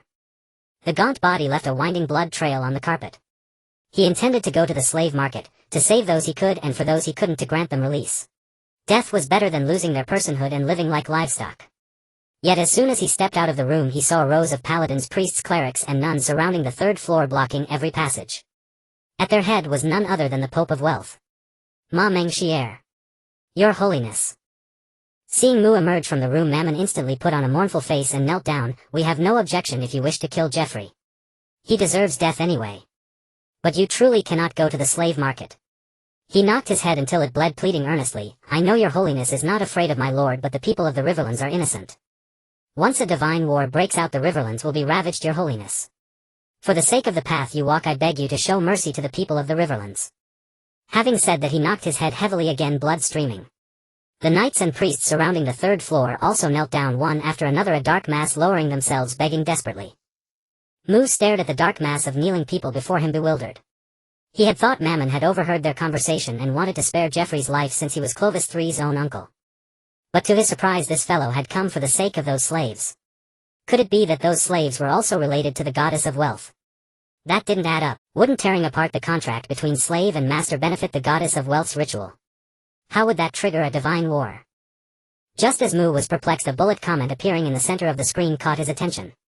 Divinity Academy Wealth Mentor. According to our Academy's research on the Order of Wealth, wealth has been defined as 2 concepts. The first is merchant, the second is contract. Merchants value profit, enabling wealth to flow or accumulate. Contracts uphold trust, allowing wealth to retain value or be passed down. According to the description of Bone Duke, in the 22nd year of the heroic era, the goddess of wealth had already obtained the authority over contracts. She is attempting to use the method of tearing up contracts to weaken the authority of contracts, thereby absorbing it and occupying the entire order of wealth. And this goddess of justice, upon learning that slaves are being persecuted, will certainly make a trip to the location of the slaves in order to execute justice. This would lead to 2 outcomes. If the goddess of justice chooses to rescue the slaves, the goddess of wealth's wealth will decrease and the master-slave contract will be forcibly terminated.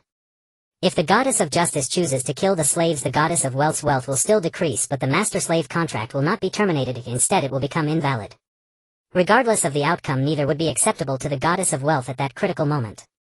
That is precisely why Pope Mamung Zirfu did not want the goddess of justice to go to the slave market. So that's how it is. Mu finally understood why these people were so nervous. At this critical moment, when the ritual was about to be completed, any increase or decrease in power could cause the ritual to fail, ultimately forcing them to start over. If he actually touched those slaves, he would likely offend the goddess of wealth to the death. No matter the worldview, the enmity of obstructing the path is irreconcilable. But on second thought, the goddess of wealth dared to create such a grand spectacle in the Hajin kingdom. Could the hero king truly be unaware? No, absolutely impossible. Given the power of the hero king as recorded in historical texts, if he wished to stop it, he could crush all of this with a single finger. But he did not. The only explanation is he tacitly approved. He has reached some kind of deal with the goddess of wealth, and even this entire ritual is a part of his plan. History has always been a little girl who can be dressed up however one pleases, truth and falsehood who can tell. But one thing is certain: first the order of abundance revived, then wealth. Without the hero king's silent nod, these two authorities could never have reappeared consecutively in the Hejin kingdom. Thinking of this, Mu suddenly realized that what he had to face was far more than just the goddess of wealth, but also the dark web behind her that was connected to the hero king. Suddenly he felt a bit like giving up. Was it really necessary for him, a first-order puppet, to participate in the game of gods? As long as he performed step by step under the guarantee of that unknown reason, after at most 20-some scripts, he could become the strongest in Ireland, a ninth-order sky curtain master towering over the entire sky curtain system. By then, what would the goddess of wealth amount to? What would conspiracies amount to? Even the ideal of achieving communism would not be impossible. But he looked at the people kneeling before him as a deity, at the torturer who was constantly wailing in his hand, and suddenly felt something stuck in his throat. History had already been rewritten. Should he really let them continue kneeling? Where was his blood? Where was his youthful spirit? It was just one script: he wouldn't die, wouldn't expose anything. Would he still cower? Mu's fist gradually tightened, and a clear sound of bone cracking came from the lower leg he was holding. Bishop Jifuli instantly let out a pig-like scream, but due to the control of Han Envoy's last words, he could not utter a single word. He raised his head, took a deep look at the blood-covered Pope Mamang, and suddenly spoke hoarsely, "I grant you a moment's time to leave the church." With that, he dragged Jifuli and walked downstairs. "Your Holiness." Mamang was truly panicked this time, hurriedly getting up to chase. But the next second, without turning back, Mu swung his sword behind him. Boom! A sword-shaped shockwave over 2 meters high, carrying flames that could melt everything, grazed past Mamang's ear. Mamang's steps halted abruptly, his temple hair instantly scorched and curled. Behind him, the entire rear hall was split from the middle, with floors, walls, and roofs bursting open layer by layer, rubble and splintered wood flying in all directions.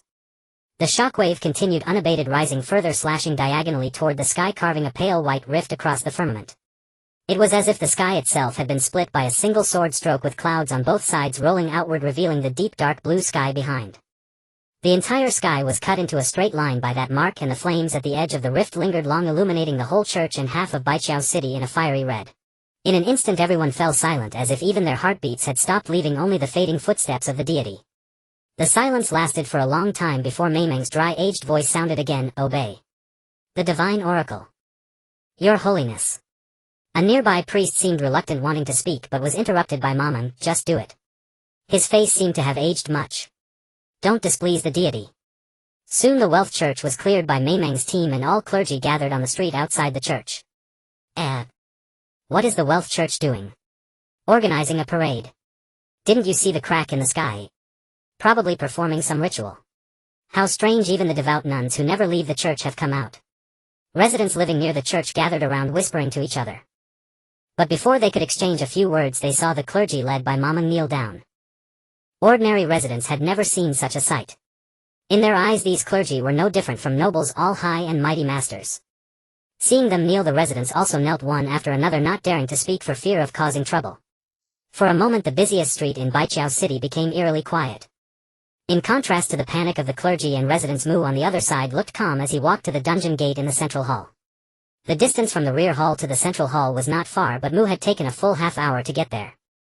During this time, he repeatedly urged himself to calm down. This was just a script, he must not get too deep into the role. As long as he performed step by step, one day he would make the world change according to his will. He even convinced himself for a moment, thinking he would soon meet up with Weila, take a stroll around this ancient city, and experience the local customs and culture. It was said that Hongqiao Ridge was the most lively after nightfall, with the lights of taverns reflecting on the river, creating mirages only seen at sea. It was said that Qingji Ridge had a dry well that connected to another world, and many adventurers wanted to go in and see. It was said that Sibo Ridge had the most brothels, all filled with demoted noble families, women each stunningly beautiful. It was said that the salt mounds of Yen Ridge were whiter than the white trees and white bridge flowers of Baijiao Ridge, and from a distance it looked more like a snowy country than the Northern Territory. A first-order puppet should just shrink away from major events, like in the script, returning to the nest, acting out trivial matters, or just watching the excitement. This original bogus, worthless first-order knight should have struggled and taken risks in Mon Village, waiting for the Empire's army to press in. It was himself who insisted on playing a first-order script as a seventh-order script, himself who pretended to be a deity asking for trouble. This was never his responsibility nor his stage. He had overstepped his bounds and should leave. Mu had almost convinced himself, even finding excuses to explain to his teammates. Yet his face remained calm, his steps steady, and without a moment's hesitation he dragged Jeffrey down into the dungeon. 1 floor, 2 floors, 3 floors, 4 floors. The dungeon stairs spiraled like an endless helix, each level darker and damper than the last, the air thick with the stale scent of rust and an inescapable trace of blood. Mew's footsteps echoed hollowly against the stone walls one after another. Passing a faded gallows, he thoughtfully severed Jeffrey's limbs to lighten the load. Then he stanched the bleeding, found the thickest noose, and hung him up. At this moment the barrage of comments surged noticeably. Don't you get the feeling that this god of justice is now acting entirely according to the will of Muyu's song? Trust me, this person is definitely a high-ranking member of the entropy sect, and even in the age of the divine he could have cultivated to the rank of 8-level demigod. Maybe his celestial rank is only 1st level, but his actual power is already mythic. I don't understand, how could such a righteous subconscious join the entropy sect? Are the benefits of the elven royalty that bad? Who told you the entropy sect is evil? Those madmen follow the philosophy of balance, neither biased nor increased nor decreased nor surplus nor deficit. Whenever your country or faction engages in acts that disrupt the balance, they appear and annihilate everything. Isn't that evil? It's downright insane. By the way, doesn't anyone feel sorry for Jeffrey? He seems kind of dead. Why are people sympathizing with slave owners and capitalists? Are you a lackey of the old era? Hiss. That close-up of the hanging is terrifying. Using the thickest noose and cutting off limbs to reduce weight, that old man will probably hang there for hours. What a relief. Well done, Miss Moo. Agreed. From now on I'm Miss Mew's dog. You want to be my dog, I'm happy about that. But calling me sister? I don't like that. Moo glanced at the barrage, a witty remark flashing through his mind, suppressing most of his distracting thoughts. Things done are done, matters settled are not to be revisited, and past wrongs should not be dwelt upon. Time to run. Or maybe take Vera to a brothel first. I've never seen that kind of place. As Moo pondered, he picked up a thin bamboo tube used for execution and inserted it into the trachea below Jeffrey's throat to prevent suffocation. Then, ignoring the hissing air from Jeffrey's throat, he turned and walked to a half-open iron door. Pulling it open revealed another staircase leading downward. The end opened into a vast underground hall as wide as the Cathedral of Wealth. The vaulted ceiling soared high, stone pillars stood in rows, and torches illuminated the entire space as bright as day. Countless cubicles and iron cages lined both sides, and inside them, as well as on the display platform in the center, stood densely packed. Most were humans, with scattered halflings, orcs, and even a few elves. They mostly wore anti-magic manacles, and on their necks, arms, or ankles were branded slave marks, some still wet with blood seeping from the edges. A few unchained slaves moved among the crowd, short clubs at their waists, warily scanning their locked companions as if ensuring their territory was not crossed. It wouldn't be right to take Vera to a brothel, would it? Maybe you'll visit the Twin River City's magical market instead. The river region's magic may not match the Empire's, but it's still quite profound. Vera is an elven priestess, so she should be interested. Moo mused as he walked, his steps never faltering. The knight's sword in his hand flashed, and in almost a single blur he slaughtered all the patrolling slavers. Under the gaze of countless viewers, the bodies of the slaver patrols were soon licked clean by flames. Then, almost unconsciously, Moo broke the shackles of every slave in each cage, cell, and display case, leaving behind the words, "Leave, go to the Empire, and be free." His voice was calm, so calm it seemed like another mouth speaking to itself. Flames flared and died before each cage, and the clatter of chains falling echoed through the hall. But no one listened. Those eyes, fearful, bewildered, or angry, stared fixedly at Moo, devoid of gratitude, as if looking at a monster. After getting out, I should buy Vera some good food. I can't afford to keep her in real life, but I can't let her down in the script. I suddenly feel like holding her to sleep, small, soft, and fragrant. Mew's gaze softened, and a smile unconsciously curved at the corner of his lips. He stood at the iron door again. But behind him still no one, only silence. No one followed. The broken shackles lay scattered on the ground, reflecting the torchlight like shattered stars. And those slaves, the ones he had personally freed one by one, were crouching in the corners, clumsily picking up the broken chains and rewinding them around their own wrists. Round after round, their movements devout and earnest, as if those were not shackles but glory. Dad is so strong, but he never took me out to explore. He just let me watch the snow scene in Taimen Village for 18 years. He'll have to pull out his beard someday. Hey, let Vera do it, he spoils the little one anyway. It's a pity that no one except Vera can retain memories in the script, otherwise it would be fun to take everyone to the Empire to see. Come to think of it, the northern border in this era should be similar to later times, right? Next time I must go take a look, maybe you'll discover some treasure to dig up in reality. Moo seemed oblivious to the slave's reactions, a smile gradually spreading across his face, one that didn't match the god of justice. What's going on? The god of justice actually smiled. Probably out of anger, frustrated by their lack of resistance. This is hard to watch. This river kingdom truly deserves to die. Don't open a map, canon friend. The Riverlands are nothing like the past. Miss Moo must be in great pain right now. No. Look at Miss Moo's hair. Oh my god. What is that?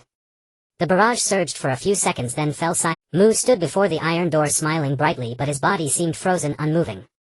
Behind him his brownish golden short hair was completely transforming into a brilliant gold.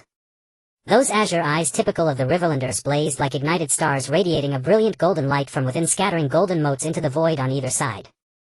Tears slid down from the corners of his eyes, evaporated silently by the radiance. The oath mark on the back of his hand flickered, its pattern twisting and reforming at dizzying speed. Knight's sword, double-edged greatsword of judgment, rune greatsword, holy sword, all vanished into nothing. Then an indescribable, irresistible, inescapable pressure rose from Moo, spreading outward from the dungeon, the church, the White Bridge City. Everyone who felt the pressure seemed to take a punch to the chest, their breathing becoming labored. Those kneeling outside the church bowed their heads even lower. But the slaves in the great hall glared at the godlike figure with fury. They feared neither gods nor ghosts, only the nobles. At that moment the scenes Moo had been desperately fantasizing about could no longer suppress the murderous rage within him. Yet he could not move, his body refused to obey, not even a single finger.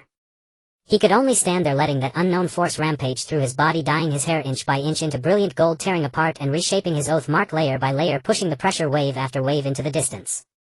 He didn't know what was happening to him, only that he liked this state, as if returning to his mother's embrace, needing to think of nothing, do nothing, leaving everything to instinct. His vision blurred, his will gradually faded, and he felt as if he had returned to the stone cabin in the northern border, holding the soft fragrant Vera, proudly showing off his elven royal wife to his father.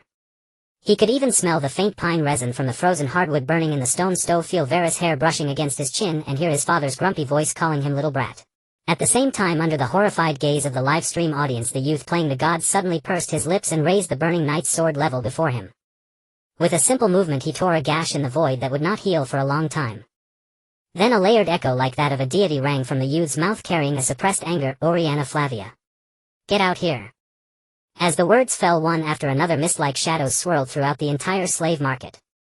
Upon the shadows countless densely packed figures were reflected, dressed in resplendent attire, bearing noble auras, each one seeming to have stepped directly from the guest list of an aristocratic banquet. Yet the words they spoke sent chills down the spine. I'll say it one more time.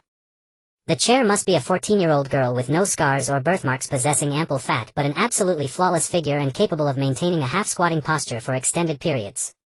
What's the point of a wooden one that doesn't cry? I want one that will weep, begging me with tears as she pleads until her voice gives out. The last one rotted away after just 2 days. When returning it, remember to sew her back up and return her to her owner in the same condition, so he knows what shoddy goods he's peddling. What about the Cheches nuns? I want her to recite prayers while her lower body opens. I love the sound of their prayers catching in their throats mid-sentence. Keep the ones with plenty of milk. Squeeze a cup warm to drink at night and rub the rest on my skin as a moisturizing cream. It's better than the flour paste from Baijiao Ridge and doesn't feel greasy. What about that captured noble lady? Have her serve me wearing her family's ancestral dress, reciting her family's titles as she serves. That's what I crave. For the ones who cry too much, starve them for 3 days first. When they're too weak to cry, their bodies become soft. That's the easiest time to handle them, bend them any way you want. The young ones are good, 7 or 8 years old, their bones not yet hardened, hard to break no matter how you twist. But they cry too loudly, you have to gag them first. The shadows layered upon one another, with each spoken sentence another rose from elsewhere. It was as if they were discussing the dimensions of furniture, the breeding of livestock, or the teeth of hunting hounds, not the flesh, blood and wails of living souls. Do you require the Emperor to extend an invitation? The youth's voice was low and the oppressive aura around him began to surge. The surrounding space could no longer bear this weight, cycling endlessly between shattering and mending. Then a sigh drifted ethereally from the gaps in those shadows. Ah. The sound was crisp yet soft, like a gold coin falling into a velvet purse. With that sigh the surrounding shadows gradually faded. The densely packed compartments, iron cages, display platforms, and the slaves curled in corners refixing their shackles all began to turn translucent. First the church outside became visible, then the streets beyond the church, then the entire city of Baijiao. Next came the sky, then the earth. Everything was fading, everything thinning like layers of veils being peeled away one by one. Finally even the sky and the earth turned transparent. A boundless starry expanse unfolded before their eyes. It was the realm of a deity. Coins of blazing gold hung as stars, exhaling flames of molten gold. A single silver coin polished to a perfect sphere slowly rotated, bearing countless faithful upon its surface. The star rings were chains of countless copper coins clinking together with crisp metallic sounds. The asteroid belt was scattered gems, the meteors were shattered crystals, and the comets were platinum filaments trailing long tails sweeping across the starry sky, leaving behind sparkling trails like crushed diamonds. And amidst these stars a slender figure spanning countless light years reclined on a massive couch made of all manner of precious gems. Her face was hidden behind flowing golden mist, only the sly curve of her lips clearly discernible. No fabric covered her body, yet she wore the treasures of the entire world. Gold coins as tassels, silver coins as a belt, diamond dust around her neck, rubies, mithril, fine gold powder, amethysts, moonstones, and countless other jewels adorning her, each trembling slightly with every breath. Why be so angry? Isn't it better to make peace and prosper? Her amethyst-adorned eyes gazed at the youth, innocent and pitiful as if she were the one wronged. Oriana Flavia. The youth's gaze remained unflinching. He raised his hand again, and the shadows from before reappeared, laid out like evidence under the starry sky. His voice pierced the vacuum, coldly covering the entire starfield. Is this the peace and prosperity you speak of? If I pull you down from the throne of wealth and degrade you to a slave concubine to be my daily amusement, what would you do? Such a good thing. The goddess of wealth's amethyst eyes widened abruptly. She sat up sharply from the massive couch, a few crushed diamonds slipping from her collarbone. Without even a glance, she eagerly pressed. An emperor's word is as good as gold. When shall we start? The youth was clearly taken aback. He fell silent for a moment, then, unable to restrain himself, pointed the tip of his sword at the colossal divine form. Seeing the youth's movement, the goddess of wealth's form stiffened noticeably. She then straightened up, her tones suddenly turning serious with a hint of reproach. Oh, your majesty, I was just joking. How could you take it seriously? You ask me a question and I can't answer. You don't understand the principle of making peace and prospering at all. Then answer my question. The youth gave her no room for banter, pressing relentlessly. Is this making peace and prospering of yours using abundance to block my sight? Is it sacrificing the lives of tens of millions? Is it leaving this entire river region in ruins? Yes. The goddess of wealth admitted frankly, without even trying to defend herself. Then I will kill you once more and destroy your divine kingdom again. Are you willing? Can I say I'm not willing? The goddess of wealth looked somewhat aggrieved. But then she raised her eyes again, her voice suddenly becoming earnest. However, your majesty, before I die, could you tell me, if you were in my place, what method would you use to be crowned? It has nothing to do with me. See, you avoid difficult questions again. The youth fell silent once more. An emperor must act with... If he could not provide a solution, even if he executed her for the slaughter of innocents, he would inevitably leave a stain of incompetence. She herself did not care, but the emperor of the empire could not bear a blemish. If I were you, I would reform the river region. Abolish the rotten systems of slavery, serfdom, and caste, retaining only capital contract relations. Your power would naturally grow through the circulation of capital, and accommodating contract would be effortless. His empire had developed in this way. The goddess of wealth drew out the syllable as if savoring a dish not quite to her taste, then gave her verdict. As expected of the great hero, aside from overwhelming us with power, your vision is also exceptionally short-sighted. What do you mean? The youth's gaze turned cold. Was she mocking his very principles of governance? The wealth goddess, observing the change in his expression, stepped forward. In an instant her colossal silhouette that had spanned the starry void shrank to human scale and stood before him. Gems on her body trailed gilded flames as they diminished. One hand rested on her hip while the other patted the youth's shoulder, a smile curling her lips. So, tell me. If I, as you propose, abolish those institutions, who then will do Hegian's basic work? Would hired laborers not suffice?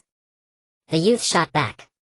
You mean I should employ those of common status, even those of knightly or noble standing, to build cities, mine veins, manage waterways, and wage campaigns? The wealth goddess' smile faded. So, are you fully clear-headed? Do you realize what will happen with present productivity if there are no slaves and those seemingly backward institutions are swept away? He offered no reply. She grasped the heart of the matter in an instant. Releasing his chin with slender fingers, the wealth goddess' voice softened. Let me tell you what would happen. Lords would lose all sources of labor, agriculture would halt, grain yields would collapse, famine would spread. Serfs lacking skills to fend for themselves, and with urban commerce and industry too limited to absorb masses of migrants, would leave countless commoners displaced. Slaves utterly dependent on their masters would be stripped of security, refugees would surge, and banditry would run rampant. The nobility and the church, their interests harmed, would unite against the crown and rend the realm asunder. The entire Hegian would be reduced to a monetary economy bereft of material productive life. By then, beneath capital, all would be slaves. She withdrew her hand and regained a calm tone. Even in the Tianmu epoch such a state would condemn hundreds of millions to starve, freeze, fall ill or perish from exhaustion. Do you call my sacrificing of tens of millions too cruel? Humph. Had I employed other means, even more would have died. The youth lowered his eyes and stared at the pale finger that had lingered against his chin. He seemed about to speak, but the wealth goddess gently interrupted. My mighty hero king, how formidable you are. With a single edict you can bar gods from descending upon Ierdalen. Even a deity like me on the verge of being crowned must cooperate with you to find mortals capable of completing the rites. Aside from those three, all gods fear you lest they displease you and be slain once more. I am no exception. She paused. Her violet crystal eyes mirrored the youth's face, indistinguishable between mockery and sorrow. So I let that frail king sacrifice 10 million souls to cloud your sight and thereby finish the ritual. Now that you have discovered it, I have nothing to say. She fashioned a pair of manacles from gemstone, clasped them upon her own wrist, and offered one end of the chain to the youth. Come, Soar. Unleash upon me all that you have witnessed in Hejian, then put me to death by your empire's right. I recall your empire's hanging is peculiar. It can erode divinity and will. It cannot wholly destroy me, but it will delay my resurrection by decades. Would that bring you some comfort? To err is to confess, to be struck is to stand upright. The wealth goddess could accept defeat. Silence fell once more. Aeoliana, I have delayed my assault on Hejian for years to accommodate your ceremony. The youth's voice suddenly lowered. The veneer of divine majesty had faded, revealing a weariness beneath. Why do you press me so? At that charge the wealth goddess' expression chilled instantly. If my plan harms Hejian, it is a crime. If you seek to exterminate Hejian, it will be called suppressing thieves. So you now resemble that mad dog called justice, who recognizes only his own righteousness and brands all else as evil. But you are the evil of the youth snapped, his voice suddenly higher. Do you know why the order of justice has revived in Hejian? Then kill me. You.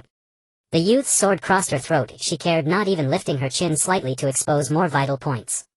The order neither dies nor perishes. So long as the order exists, gods, even if they fall, will be reborn within their divinity. She had calculated this certainty. That was why she was so brazen. Very well, very well. Do you truly believe I am helpless? Furious, the youth seized the chain of the wealth goddess manacle with one hand and with the other drove his blade in a savage arc toward the starry firmament. In the next instant golden cracks radiated from the blade, spreading across the entire heavens. Coin sun stars exploded into molten gold shards. Diamond worlds collapsed into a blizzard of crystal dust. Silver coin bands snapped ring by ring. Copper chains shattered inch by inch. Even the colossal bed that spanned countless light years was swallowed, torn and annihilated by the rifts. The whole firmament crashed down like a broken mirror. Each falling shard reflected one final twisted scene before dissolving into nothing. A blinding white light devoured everything.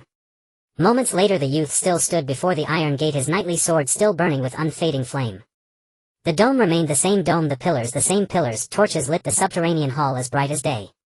It was as if the celestial war that had swept the starfields had never occurred. Only now a chain hung from his hand, and at its other end a woman in manacles.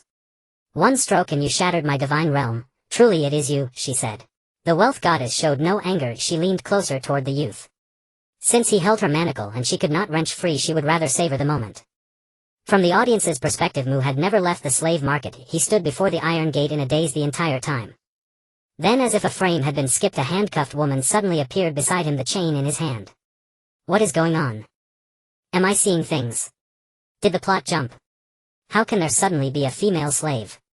You call a woman who could buy a kingdom with her trappings a slave? By the holy crown above, that slave's headdress looks like condensed dragon soul crystal. The kind that takes tens of thousands of dragon souls buried in the undead ossuary for 1,000 years to form a grain-sized bead. Heavens, there are at least 100 of them on her head. Ah. Two fell. Wait. This slave seems familiar. Where have I seen her? I have the same impression. Divinity Academy, Wealth Mentor, capital above. That's the wealth goddess. You fools. Divinity Academy, Justice Mentor, what am I seeing? The Justice Goddess has captured the Wealth Goddess. Count of Bones, it must be. A clash at a level beyond our understanding. Wealth was defeated. The youth did not so much as glance at the flood of comments, nor did he heed the Wealth Goddess' flattery.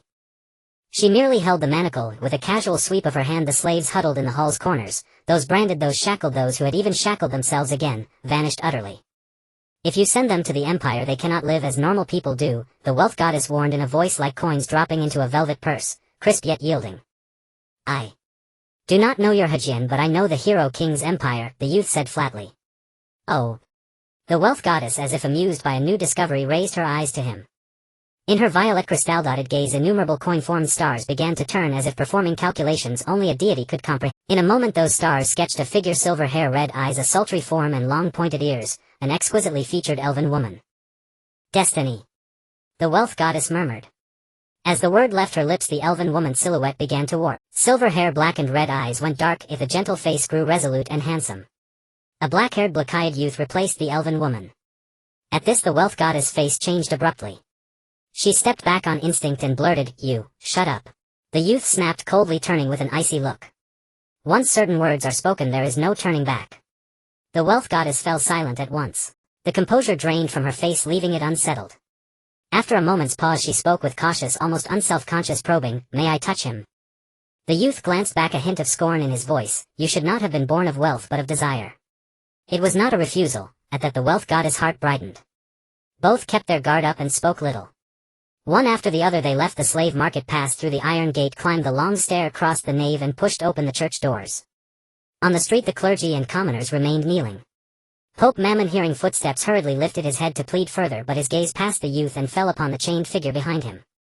His expression froze, a cold sweat burst at his temples.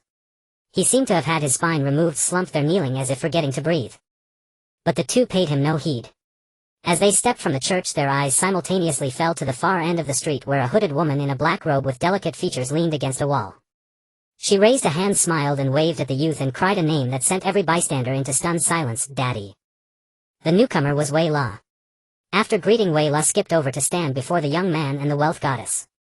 Under normal circumstances her first reaction upon seeing Mu would have been to throw herself into his arms, trying every way to steal some affection. Yet at this moment she halted a step away from the young man. Joy still lingered on her face, but a rare hint of detachment lurked in her eyes. She no longer acted with the unreserved affection of the past. She tilted her face slightly, scrutinizing the young man's features as if trying to recognize something. The young man did not look at her, but his will transmitted into the wealth goddess's mind. "What is wrong with her?" The wealth goddess's reply carried a hint of amusement. "I've been on guard against you lately. How could I have the mind to observe these canopy performers?" Sensing the displeasure in the transmitted will, it quickly changed its tone. "However, from the perspective of value, there are indeed a few strands of fate on her. Do you think I can't see the traces of fate? I'm asking you, why does she call me daddy? You bore her yourself and you ask me. How could I have offspring? Right, with your condition you'll never have children in this lifetime." The wealth goddess paused. "How about we test it?" "No." The young man adopted a cautious tone. "This person possesses power that even I cannot fathom, as if shared from fate. Behind her must be a great origin. Well, I'll refrain from involving myself in what follows. I shall veil the canopy's view and you will return with me to the empire to face punishment." "Oh, the hero king is backing down. Aeolian na. I just don't want unnecessary trouble." Fine. The wealth goddess's tone was lazy. "So how do you plan to punish me?" The young man was silent for a moment, as if weighing his words. "The Senate has been urging me to fill the harem. You know my situation, I cannot unite with women. Now that you have fallen into my hands, come back to the palace with me and be my empress." The wealth goddess let out a half-laughing, half-scoffing sound. "If you want to use my authority to accumulate capital for the empire, just say it directly. Why beat around the bush? Would the empire covet your authority? Don't be so presumptuous. I simply think killing you outright would be too easy. Let you atone for the people over a millennium." "Hypocrite. Whatever you say." The exchange of wills between the two was completed in an instant. In the next instant a faint golden glow invisible to the naked eye surged from the young man's body. The light was extremely faint and swift, sweeping across the entire Baijiao city like a ripple. Including Ma Meng, all the kneeling clergy and commoners seemed to have their current memories severed by an invisible blade. Their eyes went vacant in an instant, then they collapsed silently to the ground, falling into unconsciousness. From the audience's perspective the scene again skipped frames. In the blink of an eye the form of the god of justice collapsed limply, while the handcuffed woman behind him had vanished without a trace. The barrage comments instantly exploded. What happened? Did it lag? How did the wealth goddess disappear in a blink? This live stream feels so weird. I think so too. Hiss, do you think this goddess of justice can affect the canopy? Not likely. Maybe she sealed the wealth goddess into a divine realm or something. Chilling thought, this Miss Mu might be a true god in reality. For Wei La the barrage information was worthless, the power attempting to affect her memory was negligible, and the disappearance of the hero king and the wealth goddess was irrelevant, none compared to a single strand of Mu's hair. The moment she saw Mu collapse she darted forward and caught him. Her blue eyes, faintly tinged with crimson, flickered with a trace of imperceptible fluctuation as they lowered, but she quickly suppressed it. To avoid interfering with Moo's plans, she immediately adopted a worried tone and began to act. Mom, why was the consumption so great? Which god did you kill again? Audience. What does again mean? She killed another god. Is this something I'm allowed to hear? So the goddess of justice not only captured the wealth goddess but also killed other gods. That's terrifying. No wonder she suddenly fainted, she overexerted herself. The tone suggests the goddess of justice has killed quite a few gods before. How terrifying. Glancing at the barrage content, Wayla breathed a sigh of relief. Luckily I have top-notch acting skills. Without a glance at the unconscious crowd on the ground, she hoisted the unconscious Moo onto her back and walked out of Baijiao City. Moo's breathing was even puffing against the back of her neck, which allowed her anxious heart to settle a little. She muttered as she walked, her voice neither too low nor too loud, just enough for the canopy audience to hear clearly. Mom, you're really old and muddled. Killing other gods does nothing but vent anger. Better to keep the gods and let them atone themselves, allowing other beings to benefit. Don't punish yourself, come back soon. For Aoliana, the current situation is already the greatest punishment. Don't be fooled by its carefree manner, it has paid a heavy price indeed. Saying this, her pace slowed and her voice softened. I also saw what you saw, Mom. But a world without gods means every revolution brings blood and sacrifice. It's the choice of the era, not your fault, Mom. You shouldn't punish yourself for others' mistakes. She paused. If you're still unhappy, I'll teach all those bad guys a lesson for you, okay? There was no response from the person on her back.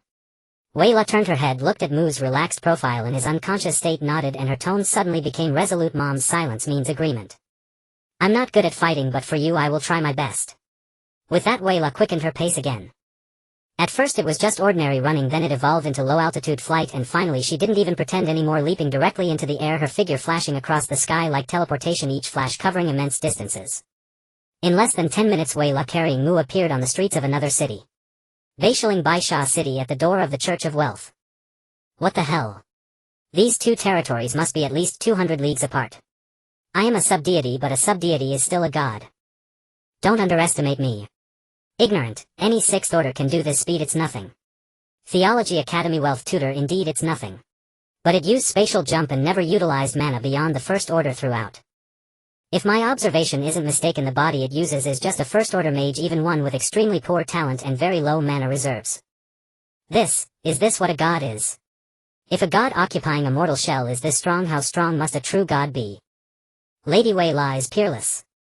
Lady Wayla is stunningly beautiful. Lady Wayla is incredibly clever. I want to be the dog of Miss Moo and Miss Wayla. No wonder Mom loves watching the barrages, these viewers really know how to praise. Wayla felt delighted inside. But just as she was about to find a place to set Moo down, a squad of temple knights blocked her path. Like the Church of Wealth in Baijiao City, the Church of Wealth in Baisha City was also located on the busiest street of the city. It was just morning and the street was bustling with people. Seeing a black-robed woman carrying an unconscious youth blocked by temple knights, many stopped to watch. Who are you? A temple knight frowned at the suddenly appearing black-robed woman. As he spoke, he secretly crushed a crystal at his waist to call for reinforcements. Knights all have oaths. Although the temple knights here believed in wealth, their devotion was the same. Each possessed abilities related to wealth, including the perception of profit. This woman's purpose was too obvious, yet the intention to teach the Church of Wealth a lesson and rescue slaves was practically written on her forehead in the knights' eyes. If they let her in, the church's profit would decrease while hers would increase irreversibly. That was why the temple knights blocked Wayla and secretly called for reinforcement. Wayla seemed to be fully aware of the knights' thoughts, so she ignored their questions entirely. She gently placed Moo on a sunny lounger at the church entrance, smoothed his wind-ruffled collar, then crouched down, resting her hands on her knees, and murmured, Mom, I don't have a weapon. Can I borrow your flaming sword? She waited patiently for a moment until she confirmed Moo's breathing was still steady and his eyelids didn't even flutter, then nodded with satisfaction. Looks like Mom has agreed again. Saying that, she reached out her small hand toward Moo's chest. Her fingertip stopped 3 inches before his chest in midair, then she closed her fingers as if grasping an invisible hilt and pulled hard. In the next instant, a flaming knight's sword was pulled out of Moo's chest by Wayla. The flame flickered in her hand as if recognizing that the wielder was not the original owner, but soon it quieted down and burned obediently. Seeing this, the knights' alarms went off. They all drew their swords, the clatter of metal ringing in the air. The leading knight barked, Lady. This is the Church of Wealth. Please lay down your weapon. Repeat, please lay down your weapon or we will be forced to restrain you. This time Wayla did not remain silent. She turned around, faced the row of knights on alert, tilted her head and gave a silly smile. You are all good people, I won't kill you. Otherwise Mom will be unhappy. Before the words had even faded, Vera's figure vanished from where she stood. It was not some high-speed movement nor space magic. At least none of the Templars from the 2nd and 3rd ranks to their captain, a 4th-rank knight commander, could detect even a trace of mana fluctuation. The woman simply appeared behind them as if she had been standing there all along, leaving only an afterimage in her former place. "Behind us," the knight commander cried out, his pupils contracting sharply, but his body was far too slow to turn. She did not even use the burning knight's sword in her hand. She raised her right hand and her long pale index finger traced a gentle arc in the air. Magical nodes ignited at her fingertip, rapidly linked by mana with an earthy yellow light flowing through them. Then the surrounding earth elements were mobilized. Or rather, mobilized was not quite accurate. Those earth elements were more like being forcefully conscripted by some absolute rule, condensing into shape in the air with a suffocating precision that left every spellcaster present breathless. "Stop her.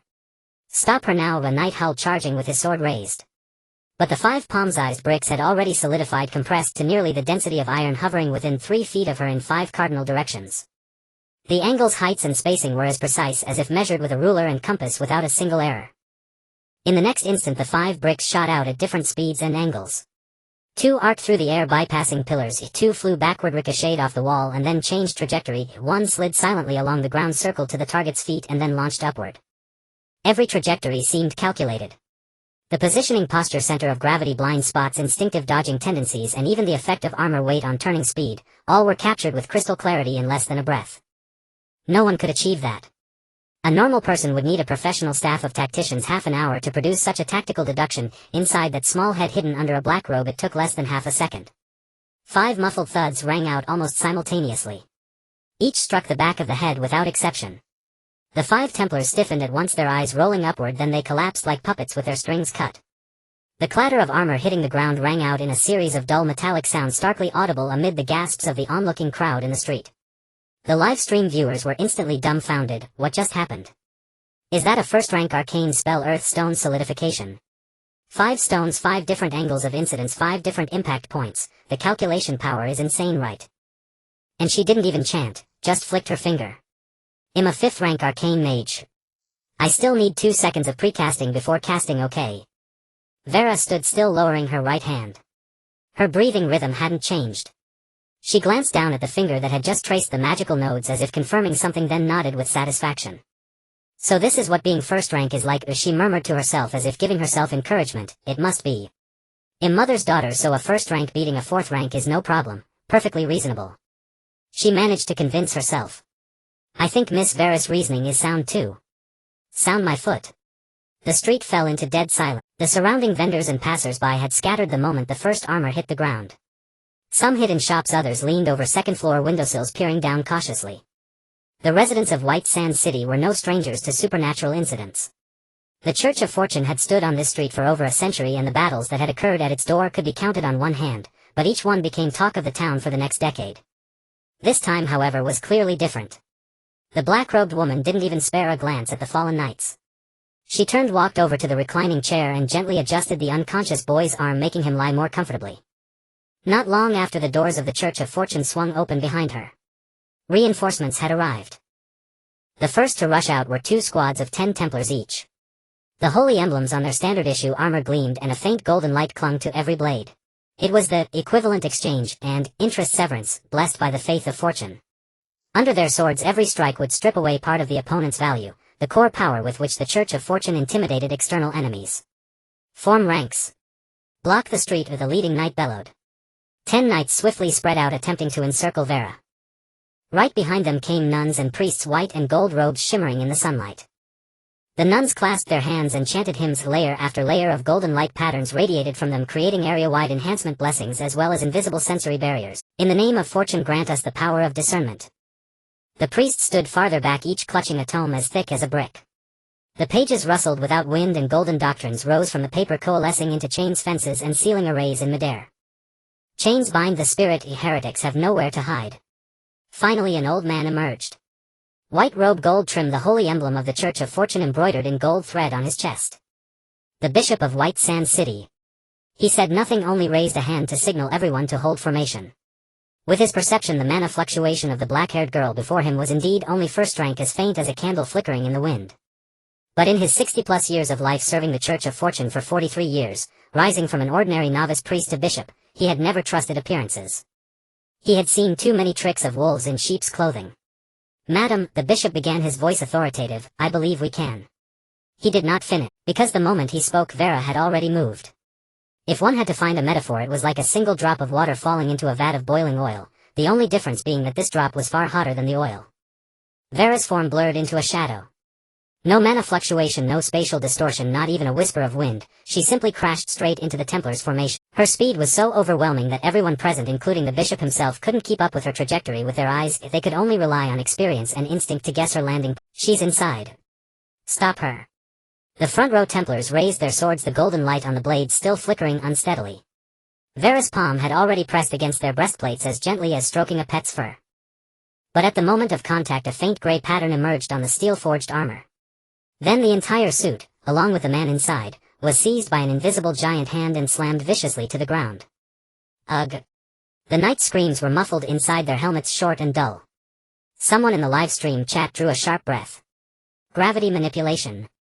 No, wrong.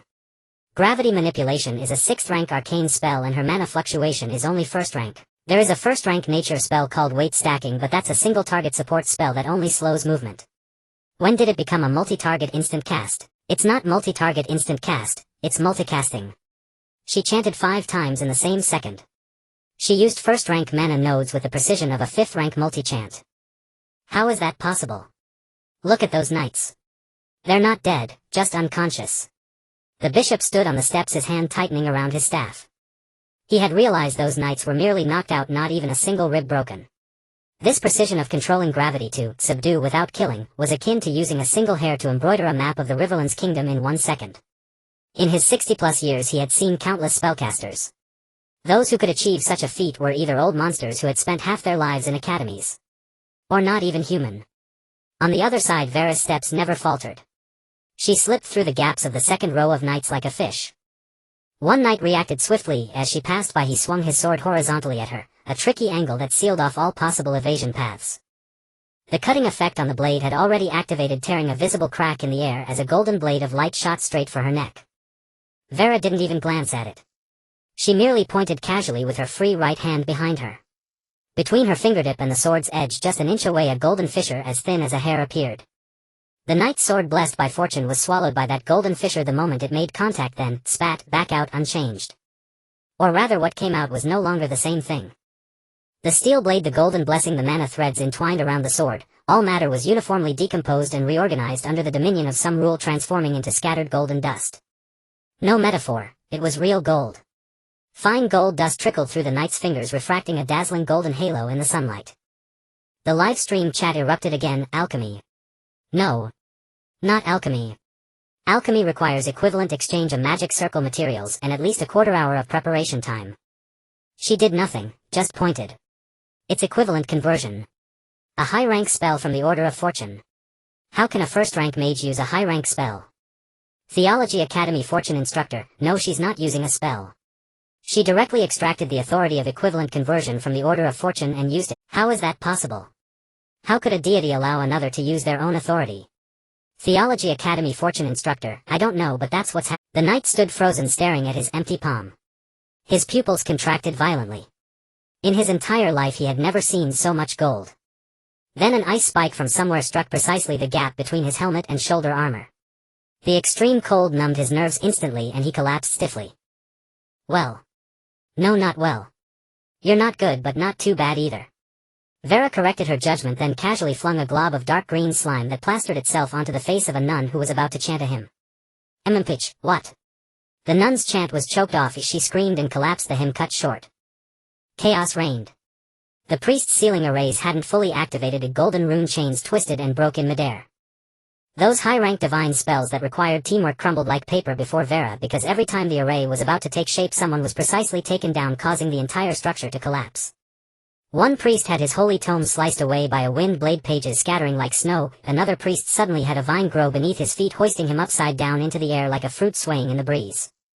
The nuns fared worse. Some were blocked by stone walls, some had their heads and faces wrapped in water spheres, and the unluckiest one was struck directly by a faint bolt of lightning, the intensity perfectly controlled to make her hair explode into a perfect afro before she fainted. But deaths began to appear. A Templar charged from the side wielding a greatsword, eyes bloodshot, letting out a hoarse battle cry, "You monster!" Vera turned her head and glanced at him. Her eyes were clear, almost transparent, devoid of any emotional fluctuation, like a mirror faithfully reflecting the depths of that knight's soul. She frowned. "You're not a good person." Her tone remained soft, even carrying a hint of grievance, though what exactly she was aggrieved about was unclear. Her fingers traced magical nodes in the air again. This time it was not elemental magic. The node was dark red, radiating a rancid, ominous aura. The air around it turned thick and cloyingly sweet in an instant. The bishop's face changed abruptly. He smelled blood in that dark red light. "Blood magic," he muttered, gripping his staff. This system had long been banned across the continent. Even the Church's Inquisition rarely encountered true blood mages because the cost of such power was permanent erosion of the soul. A blood mage gambled their own soul with every spell. But that black-robed woman used it as naturally as breathing. Before the great sword could descend, the magic took effect. The knight's body suddenly froze. His eyes bulged, his mouth opened to scream, but what came from his throat was blood. "Ugh! Ugh!" He tried to speak, to shout, but only a garbled, blood-choked gurgle escaped. Then in an instant, torrents of thick, viscous blood burst from his pores, eye sockets, ears and mouth, condensing into countless fine, hair-thin blood needles that reversed direction and pierced back into... The knight's body was immediately riddled with holes. The corpse fell into a pool of blood that spread across the stone, forming a twisted pattern. But eerily, the body did not rest. It began to writhe. First a finger twitched, then an entire arm twisted at an angle no living person could achieve, pushing against the ground. A split opened on the corpse's belly, 2 rows of ribs splayed outward like insect legs, and a gaping fanged maw grew inside the bloody abdominal cavity. The thing rose from the ground. "Goddess above, what is that thing?" The surviving nuns screamed. Some collapsed on the spot. Beside it another fallen corpse began to change, faster this time. The skin shriveled and cracked at visible speed, revealing pale bones beneath. Flesh dissolved into pus, seeping into the stone crevices, leaving behind a skeleton wrapped in grey plague mist. Its eye sockets flickered with ghostly green flame, its lower jaw opened in a silent roar. Then a third, a fourth. "No, stay away." The few remaining knights stumbled backward, their voices trembling with tears. At that moment every person whom Vera had judged as bad mutated after death into another form, some into flesh amalgamation, some into plague skeletons, and the weaker ones into various grotesque plants. These creations stood still, their hollow gazes fixed on the survivors, awaiting their master's next command. The live stream chat had gone completely wild. "Is this necromancy?" "No. This is flesh puppet transformation. She's stacking blood magic with necromantic corpse alteration. 2 mutually exclusive systems. Blood magic requires life force, and necromancy requires death aura. They cannot coexist. Look beside her. Plague system, disease skeletons, nature system, bloodthirsty plants, contract system, parasitic vines. 5 systems, 5 types of summons, all running simultaneously. By the old emperor, is this the power of a goddess? At just first rank she's accomplished what an entire army couldn't. The barrage of praise lifted Vera's spirits immensely. With deliberate display, in mere moments no living person remained standing nearby. She held the burning knight's sword, adjusted her perfectly neat black robe, and nodded with satisfaction. "I'm not very good at fighting, far worse than mother, but I'm sure I didn't kill the wrong people." Not far away the bishop stood on the church's doorstep, staring at the black-robed woman and the scattered limbs and corpses. His hand gripping his staff trembled incessantly. It wasn't exactly fear. Aside from Geoffrey, the other resident bishops didn't scare easily. It was fury, shock, and a sense of absurdity he couldn't articulate. That black-robed woman with only first-rank mana fluctuation had moved through his congregation as if through an empty hall. The magic systems she employed spanned elemental, arcane, nature, contract, blood, necromancy, plague, flesh, aberration. Some were mutually exclusive, others required entirely opposing magical foundations. No spellcaster could ever host so many disparate systems within a single body. Unless she was not a spellcaster at all. Or at least not the kind of spellcaster he understood. Vera stood in the center of the carnage, surrounded by twisted necromantic creations. She turned to the bishop at the top of the steps, still wearing that artless smile. "My mana is almost gone now. Can you just tell me where your church hides the slaves?" The bishop, who had been interrogated, took a long time to regain his composure. This was the first time in the centuries since the Church of Wealth had established itself in Hejian that it had been treated in such a manner. He lowered his gaze, looking at the undead creatures and severed limbs littering the ground. The fire smoldering in his chest could no longer be suppressed. His voice hoarse, he said, "My lord, with such ruthless methods, are you not afraid the goddess will inflict divine punishment?" Vera tilted her head and replied in a soft, sweet voice, "Not afraid." The bishop's expression froze for a moment. Where did this madwoman come from? His hands trembled even more violently. However, as a bishop, every action he took represented the dignity of the church. Even in death he must not lose composure. Suppressing the fear surging in his chest, he slowly descended the steps, his staff tapping lightly against the ground. In a deep voice he said, "No matter who you are, even if I die, I will never let you leave Baisha City alive." Bragging. Vera made a face at him, then flickered, appearing once again beside the bishop out of thin air. This time she didn't use the endless array of spells. She simply lifted the burning knight's sword and struck straight down at the bishop's staff. There was absolutely no room for resistance. Despite the bishop's strength nearing the 6th rank, he couldn't even see the trajectory of the blade. He only felt a lightness in his hand as the holy relic passed down for centuries snapped into 2 pieces, flames igniting at the break. How is this possible? The bishop was greatly alarmed. The crisp clinking of coins sounded around him as his figure instantly appeared several meters away. That is a holy relic bestowed by the gods, passed down for centuries. How could it be broken? The divinity is gone, you see. Vera gleefully picked up the broken staff, turned it over in her hands a couple of times, and then stuffed it into her pocket. Then she looked up, meeting the bishop's pale and ashen face, and kindly added a few more explanations. Aeoliana's ritual has failed, so he won't come to bother you anymore. Since the gods don't care anymore, the holy relic naturally loses its divinity. It's a simple logic, you see. Seeing that the bishop's brows were still furrowed, she stood on tiptoe and patiently explained, "Aeoliana is the name of the goddess of wealth you worship every day, you see. I've just met with him, so I can't be mistaken." Upon hearing this, the bishop's pupils contracted sharply and he exclaimed, "Impossible. How could the goddess abandon us? Do not delude the people, mortal. If you don't believe me, fine. Why do you have to shout so loudly?" Vera puffed out her cheeks, quite displeased with his attitude. "It's just that you haven't done any evil, and hitting you casually would make Mother unhappy, or else I would have struck you long ago." She waved her hand, casually signaling the undead constructs around her to enter the church on their own. Then she walked over to the lounge chair, hoisted the unconscious youth onto her back again, muttering, "Forget it. If you won't tell, then don't. Anyway, now that I've taken your staff, my mana is sufficient, you see." It was only then that the bishop noticed the holy relic bestowed by the gods had been casually stuffed into the black-clad woman's pocket. "That's mine." He opened his mouth, longing to shout those words, but in the end he held back. He was not stupid. A person who could directly call the gods' names in the church without being punished by them. Could such a person be simple? Even in a corner of his heart that he dared not touch, he had already formed a vague guess about this woman's identity. So he did not pursue. He merely watched the slender silhouette disappear into the depths of the church, then slumped to the ground, staring at the scattered fragments of his colleagues.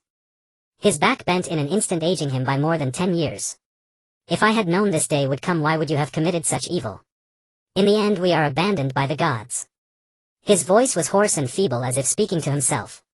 But just as those words fell, his stooped figure suddenly paused. An unprecedented aura rose from his aged body, growing stronger and stronger, surging into the sky and piercing a rift through the heavens.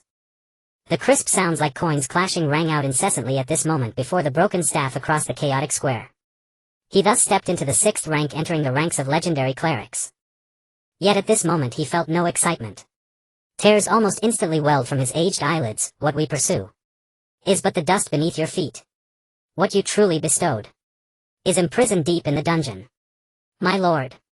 The old man's lifelong self-proclaimed understanding of wealth shattered completely into teardrops falling to the ground. Meanwhile, deep inside the church, Vera followed the undead constructs through the prayer hall transept and nave, stopping before a dungeon. She tilted her head, examining the heavy iron door. After thinking for a moment, instead of breaking in directly like Mu, she took out the broken staff she had just picked up, crouched down, and began drawing on the stone slab at the dungeon entrance. Silver magical patterns flowed from the tip of the staff as she muttered under her breath, "If Mother sees those slaves again, she will definitely be even more upset, you see. Sending them directly to the imperial capital is the best choice." Soon a complex yet aesthetically pleasing silver magic array completely covered the dungeon entrance. Vera admired her work with satisfaction, then gently touched the very center of the magic array with her fingertip.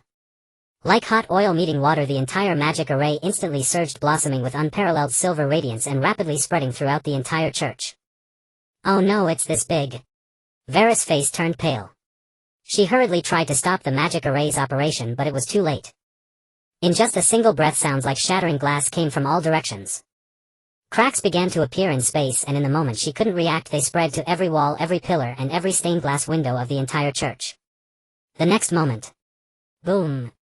Space shattered violently, and the entire church was engulfed by the fragmented space under the silver light, vanishing complete. Only an enormous empty area remained isolated at the end of the street. The bishop looked up blankly, staring at the emptiness before him. The onlooking residents exchanged bewildered glances. Where did our big church go? I'm doomed. Vera was now panicking, tears welling up in her eyes. She frantically gathered the scattered belongings, muttering incoherently as she did, "Mother, I didn't mean to. I forgot this isn't the reinforced world of later ages. Woo-woo. I don't have money, I can't afford to pay for all this." Mother definitely won't blame Vera for running away, right? An ignorant person is not guilty. Vera knows nothing. Vera is also a victim. She managed to convince herself, then chose a direction, tightened her grip on Moo and dashed off. The barrage comments burst into laughter. "Ha ha ha, this Miss Vera is just too adorable. Smart, cute, and a little scatterbrained. Where can you find such a perfect girl? No. I must propose to the god of justice. No, I want to propose to Miss Moo. Forget the entropy church, I must marry such a cute girl. Someone piss on him to wake him up. By the way, does Miss Vera's phrase, the reinforced world of later ages, refer to our celestial curtain era? Duke of Withered Bones, the first year of the celestial curtain. World tremor. Spatial form stabilized 10,000-fold. No possibility of collapse. Although it's not a secret, the fact that it drew the Duke of Withered Bonus response suggests he must have been a witness back then, right? Duke of Withered Bones, fortunate to have witnessed. No wonder the experts in the celestial curtain can fly and burrow through the earth, and the destructive power at the same level is far greater than in reality. So the real world has been reinforced. I must bookmark this live stream from now on. There's so much to learn. Because she was running away, Vera didn't see the barrage reactions. At this moment all her attention was drawn to a pair of hands suddenly reaching around from behind. Those slender arms loosely encircled her neck, and the person on her back seemed still drowsy with a hint of sleepiness. "Mother, you're awake." Vera's voice carried a nasal tone from having just cried. Moo softly hummed in acknowledgement. The two were now in a mountain hollow at the junction of Baisha Ridge and Sibao Ridge, surrounded by mountains. The lush greenery blocked most of the light from outside, with only a few rays of sunlight filtering through the leaves onto the grass. Wayla helped Moo to sit under a tree, gazing at his pale face and the fatigue that couldn't be concealed in his eyes. With a pang of heartache, she reached out and gently wiped the fine sweat from his forehead with her sleeve. "Don't take such risks next time. I can help too, you know." Hearing this, Moo just smiled without answering directly. He gently shifted the topic. "I asked you to help Mo Ding. Why did you come to find me?" "I sensed that Mom was in danger," she said. Wayla cautiously glanced at Moo, and seeing that he didn't seem to blame her, she mustered the courage to explain. "I am Mom's daughter, bound by contract." She was referring to her mythic grade talent.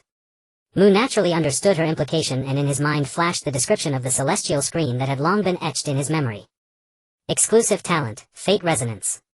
Ability effect Part 2, Mutual Fall. Mutual fall: if the bound target dies, the binder will also perish. So it sensed danger. Does that mean the Hero King wants to kill me? No. Moo dismissed the thought in his mind. His will had lingered in his body for so long. If he wanted to kill, he would have done so long ago. At that time in the slave market, the reason he intervened was, it seemed that under the power of justice, Moo had seen many unbearable scenes. Back then he was trying hard to envision a beautiful future to calm his emotions. It was only when his emotions spiraled out of control that he suddenly made a move. Moreover, Moo carefully sifted through the memories left in his mind. Every single event that followed, he had not erased a single trace. From every word of the confrontation with the wealth goddess in the divine kingdom, to every sword scar that shattered the starry sky with a wave of the hand, and finally to the enigmatic silence before his disappearance, all were preserved in his mind from a first-person perspective. Obviously he was reminding him who the enemy was. It was the wealth goddess who wanted to kill me. Moo let out a bitter laugh in his heart. At this moment he suddenly had a new understanding of the key information hint given by the celestial screen before entering the script. This is a story about the direction of the sword's tip. The Hero King had long known about the wealth goddess deeds, but had turned a blind eye. The Hero King had long known about the wealth goddess deeds, but had turned a blind eye. It was because he had broken that thin veil, using the power of the order of justice in the slave market to glimpse those filthy deeds, that caused him to be forced to descend and take action against the wealth goddess. The wealth goddess, on the other hand, wanted to seize the entire order of wealth and had laid plans in Hejian for a century, fearing discovery by the Hero King. Thus she devised a method of sacrificing millions of lives to push Feng Rao Jun to the forefront, diverting the Hero King's attention. Clovis III, fearing the Imperial Iron Cavalry, took a risky move, hoping to use the power of the wealth goddess and Feng Rao Jun to protect the Hejian kingdom. As for the lives of millions of subjects, in his eyes they were merely a necessary cost. Duke Baiqiao and the other lords were unwilling to stoop to the same unscrupulous methods as the king, each used their own ways to save Hejin and resist the empire. Mu and Wei La's goal was simpler: to perform well in this script, achieve a higher rating, and obtain the celestial screen rewards. As for old dad Lei Na and Suo Ruisi, each had their own purposes and thoughts too complicated to elaborate. And among them, including himself and Wei La, no one could be called a saint, yet no one could be called a villain. No one was wrong and no one was innocent. It was merely their respective positions that had led to the current situation. Thinking of this, Mu suddenly felt a sense of powerlessness from the depths of his heart. With the successive descents of Feng Rao Jun, the Order of Justice, and the Wealth Goddess, the alteration of history had become inevitable. It wasn't that they were too powerful, but rather that the concept of order itself was too unreasonable. Whether through projections, tales, dreams, or memories, as long as any kind of order could fulfill the conditions of revival, that timeline of revival would become true history. This was the information left to him by the Hero King after his descent. So now, no matter how reluctant, he must set his primary goal on the Hejin Kingdom to complete the historical loop of the entry-level script. This kingdom must be destroyed. Its existence would only make the people continue to suffer. The path of revolution requires too many sacrifices, especially for the commoners. Letting the empire make a clean sweep is the best choice.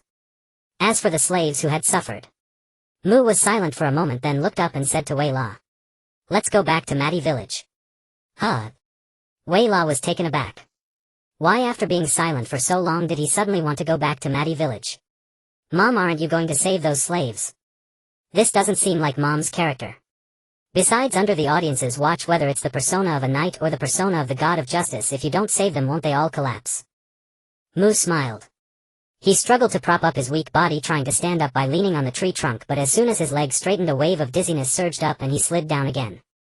Wei La, quick as lightning, caught him at once. Before she could utter a word of concern, Mu patted her little hand with difficulty and said gently, "I've already saved them." Saved them? Wei La looked at him in confusion. In such a short time he had saved all the slaves of the Hejin Kingdom.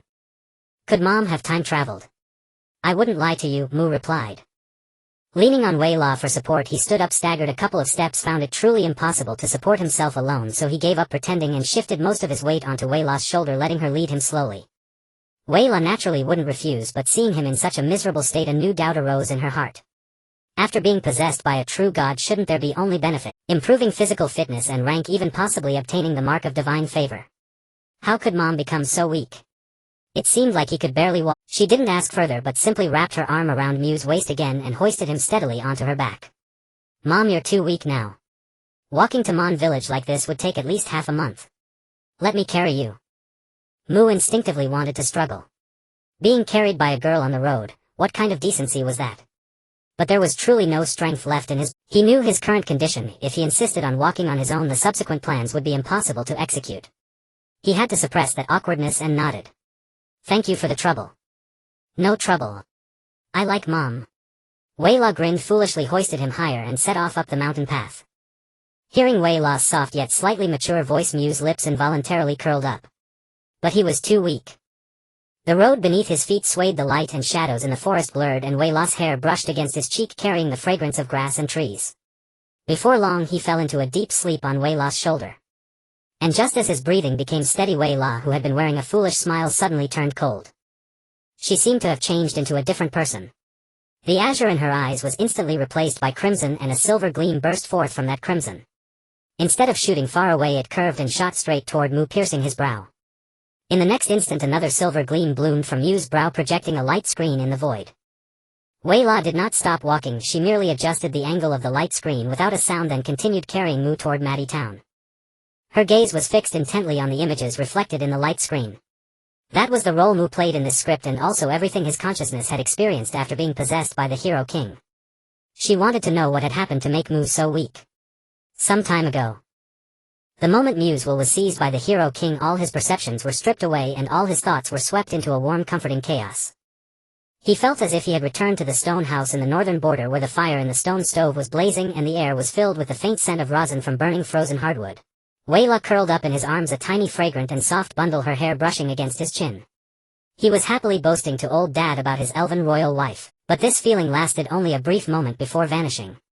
The warmth was withdrawn, the chaos was torn apart, and the blur before his vision was rapidly filled. An endless river of stars composed of countless suns slowly unfolded before him. There were no planets, no meteorites, no moons, no life. Only an infinite number of stars arranged and burning in some ancient and solemn rhythm, dyeing the entire space into a silent brilliant gold. And at the very center of that star river, surrounded by the stars, was a sword. A burning cosmic knight's sword. The blade was covered in cracks as if shattered by some indescribable force and then pieced back together by invisible hands. Each crack emitted a faint glow within which flowed countless tiny indistinct images. But the pressure emanating from it was more terrifying than any being Mu had ever encountered. Feng Rao Jun before this sword was as insignificant as a child before a god. Almost the moment he saw this sword, information about it naturally emerged in Mu's consciousness. It was the Order of Justice. And this place was the divine kingdom of justice. The land of sacred judgment. It was when Mu lost control of his emotions in the slave market that he awakened it from its slumber. And just as Mu understood this information, a vast, majestic, unquestionable and emotionless will, like the clang of thousands of swords being drawn simultaneously, filled Mu's consciousness. Grant you the stairway to godhood, the scaffold shifts. Are you willing? Mu was stunned. He was stunned for a long time, so long that the light of those stars seemed to dim and the cracks on the cosmic knight's sword gained another fine branch. Then, as if he had realized something, he suddenly laughed. This was the first genuine pure smile he had in this script. The Order of Justice only responds to the justice that the witness recognizes in their heart. Not agreeing with gods, not agreeing with rules, but agreeing with justice itself. The knowledge learned in his past life, the paths walked in this life, the 18 years of snow in Taimen village, the helpless sighs when being clung to by Wei La on the northern icy plains, the great fire he personally lit as a mother in the Return to Nest script, the figure with white hair seen in Duke Baikyo's manor, and the slaves bound by shackles. All of this converged into this answer at this moment. I want the good to die a natural death. I want the wicked to die without a complete corpse. As the words fell, the vision before Mu twisted once more. When his sight refocused, he found himself standing in a colossal domed hall that stretched nearly beyond the horizon. Countless towering pillars and layers of stone slabs extending into the distance filled his view. The air was thick with the scent of aged candle wax and dried bouquets, oppressive and silent. And in every inch of this hall, from his feet to the farthest reaches of sight, from the floor to the stone steps beneath the dome, stood countless stone tablets, densely packed and neatly arranged. Each tablet bore a name along with a brief start cause of death. He followed the tablets one by one, his newly kindled will burning into rage among hundreds of names and then suffocated into a breathless ash among thousands. Heroic Era Year 2, Valina Hongxiao flogged to bone fracture by Marco, the head of the Devar Merchant Guild of the River Kingdom, under the pretense of domestication, body thrown into the White Bridge River. Heroic Era Year 4 of Paitila imprisoned in a dungeon by Paladin Grayson of the Church of Wealth on charges of purifying heresy, repeatedly violated and subsequently killed by a broken neck. Heroic Era Year 4 of Tuobi Xianghua, a halfling scalped alive by the Flint family of wealthy merchants in White Sand City under false accusations of theft, salt rubbed into the wound and left to sun for 3 days. Heroic Era Year 7 Ayla purchased as a private slave by Darren, the steward of Viscount Blair, subjected to repeated abuse, then stuffed into an urn cooked over a slow fire until bones separated from flesh.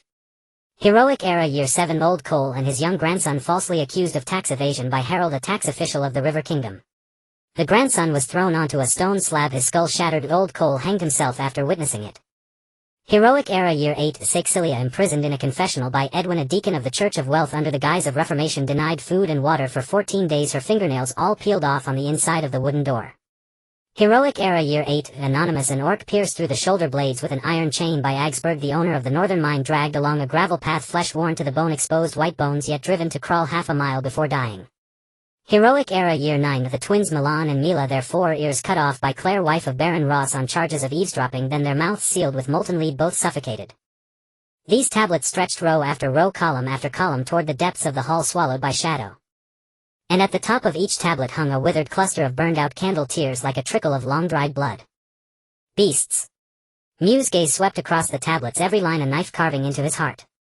He had seen these in history books. Cold numbers, death summarized in a single sentence. But when they became stone slabs, names, and the blood and tears almost spilling from those causes of death, the things glossed over by history suddenly gained weight. Those people each once breathed like he did, each had their own sunrises and sunsets, their own hopes, their own attachments. They could have washed clothes by the river, hawked at the market, told stories to their grandchildren by the hearth, living out an ordinary life like anyone else. All because of these damned beasts. Because of their inhuman desires, their evil that could be satisfied with a single word, but chose to torture a person to death for amusement. He clenched his fists, grinding his teeth. But he also knew that if he missed this chance, he might never be able to clear the names of these poor souls again. Those names had been carved in stone for so long that the candle tears had dried long enough that the world had forgotten them. Except for him standing here now. Mu reached out with trembling hands and gripped the nearest tablet. The stone surface was cold, the uneven grooves of the cause of death pressing into his palm as if the dead were using their last strength to push him. Rack shift. Rack shift. He gritted his teeth. The path to ascension, the plots and schemes, he no longer cared. He only wanted to save people and let the guilty die. I agree. The roar echoed through the hall, bouncing off countless silent tablets and back into his ears. He squeezed hard and the tablet in his hand shattered into pieces, stone dust slipping through his fingers and scattering on the stone floor. The engraved line broke, the name shattered as if some shackle had finally loosened a trace at that moment. Heroic Era Year 2, Lydia, a prostitute imprisoned in a private chamber by Paladin Oswald under the pretense of reformation, repeatedly pierced by an Iron Maiden torture device, bled for 3 days before dying. In the next instant, Mu's vision twisted again. An indescribable pain surged from his head, limbs, ribs, and lower body, forcing him to cry out in agony. Then his vision cleared. He saw a paladin clad in standard Church of Wealth gear walking toward him with a licked lip. He saw his own slender, bruised limbs chained to the floor. He saw the paladin's comrade bent over him, engaged in sordid acts. Then he watched them untie him, bind him with ropes, and with amusement place him into a human-shaped iron cage filled with spikes. Agony, terror, humiliation, despair. He struggled in the cage for 3 days, kept alive by various magics until his last drop of blood drained away, and finally he died. Ugh. Like a drowning man grasping a straw, Mu woke abruptly from death. His vision was still filled with endless tablets. Cold sweat soaked his clothes, he gasped heavily, the lingering pain in his body reminding him that what he had experienced was no illusion. So this is the rack shift. After panting for a while, Mu shuddered and straightened up, looking at where the tablet had been. Everything was gone, leaving only bare ground and a pool of burned-out candle tears. Then that grand, majestic, unquestionable, emotionless will once again filled Mu's consciousness. Closed. Fate 1. The path to ascension is opened.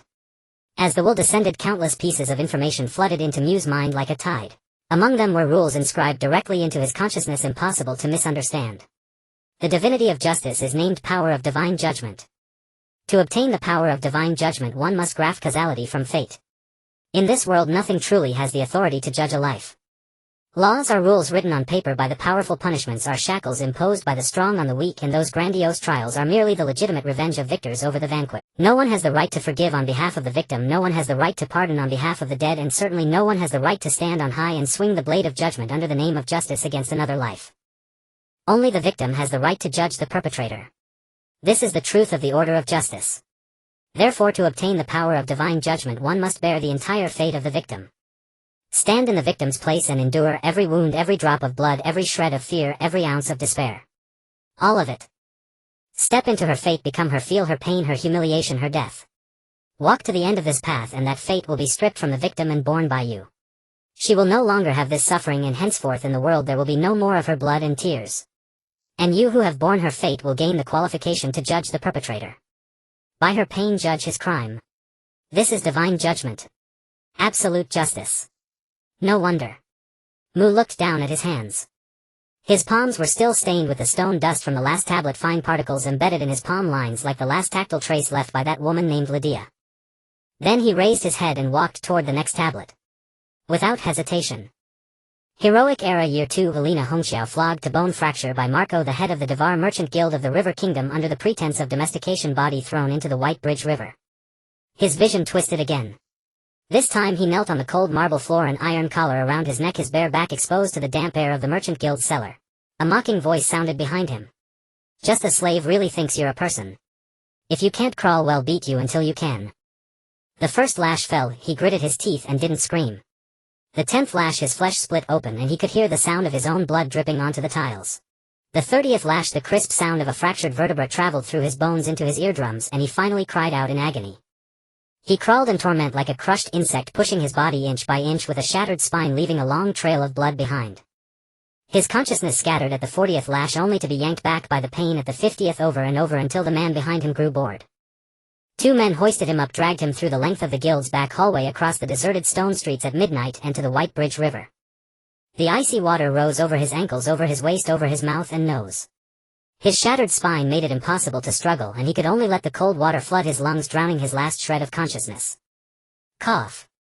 Mu suddenly arched his body, gasping heavily, the muscles in his back twitching uncontrollably as if the whip scars were still embedded in his skin. Sweat dripped from his nose onto the stone slab. He braced his knees and straightened up, looking back.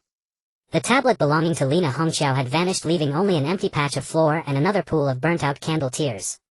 The will arrived as scheduled. Closed fate too.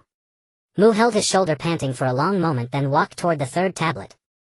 Heroic Era Year 7 Ayla purchased as a private slave by Darren, the steward of Viscount Blair, subjected to repeated abuse, then stuffed into an urn cooked over a slow fire until bones separated from flesh. This fate began with a meticulously crafted scam. Her father owed a non-existent debt, losing everything overnight, and she was sold into the hands of human traffickers as payment. His vision twisted, and when Mu opened his eyes he found himself in a private chamber draped in velvet. A group of richly dressed men surrounded him, their faces wearing smiles of appraising prey.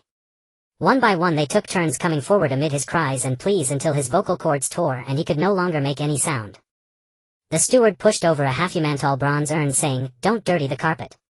They stuffed him into the urn, his curled posture making every inch of skin pressed tightly against the cold bronze wall. A slow fire was lit beneath the urn, and the bronze wall gradually warmed, grew hot, turned red. He heard his own skin sizzling against the bronze. The sound of sizzling filled the air as he caught the scent of his own flesh being cooked. Bones detached from the joints and chunks of meat peeled away from them. He died repeatedly in the cauldron, only to be pulled back by magic until the last bone was stripped clean. Ha!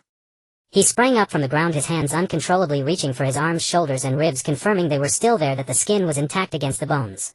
Every muscle in his body screamed in agony, the burning aftershocks coursing through his nerves for a long while before gradually subsiding. He braced himself on his knees, bending over and retching a few times. On the stone floor behind him the third tablet vanished. The will returned. Fate has been closed for the third time. Yet this time he did not rise again. He squatted in place, slowly raising his hands to cover his face. Warm liquid seeped between his fingers, dropping one by one onto the stone floor, spreading dark stain. His shoulders began to tremble, initially lightly, then he curled into a ball like a wounded beast, burying his face deep in his palms as if this could shield him from the lingering pain in the gaps of his bones, from the sizzling sound coming from the cauldron, and from the last cry of the girl named Ayla when she was shoved into it. He was just an ordinary student. In 2 lives he had been an ordinary person. In his previous life he grew up in a peaceful era, rarely having been in a fight. Even a scrape would make him frown for a long time. In this life he watched snow for 18 years in a stone house in the northern borders, protected by his father, and had suffered little from wind and cold. He feared pain, feared death, feared the dark, feared being alone, feared nightmares, and feared hearing the sound of bones breaking. But now it was he who was whipped to the point of cracking bones, he who was drowned alive, he who was slow cooked in a copper cauldron, watching his flesh peel away from his bones. Again and again, each time was a heart-wrenching agony, each death devoid of dignity. He couldn't hide, couldn't escape, couldn't close his eyes, because those names were right behind him, thousands upon thousands, waiting for him to accept them one by one. Woo! A deeply suppressed sob leaked through his fingers like the last sound of something crushed in its shell. The sound echoed in the vast hall, crashing against countless silent tablets, then bouncing back, circling around him as if the entire hall was crying with him. He did not shout, did not lose his mind, did not question why. He simply covered his face, curled up, and let out the fears and grievances that could no longer be suppressed bit by bit through his fingers. He was just an ordinary person. Yet he had no choice. The only sound left in the entire hall was that of his sobs. The tablets stood quietly, silently watching this boy curled on the stone floor, crying out all his fears, yet never letting go of his face. The sobbing lasted a long time before it stopped. The boy's figure pushed against his knees, standing up, then squatting back down, taking a step forward, then retracting it. His footsteps echoed in the hall, stepping out, then stopping, stepping out, then stopping, like someone learning to walk in water, each step trembling. Finally he staggered to the 4th tablet. Then he grasped it. Year 8 of the heroic era. Cecilia, imprisoned in the confessional by the deacon of the Church of Wealth Edwin in the name of Reformation, starved of food and water for 14 days, her nails completely stripped on the inside of the wooden door. Darkness narrow. The walls were made of moldy, with the ceiling too low to stand upright, and the floor was cold stone tiles. Hunger gnawed at his stomach inch by inch like a living thing, while thirst turned his tongue into a dry sponge, tasting the rusty flavor of blood seeping from his cracked lips. On the 1st day he prayed, on the 2nd day he cried out, on the 3rd day he began to scratch at the wooden door with his nails. 1 piece, 2 pieces, 3 pieces. His nails flipped from his fingertips, blood flowed down between his fingers. He set aside the stripped nails and continued to peel. By the 7th day all 10 nails had been stripped on the inside of the wooden door, yet the door remained unmoved. By the 10th day he no longer had the strength to raise his hand and could only curl up in the corner, listening to the deacon outside the confessional softly reciting the prayers of the Church of Wealth. On the 14th day his heart stopped. Mu opened his eyes. The phantom pain still tingled at his fingertips. The tablet behind him vanished and the wax from the candles dripped to the ground. Fate has been closed for the 4th time. He dared not stop fearing that if he did he would lose the courage to start over. Year 8 of the heroic era. Petra, imprisoned in the dungeon by the Knights of the Church of Wealth. Grayson died of a broken neck after repeated sexual assault. The smell of mold from the dungeon invaded his nostrils and the iron chains wore the shape of his bones on his wrists. Figures approached one after another in the dim firelight. He could not count how many there were, only remembering the last hand that gripped his neck and the sound of his cervical vertebra breaking echoing in his skull. Fate has been closed for the 5th time. Year 4 of the heroic era. Sarah Heishi, bought as a private slave by a merchant from White Bridge City, endured branding all over her body and died from untreated wounds that became necrotic to the bone. The branding iron fell and the stench of burnt flesh reached him before the pain. Once then again, from his back to his thighs, from his chest to his lower abdomen, every inch of skin was kissed by the scorching metal, curling, bubbling and carbonizing amid the sizzling. Then he was thrown onto a pile of straw in the woodshed, his wounds oozing, and the maggots found him before death. Fate has been closed for the 6th time.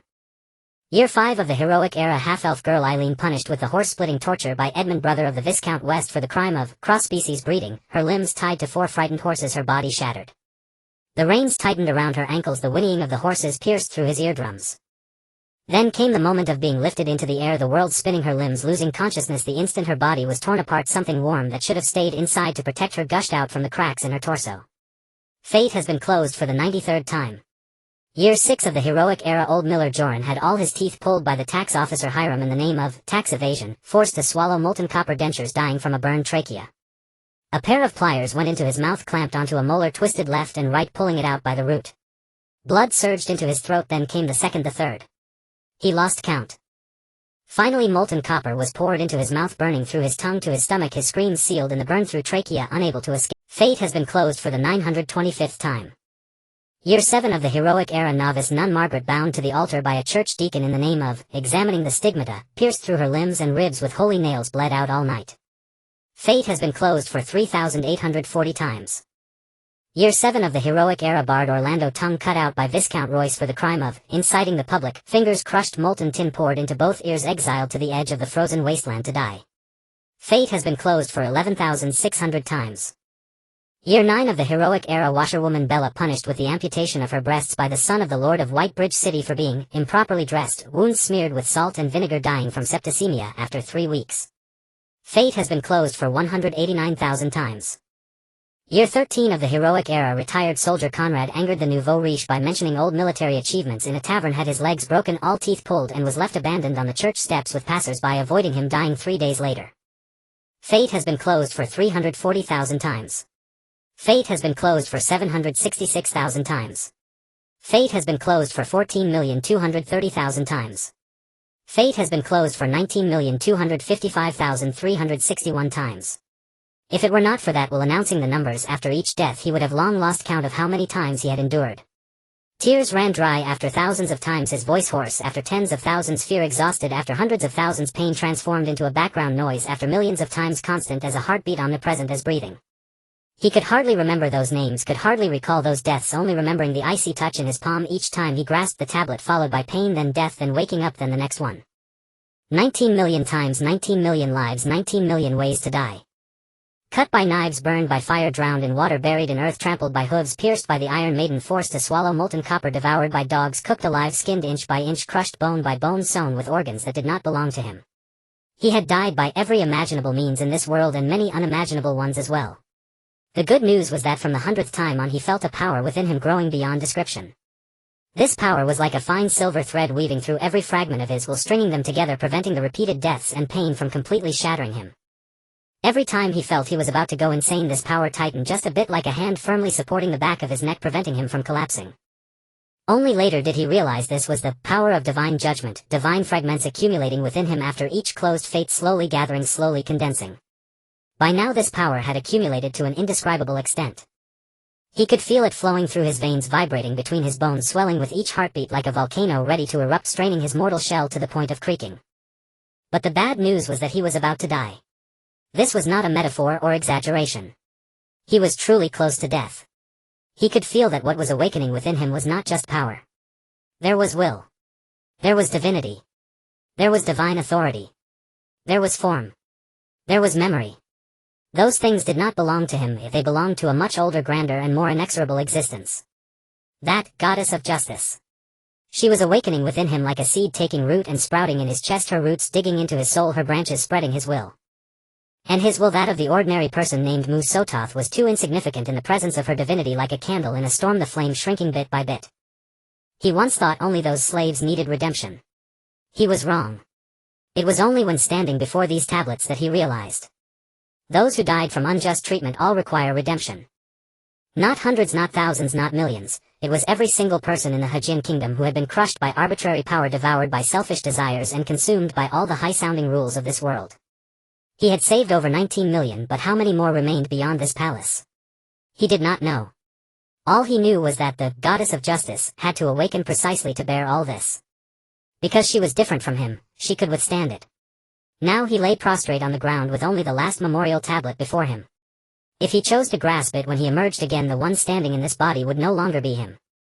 He would become her, that goddess of justice, the deity who from the age of gods to the present had recoalesced her will through these more than 19 million deaths. His memories would be overwritten by hers, his personality replaced by hers, his existence erased as cleanly as a slate that had been written on too many times, polished again and carved with a new. If he chose not to reach out, then he would be abandoning this victim. That person's fate had not yet been born, that person's pain still hung in midair unclaimed. 19 million times, not one less. If even one was missing, the whole was lost. He had already come this far, only the last step remained. When a person is on the verge of death or driven to a dead end, a ferocity always emerges. Whether it be mutual destruction or burning one's bridges, it is a kind of recklessness born from the feeling that it's already come to this. Mu was now trapped in such an emotion. The awakening of the goddess of justice was unstoppable, if that will was filling his shell inch by inch. He could not resist it, nor did he want to resist anymore. He might as well let things slide and save the last one, see the matter through to the end. I am still a frank person, I suppose. His parched throat forced out this final sentence like two sheets of sandpaper grinding against each other. Mu lay on the ground gazing at the only remaining memorial tablet in the distance. His vision had already begun to blur. The excruciating pain, belonging to none of those deaths, yet an amalgamation of all their lingering echoes, was transforming from phantom agony into real pain. Nerve endings burned, bones screamed, every cell cried out in torment simultaneously. He could no longer cry out, he could only prop himself up on his elbows and inch forward bit by bit. With every inch he moved, the cold crept up from his extremities, and his consciousness, like sand slipping through the gaps between his fingers, drained away with each incremental advance. How unwilling he was. When trying to be a good person, he could not be pure. When attempting to be a bad person, he was not thorough enough. I really am a waste. He had no strength left. He collapsed at last before the final tablet, unable to reach out and touch it. The surroundings fell silent. Candle wax solidified soundlessly on the stone slabs. The tablet stood mute in the shadows. Even the air ceased to flow. The great hall seemed to have been plunged into the deep sea, all sounds locked in the throat by immense water pressure, leaving only his increasingly faint breathing, one breath another, echoing alone under the vast dome. He was no longer afraid. Only a little regretful. He still did not know what the souls he had saved looked like. That prostitute named Lydia, did her eyes crinkle when she smiled?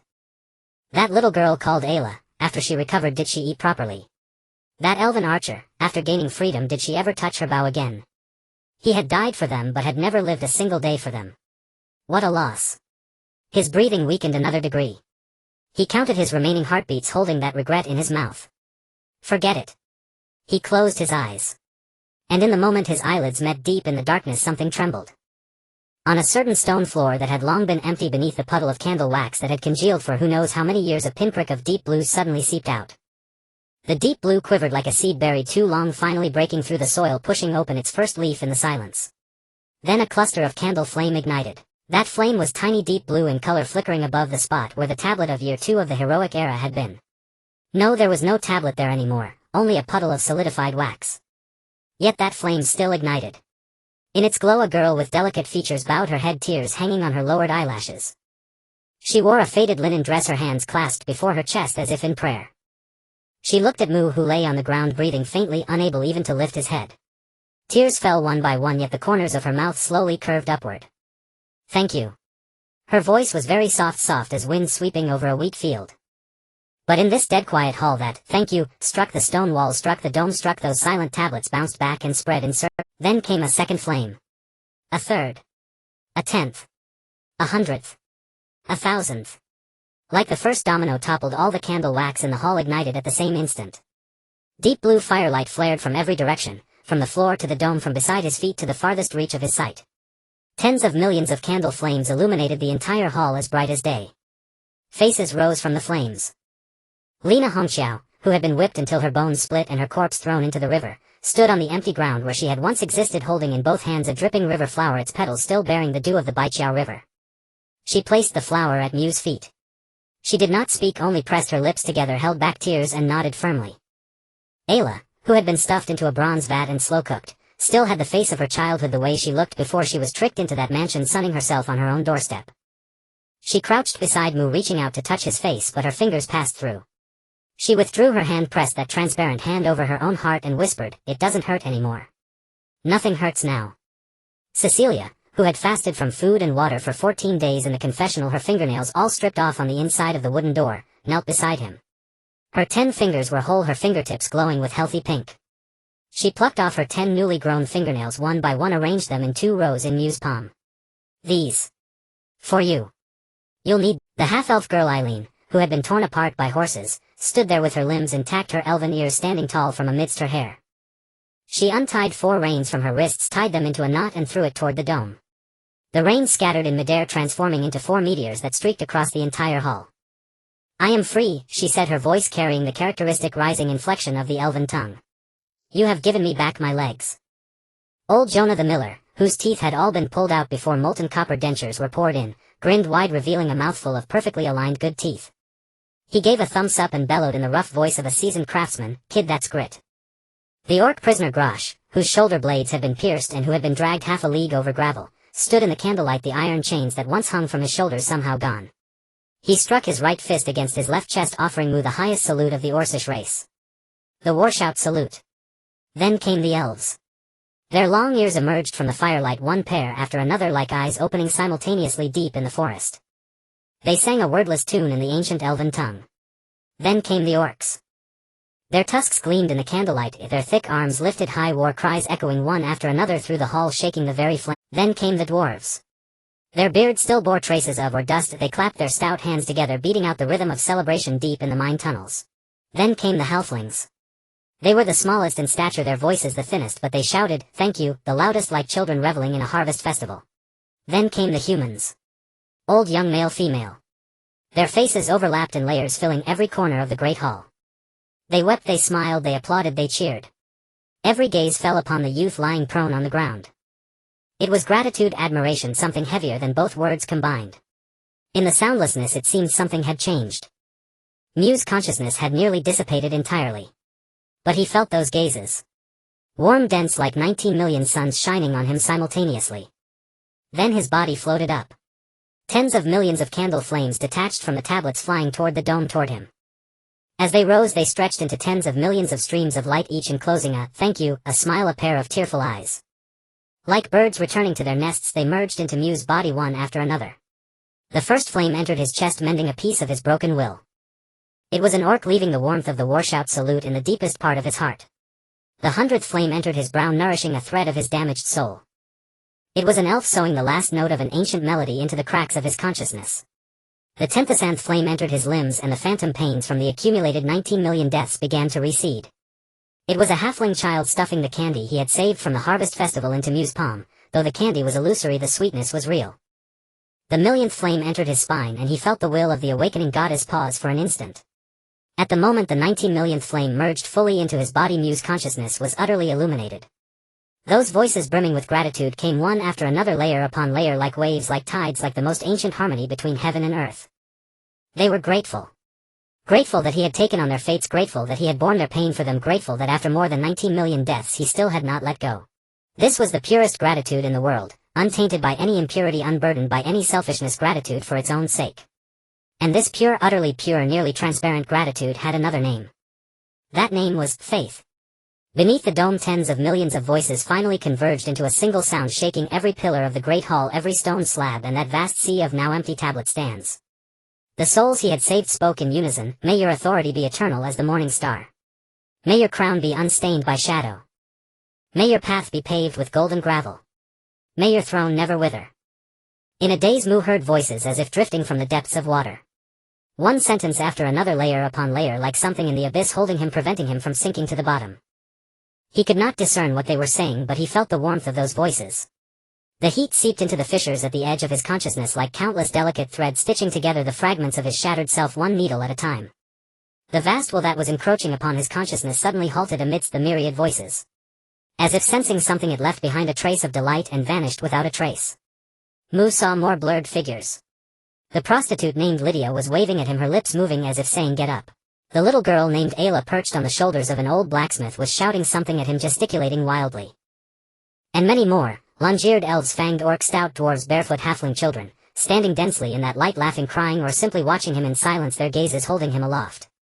His body still ached, his mind still clouded, but the suffocating sensation of being possessed had disappeared. Replacing it was a foundation paved by 19 million acts of gratitude supporting his will. It remained, yet he was still himself. The cold that had been creeping up from his extremities was now covered by a layer of warmth. Mu opened his eyes and his form slowly descended. The previously dim and oppressive hall had vanished. Countless clusters of azure candlelight illuminated the dome and pillars as if it were day.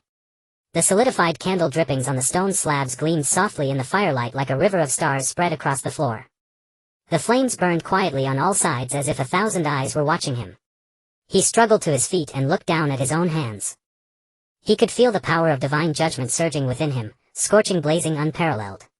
He had truly stepped onto the stairway to divinity, earning the right to become a deity. Yet even within the script he had no intention of misusing this power. He clenched his fist, lifted his head, and the corners of his mouth curled slightly. He bowed deeply toward the countless flames. "I accept your vengeance." Then he turned abruptly. Behind him the last memorial tablet still stood. The candlelight illuminated the inscriptions upon it. Year 23 of the heroic era, Isabella, Queen of the Riverlands, was humiliated for days by the imperial envoy Mu Sotos and later died of grief. Mu stood stunned, staring at the tablet for a full minute, his mind buzzing. Mu Sotos, imperial envoy, humiliation, Queen of the Riverlands. Every word he knew, yet assembled he wished he didn't. In the initiation script he clearly recalled ordering the king to send the queen to his private chamber under the guise of a divine envoy. He thought it was a harmless farce within the script, but it turned out to be a crime recorded by this sanctuary of divine judgment. No. What? He rubbed his eyes to confirm he wasn't mistaken. The characters on the tablet remained, every stroke intact. He even crouched to look closer, as if doing so might somehow alter the content. Perhaps the name would change to someone else, or humiliation was a mistranslation in some ancient tongue, or this was all a hallucination brought on by excessive pain.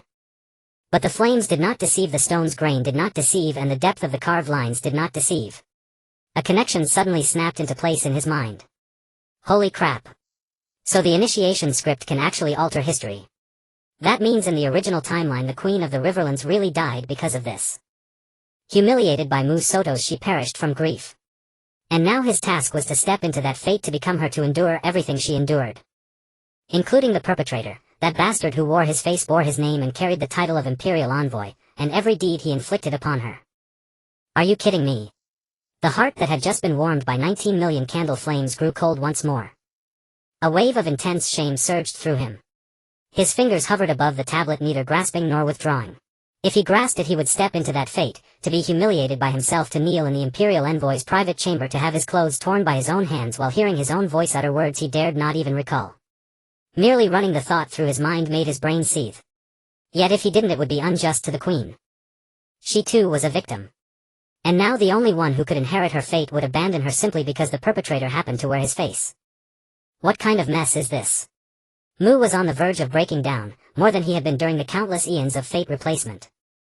He crouched there, his finger hovering above the tablet for a long time. Then he suddenly pulled his hand back, recalling something crucial in this script: the order was reviving. That meant this script would overwrite the fate that had occurred in original history. He didn't need to inherit fate to save the Queen, he could directly rewrite the event in history. When he went to the capital he would make a detour to the harem, rescue the Queen who would otherwise die of grief, and relocate her to a safe place. By erasing that fate at its root she wouldn't have to die, and he wouldn't have to be defiled by himself. Yes, that's the plan. His eyes lit up as he rose, stepped back, and made a solemn bow toward the tablet. The thought of inheriting the Queen's fate and being humiliated by himself made his skin crawl, his scalp tingle, and every cell in his body reject it. This wasn't a matter of courage, it was a spiritual contamination beyond courage. So he had no choice but to do this. Don't worry. I will certainly restore justice to you. Mu declared with firm resolve. And in the moment the words fell, everything around began to darken. The endless sea of memorial tablets, the brilliantly lit hall beneath the dome, the 19 million azure candle flames, all slowly sank into darkness, submerged into nothingness. Then a will descended into the depths of his consciousness. 19,255,361 cycles completed. Ascended to the first step of the stairway to divinity. Transcendence. The scene shattered abruptly. The moment returned. The silver light screen dissolved gradually before Wayla, her crimson irises receding back to the native azure of her own. The landscape around her continued to rush backward as the wind caressed her hair. Yet the murderous intent in her heart had somehow dispersed, replaced by a vague, ineffable wistfulness. The stairway to godhood. She murmured, but in the end said nothing more, only letting out a soft sigh. After a long moment she raised her hand, her fingertips tracing through the void, editing and altering the scene that only she could see, originally transforming it into another form and displaying it before the audience in the live stream. In the picture the youth with black hair and black eyes vanished.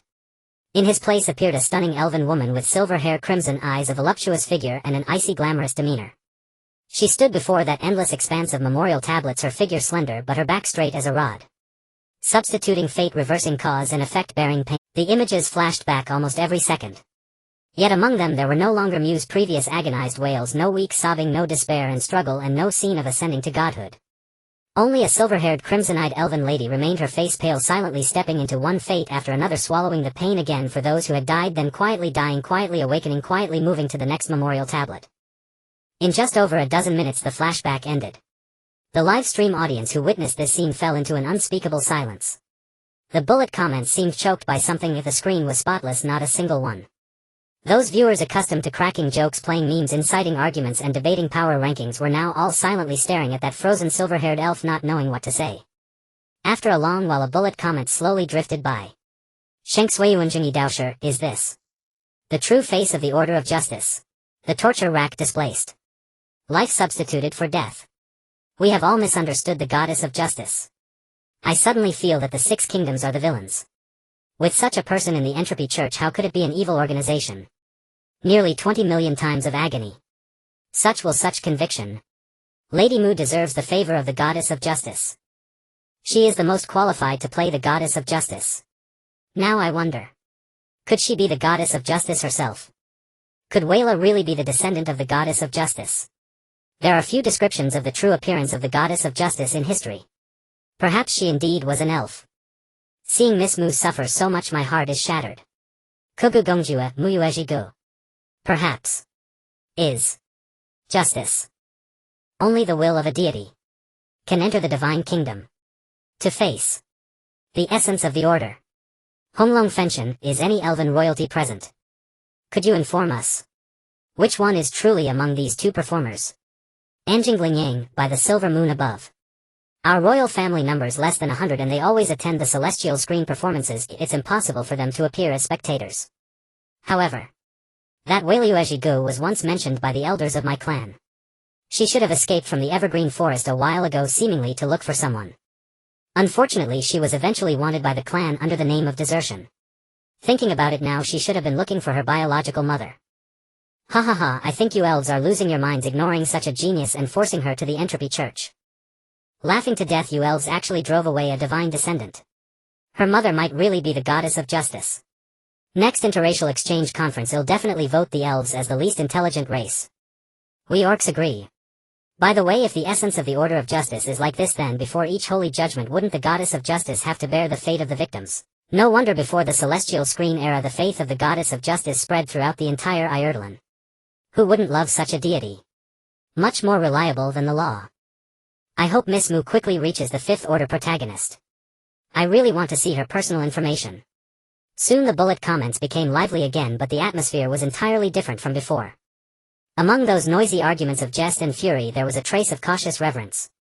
As if in an instant everyone simultaneously realized that what they were watching might be more than just 2 performers.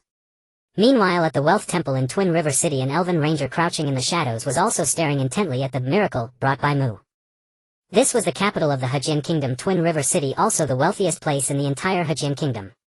And the wealthiest part of Twin River City was the headquarters of the Church of Wealth, the Wealth Temple.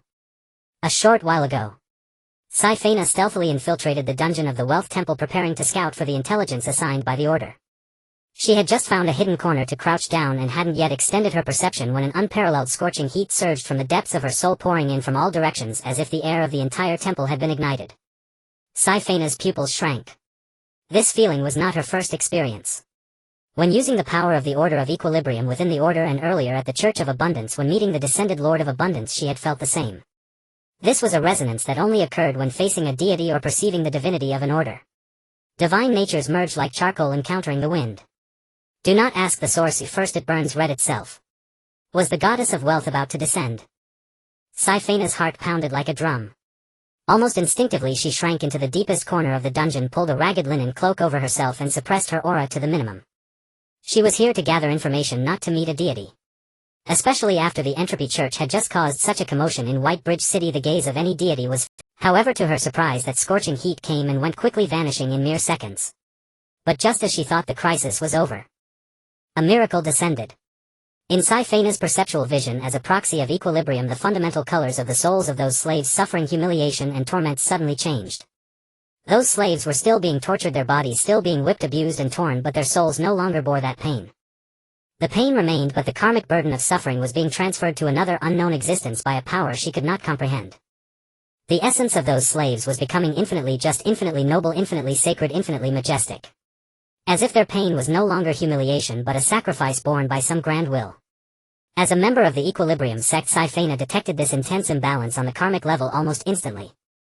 This was a matter that completely disrupted equilibrium. She should act, should stop it, should report this imbalance to the Order. It was her duty, the iron law engraved in her soul by the Order of Equilibrium. Yet she dared not move a muscle.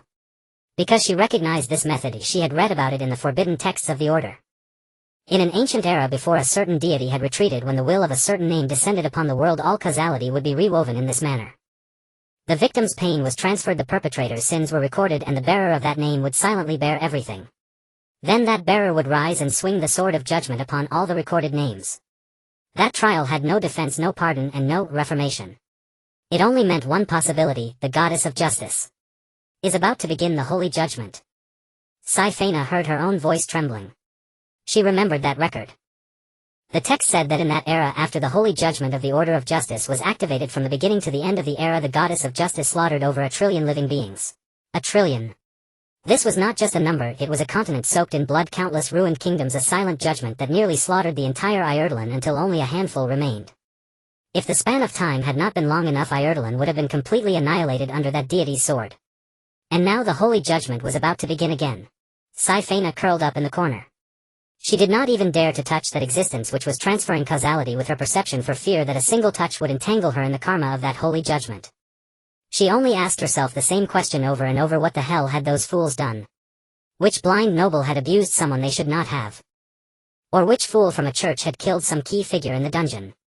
Or perhaps, has Lord Wayla been killed? Sainthood gritted her teeth, her voice so low as if afraid of being heard by someone. She dared not stay any longer. The contents of this mission suddenly became unimportant. In the shadow of the impending holy judgment, any information, any mission, any command from the Order lost its weight. At present only one thing was crucial. I must transmit the intelligence back to the Empire before the holy judgment falls. Sainthood murmured almost inaudibly. The cries and pleas of the slaves continued, yet no one noticed a graceful figure slip through the prison gate and vanish into the depths of the holy court. She transformed now into a nun, now into a priest, exchanging a slight nod with the attendant she met before passing by. Presently she stopped before a dusty old door. This was a storage room forgotten at the end of the corridor. The door was thick with grime, its hinges rusted. When pushed it emitted a dry groan. Inside were piled abandoned candlesticks, faded holy banners, and a chipped donation box. The air was thick with the scent of aged candle wax and old wood. She closed the door, latched it, turned and walked to the corner. There several stacks of moldy scriptures were piled. Beside them leaned an old holy emblem, long unworshipped, forming an inconspicuous dead angle. She slowly knelt in the corner, pulled out a withered twig-like object from her waist and placed it on the ground. The withered twig came to life upon touching the ground. Tiny roots burrowed into the gaps between the stone slabs, and a few tender green buds sprouted from its tip, rapidly elongating and intertwining to trace the shape of a tree on the brick floor before her. On the pattern, every leaf was woven from extremely fine strands of magical energy, with clear veins emitting a soft emerald glow in the dim storage room. She crossed her hands over her chest, closed her eyes, and whispered a prayer in ancient Elvish: memory of eternal spring, steel of law, echo of life. Great Lord of the Elves, His Holiness the Everlasting Spring Pope, please hear my prayer. As her words fell, the tree, woven from magical energy, suddenly animated. Its branches began to spread, crawling along the crevices of the stone slabs in all directions. The emerald leaves unfurled one after another, shifting from tender green to deep jade, then from deep jade to an almost translucent gold. The canopy spread across the ceiling of the storage room as if the entire chamber had been transported into the depths of an ancient dense forest. A soft green light filled every corner. The air grew warm, moist and crisp, carrying the scent of rain-washed soil and oak. An ethereal female voice sounded in Saphina's ear. I am already aware of what you are thinking. Her Majesty commands you to assist justice in fulfilling its mission and to record the future events in verse for posterity. Saphina's heart tightened. Such major affairs indeed could not be hidden from the Empire. But from the Queen's tone it seemed the Empire cared little about this holy judgment. Were the Empire's trump cards so formidable? Even the Goddess of Justice did not care. But on second thought this had little to do with her, so she quickly lowered her head and replied, as your Majesty commands. The golden light began to recede inch by inch from the leaf veins. Saphina hesitated. Seeing the light about to vanish completely, she quickly asked, Your Holiness, then my mission in the order. The ethereal female voice seemed to hesitate as well, then after a moment replied, No need to continue. I have another important matter to entrust to you. Please instruct me, Your Holiness. Saphina's face showed utmost respect, but a trace of exasperation flashed in her eyes. This was clearly treating her like a slave, piling task after task without even giving her time to breathe. She should not have asked. I want you to spread rumors among the people. Saphina was stunned, then heard the ethereal female voice suddenly change tone, no longer the previous otherworldly etherealness but carrying an incongruous gnashing of teeth. Say that the goddess of wealth Oriana Flavia was promiscuous by nature, that in the last epoch she had affairs with multiple true gods, deities and demigods, even bore several children, was morally depraved and specialized in bringing calamity upon the mortal world. Saphina's facial features nearly contorted on the spot. This was slander, wasn't it? This was absolutely pure slander, wasn't it? The supreme leader of the elven race, the noblest, most elegant and most disdainful of lies on the entire continent, was gnashing her teeth and ordering her to spread scandalous rumors about another deity. And the target was the goddess of wealth. My queen, are you serious? What grudge do you hold against the goddess of wealth? Such a level of frame-up wouldn't fool even a vegetable vendor on the street. Even a fool wouldn't believe it, right? Her eyelids twitched wildly. Her mind had already crafted a perfectly watertight, respectful reply. Just as her lips parted, she suddenly realized something. No. She forcibly swallowed the words that had risen to her lips. Something that could make the Elven King so unhinged could only involve one person, the exalted Hero King. Something that could make the Elven Lord gnash her teeth so much that she would send a subordinate to slander a goddess could only involve one thing, the Hero King's marriage. Saphina could only think of one possible scenario that would make the Elven King lose composure: involve the Hero King's marriage and concern the goddess of wealth. Our queen's plan to become the Hero King's queen had failed utterly. And then the Hero King took the goddess of wealth as the Empire's empress. Saphina's pupils dilated slightly for a moment. This was a huge piece of gossip. She immediately lowered her head, not daring to let her expression be seen by the tree. She must not be discovered. She must never let the queen know she had already guessed the truth. If she slipped up now, she would never again get such a leisurely, trouble-free assignment. With this thought, Saphina raised her head again, her face now a mask of pure reverence, not even a flicker in her brow. She bowed her head and said, As your holiness commands. The ethereal female voice seemed satisfied with her reaction, a hint of amusement in its tone. You are reliable. When you return, I will personally purify your bloodline and bestow upon you the surname Swift Wind. Who cared about that? Saphina rolled her eyes, internally rolling them sky high. Purifying the bloodline and bestowing a surname. It sounded like a grace, but in reality wasn't it just taking an illegitimate child into the clan registry? Did she care? She really didn't. But on the surface she had to feign a grateful and tearful look, even adding a touch of sobbing to her voice. Thank you for your holiness' grace. Good child, the ethereal female voice replied with emotion. Then the last wisp of golden light from the tree finally faded. The storage room returned to dimness, with only a sliver of daylight from the high window falling upon the dusty old holy emblem. The ritual was over. Saphina knelt in place, staring at the empty stone floor. After a long silence she stood up. She muttered, This damn errand, whoever wants to do it can do it. I'm a believer of balance, why should I bother with you moon worshippers? I'd rather read more books and learn more magic. She tucked a strand of stray hair behind her ear, revealing her pointed elven ear. Finally got smart, can't waste this talent. With that thought she channeled her magical energy. Her figure and face rippled like water, and in an instant she transformed into a nun again. Pushing open the storage room door, she walked away without looking back, heading in the direction away from all the slaves. She intended to visit the Royal Magic Academy of Twin River City. The magical attainments of the River Realm Kingdom were among the best in the entire Ireland. Though far inferior to the empire that was due to resource scarcity leading to lower levels, not a lack of foundation. At least it was better than spreading slander for a gnashing queen in this gilded holy court. The nun's figure quickly disappeared at the end of the corridor. Yet she did not know that the conversation in the storage room had already shocked some viewers who were watching her broadcast. Did you hear that? Who was that voice? It's the everlasting spring pope of the everlasting spring forest. A 7th-rank crown bard of the celestial curtain system. She is also from the heroic era. And even a subordinate of the old emperor. By the red moon. This is earth-shattering secret. There are too many secrets of the heroic era. No one could trigger this history before, but now we can finally uncover the truth. Indeed. Even bordering the celestial curtain era, our knowledge of the heroic era is very limited, as if an entire era of history was forcibly severed. As I said before, if I can't follow these participants, I won't sleep well. Can I reach the 5th rank faster? By the way, why did the everlasting spring pope say the goddess of wealth is a debauched deity? From the tone. Seems like jealousy. Be careful with your words. The scripts are all fake. But the everlasting spring pope is real. She's still alive. I'm curious whether those immortal races might encounter themselves in the history replayed by the celestial curtain. If they do, wouldn't that be quite amusing?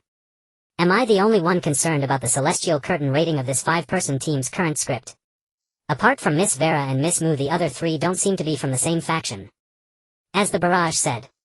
At this moment, in a guest house on the outskirts of Twin River City, a half-beast girl named Sanson, dressed in a pink floral dress, knelt like Saphina before a giant axe pattern glowing with crimson light. He bowed his head, his skirt spread behind him, his posture impeccably respectful. Chieftain, this is the situation. Within at most a month the Empire will have a pretext to declare war on the Hajin Kingdom. If our clan leads the troops in this campaign, we will surely secure an additional seat in the Senate and consolidate our position. From the giant axe's pattern a rough voice spoke, hesitating. San. Leave aside the matter of leading the troops, it must be decided by His Majesty. I want to ask you. The voice paused as if weighing words, but finally couldn't hold back. I know you've been infiltrating the Equilibrium cult under immense pressure every day. But how can a hero of the orc race? How can he wear women's clothing? If you do this, how can I cleanse your bloodline and restore your orc form? San's expression froze for a moment. He instinctively looked down at the meticulously chosen pink luxurious dress on himself. The silky fabric, the soft texture, even the lace on the cuffs was top quality, imported from the Empire. Human textile craftsmanship was countless levels above the orc's crude stitching of leather with beast sinew. He couldn't help cursing the chieftain 100 times in his mind. You brute who only knows how to swing an axe, what the hell do you know? Do you know how comfortable this fabric is? Do you know how well it fits? You worthless thing, you can't even tell what's good. But when he raised his head, his face was set with a righteous resolve. Chieftain, rest assured. This attire is only to lull the 2 other teammates that the cult assigned to me, to make them lower their guard. For the Horde. I am willing to make this sacrifice. So that's how it is. The rough voice thundered, extremely excited, even tinged with a sob. I misjudged you. You are the true warrior of our orcs. When you return, I will definitely marry you to the bravest, most robust orc girl. San's composure nearly collapsed entirely at that moment. Bravest. Most robust. Orc girl. These words exploded in his mind, one after another, shattering even his forced smile. He pictured the scene: a green-skinned orc girl 2 heads taller than him, with arms thicker than his waist, lifting him like a trophy at the wedding and then tossing him onto the bed in the bridal chamber. The corner of his eye twitched uncontrollably. Why don't you just kill me directly? Even repaying kindness with enmity isn't this extreme. But his hands still respectfully clasped into fists, his voice even louder than the chieftain's. Thank you, chieftain. No thanks, no thanks. I'll go discuss your intelligence with my sons and have them record your merit. As his words ended, the giant axe's pattern trembled several times. The crimson light gradually faded, leaving only a few charred cracks on the floor. The ritual ended. San stared at the empty floor for a while, confirming that the chieftain's voice wouldn't jump out from any crack, then squeezed out between his teeth, intelligence comparable to an adult slipper. He stood up expressionlessly, dusted off his skirt, and examined his barrel waist in a broken mirror against the wall. Green skin paired with a pink skirt. Now this is art. He muttered to himself in vanity. Then he pushed open the door and swayed his barrel waist into the corridor. Two men with swords at their waists and wicked grins on their lips were already waiting at the stairwell. When he came out, their eyes glued to his barrel waist. San said nothing, only beckoned them with a finger. The two men exchanged glances and followed him into the room with wicked smiles. The door closed and indescribable sounds emerged. In less than a quarter of an hour the sounds ceased. San pushed open the door and walked out, adjusted his collar, smoothed his skirt, and spat with disgust.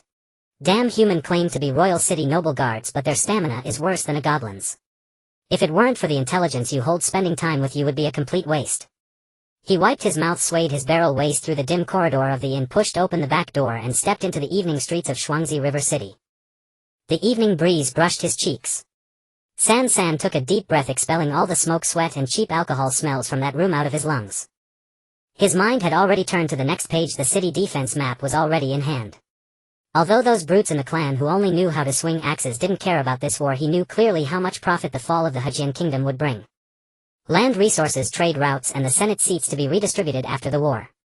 Those brainless fools, each and every one a stubborn blockhead, were even less useful than that idiot Saifina's brain. They would never think of this step. I need to abandon them. San calculated as he walked. In this era, climbing up solely through military merit was too slow and the risk was too great. If a stray arrow hit him during a charge, no matter how great the merit, it would all be for nothing. A more reliable shortcut was the equilibrium cult. If he could connect with higher-ups within the cult, he might be able to open up opportunities beyond the orc tribe. Having made up his mind, San headed toward the most bustling area of Shuangzi River Village, straight to the edge of the royal palace. There, one of the largest protective devices of the royal city was rooted: the cognitive filter. Its existence could make assassins infiltrating the royal city forever unable to find the correct path to the palace, and cause armies attempting to attack the royal city to get lost before reaching the gates and loop back to where they started. And the military merit of destroying the cognitive filter would be enough to earn him a ticket into the cult's inner circle. Meanwhile, in a ceremonial hall within the rear palace of the royal palace, Mo Ding was sitting on a chair that had been deliberately elevated several times, looking at the middle-aged man beside him who wore a crown and looked haggard, and spoke sarcastically. Clovis III, now that the heroic era has taken shape, why do you insist on stubbornly resisting like my dwarf race? Wouldn't it be better to become a Grand Duke? Clovis III seemed unfazed by Mo Ding's bluntness, even showing a hint of respect, and gave a bitter smile. The foundation laid by our ancestors cannot be abandoned. After a pause he sighed. Mr. Mo Ding, you have a fine heir who can keep your clan from being swallowed by the hero. You can even come and go freely in the empire and travel everywhere. But we have nothing. All we can do is give our utmost, calculate every step, and shed every last drop of blood. This is the reason you sacrifice children and women in River Kingdom. Mo Ding put down his wine glass, his thick brows tightly knitted, staring unceremoniously at the weary man on the throne. Even when stabbed so deeply, Clovis III still did not get angry. He didn't even avoid Mo Ding's gaze, but met it openly. They were part of River Kingdom, so they should die for River Kingdom. A king like you is truly a tragedy for River Kingdom. Mo Ding said coldly. Thank you for the compliment. Mo Ding gripped his wine glass tightly, nearly crushing the stem. Truly a piece of unyielding meat, he had reached a state of madness. He decided to change the angle of attack. I heard you married the most beautiful woman in the kingdom as your queen, but she won't let you touch her. Clovis III remained calm, even curling the corner of his mouth slightly. Yishabela might find me too cruel. One day she will understand me. Understand my ass. I really want to smash you with a hammer. Don't you feel any guilt at all? Mo Ding felt his blood pressure rising at a dangerous rate. He took a big gulp of wine, calmed his breathing, and then revealed his trump card. He placed his wine glass heavily on the table, raised his head, and looked at Clovis III with a triumphant expression. Then let's talk about my son. What do you think of my son, Lu En Tai-Zhen? Clovis III's eyes clearly showed a flicker of envy. If not for the sudden rise of the hero king, this Ireland might have been the domain of your Tai-Zhen clan. Ha ha ha ha. Mo Ding was pleased by these words, his rough laughter echoing through the hall, causing even the candle flames to tremble. My son is valiant. He can make the hero king bow his head. Far better than you, little wretch. Clovis III sat upon his throne, forcing a smile, the corners of his eyes creased with humble lines, as if long accustomed to being mocked to his face. Mo Ding laughed twice more, then suddenly, as if something had seized his throat, the laughter ceased abruptly. The proud wrinkles on his face retracted one by one until only a pair of icy eyes remained staring straight at the man on the throne from beneath his thick brows. The servants attending in the hall shivered, almost simultaneously burying their heads even lower, holding their breath. It seems this old man's guess was correct. Mo Ding's voice no longer held any trace of laughter. You have indeed lost your humanity. Clovis III's expression froze for a moment, as if in confusion or perhaps grievance.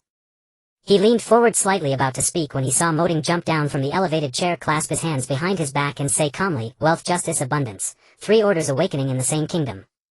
An unprecedented marvel in 1,000 ages. Clovis 3, do you take me, the chief of the Equilibrium Order, for a fool? What does Master Moding mean by this?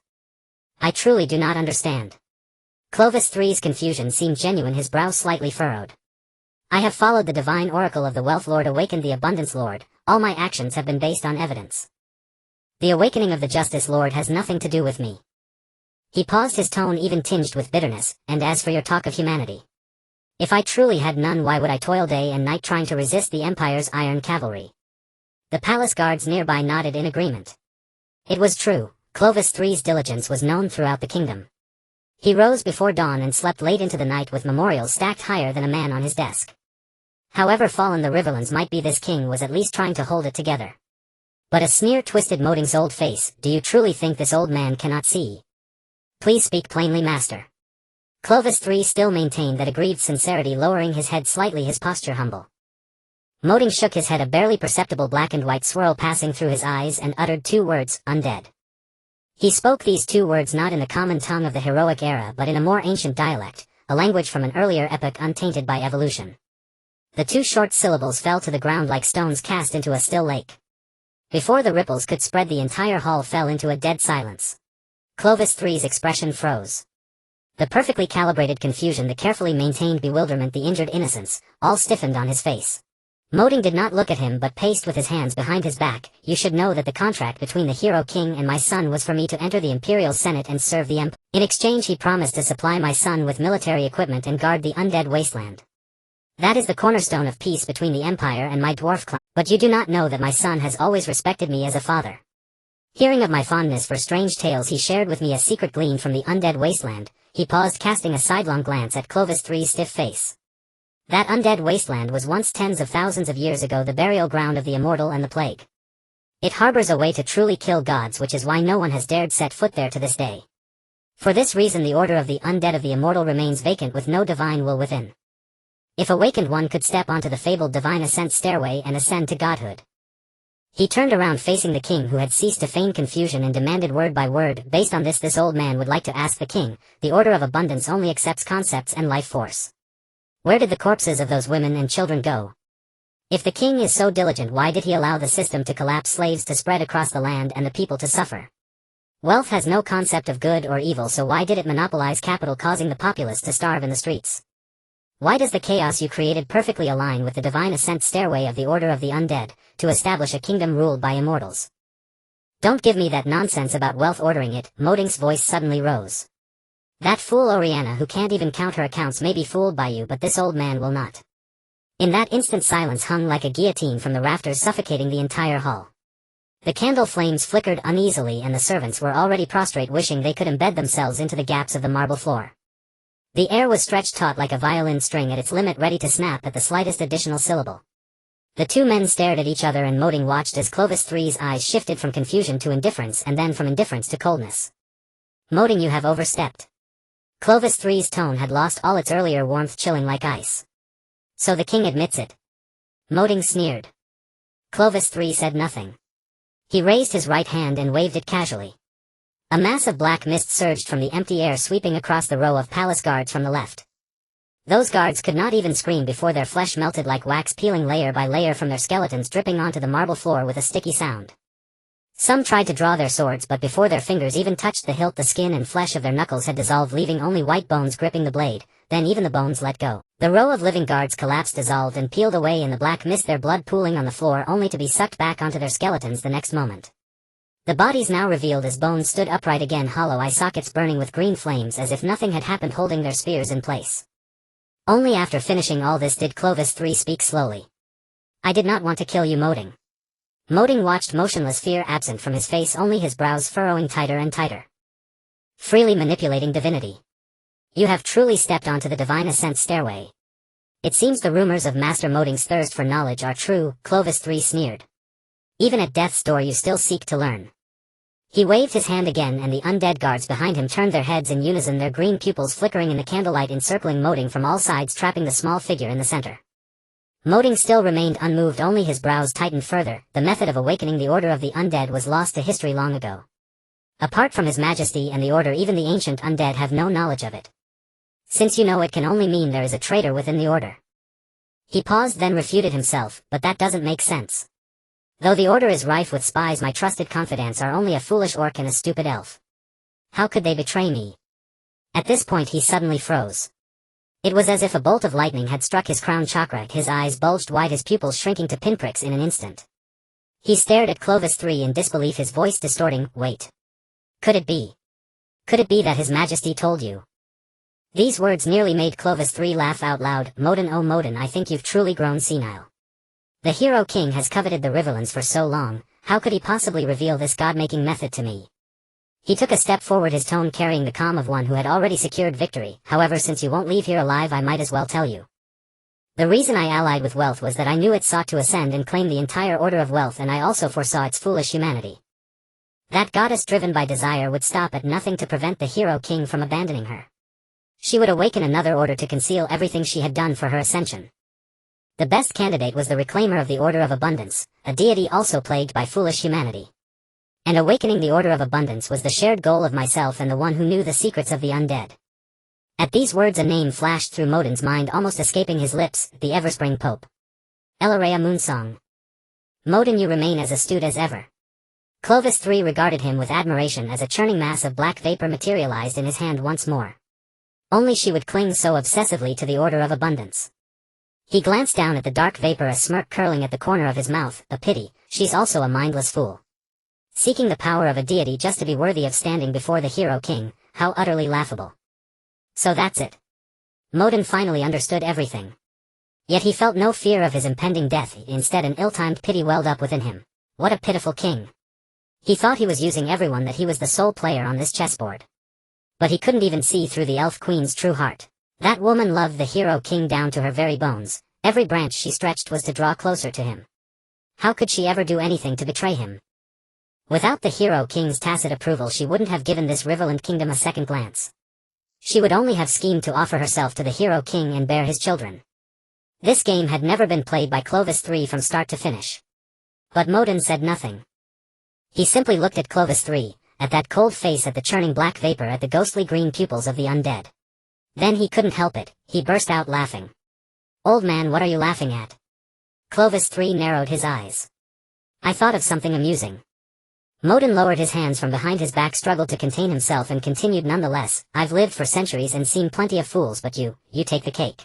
What do you mean? Clovis III's eyes narrowed, the black vapor in his hand beginning to swirl again. What do I mean? Modin chuckled. Just take it as an old man losing his mind.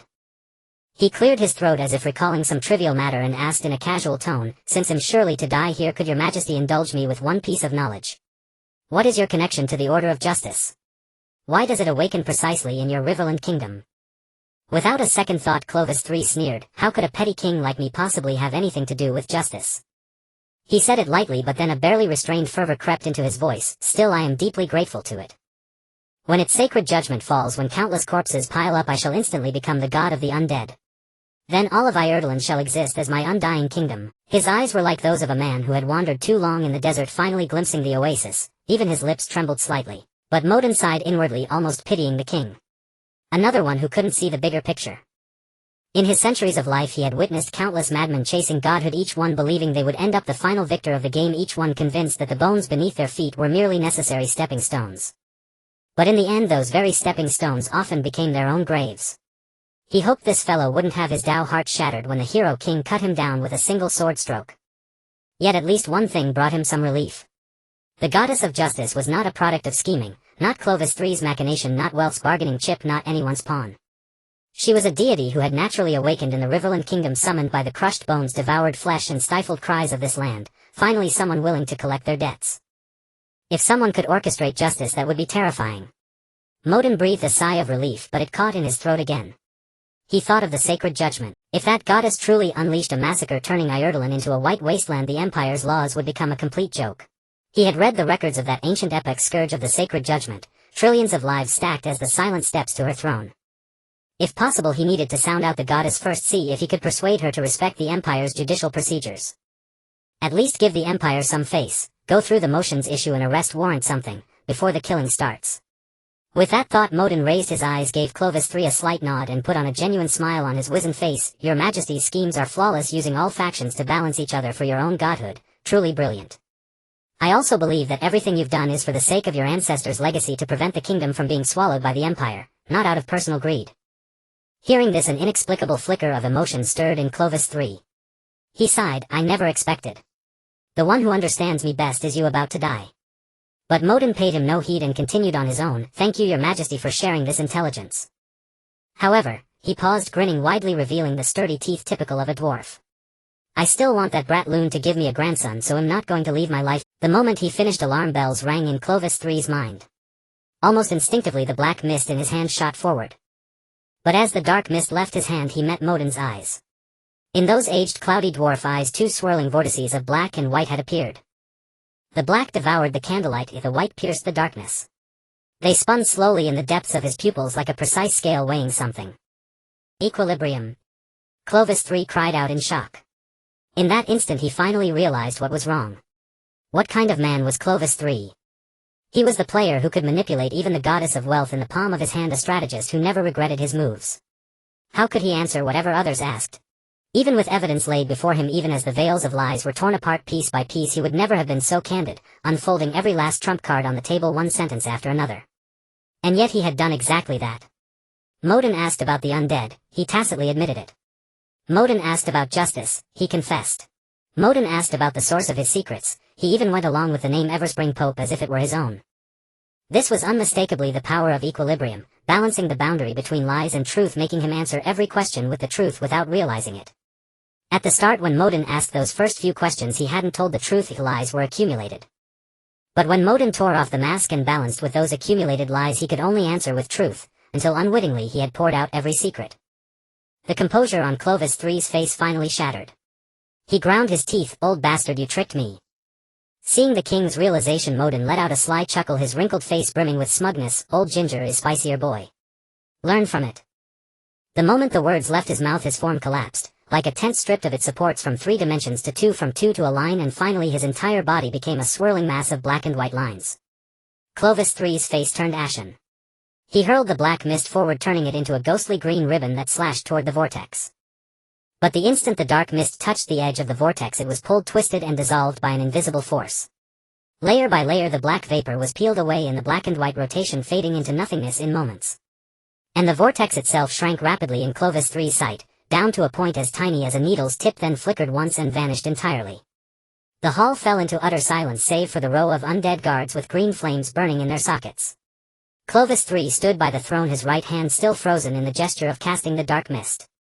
His lips moved a few times, then he snatched the wine jug from the table and hurled it viciously at the empty space where Modin had vanished, roaring, "The equilibrium order." At this moment everything Mord and Clovis III said and did was fully displayed on the live broadcast screen. Silver moon above. I think I know where the undead calamity of the heroic era came from. The front line then advanced from the southern border of Alderland all the way to the north, lasting a full century before that immortal was finally slain by the hero king. The source was Clovis III. I thought this guy was just a pathetic king, but he's this fierce. Wait, did only I see the name Rune Iron Anvil in the earlier dialogue? Right. This Mr. Rune is actually playing his own father. What's going on? I don't understand, not at all. One plays a deity, one plays a deity's offspring, one plays the biological father and leader of the cult, one plays an elven spy, one plays an orc infiltrator. Is this really a first-tier adventure script? How does it look like an 8th-tier war script?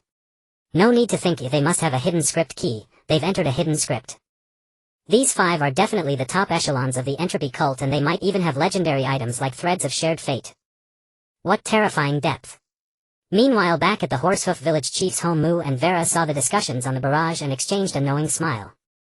At this moment Mu was weak, lying on the bed in the bedroom, but no longer as disheveled as before. He glanced at the barrage discussions about the undead calamity and hidden script, curved his lips slightly, and turned to Vera, who sat on the edge of the bed. Vera, how much longer until the Imperial envoy reaches Riversmeet? There's still a week until the new year, so maybe in about a week. Vera tilted her head, her tone uncertain, then blinked. Mother, is there something you want to do? Mu coughed lightly, nodded, and pushed himself up against the bed frame to sit straighter. In that case, I'll focus on recovering my strength during this time. Wait until Mord and the others return, have them find a place to wait for me. The sacred judgment had fallen and it was time for him to fulfill his divine authority. This rare period of calm was the perfect opportunity. Vera was not surprised by his words. On the way back she had secretly glimpsed his experiences. But her lips pressed together as if she wanted to say something. What's wrong? Mu saw through her thoughts at once. Nothing much. Vera lowered her head, her fingers unconsciously twisting the hem of her clothes, her ears twitching. I just wanted to tell Mother to be careful. Tisk, the worry was practically overflowing. Mu chuckled inwardly but didn't call her out. Some things were best left to take their natural course. Questioning too much might ruin the current bond. As long as she didn't harm him, betray him, or use him, she could do whatever she pleased. Even if their relationship deepened in the future, this principle should be the foundation. Love and affection only cloud one's judgment. Dignified emotion and mutual benefit are the long-term solution. Mutual respect has never been a derogatory term. At least at this moment Mu still adhered to this principle. Then I'll rely on adorable little Vera to take care of me these days, he said with a smile, reaching out to gently ruffle the girl's hair. This one gesture swept away all of Vera's earlier thoughts. She happily agreed, her voice rising a pitch. Leave it to me. I guarantee Mother will be satisfied. Soon after, Mu fell back into a deep sleep. Vera carefully tucked the blanket around him, then walked to the table and activated a circulating fire magic array to ensure the night's chill wouldn't seep in and that he'd have hot water whenever he... After finishing, she tiptoed quietly out of the bedroom, gently closing the door behind her. The night was deep. Horsehoof Village was immersed in boundless silence, broken only by the occasional distant bark that was torn apart by the wind across the empty fields. The crimson moon hung at the zenith like a half-lidded blood-red pupil, casting its cold dark light upon the earth. On the stone path of the manor, Vera emerged draped in a black cloak. She stopped in the center of the courtyard and reached up to pull back the hood. And in that instant, as the crimson moonlight fell upon her face, her previously adorably naive expression vanished. Deep within her azure eyes, a deeper scarlet began to spread outward from her pupils, not the burning red of power or energy flowing, but a cold, indifferent mechanical red, like two indicator lights embedded in her sockets, devoid of anything that could be called emotion. Her originally black robe seemed to be soaked through by the moonlight, dying inch by inch from the hem into scarlet, blooming into intricate patterns on the fabric, finally transforming into a long flowing blood-red gown that trailed the ground. Her neck arched, long hair flying in the night wind, her spine straightened and her chin lifted slightly. Her entire demeanor shifted from obedient to proud, like a bud suddenly blooming. If Mu were here, he would have jumped out of bed at the sight of that attire. Dragon and phoenix motifs woven in gold, a crimson robe exuding majesty. The skirt was unmistakably a flowing red phoenix robe. Vera, with her hands folded over her abdomen, slowly walked out of the manor step by step until she reached the gates of the Church of Justice. There Fat Francis and a group of the church's clergy had been waiting for some time. They had heard a sudden telepathic message in their ears saying that the goddess of justice had a divine oracle to deliver and had hurried here. Now, seeing only Vera completely transformed in appearance, bewilderment was written on every face. The crimson moon hung behind her like a blood-red backdrop, making the blood-red figure both holy and dangerous. The unease in the crowd grew heavier, but no one dared to speak first. Lady Vera, why hasn't Her Grace Justice arrived? Fat Francis steeled himself, stepped forward and bowed. Vera did not reply. Instead, she slowly swept her mechanical icy scarlet gaze over every face present, finally settling on Fat Francis. A clear flat voice rang out in the night, "Tell me, why have you betrayed justice?" As the words fell, an incomprehensible pressure emanated from her. The cobblestone ground let out a dull groan, sinking inch by inch. Everyone present was crushed to the ground, their foreheads pressed against the cold stone, their very breathing becoming a luxury. Injustice. Utter injustice, Lady Vera. Fat Francis' face was ground into the ground, his features nearly distorted, but he forced his voice out from his throat. Even if you lent me 100 guts, I wouldn't dare betray Her Grace Justice and you. Why do you say this? In the prostrate crowd's view, the crimson moon in the sky seemed to have landed behind the red-dressed woman. That blood moon spread out, centered on her, embedding her entire figure in the center of a huge dark red halo of light. Holiness and danger intertwined into a suffocating pressure, stretching the string of fear in their hearts tighter and tighter, almost to the breaking point. Hearing this, Vera didn't even blink. She only looked down from on high. "I give you a chance to explain, Francis." Grows. The deliberate pause in her voice stabbed like a sharp blade into Fat Francis' heart. Fat Francis' face turned deathly pale in the moonlight. His lips trembled a few times before finally squeezing out a shaky sentence. You already know." Vera did not answer. The silence itself was the answer. After a long hesitation, Fat Francis suddenly stopped trembling. The fear on his face receded like a tide, replaced by a calm that was not quite resignation but no longer struggling. "Lady, I am from the Whitebridge family." "So you're not afraid of death?" Vera's voice remained flat.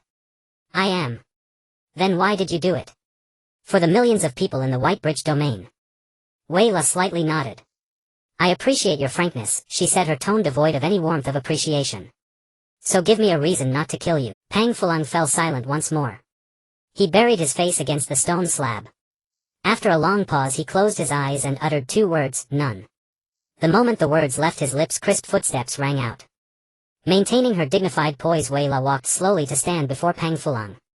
Her blood-red gown trailed over the bluestone slabs, producing a faint rustling sound like a countdown. She stopped above him, lowering her eyes to gaze at the man prostrate at her feet. Since there is none if I kill you, do you have any grievance? No. Pang Fulang did not open his eyes, nor did he make any defense. He even added, if I could do it over I would still pass intelligence to the Baiqiao family. Good. Wei La acknowledged his resolve to love his family and his people. But betrayal was betrayal unforgivable.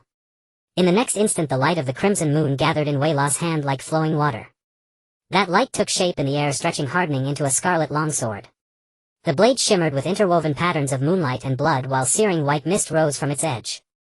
She gripped the hilt with one hand, the sword tip tracing a dark red arc through the air before stopping just above Pang Fulang's nape.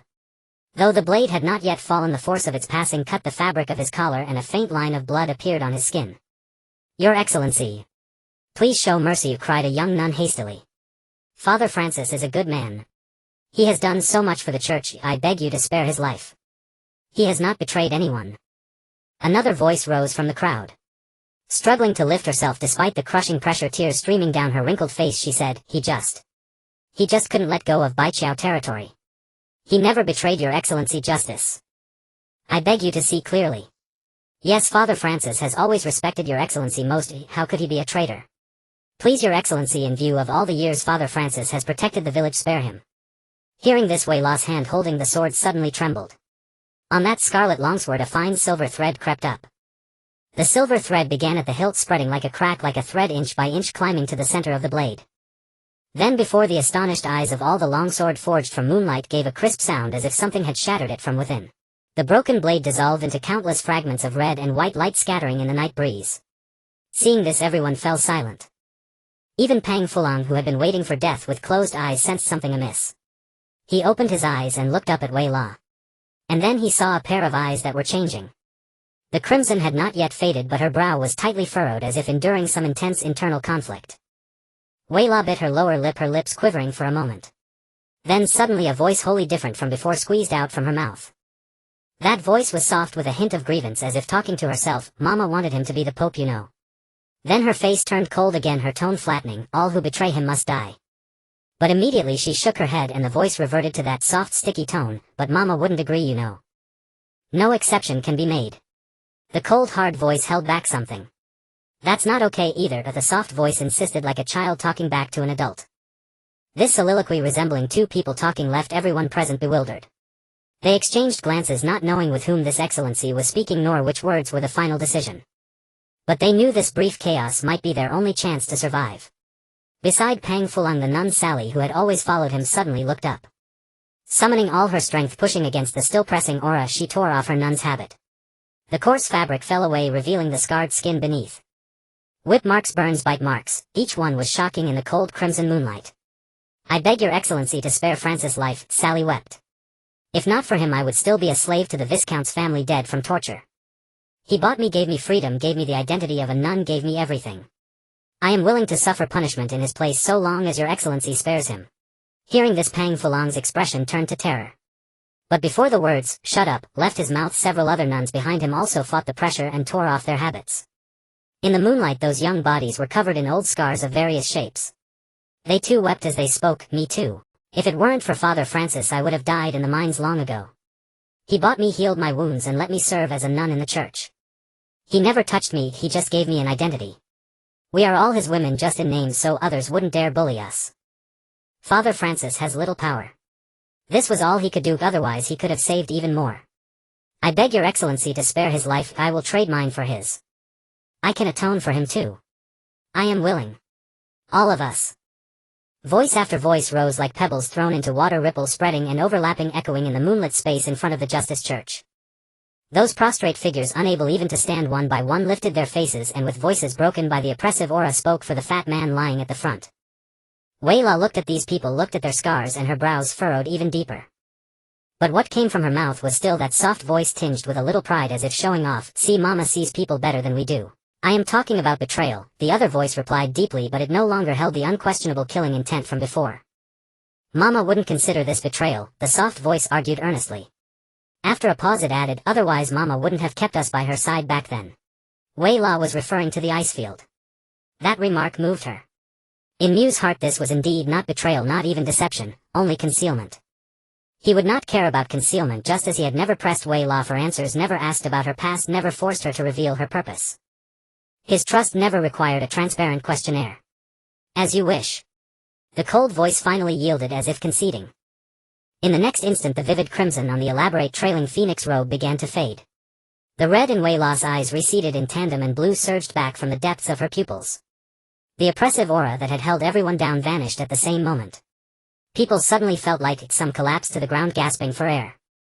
Then they looked up and saw a dazed Wei La blinking, her big blue eyes curiously examining them as if nothing had just happened. "Does Horsehoof Village have any food tonight?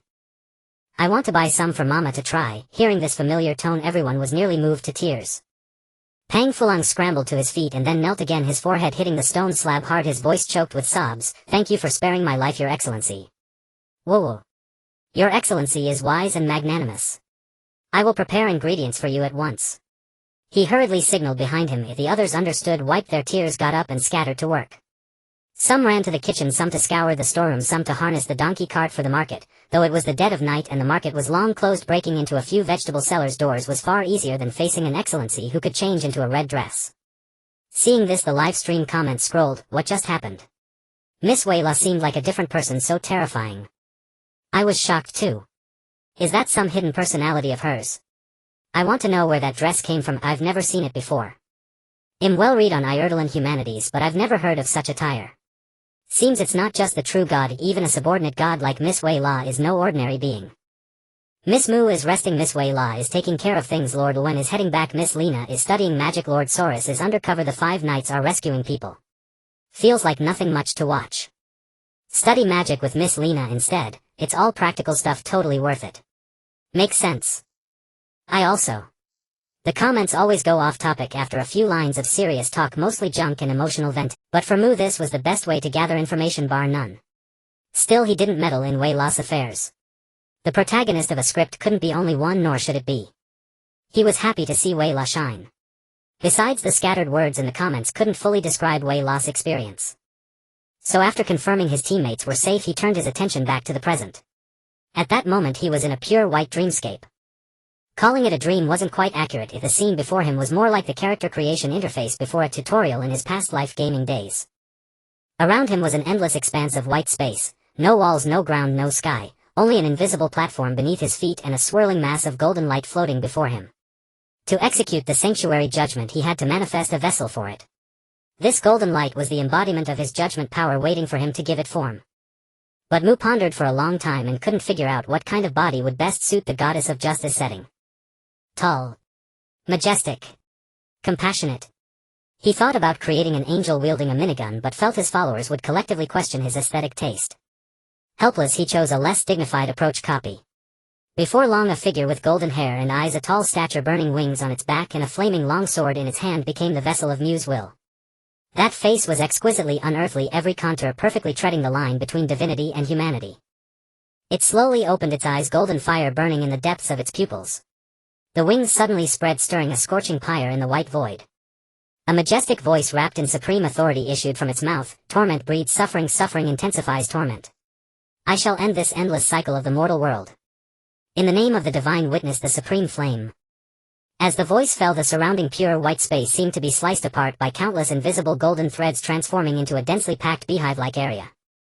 Figures slowly emerged from every corner of the area, all of them being the perpetrators who had harmed Mu, their names inscribed on the memorial tablets displayed in this pure white court of judgment. The causality within fate had all been grafted onto Mu's body.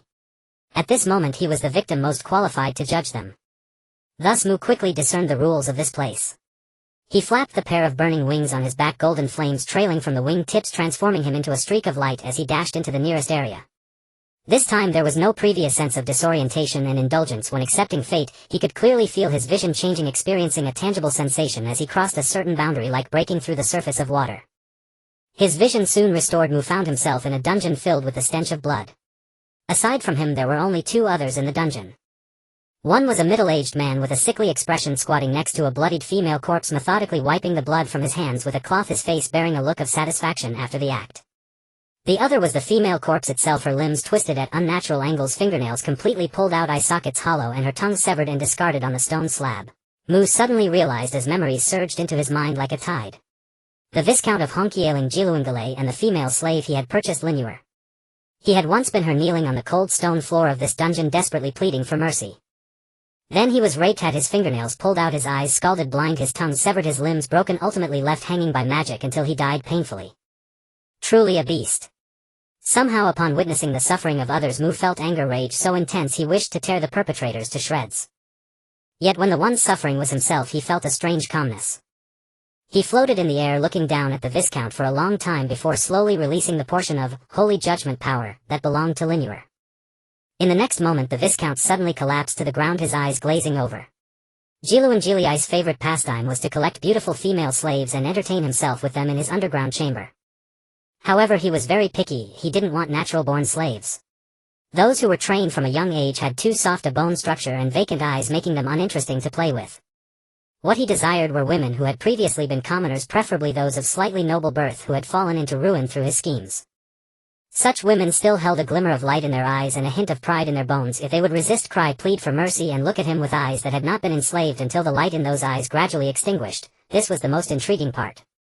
Thus he took pleasure in framing others. By forging a theft document, bribing a neighbor to testify falsely, or simply having his butler share a drink with the tax officer, he could make an ordinary family bear an undeserved crime. He was not afraid of being discovered. He was a Viscount, one of the most powerful in Honkialing. The important figures above him he never provoked, he only targeted the helpless commoners and fallen nobles. Such people could disappear without anyone advocating for them. And today he had framed another, a girl named Linure, whose father was a ruined baron who had fallen into debt. Of course that debt was one he had convinced the tax officer to impose. When Linure was brought to him, she was still shouting her innocence, her blue eyes wide with terror. The sounds of her wails, screams, and pleas still echoed in his ears, each syllable leaving him savoring their flavor. I wonder if I will find such good goods next time. He licked his lips, about to call his subordinates to dispose of the corpse, when he suddenly discovered that the dungeon before him had vanished. The stone walls, oil lamps, iron bars, and the blood-soaked ground all disappeared. In their place was an endless expanse of white void. A burning knight's sword pierced the heavens, standing between the white sky and earth. Above that surging flame, a pair of indifferent, emotionless golden eyes looked down at him. Jiluangale's heart sank. He opened his mouth to scream, but found his throat choked, unable to make a sound. At that moment a voice rang out from all directions, simultaneously layered and overlapping, as if countless people were reciting the same words in unison: holy judgment. Instantly strands of golden light manifested as ropes shooting out from the void, binding his limbs and hanging him up. Before he could even manage a scream, an indescribable pain surged through his limbs simultaneously, as if something within him was shattering, bones snapping one after another, veins under his skin bursting. His hands and feet instantly went limp, hanging in the air like a piece of mud. Ugh! Who are you? What are you? I am a Viscount of Hajin Kingdom. I am Jiluangale. What have you done to me? Let me go. Let me go. No one answered his questions. His voice echoed a few times in the white void before being swallowed by the flames of the giant burning sword. In the next moment he felt his fingernails being pried off inch by inch, as if someone was using a dull knife to repeatedly and patiently cut at the base of his nails. Each pang of pain stretched out. Then came the pain in his lower body. A tearing agony surged from beneath him, as if something was being crushed alive. Then his eyes, his pupils began to burn, growing hotter and hotter, as if two fires ignited simultaneously in his eye sockets. Then that fire shot upward and the world turned black. Scalding. Scalding. No. No. Help me. Save me. Jiluangale's tears flowed freely, his bound limbs futilely struggled, each struggle tearing at the wounds being slowly ripped apart, initiating a new wave of excruciating pain.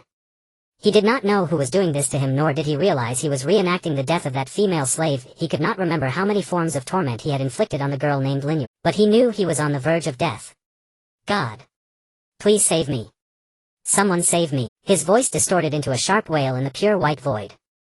Unfortunately, the execution of holy judgment would not lessen due to his wailing.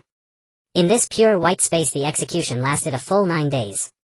Fingernails were pulled off one by one, limbs broken one segment at a time, the tongue severed from the root and the eyes seared through with a branding iron, then those wounds magically healed and were torn open again. This cycle repeated endlessly. Jiluangale died countless times during those 9 days, only to be revived through magic, each awakening accompanied by a new wave of suffering. His throat had gone hoarse by the second day, leaving him only able to wheeze softly. Until the last thread of magical life sustaining him was about to run out, his vision suddenly brightened again.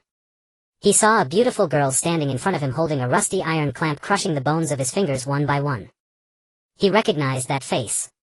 Linure, the female slave he had tormented to death. He could no longer speak, his throat reduced to a hoarse rasp, but he still mustered his last ounce of strength to silently form the word, "Spare me. I beg you. Spare me."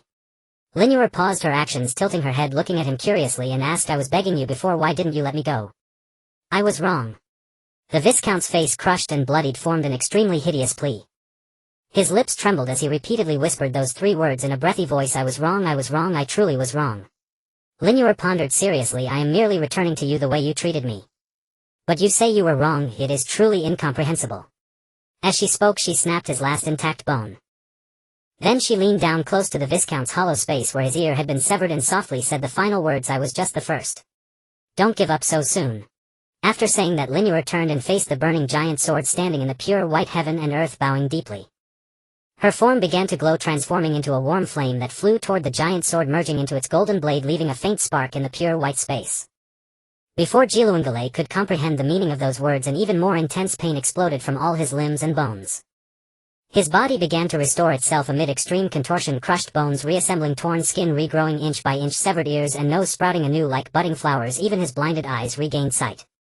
He was restored to perfect health, identical to when he was first dragged into this white space. The only thing unchanged was the golden ropes binding his limbs, firmly holding him in place. No. No. This scene filled him with immense terror. The dreadful suspicion in his mind finally became reality. This was a cycle of execution. Every person he had tortured to death would return, each one would personally give him back what he had done to them, exactly the same. Sure enough, before his thoughts could settle, a sizzling sound of flesh burning mixed with his own screams erupted simultaneously. Scalding branding irons emerged from the void, branding the slave mark on various parts of his body, each brand emitting white smoke, the smell of burning flesh wafting through the pure white air. Then there was the stabbing pain. Limbs, eyes, tongue, skin tissue peeling away in pieces.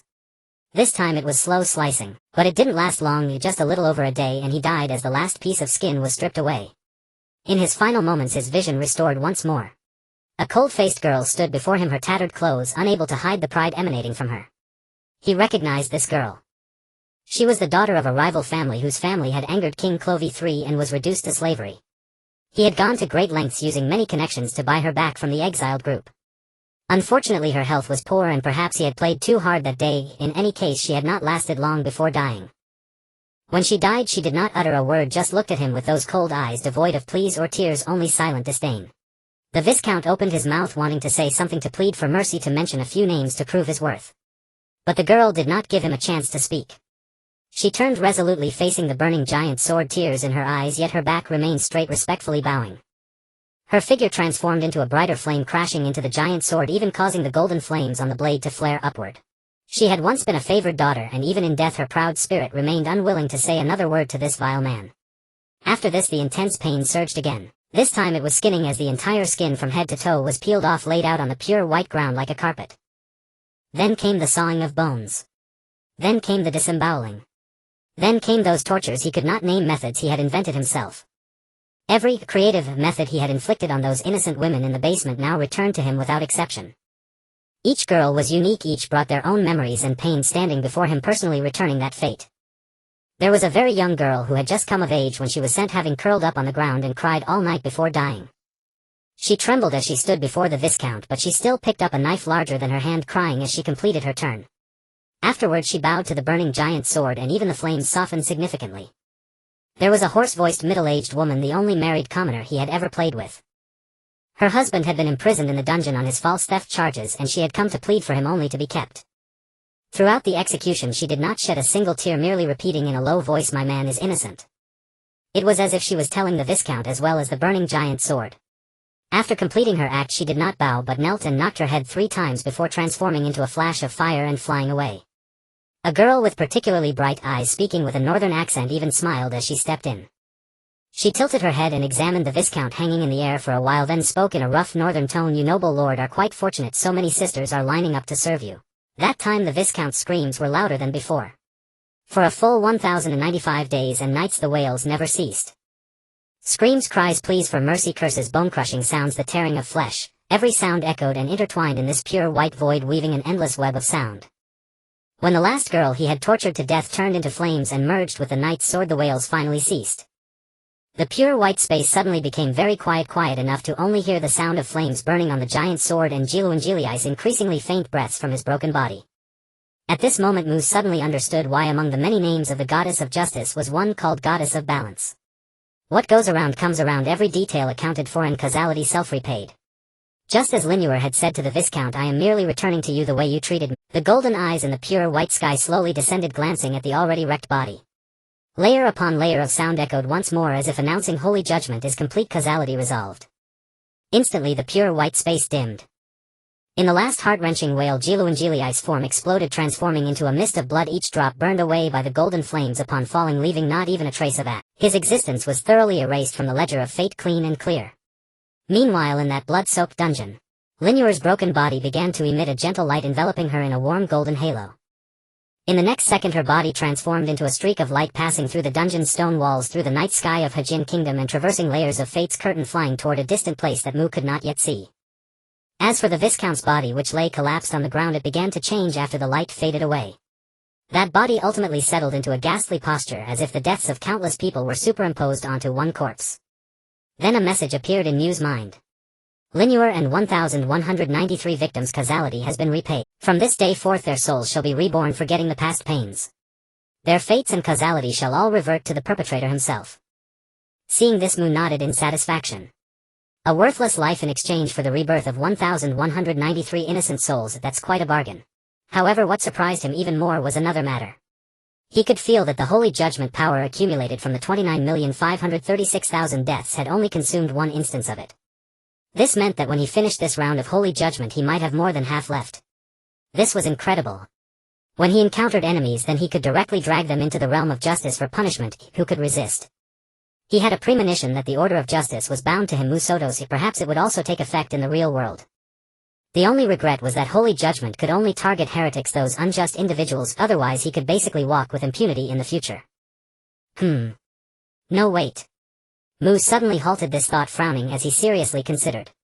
He was still too upright. Those who opposed him, weren't they unjust individuals? A person as upright as him would only be seen as a thorn in the side by the wicked, right? This logic was flawless. Mu easily convinced himself without a hitch, almost instinctively murmuring, "My heart and actions are clear as a mirror, all my deeds are for justice." He paused, savoring the phrase before nodding vigorously, "No problem." Soon the surroundings fell silent again, reverting to that honeycomb-like pure white space. Countless regions segmented by golden threads floated around him, each enclaving a name awaiting reckoning. Mu cast a glance around and roughly estimated in his mind, at this pace he had no idea how long clearing all of them would take. Fortunately, the flow of time within the divine realm differed from the outside, so there was no need to worry about delaying his main affairs. He calmed his mind once more, his gaze settling on the next region. A second surge of the power of divine judgment ignited in his palm. In the divine realm, time knew no reckoning. Reflected in the outside world, it was still that deep night. At this moment in Twin River City, the Royal Magic Academy, Serafina was crouching in the forbidden section on the second floor of the library, carefully opening a book titled Advanced Fundamental Elemental Configuration by the faint light of a magical flame flickering at her fingertip. Her original mission in Riverinter was merely to gather intelligence, but since she was already here, not picking up a few spells felt like a waste. She couldn't enter the Empire's Magic Academy, and though Riverinter's was of a lower tier, freely acquired knowledge was always sweet. Just as she was engrossed in reading, a dull thud came from downstairs. Serafina's finger froze and the magical light vanished instantly. She listened for a few seconds, confirming it wasn't the wind nor a rat knocking something over. The sound was heavy, as if something weighty had crashed onto the floor. No one should be in the library at this hour. She closed the book silently, returned it to its place, drew her shortbow with one hand, and crept along the wall toward the stairwell. The wooden steps emitted the faintest creaks beneath her feet.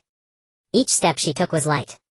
When she reached the corner, she peered out, slightly scanning the first floor by the dim crimson light filtering through the window from the red moon. The circulation desk was empty and no one sat at the long tables in the reading area.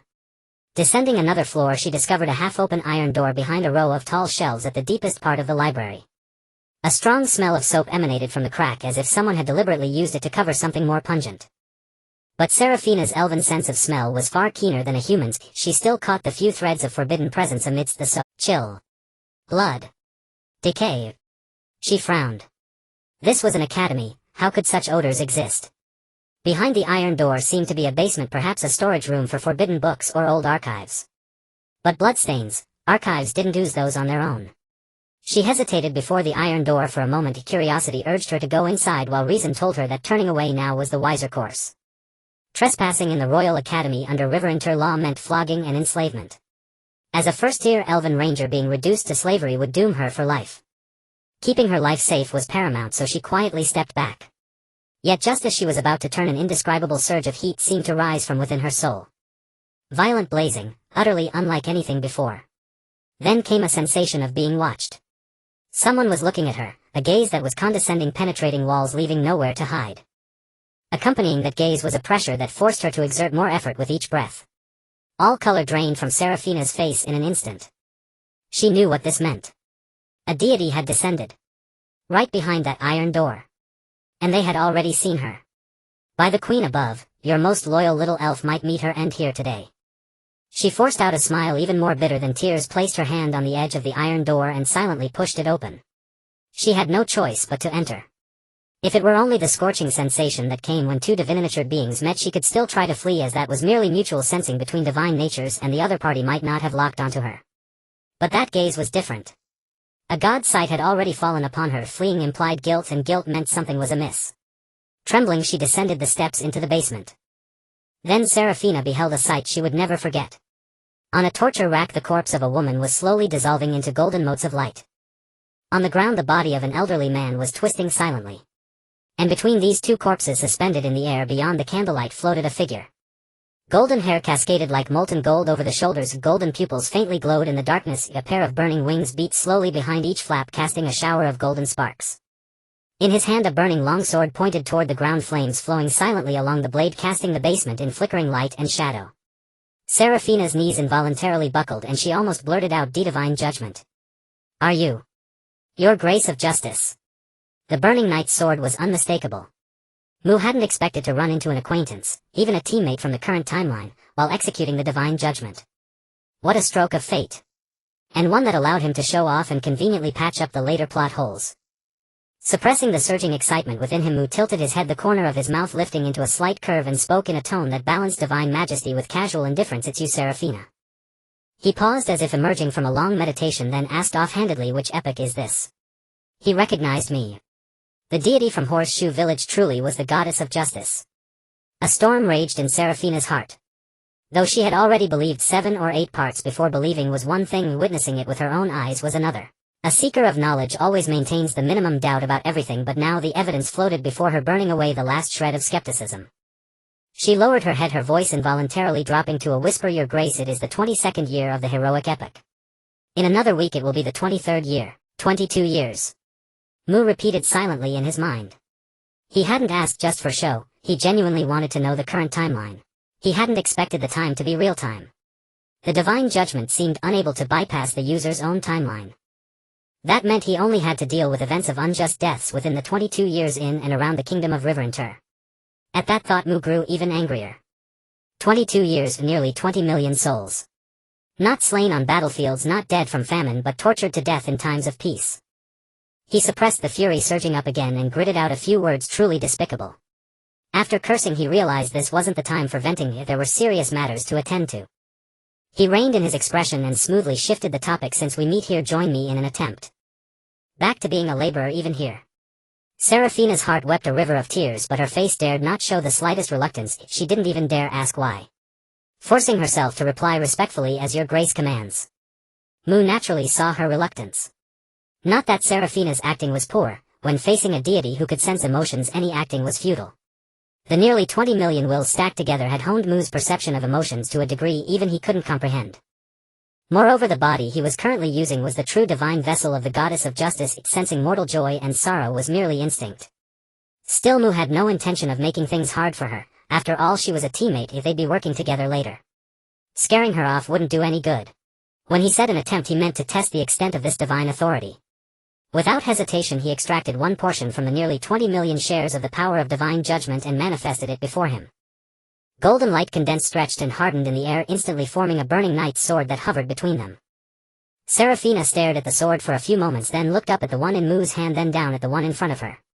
Her mouth opened and closed several times before she finally managed a question that sounded like her worldview was shattering: the divine artifact of justice, judgment. She paused, her eyes darting between the two swords too. Swords of judgment. Did divine artifacts come with backups? This contradicted every theological fact she had learned from church scriptures. This is a projection of judgment, and this blade in my hand is the same, Mu explained. The words were not a lie, but they were not the whole truth either. The true judgment was the colossal sword that lay across the divine kingdom of justice, covered in cracks reaching from heaven to earth.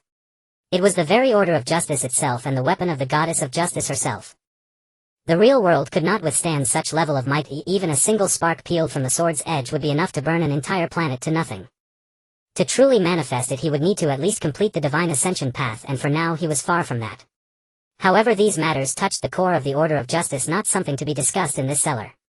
He raised his hand, pointing at the floating sword, and changed the subject. Hold it. Saphina could not refuse. She gritted her teeth, reached out and grasped the hilt. In the next instant flames surged into the sky, golden light pouring from the blade like a flood that had been long pent up behind a gate, finally finding an outlet, rushing into Saphina's palm. Yet that power was not scorching, at least not to Saphina. The moment it touched her skin, it retracted all its edge, docilely sinking into her body, flowing through her magical circuits for a turn, and finally settling in a place she could not describe. A piece of information appeared in her mind: consume any divine nature to obtain divine nature of justice, force of holy judgment, condensing eternal burning flames. This flame cannot be extinguished until heretics are burned to ash. For non-heretics the flame will restrain itself. At the same time, Mu also received this rule. He drew in a sharp breath inwardly. Oh my. So this was the correct way to open the force of holy judgment. Dragging someone into the divine kingdom for severe punishment, though satisfying, always had a startup delay, was troublesome and left one vulnerable to ambush. Using it as an instant spell, burning heretics on contact, that was simple, efficient, elegant and dignified. What was this called? This was productization. If he could split the force of holy judgment into several shares and distribute them, wouldn't he gain a whole new set of skills? But this thought lasted only a few seconds before he suppressed it. Rena was his teammate. After a month of getting along, though not very familiar, he understood her character. Her integrity was reliable, giving her a share was fine. But what if it fell into someone else's hands? What if some recipient of the power driven by malice used the force of holy judgment to do evil? The next name on the memorial tablet might be his own again. Being blacklisted by the power he himself had distributed, that would be too absurd. Just imagining that scenario made Mu's whole body break out in goosebumps. Forget it. Since he now knew the usage, he would leave it for later. He refocused his attention on Saphina, who was still staring at her hand in a daze, and softened his tone. Saphina, have you gained anything? It is a divine art. Saphina nodded blankly, her fingers unconsciously igniting a wisp of golden flame. Mu glanced at it without concern, for he also had a share of this power. Since you have gained something, repay a karmic debt for me. How about it? Please speak, your eminence. Saphina snapped back to attention, quickly standing straight. Taking a favor makes one short-handed, or receiving kindness makes one weak. Moreover, the one before her was a god above gods, possessing an entire order of justice. A mere elven ranger like her could not refuse.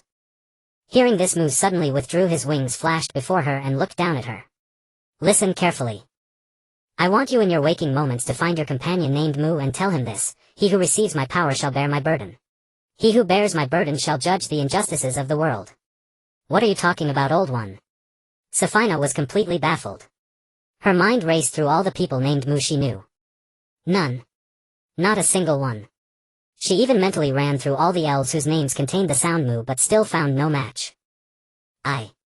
She was about to say she didn't know such a person, but Mu raised his hand to stop her. What I say must not be disobeyed, contemplated, or casually discussed. You just remember it. When the time comes, you will naturally meet that person. These words were finalized by Mu after much deliberation in his mind. An enactment was after all just an enactment. Even if it could change history, this history was separated from the real him by thousands of years. He ultimately lived in the epoch of the celestial canopy, a commoner who had not even fully traversed his own territory. When this script ended and he returned to reality, the wanted posters of the Six Kingdoms would still hang everywhere in Erdran, and items like those of the Eternal Spring Church that could sense divine nature would eventually target him. Sooner or later he would have to confront those major figures. Heat and collision led only to death. Therefore he planned to cloak himself in an alias, for instance the inheritor of justice. With the personal endorsement of the goddess of justice who would dare to call Mu Sothos evil. Would those knights who upheld righteousness hesitate when pursuing him? Or perhaps some might choose to side with him because of this divine inheritance. All were unknowns. As for directly impersonating the goddess of justice in reality, he wasn't that mad. In a script death was cushioned by title skills, in reality death meant nothing left. One divine punishment, and with his small frame he wouldn't even leave a few grams of ash. After hearing this speech, Saphina finally grasped the weight from her confusion. She was not stupid. A god who monopolized an entire order of justice crossing time specifically to instruct her, this matter could not be trivial. She nodded solemnly, etching the name deep in her heart, then lowered her head. I understand, your eminence. I will not disappoint you. Mu curled his lips again, finding Saphina's forced composure amusing. He stepped back and his burning wings unfolded behind him again, golden light spilling from their edges, lighting the dark cellar as bright as day. Within half a month at most the holy judgment will fully descend. After half a month come to Horse Village to seek me. He paused, added before turning, do not commit unjust deeds. As the oracle commands. More words meant more mistakes. Mu could not lay out all his plans at this stage. He simply dissolved his form and returned to the pure white space. The cellar fell silent again. The oppressive heat dissipated, leaving only the rack, the utterly disfigured corpse on the ground, and the faint crackling of candle flames. Saphina stood alone in the cellar, exhaling heavily. She leaned against the cold stone wall, murmuring to herself, the pressure of a god. Truly terrifying. The cellar fell silent again. The oppressive heat dissipated, leaving only the rack, the utterly disfigured corpse on the ground, and the faint crackling of candle flames. But gods did not act without reason. Since she was told she would naturally meet him when the time came, she wouldn't deliberately seek him out. Maybe one day while walking down the road she would bump into him by chance. It was easier to just let it go. She pulled her hood up, intending to leave this gloomy cellar before dawn and bury tonight's events deep in her heart. Yet she did not know that at that very moment over 200 million pairs of eyes were watching the live broadcast of the heavenly canopy, frame by frame, witnessing her entire conversation with the goddess of justice. The comment section had been exploding ever since Mu asked, which era is this? When Saphina walked out of the cellar, the entire screen had turned into a boiling pot, him going crazy. The goddess of justice is sending a message to Miss Mu through her teammate. A divine oracle spanning 1,000 years. Who can tell me what level of enactment this is? Logic. Causality. What do you mean by the god I am playing communicates across the void with the real me? Can a god alter real history within a heavenly canopy script? Theology Academy Justice Mentor, the heavenly canopy can never change history, nor can it be wrong. This is an iron law verified over 1,300 years. If the heavenly canopy's history could be altered, the real world would have collapsed long ago. The current situation has only one explanation: the goddess of justice is a true living god who can transcend time. A true god must have powers we have not yet understood. Otherwise this time paradox cannot be explained. Looks like we need to watch the fated Dragon Emperor's live stream. He is the most likely among current performers to draw a divine era script, an age when true gods walked the earth. Perhaps we can find answers there. Those are too far from us. Right now I only care about one thing: if Miss Mu really obtains the inheritance of the goddess of justice, is she still evil? Can the entropy cult still be evil? The entropy cult was always a chaotic neutral organization, not evil. But Miss Mu and Miss Vera, they must be just. That no longer needs discussion. Duke of Dry Bones, it seems. That Erdran. The Six Kingdoms. Are not. Wholly good. The Duke is right. Wanted the entropy cult itself is fine, I fully support that. But wanting Miss Mu? How the Six Kingdoms are probably hollowed out from within by maggots. Even if hollowed out, what can we do? People like us have no room to resist. Talking is useless. I don't care. It'll give Miss Mu and her teammates the highest score for this script anyway. In decades of watching the heavenly canopy, this is the first time a first-tier script has been turned into an 8th-tier war theme. Count me in. Same here. Would love to see Miss Mu and Miss Vera in an adult script.